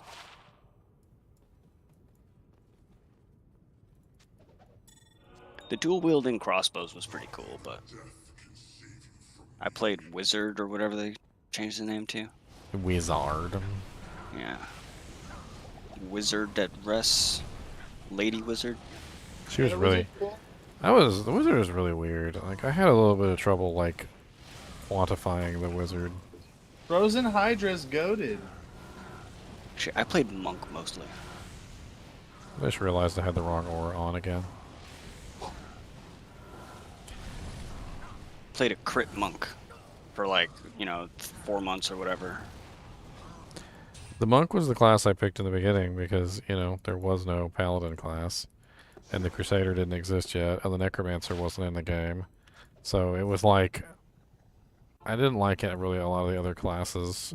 I tried them and I played them, but like, they were eh. Yeah, the witch doctor was really meh for me. I didn't like him at all. Well, the witch doctor was the closest thing to a necromancer in the beginning, so I played the witch doctor, and I did feel like the witch doctor was very close to a necromancer type character, like if you played him that way. But then the necromancer came out, and I was like, well, I'm gonna try the necromancer because can't get any more necromancer-like than the necromancer. But then I felt like, honestly, after playing the necromancer, I felt like the witch doctor was more necromancer-like than the necromancer was. They really did a number on the necromancer in Diablo 3. At your service. The whole like permanent minions really kind of bothered me. Like, I enjoyed building my army. Like, that was like part of the fun. Like, I didn't want like a permanent like cadre of skeletons that followed me around on a regular basis. I wanted to, like, you know, feel like I was some sort of like general, you know, summoning forth the army of the undead. Oh. 25 all res sacred charge. Trying to find Holy Trio, his dream base. I just hope that Diablo 4 is as least like Diablo 3 as it could possibly be. Like, I want them to just like completely abandon Diablo 3 and just move on. Well, it's probably going to be like Diablo Immortal and Diablo 2. But in that way, it will be a little like Diablo 3, since Diablo Immortal is like Diablo 3. Well, we already know they're doing the, like, updated mana thing. Where it's like you use little dinky attacks. I mean, Diablo Immortal is literally just a clone of Diablo 3 anyway, with minor improvements. Yeah. It's not. It's on mobile, though. It's not really what I want to see. Like, saying that Diablo 4 is going to be like Diablo Immortal, not like Diablo 3, is like saying it's going to be like Ghostbusters 2, not Ghostbusters 1.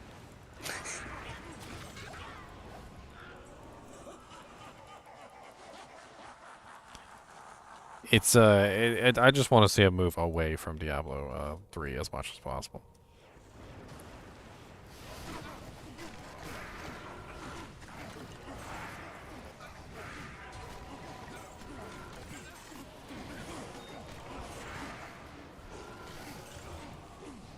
I mean, John Doe, I hate to tell you this, but Diablo has always been an MMO. I had this whole argument with somebody one day. Actually, it was my nephew. And we were talking about Diablo and how I basically said Diablo is pretty much an MMO. Like, and it is. Like, Diablo is pretty much an MMO. It only just barely doesn't qualify in some small regards. But on a whole, if you take it as the entire picture, you know, like the whole, like, you know, trading system, like going into people's games and trading with people and finding items and like gathering up for like Ubers and stuff like that. Like, it's very much so an MMO kind of a thing. Parties, all the above. It's just like a different. It's almost like a though. Like, it doesn't follow the traditional formula.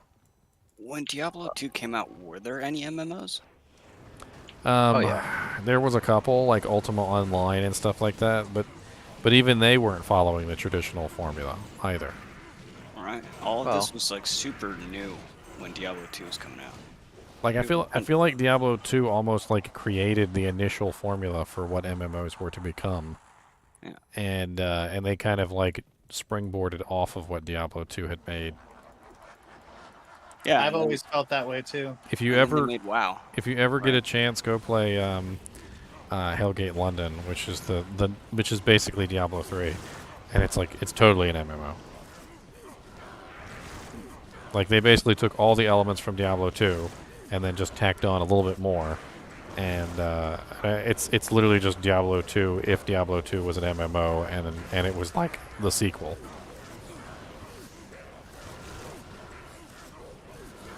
I'm actually playing an MMO on my second monitor right now.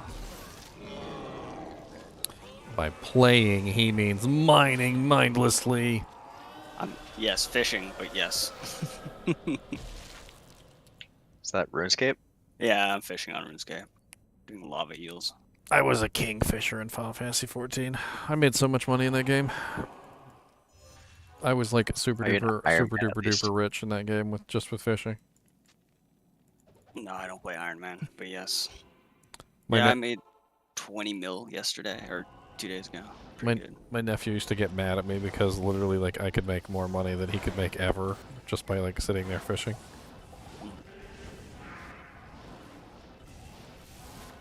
Food is a big thing in Final Fantasy games.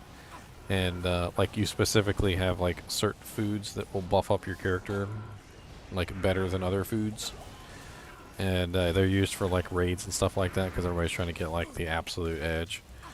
And like half the time there would be some like super rare food that you had to make that was like almost required for the raid to beat it, and I'd be over there fishing up the fish, which was like the main ingredient. That's pretty similar. Like I wouldn't even put them on the market board. They were so sought after. Like I would have like people contact me directly and be like, "All right, if you ever get one of these fish, like I'll give you like X amount of money for each fish that you can deliver." Hey, wait, don't put them for sale. I want all those fish.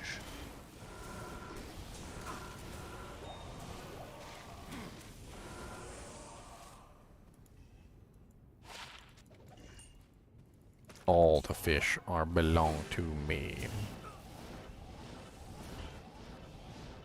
Anyone need Mav's armor? Not me.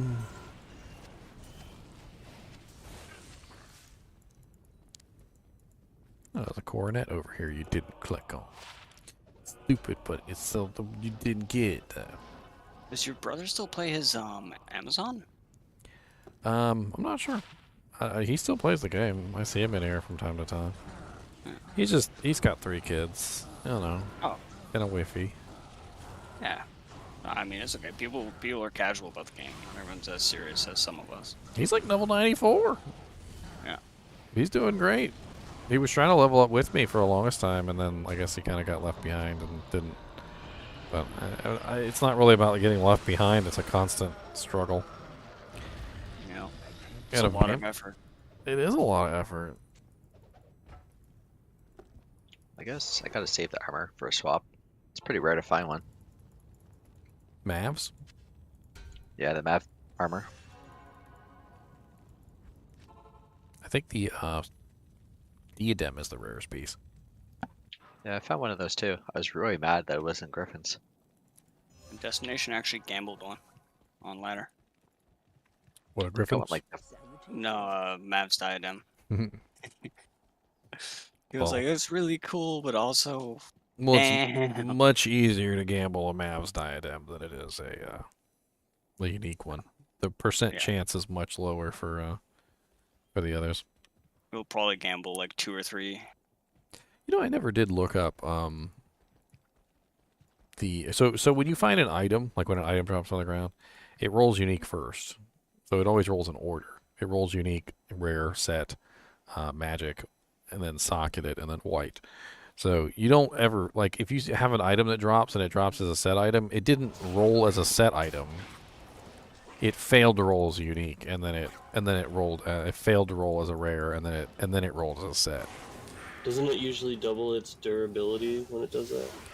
No. What I mean by failed is that it didn't roll. So you're thinking of a different kind of failed roll, which is where it succeeded, but it couldn't be that. Yeah, because the monster wasn't that level. So I'm curious. Item doesn't exist. I'm curious whether it works the same way for gambling. Like if you gamble an item, and it rolled as like a set Mavs, for instance, does that mean it failed the unique version? Because it would have to roll through the unique version first. So it probably failed the unique roll and failed the rare roll and succeeded as the set. Yeah. I'm guessing gambling works the same, except it doesn't take magic finding into account. No, it's like a set percentage. Yeah.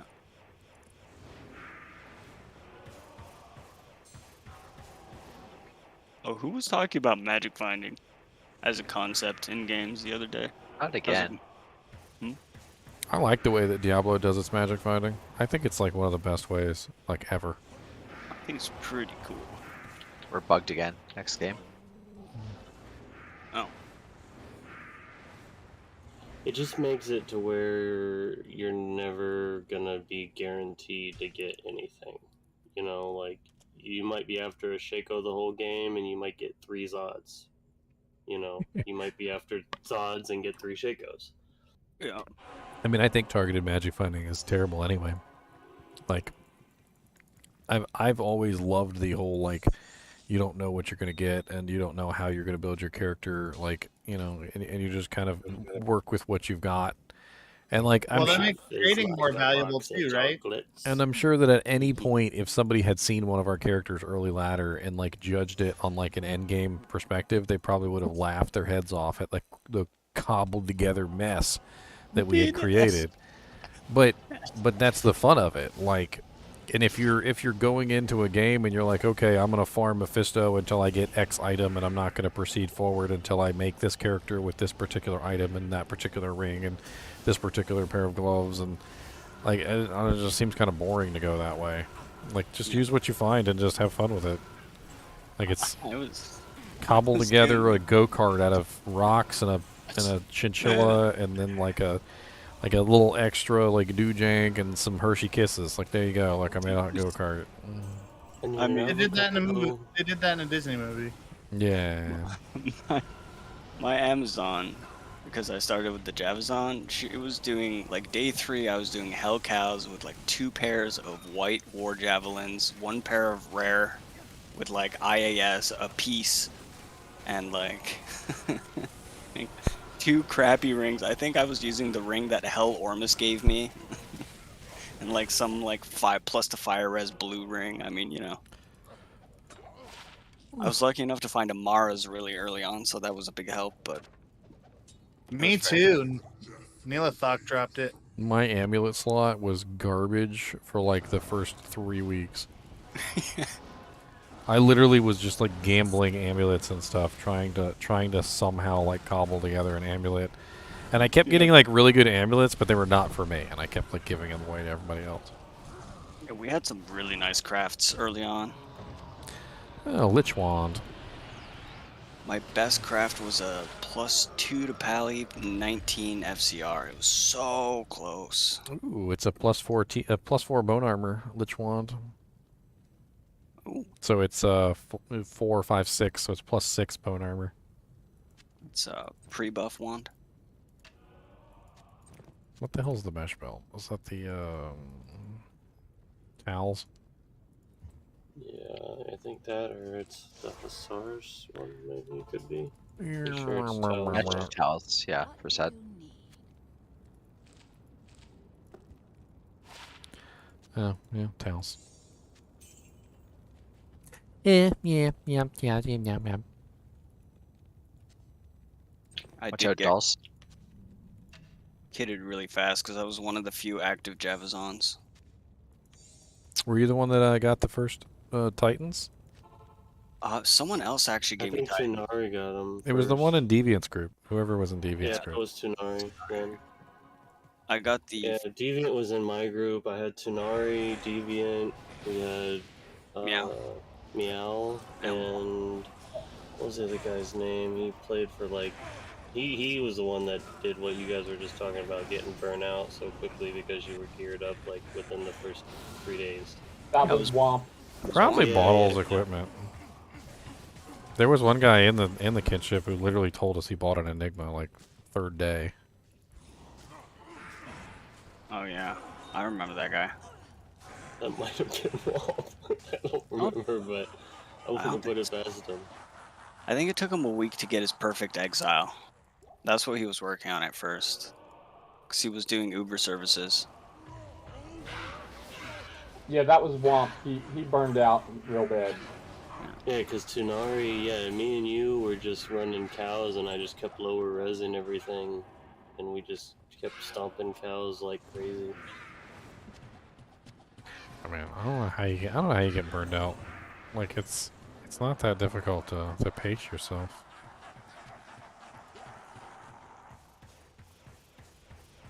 You have a lot of free time. He's actually gotten very busy in real life with work. Also that, yeah. I talk to him on a regular basis. He's just real busy with work, and summertime he goes out. He plays basketball with the team and everything. So real life is getting in his way right now. Well, that's fine. True, I guess. Yeah, some people try to cram it all into a couple days if that's all you got. I understand that too. Cram it all in, cram it all in. Does anyone need Naj's? What's the scepter? The staff? Oh yeah, that's what I was gonna say to the person who wanted to do fire claws earlier. Nash's full Nash's set actually works pretty good for a fire claws druid. Get teleport too. Yeah, you get teleport. Ton of magic fun. It's got lots of fire skills bonuses on it. It's pretty good damage too. Yeah, I'll hold on to it. I think the staff is the rare piece of that set, isn't it? Because I usually find the armor in the circlet all the time. Yeah. That's the rarest, yeah. That the armor. Ow, so many monsters are trying to beat me up.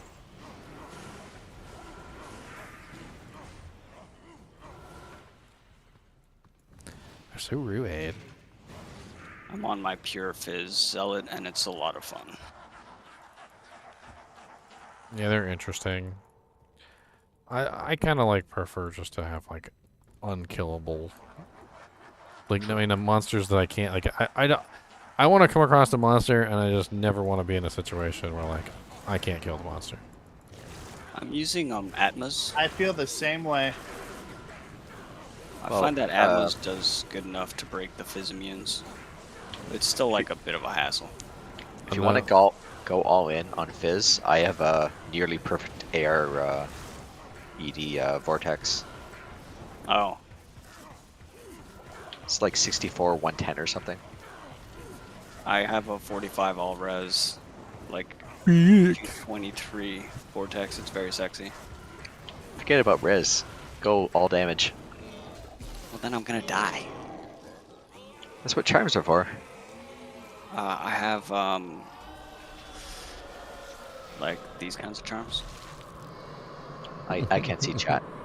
Oh yeah, some +9 to max, 70 AR, 38 to life, sharp grand charms of Vita. Vita. Of Vita. Of Vita. How's that saying go? Third charm's the time? Yeah. Should do witty witty witty witty. Chitty chitty bang bang. I just took all my physical charms from my boson and I tossed it on my zealot.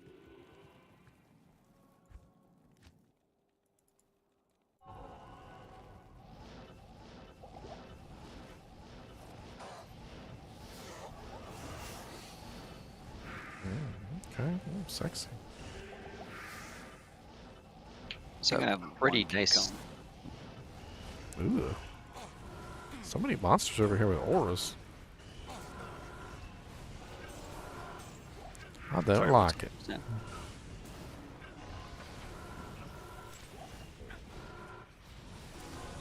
What a weird staff. +3 blizzard, +2 shiver armor, +2 chilling armor.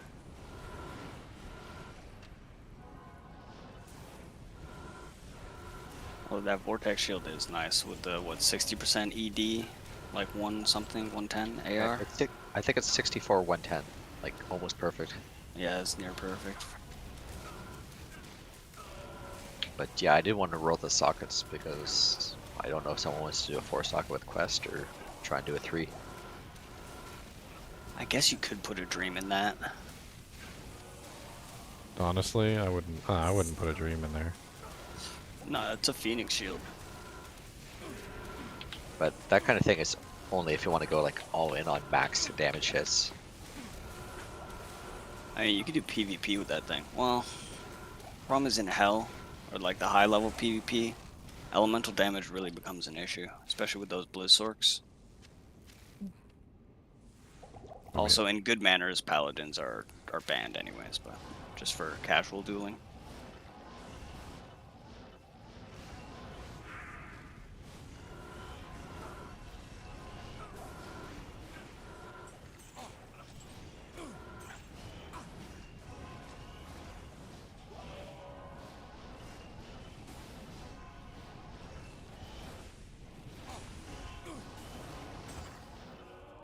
Ooh, shillelagh.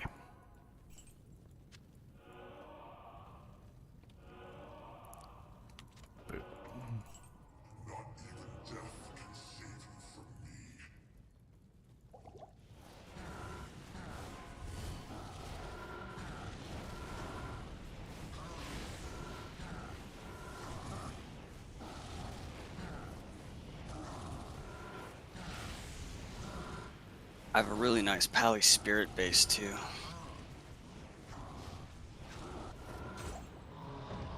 If anyone wants a good, I think it's a caress shield. I have a 42 res spirit, like 35. If anyone needs it, I'm just using it for spirit, like buffing.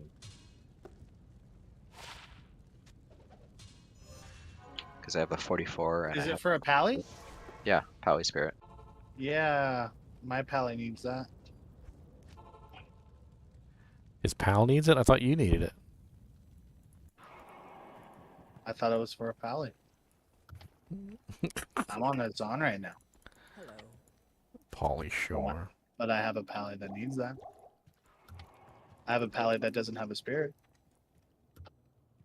Anyone that wants to make a mist, I got a 3 GMB.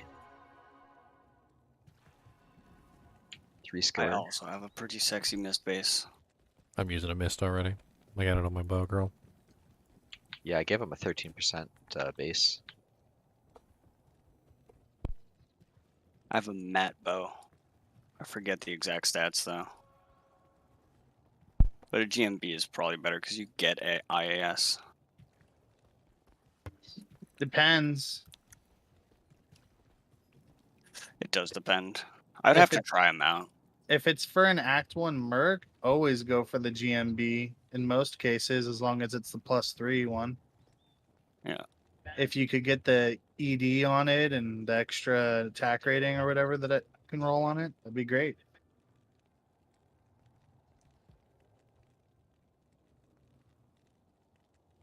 Yeah, I get the best bases in Chaos. Ooh, I've gotten some nice ones in Pit. Well, early in the ladder, I got a perfect faith base, like 50%. Wow. With AR, 4 socket. Wow, what did you do with it? Oh, not in ladder. No, it was like second week of ladder I got it, and I sold it. That's how I got my grave early. Yeah. What did you get for it? That thing's worth like Well, no one couple- had the money yet, so I just traded for low. for low. Okay. Yeah, it was pretty early though. Like no one had burrs yet. Well, not True. many. But like I got like my grief is 4030 or 4389. Very nice. My grief is kind of poopy, but it's fine. Okay, we got some souls in here and dolls. But I'm fearing.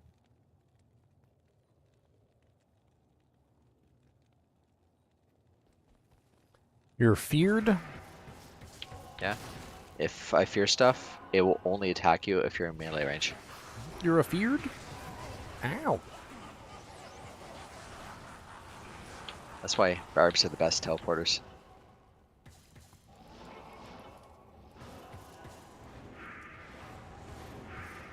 Are we bugged again? No, I think Soul killers. Fatty, come kill there these might be a little, soul around. little guys. Sometimes they're behind the throne.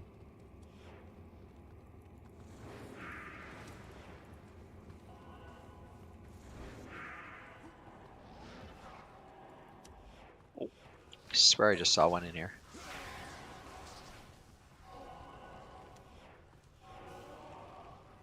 Bugged yet again.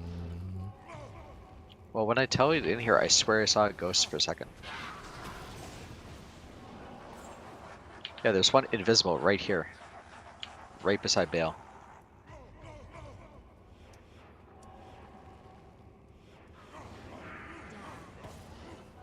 Like when I tell you in the room, there's one just sitting right here.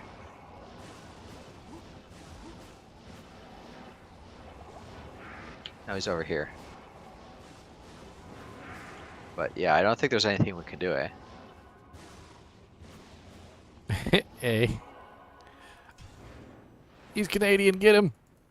Fellow Yes, Canadian. I am. A fellow Canuck. He said, eh.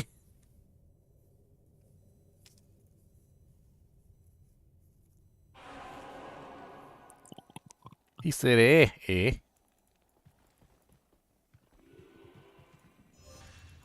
F and He's A, not bud. confused.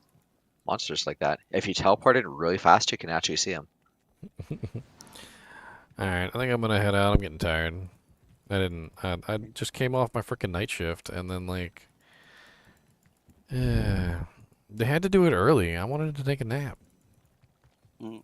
I was like 4 p.m. PDT, that's like 7 EST, I could take a nap, and then I'll be ready. And then they were like, it's up, and it's like 1 p.m., and I'm like, you little bastards. Jumped the gun. Well, I guess they just got done faster than they were supposed to. Oh, yeah. But then we had that whole thing where the servers were going down. Yeah, the servers were pretty bad until like 8. Well, did your XP bar recover a little bit? Yeah, a little bit, I guess. Because yeah, like I'll just teleport players A chaos for you and just give you solo bail or Diablos. I mean, that's cool. I'm just trying to actually be useful and do stuff. Just, of course, you know, not trying to die. You've done a pretty good chunk into 97. Yeah, I'm almost halfway. I mean, 5 bars is half, right? So. Yeah.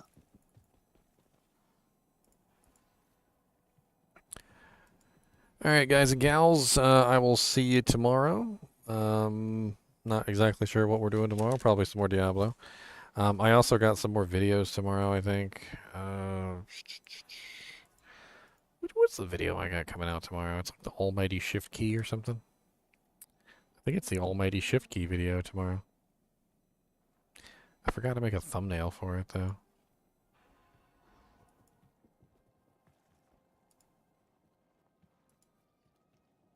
The Almighty Shift Key.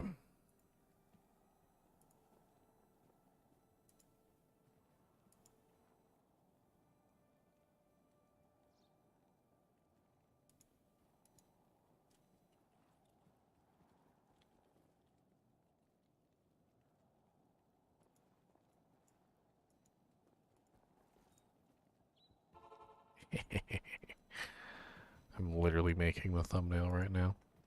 Because I won't remember. I'll fall asleep.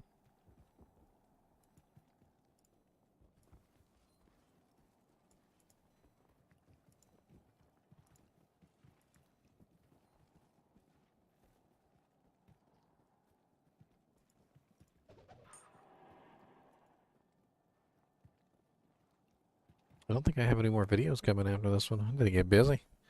I need to get to work. Thanks. I need to get to work. This is for you. Alright, guys and gals, it's been fun. And as always, I do appreciate you guys and gals watching my videos. So, keep watching.